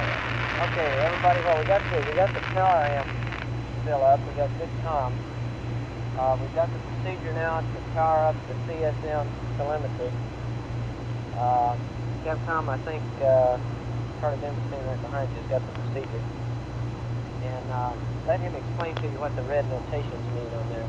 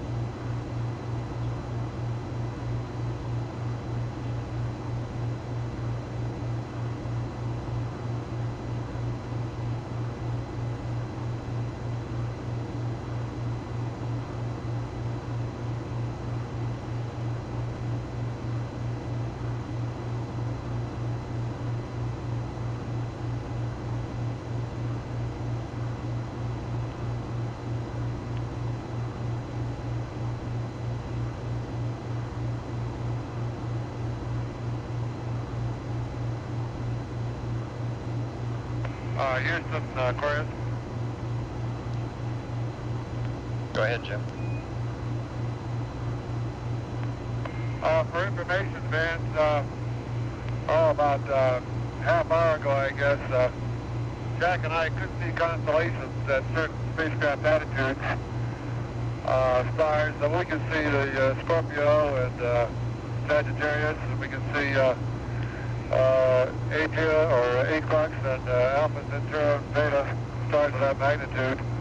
And our ability to stop, which allows us now to differentiate between the particles and the stars. Roger, copy, understand. You can see the stars pretty well. Were you at that time in an attitude facing away from the sun? I presume this is very attitude critical. Yeah, it is to somewhat, Vance.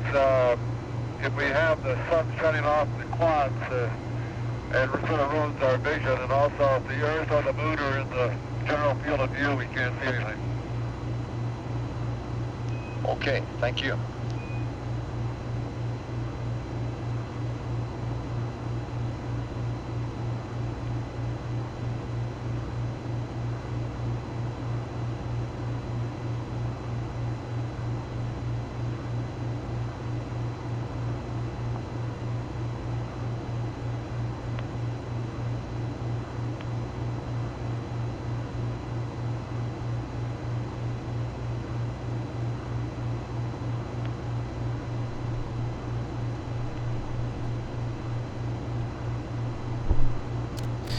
Welcome back to Apollo 13 real-time simulation.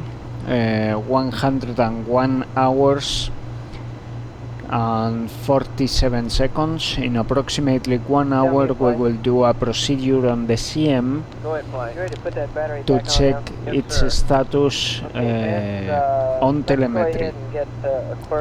On the background we have audio from Apollo in real-time project by Stephen Slater and Ben Feist. Links in the description. Okay. Open which circuit breaker? Cross tie panel 16, right? Cross tie bow load. Bow load. Bow load. Cross tie bow load circuit breaker panel.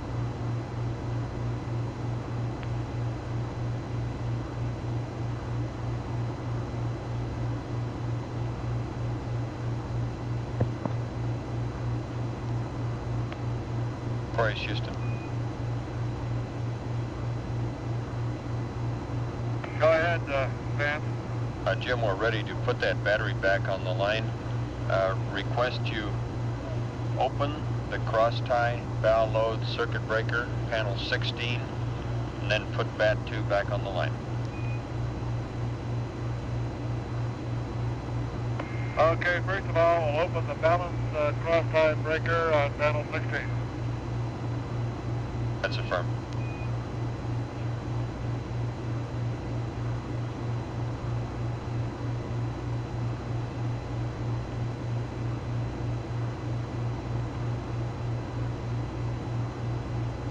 Okay, the cross tie balance load circuit breaker is in now, Van. Now you want us to put battery 2 back on. Is that affirmed? Did you say it was in or open? Did you say it was in or did you pull it out? No, it's in. You want it out? Firm. That's affirmed. We'd like it out and then bat 2 on the line. Okay, coming out. Bat 2 is on the line. We have a master alarm and a battery light. Okay, fine. Looks like it's probably that sensor probe. Copy, and But just watch it here a minute. and we think that's probably an indication of the sensor problem, but stand by. Okay, just let us watch it here a minute.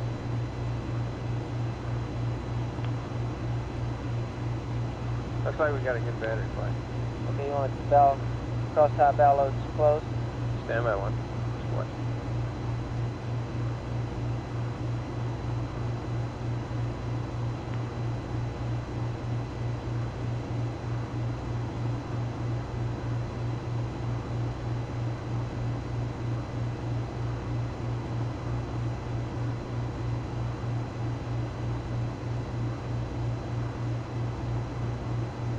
Okay, flight tune.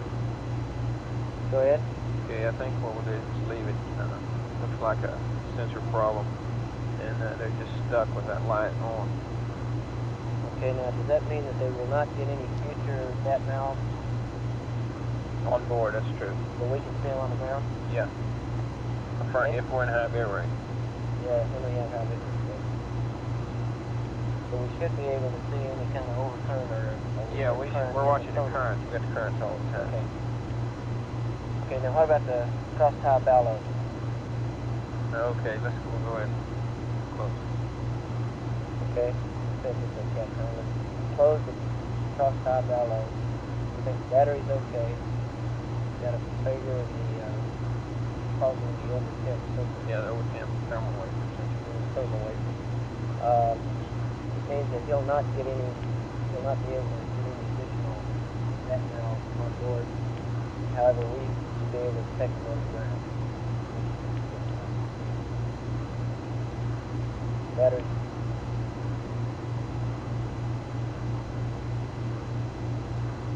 Aquarius, Houston. Go ahead, Houston. Jim, it looks to us like your battery is good, but this is in fact a sensor problem. Therefore, request you close the cross tie bow loads on circuit breaker on panel 16. Advise. Okay. Advise that you will not have any malfunction indication on any of your batteries now, but we can watch it from the ground. Over. Okay, we'll close the cross tie balance load circuit breaker at this time. Roger, copy. That's closed, and we don't have any warning on any of the batteries, but you can monitor it from the ground. That's affirmed. Okay, fine, we copy and we see the balance load is closed. Okay. And Jim, we have a lengthy procedure here for powering up the CSM and turning on instrumentation so we can check the TM. And this will take a large piece of scratch paper whenever you're ready to copy. This is the power up the CSM? That's affirmed. Okay, I'll tell you what, I'll have Jack get configured. He can copy that down, and I'll have to look at the stuff in the standby. Okay.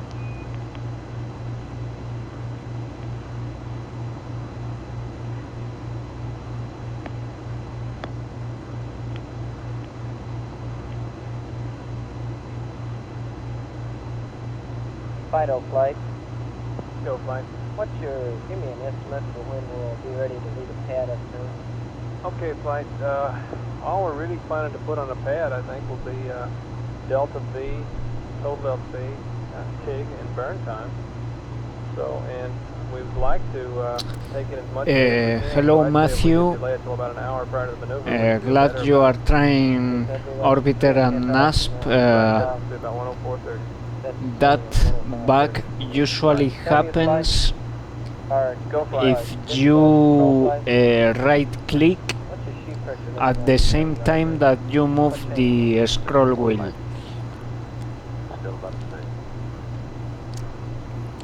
But you can ask on the Discord of NASSP, where the NASSP community lives. Yeah, you see, it's pretty cool. This is the third officer on this LEM crew here, ready to copy. Okay. Jack, this is a lengthy procedure. I don't know if someone else on the chat has gotten the same behavior. For me, it's been a long time since I last seen it myself with a mouse cursor.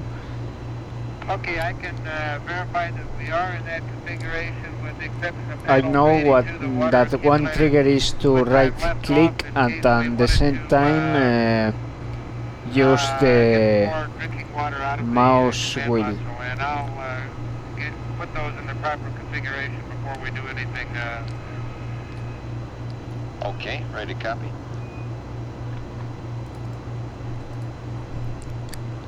Okay, go ahead. Okay, panel 4, Telcom Group 1 to AC1. Panel 5, close the following circuit breakers. I don't think there is a fix for that. I don't understand what you mean with that chaos tracks with what you've seen. I mean, are you confirming that it happens when you use the right click and the mouse button at the same time? Because you cannot do that. It will trigger the issue if you right click and use the mouse cursor at the same time. Yeah, you cannot do that. It triggers the glitch. First you move the camera around with a right click, then you release the right click and then use the mouse cursor. Charge. Or to be charge. Inverter control 2.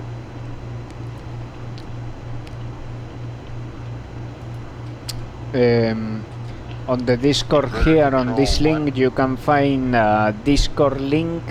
On that link, you can find a Discord link is a link inside a link. There you can find a channel that is specific for orbiter. There is a channel for NASSP and a channel for orbiter, so I recommend that you write there. GPS sensor unit AC bus 1. And also make sure to visit Orbiter Forum. Waste and potable water. Main B. Instruments, ESS main B. Make sure to visit the Orbiter Forum and ask about the issue there. Are you with me? Because that way people who are working on Open Orbiter can see it and hopefully fix it if it's not fixed already on Open Orbiter.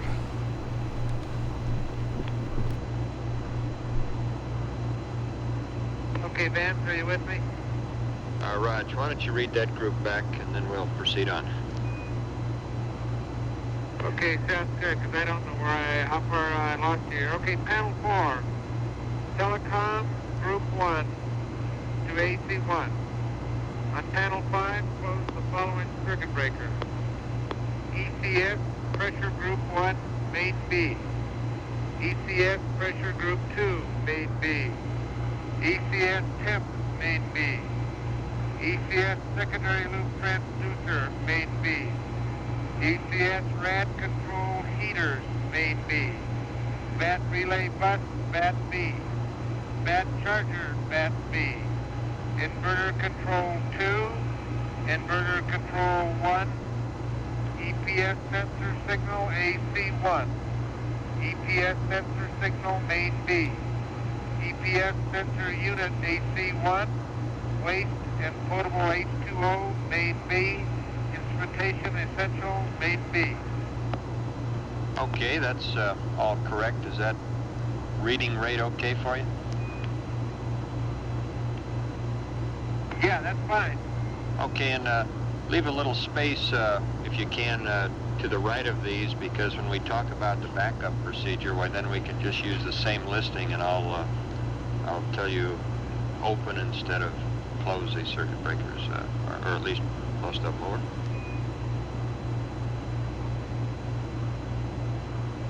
Okay. Okay, next panel 3. Transponder, primary. Power amp to primary, that's a verify. Power amp high.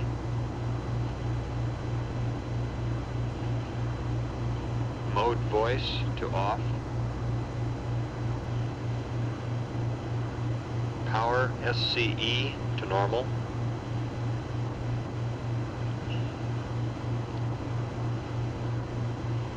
PMP to normal.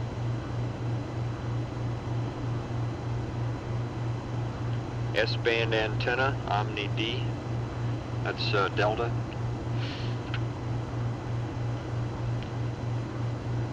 Okay, why don't you read that back?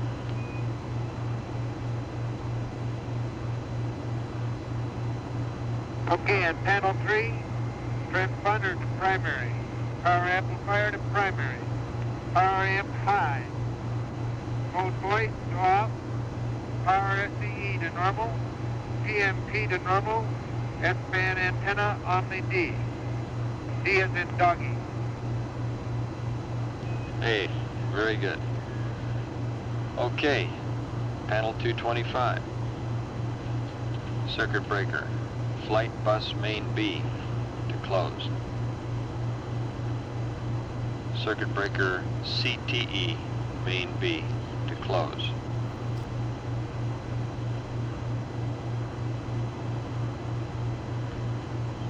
Panel 250. Yeah, CB, for sure, BAT if it's BAT an charger orbiter bug, equals it IES will be 2 fixed to on close. Open Orbiter, or maybe it is even fixed in Orbiter 2024. I saw that behavior many times, didn't exactly know why it was, but Alejandro told me one of the reasons. For me, it's been a long time since I had it. After that, CB, CTE, main B to close.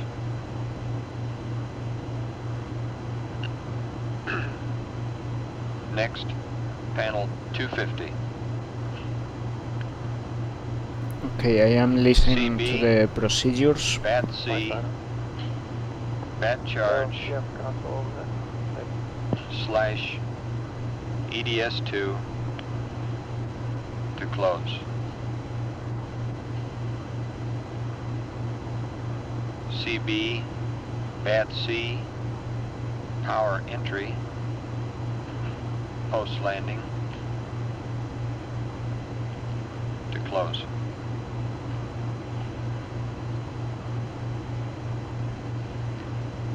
Next, panel 275. CB, main B, BAT bus B to close.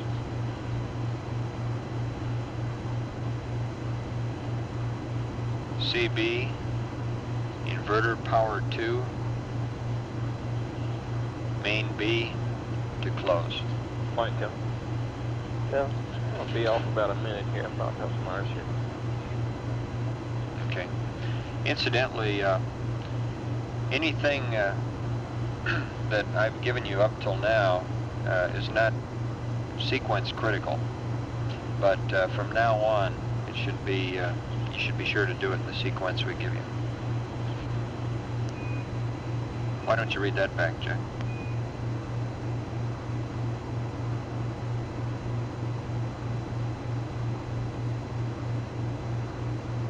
Okay, let me give you on panel 225 again. CB flight bus main B closed. CB CTE main B closed. On panel 250, CB BAT B BAT charge. That should be BAT C Charlie, and then BAT charge EDS2 closed. That's right. CB BAT B power entry. Okay, that should be BAT Charlie. Let me finish. Okay, that's what I thought. BAT Charlie, BAT charge, EDS2 closed. BAT Maker, power entry and post landing closed. BAT Charlie. Panel 275, CB main B, BAT bus B closed. CB inverter power 2, main B closed. Okay, that's correct, except for the second circuit breaker on panel 250, which is CB BAT Charlie, power entry slash post landing close. Okay, BAT Charlie, power entry post landing. Okay, now back to panel 250. CB BAT Bravo, power entry, post landing, close.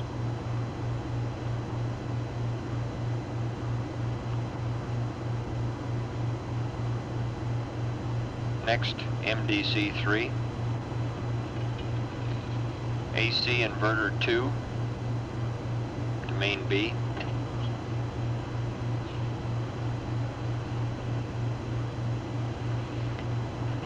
AC inverter 2, AC bus 1, on up.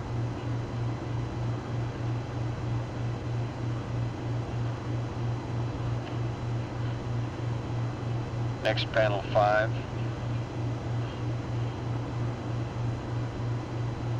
AC inverter, AC bus 1, to reset and in the center.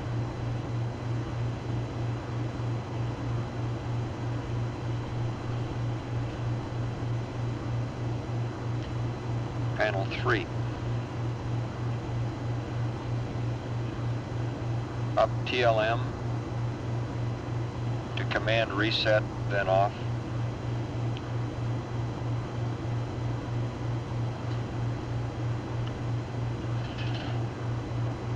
then select Best Omni. Read back, please.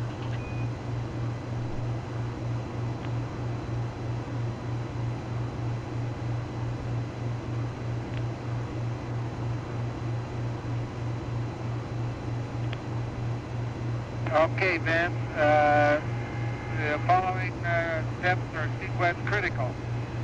Panel 250, CB, BAT B, power entry, post-landing, closed. That's BAT Baker. MDC 3, AC inverter 2 to main B. AC inverter 2, AC 1 on. And then there was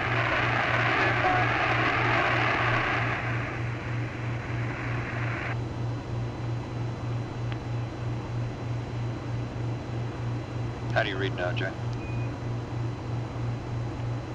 Okay, Ben. How far did you copy any of my steps there? Okay, I heard you through AC inverter 2, AC bus 1 to on, and then you were cut out by noise. Go ahead. Okay.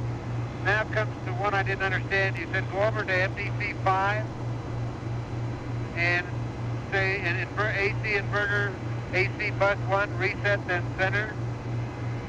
Then back to MDC 3, up telemetry, command reset, then off, then select Best Omni. Roger, the readback's correct, but let me recheck this. Standby.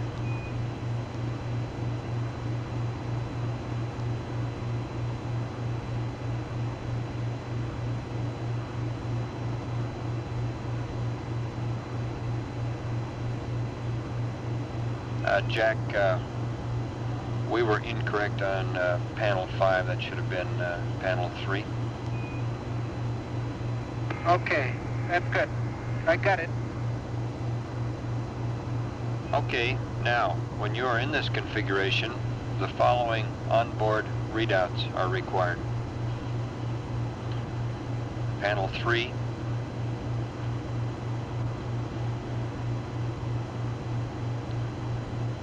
BAT C voltage,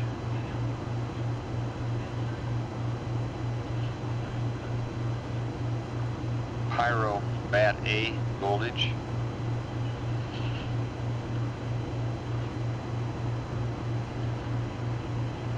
Pyro BAT B voltage,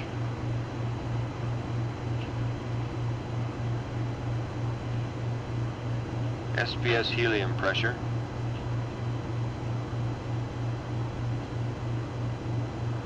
and the following readouts on panel 101.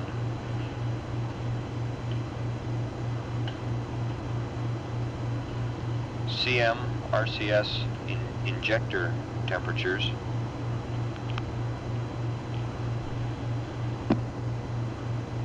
those are positions 5 Charlie, 5 Delta,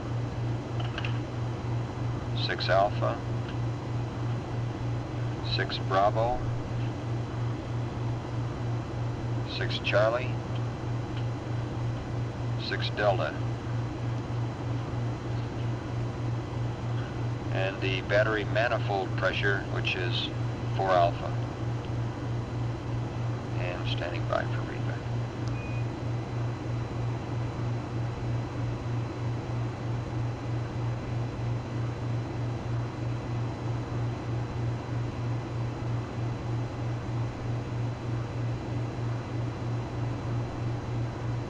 Okay, you want me to read out on MDC3, BAT B voltage, Pyro A voltage, Pyro B voltage, SPS helium pressure on panel 101, command module RCS injector temperatures, 5 Charlie, 5 Dog, 6 Alpha, 6 Baker, 6 Charlie, 6 Dog.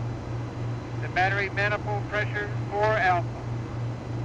Okay, and that was correct, but I want to recheck the very first one. That was BAT Charlie voltage. Is that what you read back?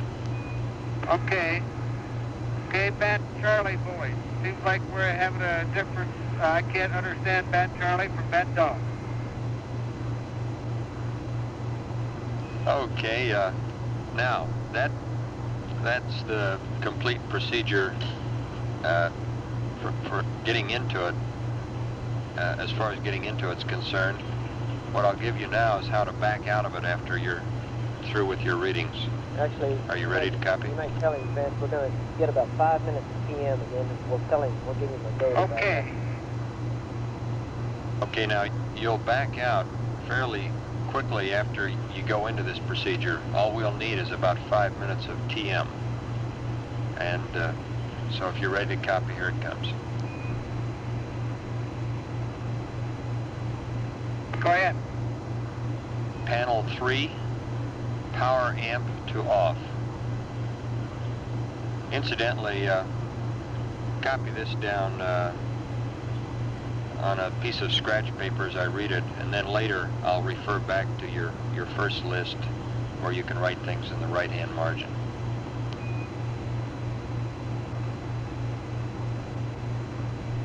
Okay. Okay. Go ahead. You want repeat the one on panel 3 again, ma'am? Okay, power amp off.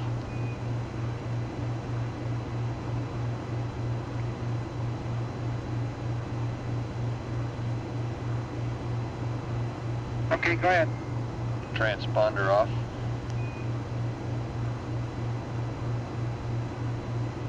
AC inverter 2 to off.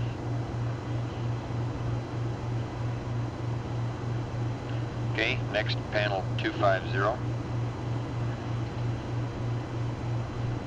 CB, bat Bravo, power entry,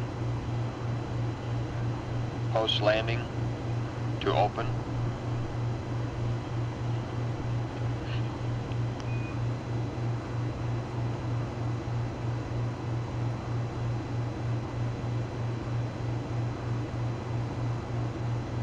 Standby one.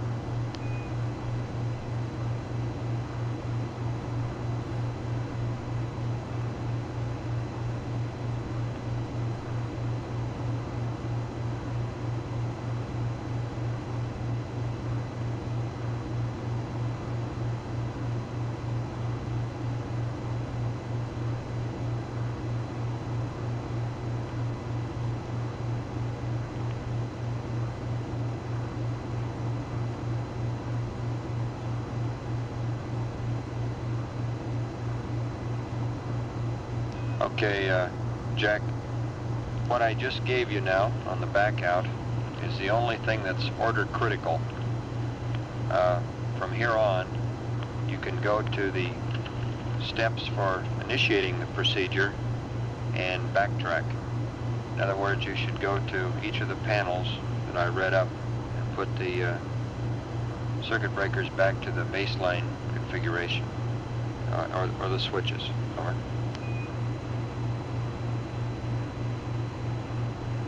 Okay, okay, now here's to exit, here's the sequence critical steps. Power amp off, transponder off, AC inverter 2 off, and the last one on panel 250, CB bat Baker, power entry and post landing open, and then hit the steps in reverse order that you gave to me and back out. Like that I would start on MDC3 and telemetry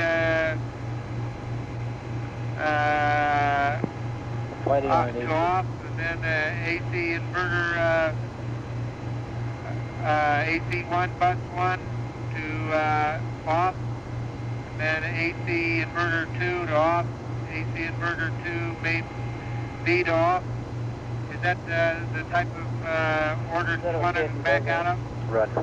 That's a firm, but just for kicks, let's go through these panels again and I'll give you the position, just to make sure there can be no doubt. Good.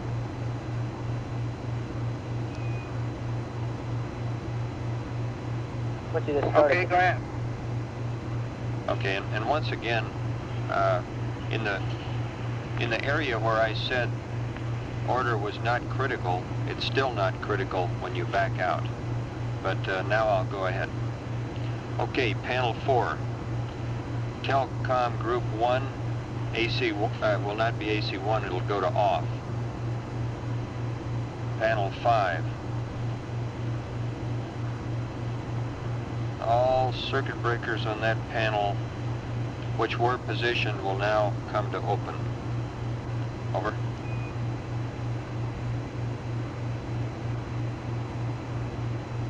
Okay, panel 4, telecom group 1 will go off. Panel 5, all the circuit breakers that we closed will go back to open. Okay, panel 3. The first 3 lines have been taken care of already by beginning the back out procedure. So starting with mode voice, that should go back to voice. Power SCE off. PMP off. S-band antenna, Omni Bravo.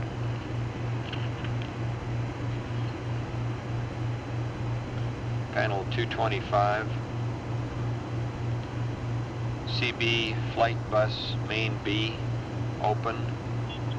CB CTE main B open. Read back.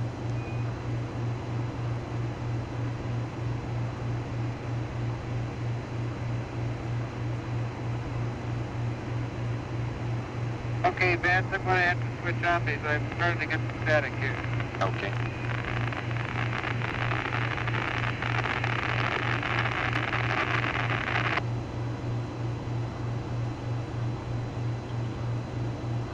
Okay, how you reading on aft on me?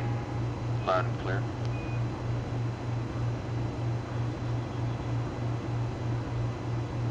Okay, on panel 3, the first 3 steps we took care of. Mode voice to voice, power CE off, power PMP to off, and S-band Omni would go back to Bravo. Panel 225, flight bus main B will go open, and CB CTE main B will go open. That's affirmed. The 2 circuit breakers on panel 250 will go open. The 2 circuit breakers panel 275 will go open.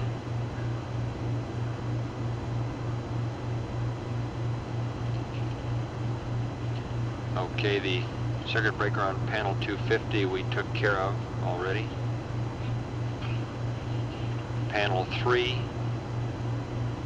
AC inverter 2 we took care of.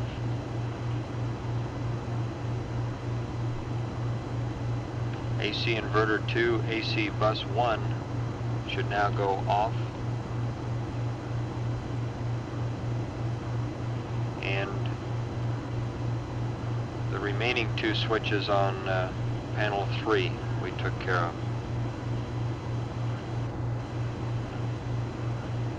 And select best Omni remains the same. Okay, read back.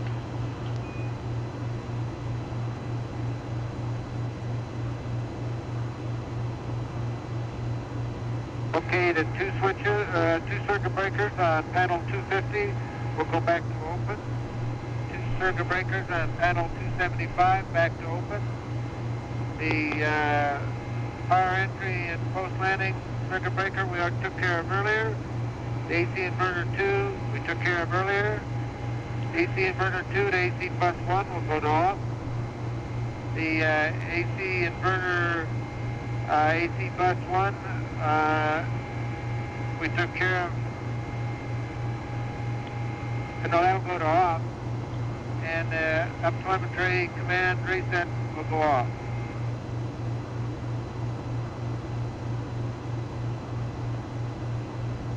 It sounds like it's got it right, doesn't it?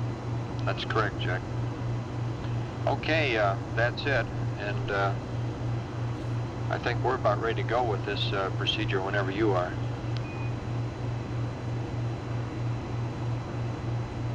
Okay, first we got to go through that procedure to power the CSM from the LEM. Is that Charlie? Negative. This is No, this is independent of power from the LEM. This is purely a CSM. Oh, okay. This is purely a CSM power-up, so we can take a look at your telemetry and see how cold the vehicle is and that sort of thing. Go ahead. We might explain to him that we're going to use battery B to power main B and AC1. Okay.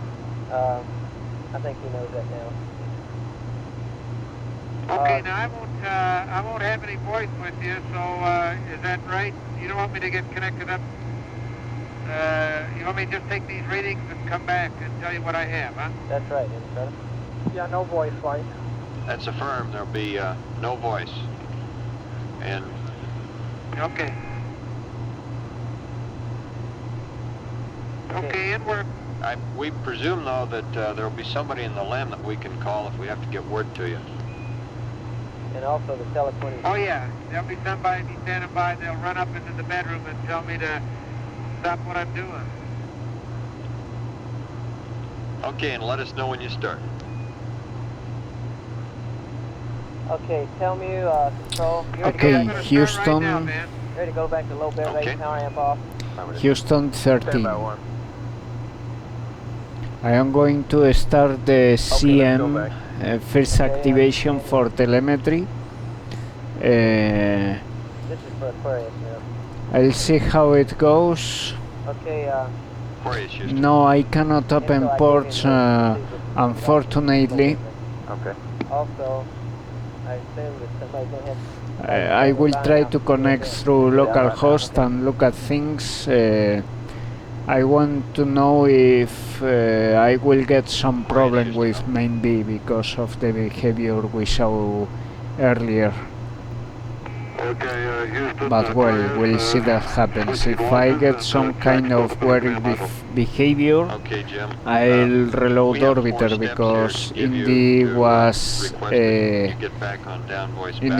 unable to reproduce the issue I had.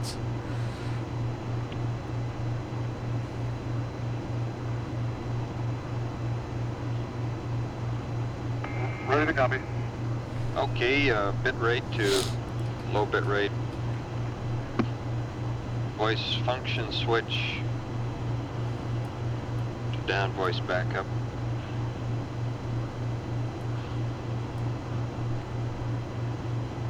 Power amp CB open.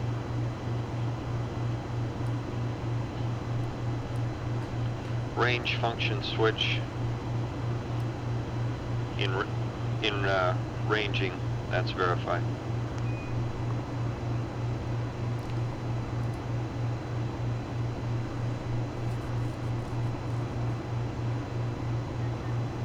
Okay, bit rate low, voice function down voice backup, power amp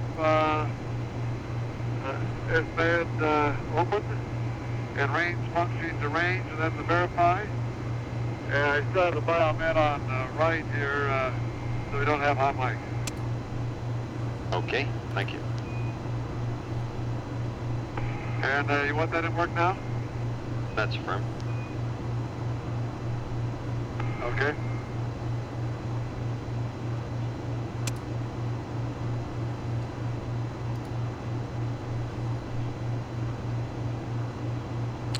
Okay, going to the CM. Yeah, with the HGA meter I set.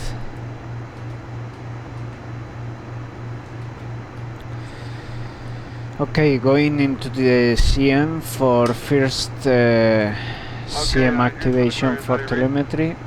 Loud and clear, Jim. Okay, I have a question for you, Houston, if you have time. Sure, go ahead. And copying down the re-establishing PTC maneuver that Charlie gave me. Step 5 was when rates are less than 0.05 degrees per second, attitude control yaw to pulse.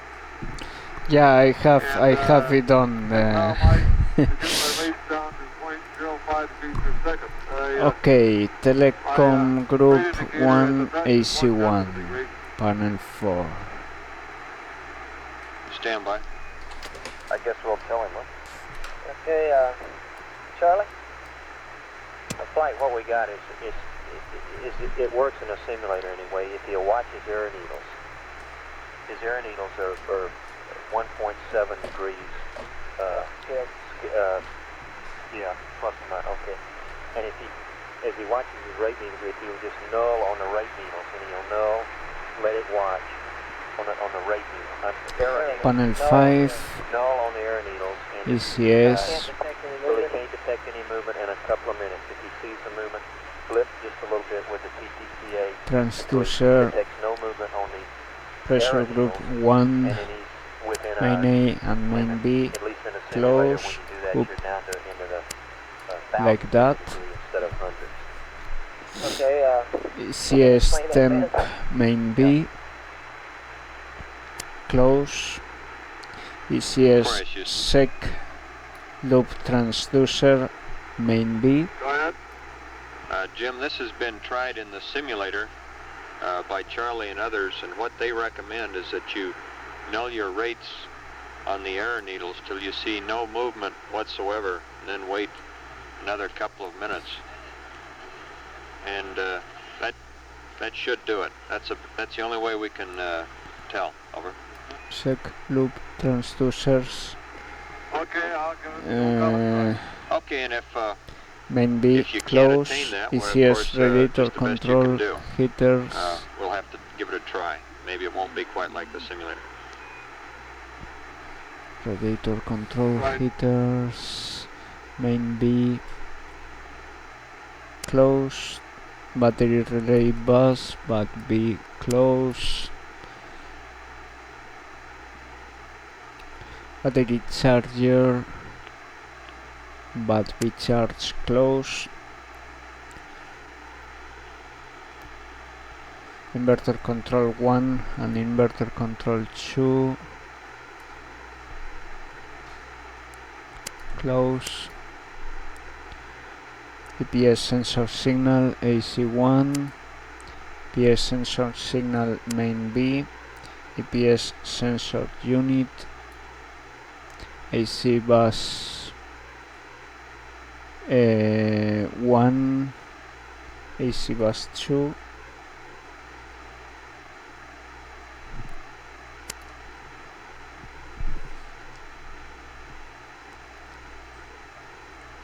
waste and potable water main B,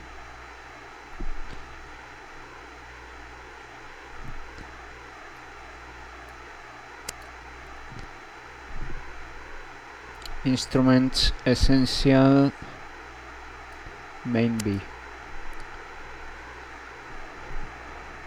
Okay, panel 3, transponder to primary, power amplificator prim verified, power amplificator high,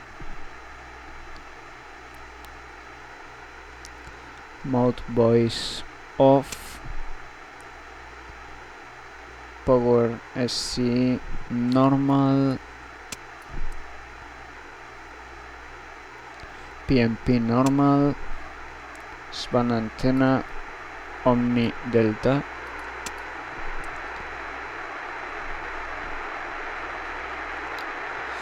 panel 225,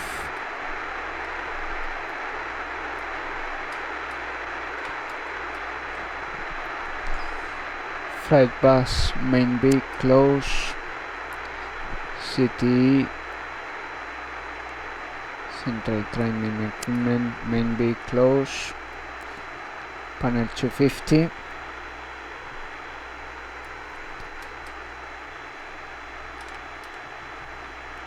battery C, battery charger EDS2 close, battery C,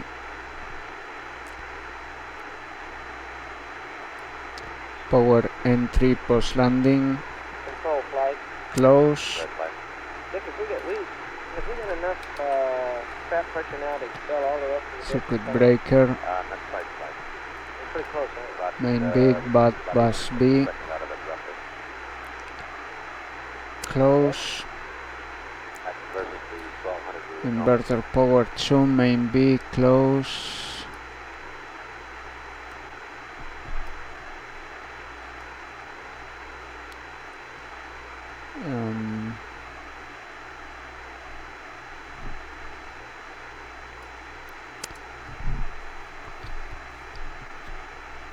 Battery B, power entry post landing, close.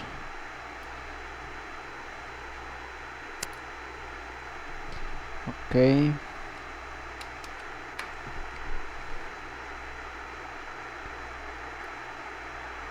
This is the behavior I meant.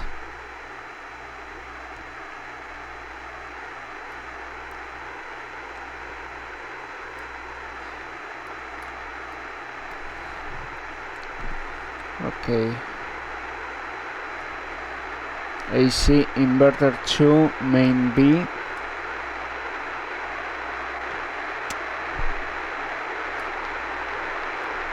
AC inverter 2, bus 1 on. AC inverter, AC bus 1 reset. Then center. Up TLM, command reset.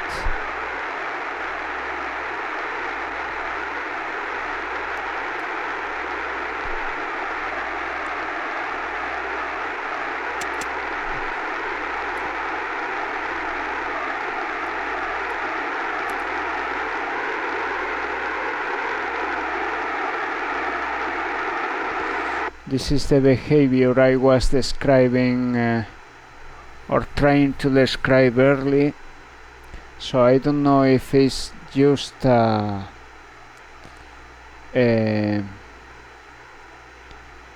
graphical glitch or something wrong.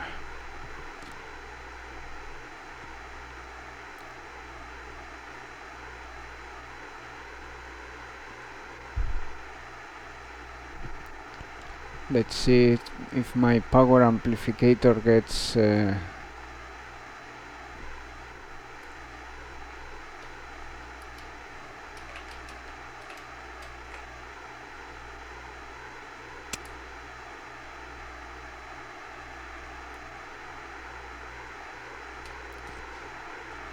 gray.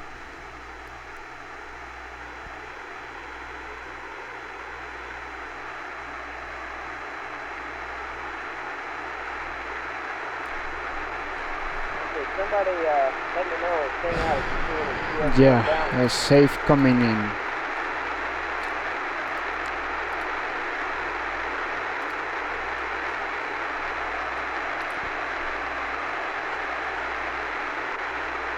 Okay, Houston, Aquarius. Go ahead, Aquarius. Okay, Vance, I've gone all the way through your procedure, all the way down to select best omni, but I'm not getting any main bus B voltage, and this I don't understand. Roger. I can read that much B voltage at 36.5. I can put that reading at 36.0.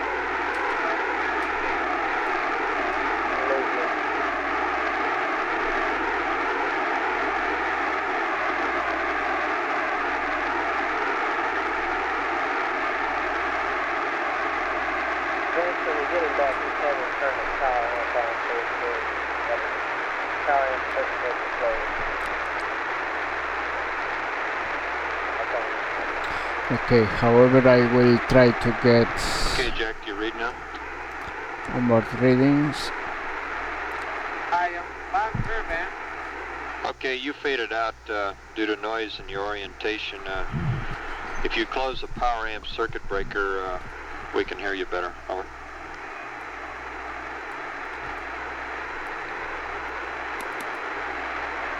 That's panel 16. Okay. Okay, you faded out at the very beginning, so please go through that again. We understand you don't get anything on main B.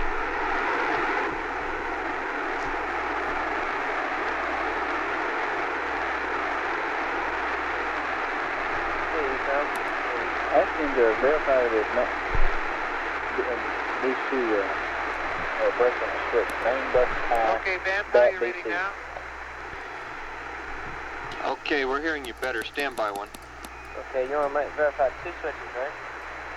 What are they again? Main bus tie? Yes, main bus tie, bat BC, on. That was supposed to be closed this morning. Now, the main B, the bat bus B closed, circuit breaker.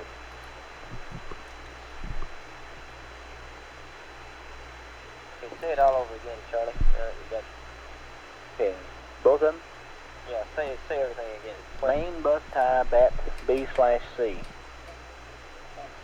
That is a switch and should be What panel? on. It's on panel 5. And on panel 275. Okay.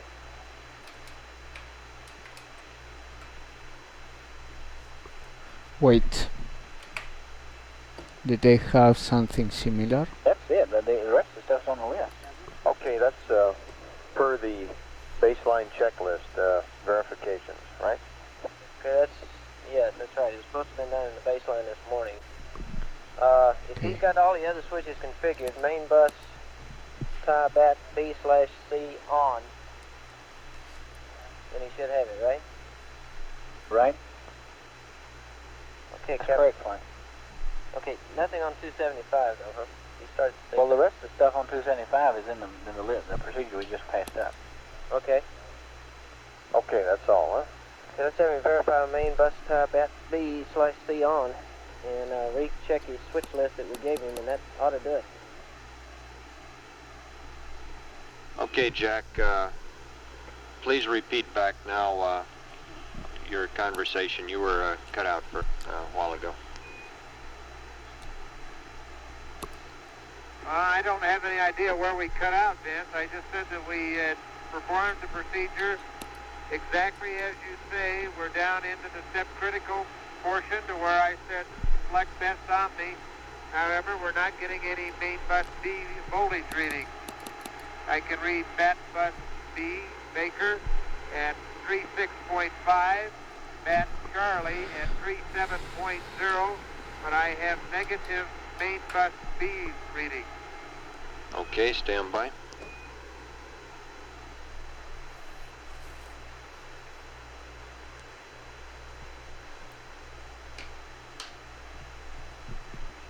Okay. Have him check that switch. Main bus tie bat B/C. Okay, Jack, there's a switch and a circuit breaker that were positioned this morning that we'd like to have you check. Just a switch. Correction, just the switch. Panel 5, check your bus tie. Okay, I have Houston discussing the issue. Thank you very much, guys. That is verified on. I checked that. Okay. I am going to connect the telemetry client. Okay, what happened to the CB verification? You don't want that, huh? Stand by just a second. Has he got a valid display on board for bat B?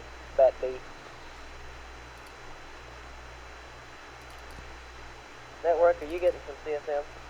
That's affirmative, flight. Goldstone should be. I am showing bad things there. Sorry for that. Not yet, flight. Well, probably a minute and a half. Okay, here on is the it call. possible that he's got a bad display on board? If he missed a breaker that we called out, EPS sensor signal main B, he would have his display shut off. Okay, Capcom, why don't you tell him we're getting some reports from Goldstone that he's seeing CSM data. We haven't verified that for sure yet, but that one circuit breaker could keep him from reading out that B voltage on board, and that might be his problem. Well, didn't he say main bus B? I see the same on telemetry. Okay, I thought you said bat bus. Okay, I may have. Why, we got data hardware. Okay, tell him we've got CSM data, so he's got the power. I see the same on telemetry.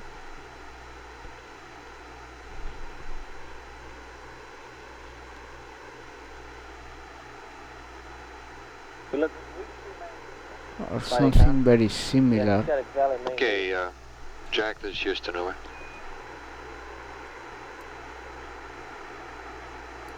Go ahead, Ben. Okay, we're getting data from you, Jack, so that much looks good. On panel 5, request verification that EPS sensor signal circuit breaker is main B. The mocker backgrounds reveal, yeah. And you can tell him that his main bus focus looks good on B. 28.5 volts.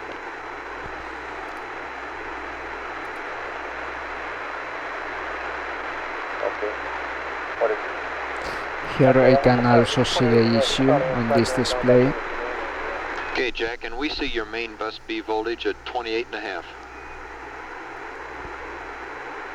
Local host. The telemetry client is from some projects on GitHub. I will link later. Copy. Flight going. We're going to need an arm, it looks like. Okay.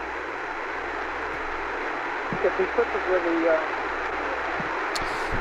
Okay, if you don't mind, guys, I am going to go... I am going to back out the procedure. Okay, Jack, please repeat your cutting out. Okay, man. Can I back up the procedure, guys, or do I wait a little bit more? Bedroom there and get the readings you wanted so we can get this stuff powered down. Is that okay? Yes. By all means, and select best Omni.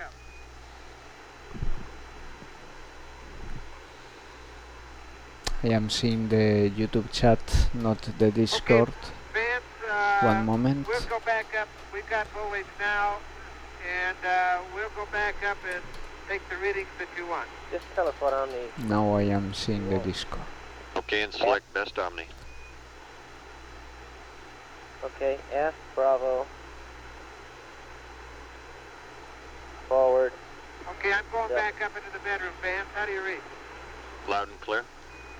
Okay, tell whoever's listening now. Okay, I'm going back up to the bedroom. We'll select best Omni and continue on with the procedure. Roger. So you think it's a fuel cell that is doing things? It's okay. It must be fuel cell 2. The secret is if the limb is on aft Omni, we want the CSM on Bravo. If the limb is on forward Omni, we want the CSM on Delta.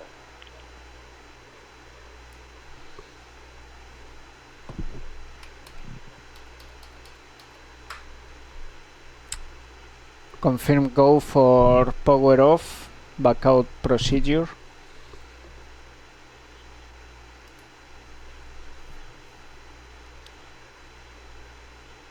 Mm-hmm.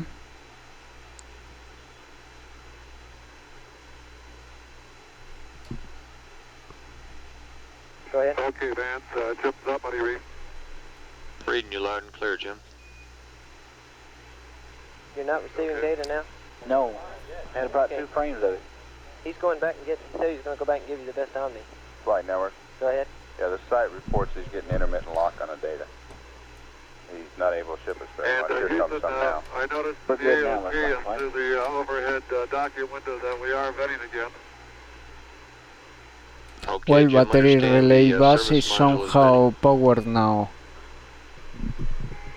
That's firm.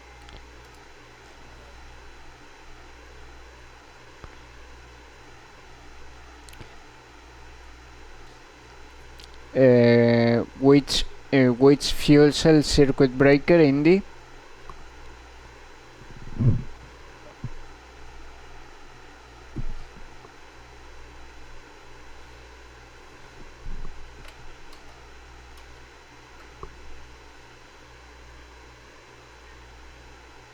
Panel 226. Procedure flight.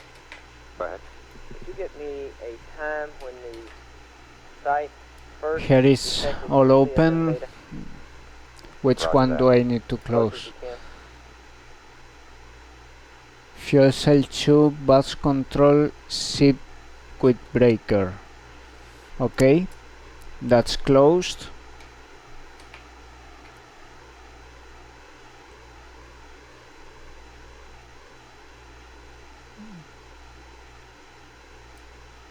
Flight GNC. Go ahead.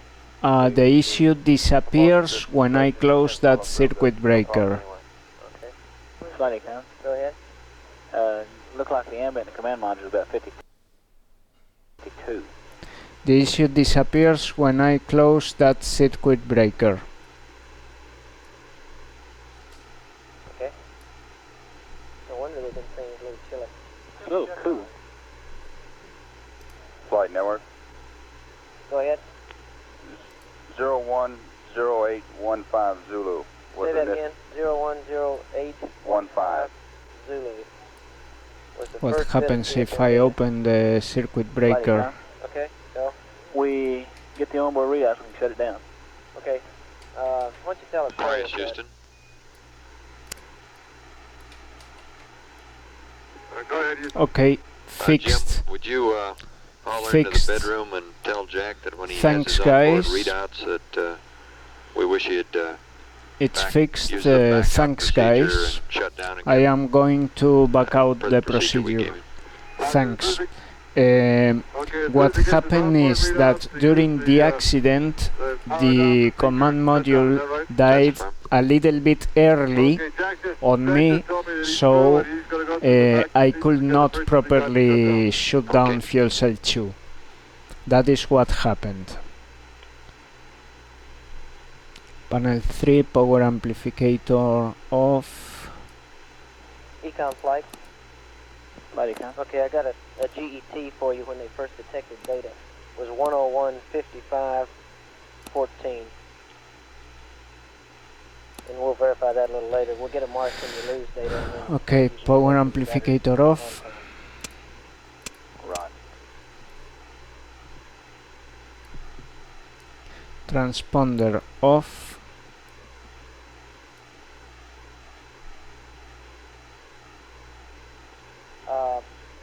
GNC flight. Go flying. Transponder off. Lowest AC inverter 2 off. The bottles were in the high 60s. Battery B, power entry post landing.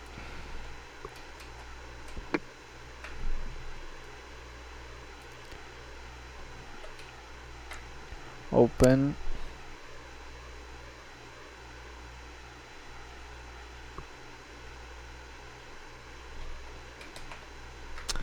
Okay. This one to off. AC inverter AC1 reset. AC inverter AC bus 1 off.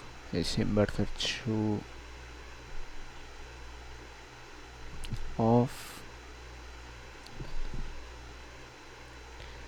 Circuit breaker, battery B, power entry post landing, open, it's already open. Inverter power 2, main B, open.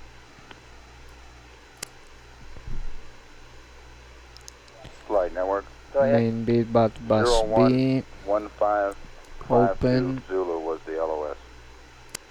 011502. 52. 52. Okay. Okay. But C, power entry post landing, open.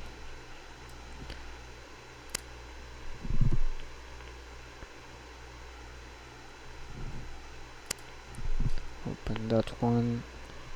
Central timing equipment. Main B open. Flight bus main B close. Flight bus main B open.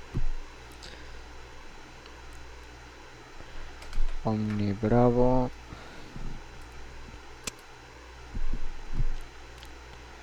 PMP off. SC off. Voice to voice. Econ flight. Power amplificator and transponder are already off. 7 minutes, a little over, 7.5 minutes. Let's see, instruments and sensor main B open. Waste down potable. Water main B open. EPS sensor unit, AC bus 1. I was going to wait and see if Jack got back to give you those readouts pretty fast. If he's not back in another 2, 3, 4 minutes, we'll go ahead and turn it down. EPS sensor signal, main B, open, AC1, open, inverter control 2, open, inverter control 1, open, battery charger, bat B charge, open, battery relay bus, battery B, open, ECS radiator control heaters, main B. Boy, they're getting after me here now. Joe Roach, you gotta. Who said that? I will have to look at that again on the recording. Secondary local loop transducer. Control heaters. Where was this one? Here. Open, open. ECS temperature, at 102 main hours, 6 B. minutes. We got 7 minutes, 37 seconds worth of telemetry data on the command and service modules during this power up of the command module. ECS pressure group 2, main B. Enable us to get telemetry signals and for the flight controllers to take a quick telemetry snapshot of the command module. They appear to like what they've seen. GNC reports propulsion systems pressure and temperatures all look good on the CSM. Apollo 13 is 160,331 nautical miles from Earth. Velocity 4,295 feet per second. Okay, all civils are closed here.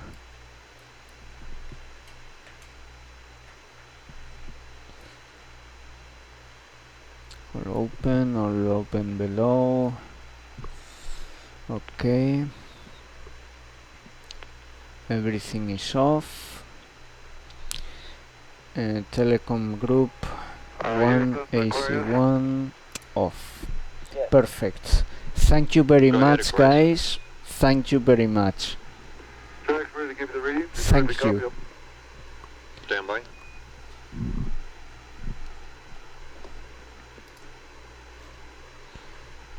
Okay, everybody, he's going to read us out. Okay, go ahead.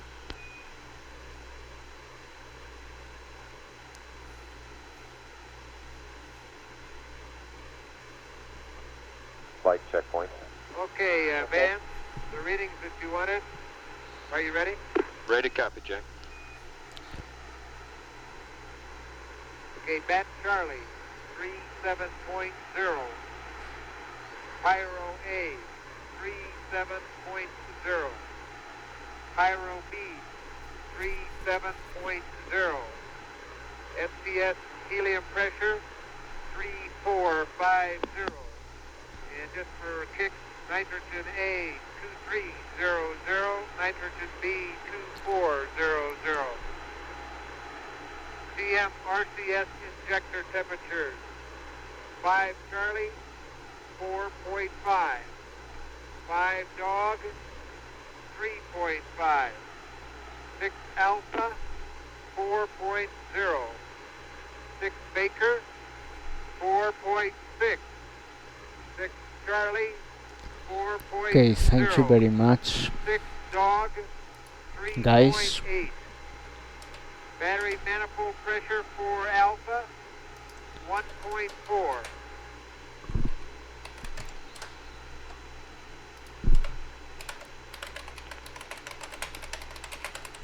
Okay, Jack, we got it. Thank you very much. Okay, how does telemetry look on our on the old Odyssey? Okay, back to Aquarius. It doesn't look too cold. Looks pretty good. Turn off the flashlight. Okay. Thank you very much. You bet. Tell him all the propulsion system pressures look good too. Quads and. How does it feel, Jack? I tell you, Deke, it's cold Thank you, up in Indy. Thanks very much. Thanks, James. Yeah, exactly. You read my mind. You read my mind, James. Thanks very much. Right now, we're getting two sets of... Alright, I am happy because now I can trust my command module. Thanks very much, guys. We will do this again tomorrow. This telemetry activation, we will do it again tomorrow. Roger.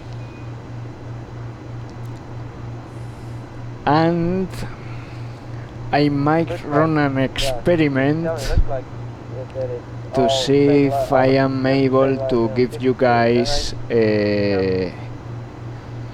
telemetry outside. I have an idea since 3 or 4 days ago, but I don't know if it will be possible. Go ahead, Jim. The problem is that I am on what was it called?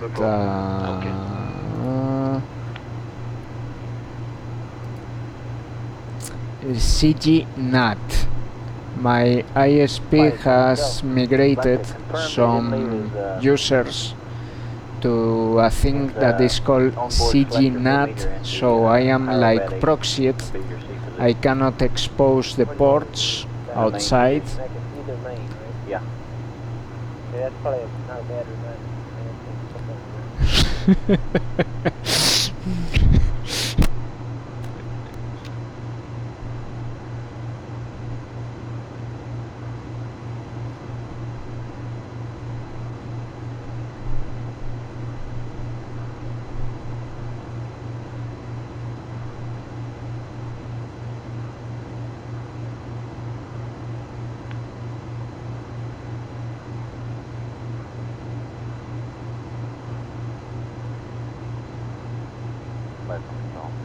Go ahead. Okay, we're down 7 PSI from that predicted number at this time. We're going to be about 35 down. Get to 106. 35 PSI below 1881. No, I mean, yes. At 106. Roger. Probably be up 70, about 50. What kind of helium profile do you expect to see at burn time? Shouldn't change hardly at all. Flight work, doing the whole thing a blowdown. So you just won't get much soak back. They'll get a little bit, but not very much. We late seeing that anyway.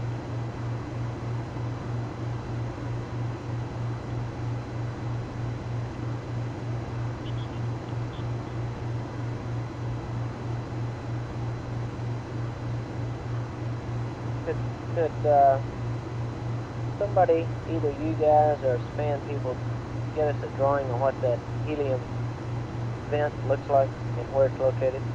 All right.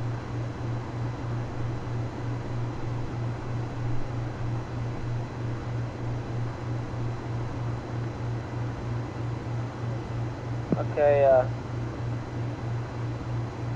Capcom, one other thing we need to do is we get the power amp circuit breaker open.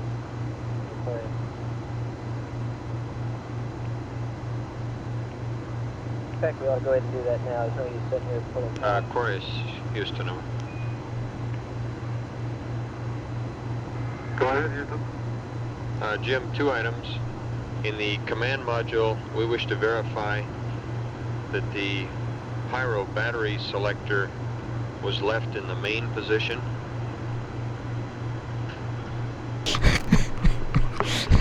And we're ready to have the power amp circuit breaker on panel 16 pulled whenever you're ready. But this one is for outside.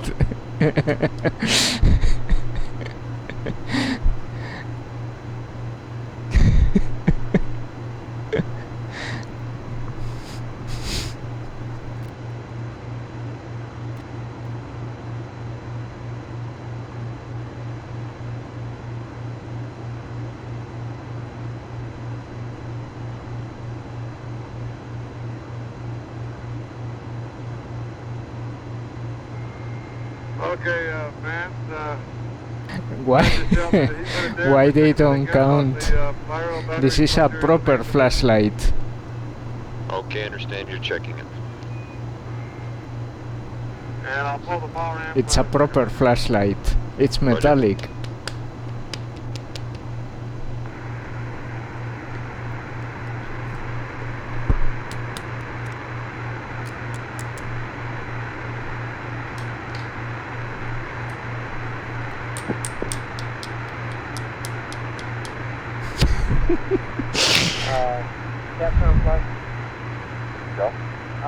Another good thing. That's true. That's true. Ask Jack if he has any idea how much the problem was when they invested that. Okay, let me cover that one the next time we. Yeah, I wouldn't bring it up now. Just next time when it's convenient.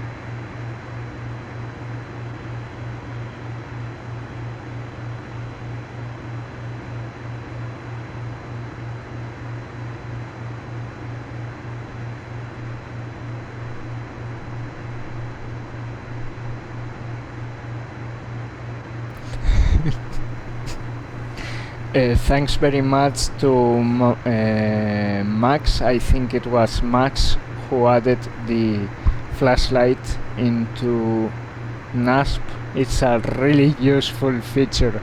I couldn't have done this mission without this flashlight. It was added in NASSP when I was practicing Apollo 13 in summer, and I was like looking at the CV panels and said, I cannot see anything. And I was forced to do the 2D panels. So he added the flashlight, and it's really cool. It's really cool feature. Even when you don't have an emergency, allows you to see better some circuit breaker, some switch. Really cool feature. Thanks a lot, Max, for that.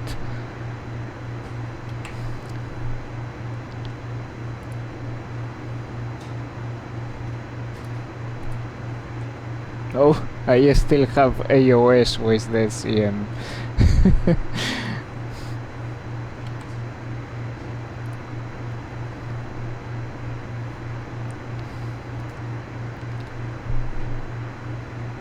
Yeah, for sure.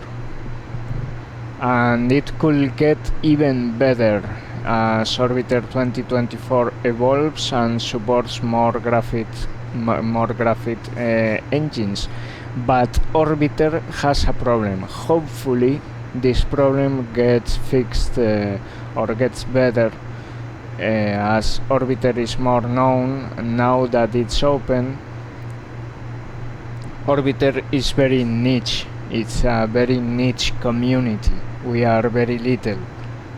So yeah, things progress slowly. We are all doing this in our spare time. We are insane. We have an insane passion for this, but it's a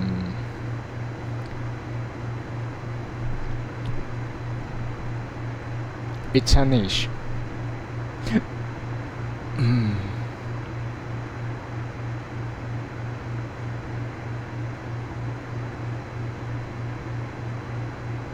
Oh, interesting. Stopping if colder than the critical temperature. Counter is because temperature fluctuating. High time accelerations. Interesting.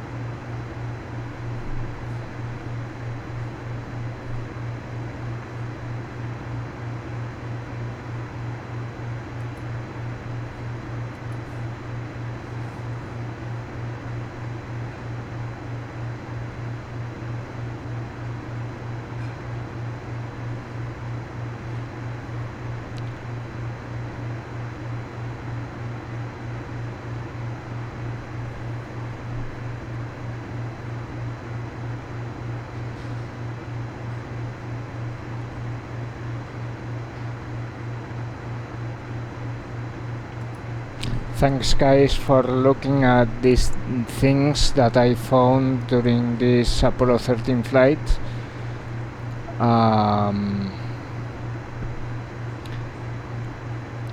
It's out of scope because this mission is not officially supported by NASSP, but NASSP community is such a nice community, and thanks a lot.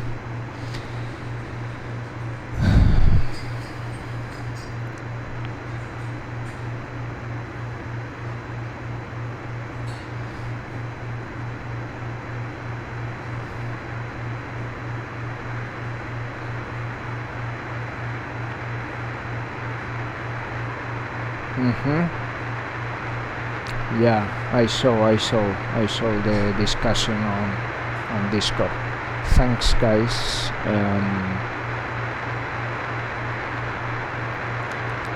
Okay, next up in the flight plan, listening to Apollo in real time in the background from Stephen Slater and Ben Feist. Thanks very much to them for allowing me to use this audio on this live stream. Having practiced the mission, it would have probably been possible to do it without the audio of the mission, but it's very hard to do this mission without audio from mission control or from the loops.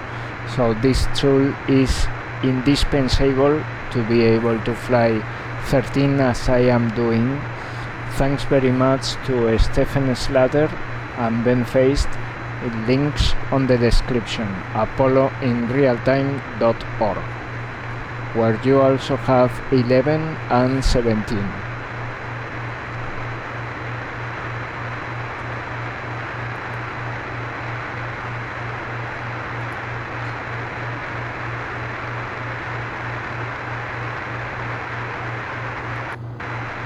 Synchronizing the time. Synchronizing the time.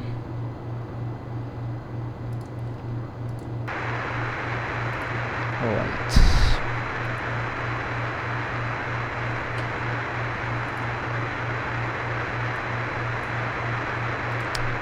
Next up in the flight plan, nothing until hour 104. So we can relax for a little bit. We will start activating the LEM at around 104 hours into the flight. Go ahead, Jim. Tick around, we still have to calculate the path again. 105 hours, 18 minutes, 25 seconds. Approximately 1 hour, 2 hours, 1 hour and 50 minutes, 52 minutes from now. 1 hour and 52 minutes from now.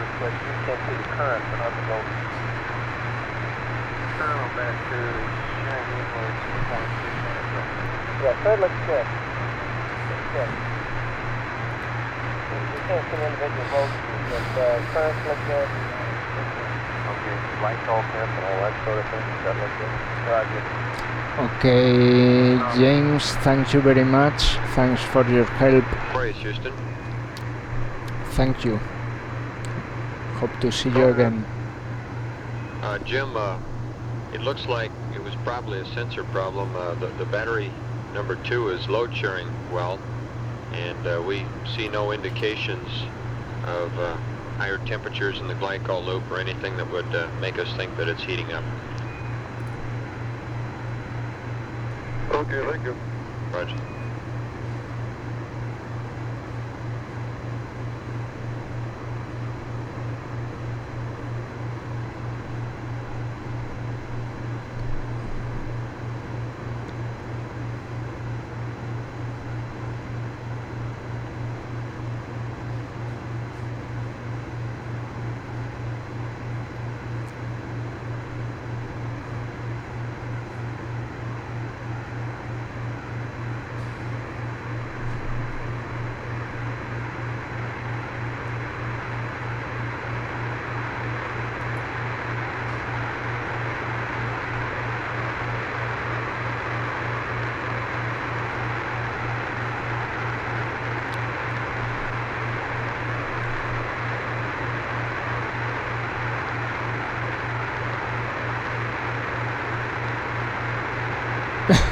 No need to shoot anyone. It happened to me also in the past, and somehow now it doesn't happen to me anymore. I don't know why. I even forgot why it happened.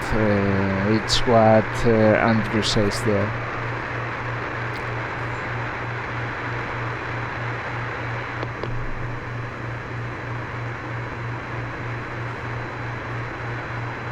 Yeah.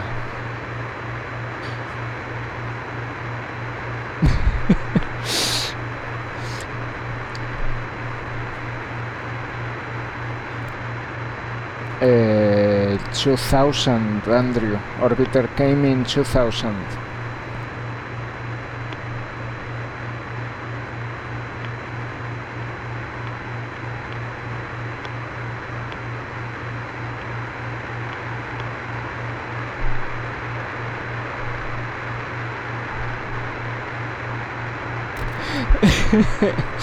Yeah, I was 9 years old.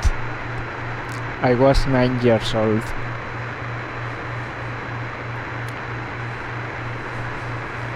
I started to fly model airplanes at 9 years old.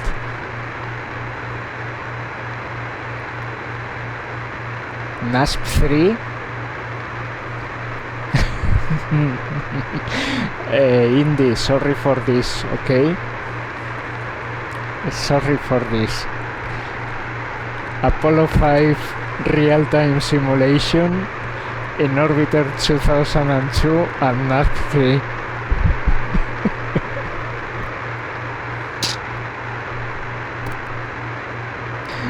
When?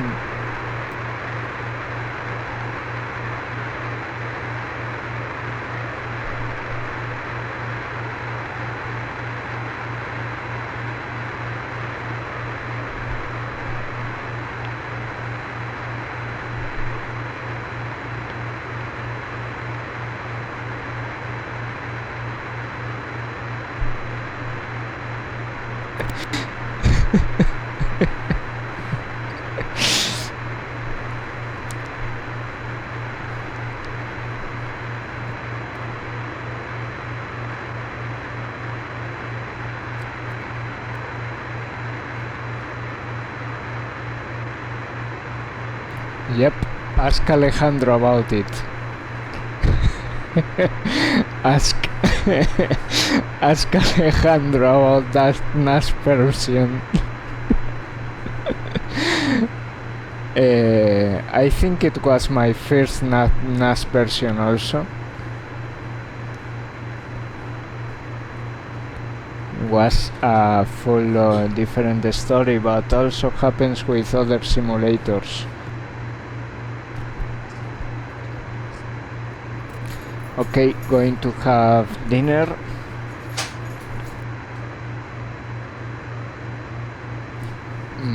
I think they are. Going to have dinner, guys.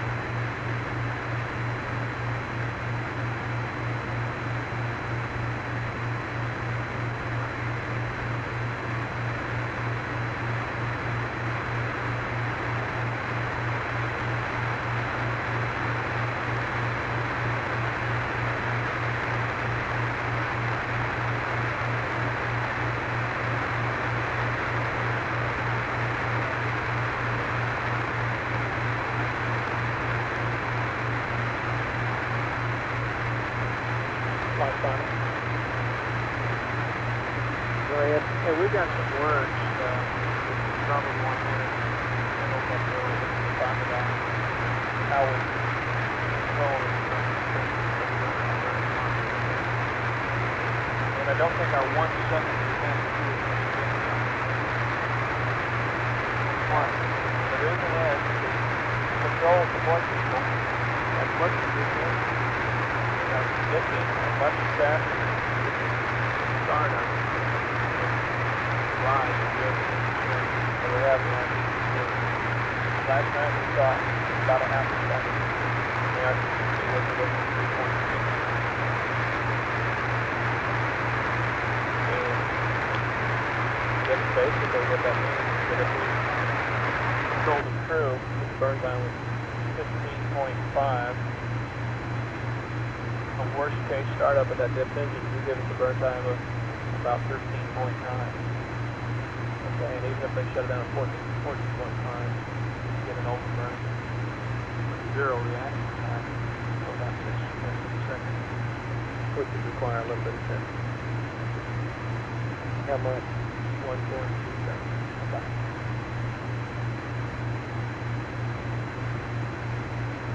This is Wesco.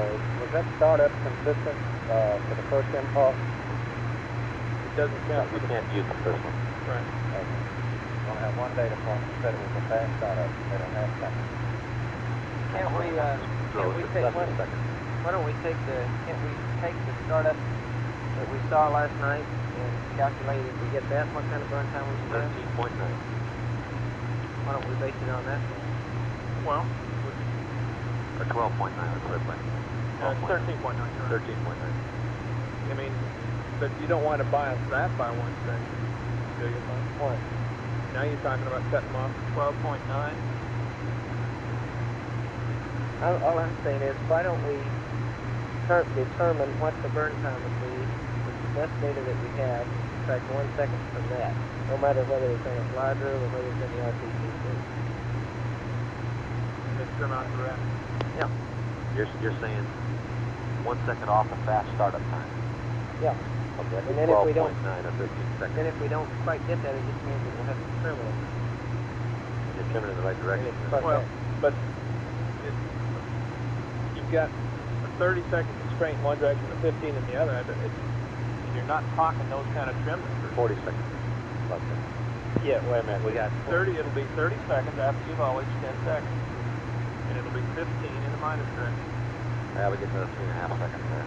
Okay. Yeah, but you could take 20 minutes to trim that thing. We could go blip, blip, and then wait a little bit, blip, blip, trim some more. No, but you're only going to be talking about trimming 2 foot per second at most. I mean, probably much less than that, no matter what burn monitoring technique we use.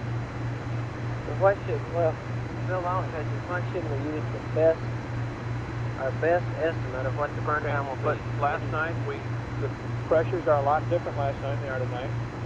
Okay? We're in a blowdown or something now. Yeah, that's what it's too much different. Okay.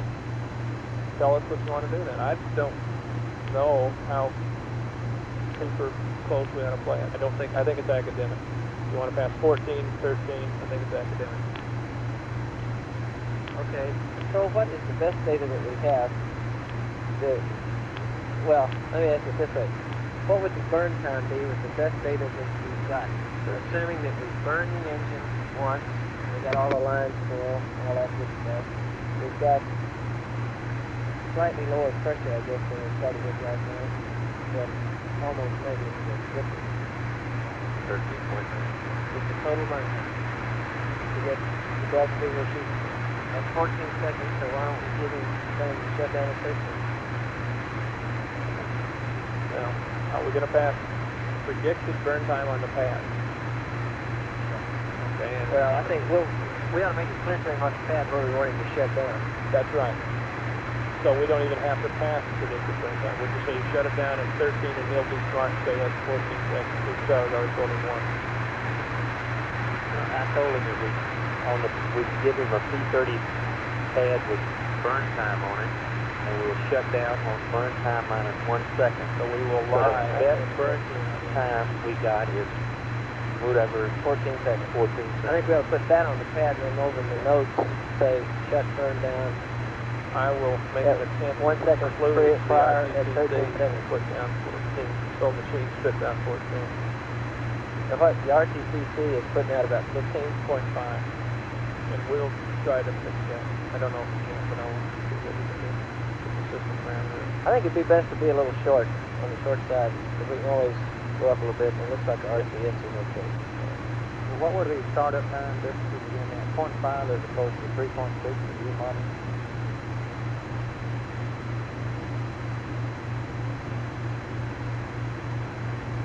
And we had no data off the first impulse to tell us about startup time? That first one's not, doesn't count. Okay.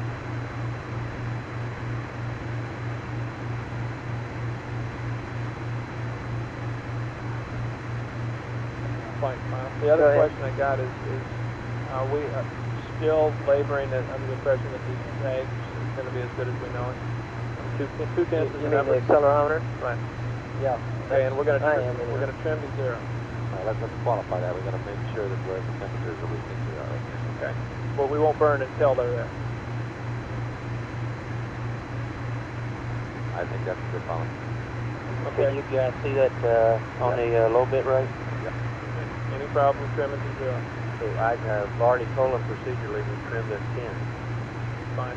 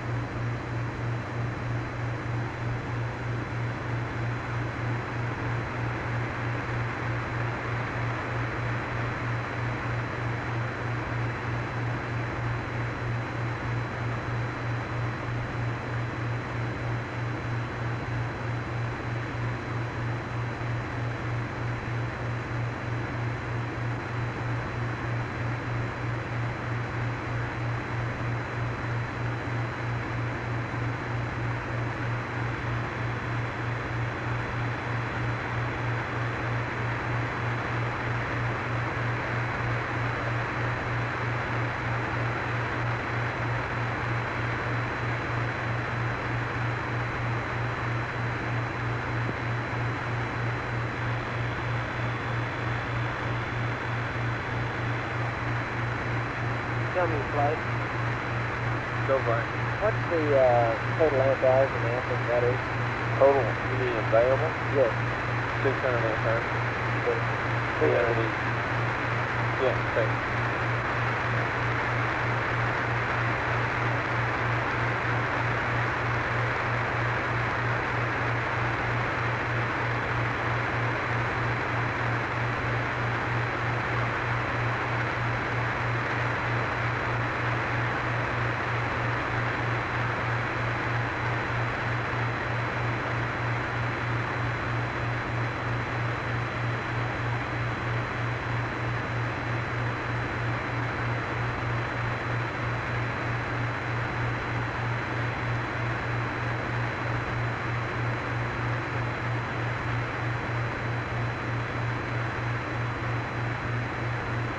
Control flight. Good, flight. Would you have your man push that sheet pod back up on 64? Roger. Whatever it is that the right channel, 64?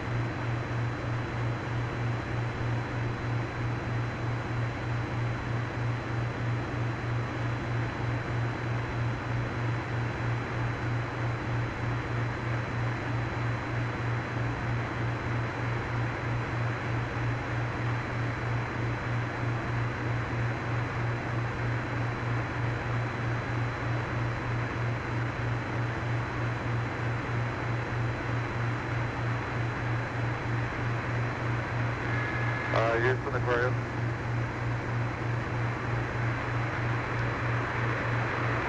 Roger, go ahead.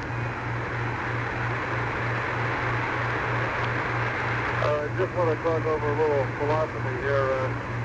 Fred told me that at one time you came up and told him that we were a little steep on the entry angle. And now our burn is going to make us give us a steeper angle. I just want to make sure that we're all talking the same thing.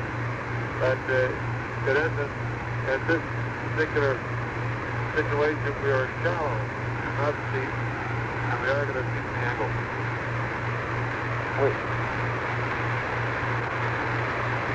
Yes, we are retrograde and we are shallow, so we're making it steeper. Jim, the situation is that the moment we're a little bit shallow, and retrograde mid-course is going to put us more in the center of the corridor. Over.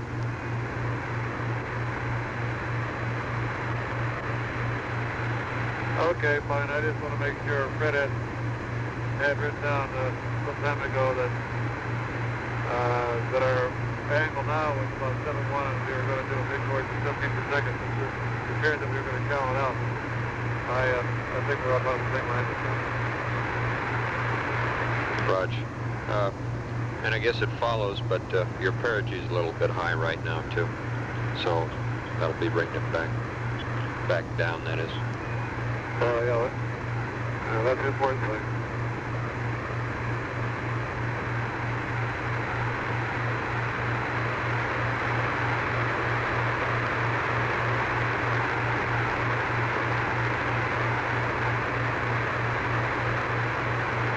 One other question, Jim. Our readings down here say your LEM cabin's about as cold as the command module cabin. Is that right?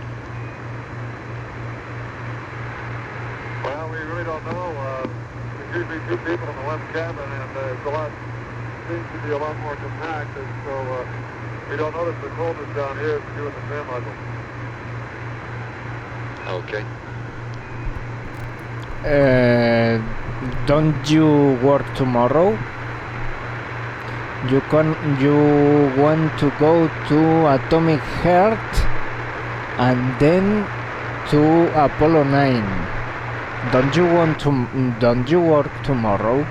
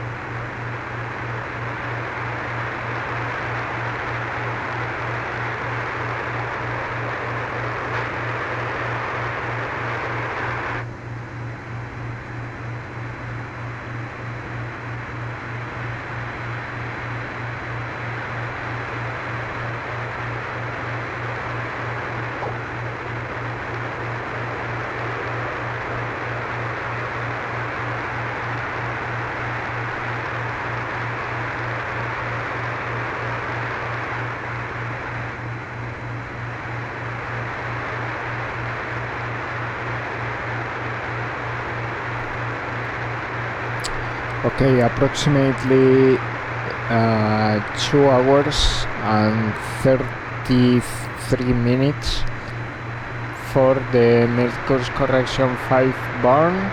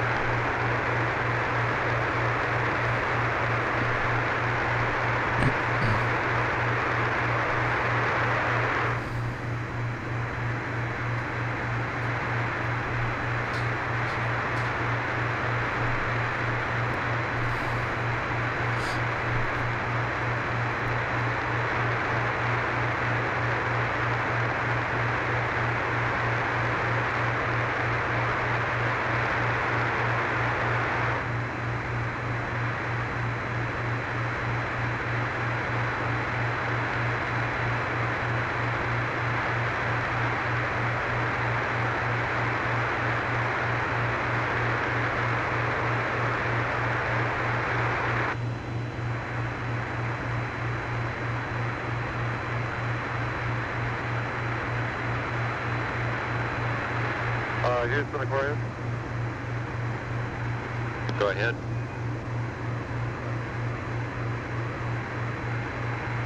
Some time ago, I copied down a long comm mid-course 7-quarter control burn at a GEG of 134, 59, 42, 98. Is that bird pad still valid? Stand by. Fido flight. Hope flight. That pad is still valid. That's for the loss of comm case. That's a firm flight. Yes, it is still valid. Jim, that's a firm. That pad is still valid.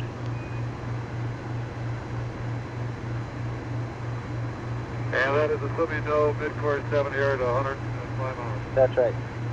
That's a firm.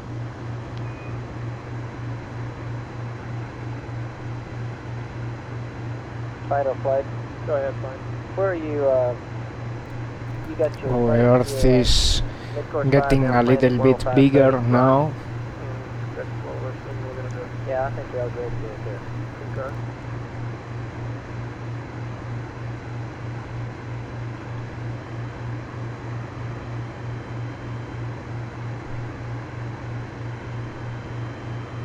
Yeah, tell them we were setting that burn up for 105. But Aquarius, Houston.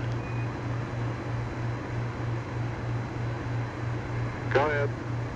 Jim, we're setting up your burn for 105.30, and we'll be working up pad, etc., based on that.